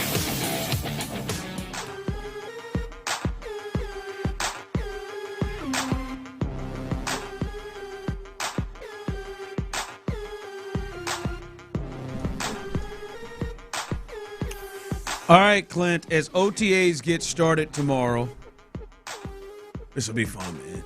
It's going to be fun. OTAs get started tomorrow. There are a lot of things we can look at. There are a lot of things, and let's be honest with you, it's really going to be a lot of eyes on the offensive side of the ball, and they'll probably have them on the other side of the field. But it'll be a lot of thought, a lot of anticipation on what we're going to see.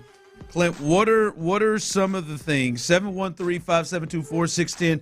Those of you, what are some of the things you want to hear about? What are some of the things, if you were out there, you were putting your eyes on it, YouTube and Twitch as well, that you would be wanting to look at if you had the chance to be out at OTAs to watch the Texans get going up against themselves for the first time?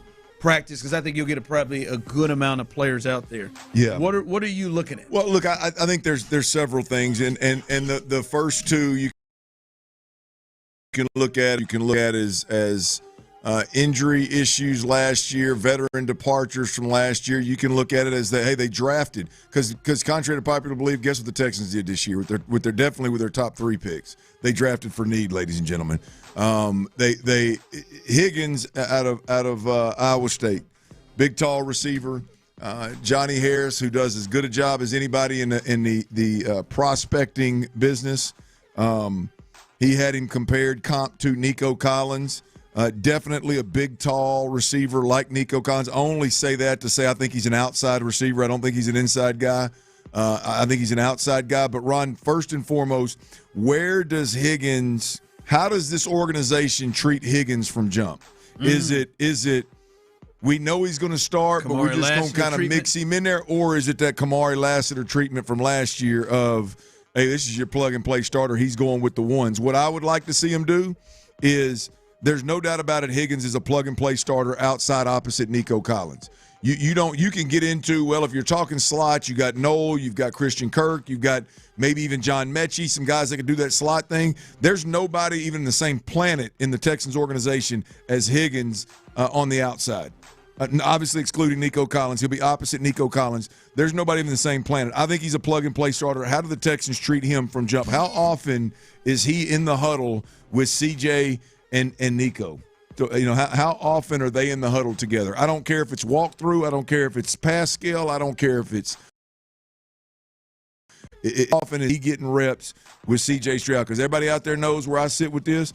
Every rep that he doesn't get with C.J. Stroud, right, is an opportunity passed on them getting that work. Yep. Right? So is Higgins and Noel and Kirk, are they getting all that work, or are you mixing all these guys in and getting a ton of work? How do they treat Higgins from jump at the wide receiver position? I've probably got to be the Lassiter treatment. I would imagine. We don't know. I would think so. I would imagine that. Like, for me, the other part is that the receiving situation. The other part for me is what, like, kind of close to what you're saying. What's the 5 going to look like up front? O-line rotation. Oh boy, what is it like? Because really the big one to me is where is Titus going to be immediately? Like, if we walk out there and Titus, wherever Titus is, like, I can't believe that it will be all right, tomorrow we'll see Titus at right tackle. Yeah. And then the next day we'll see him at left guard. Like, no, I think where we see him will tell us a lot.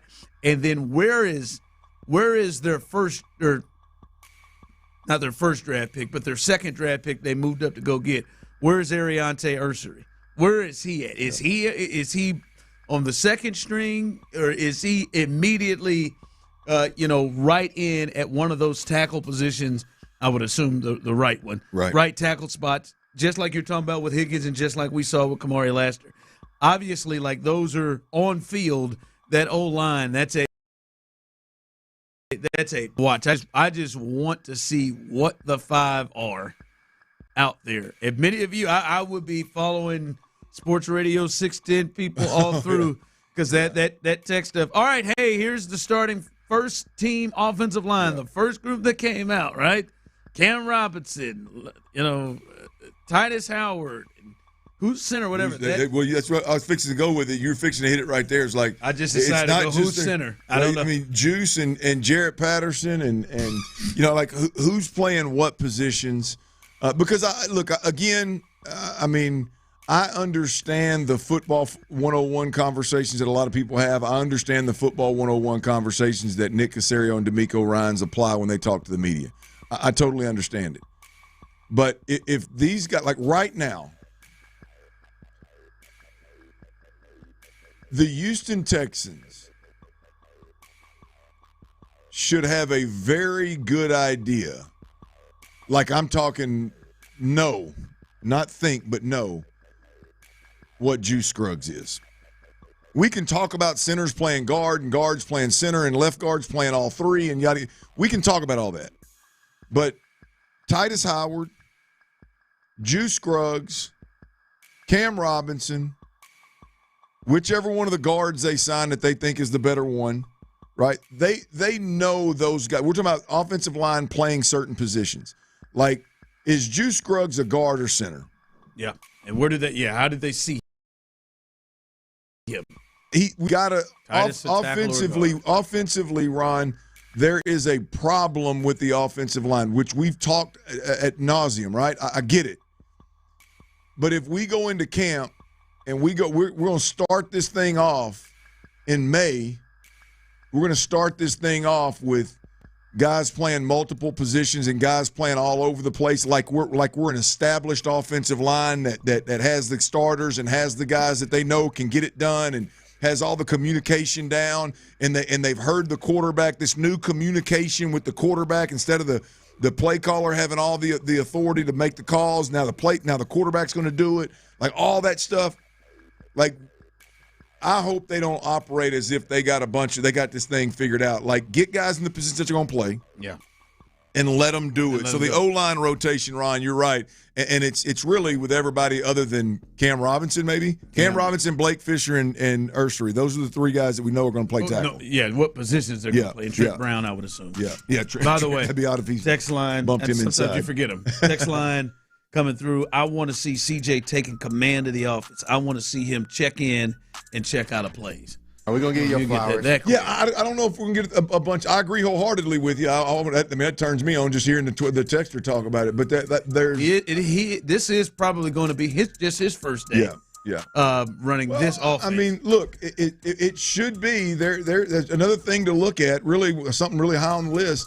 To the texter's point is, I mean, we should think about. I've covered C.J. Stroud for 2 years, and I'll be honest with you, I don't recall one time at practice where he breaks the huddle or he's at the line of scrimmage, and we can hear him. Oh, hey, everybody, hold up, easy. Boom, boom, doing his signals or whatever. Yeah. Hey, red 60, whatever you're doing, communicating beyond mic. Like I don't know that I've ever experienced being at practice and hearing that from C.J. Stroud, and given what we've been told. How this thing's going to operate and how CJ has more control, we should hear and see some of those things. Maybe not the most aggressive. Not day one. Yeah. But Ron, again to the texter's point, and to what my belief is, if that was a major problem last year and it's so new this year, and you got to fix it, and you got a bunch of guys that didn't have reps with it, hell, you ought to start in May. You ought to have it perfect. The goal ought to be have it perfected by the time you go to training camp, so you're starting off on phase 2 or 3 instead of phase 1. So that's a good point by the texter, man. The difference in C.J. Stroud's communication should be noticeable. Yeah. What else is jumping out that you? I'll stay on the offensive side of the football just for the sake of time here. I'm curious to see what kind of treatment Woody Marks, the running back out of USC and Mississippi State. I'm wondering what kind of treatment he's going to get, and the treatment and it doesn't matter either way, other than is he going to be treated as a rookie and just kind of be handled with kid gloves and come along as you may, and we'll slowly work you in, or is this a guy that you draft all of a sudden Mixon and don't leave his side. And when he's not in the huddle, you have your ass in the huddle. Is he in there with CJ some? Or is he a guy that now that the veterans are here is kind of an afterthought? Is he in there over 31? Bingo. Absolutely. Yeah. Damn sure should be in there over Dare Ogunbowale. So we'll see. That, I mean, come on. Well, I know I'm with you, but it better be the. I mean, I would have thought they could find somebody a little better in the playoffs to take that spot. But yeah, like the thing is again, doesn't really mean the guy's going to make it or not make it or whatever. But just seeing how he is treated, I think Woody Marks is getting a lot of conversation since the draft. It's going to be. I'm anxious to see how he's being treated. Yeah, me too. Yeah, to see how they look at. Is it Woody Marks? This is yours, or Dameon Pierce? Man, we want to see how you look at it in a new system, or we want to see how you look at this offense. Which one is it going to be? So that will definitely a lot to watch for tomorrow. As I see some people chiming in with their thoughts on what they would hope to see. Coming up next, we will get you ready. Tyler's going to make you some cash. I think he ended pretty well last week, but he'll make you a little money. That's coming up here a little bit after we get done. And I said it earlier, you get to hear Raphael Stone, what he had to say in terms of the process of going after a superstar. We'll discuss that coming up next. Hey, y'all, Academy Sports and Outdoors.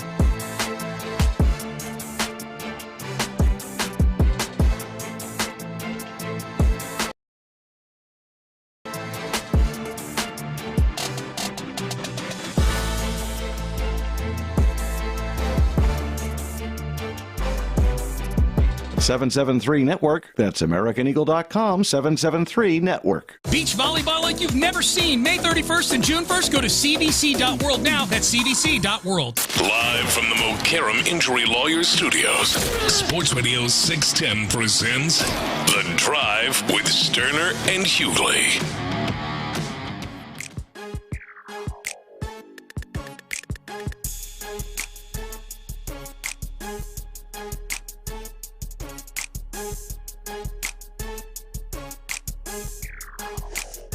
All right, welcome back in as we continue rolling through here live on The Drive. Coming up behind us every night, Texans All Access, Mark Vandermeer, John Harris. They're doing a little preview of OTAs tonight, and Jonathan M. Alexander, Texans Insider, will also be live with them as well. So they're going to get you ready for it.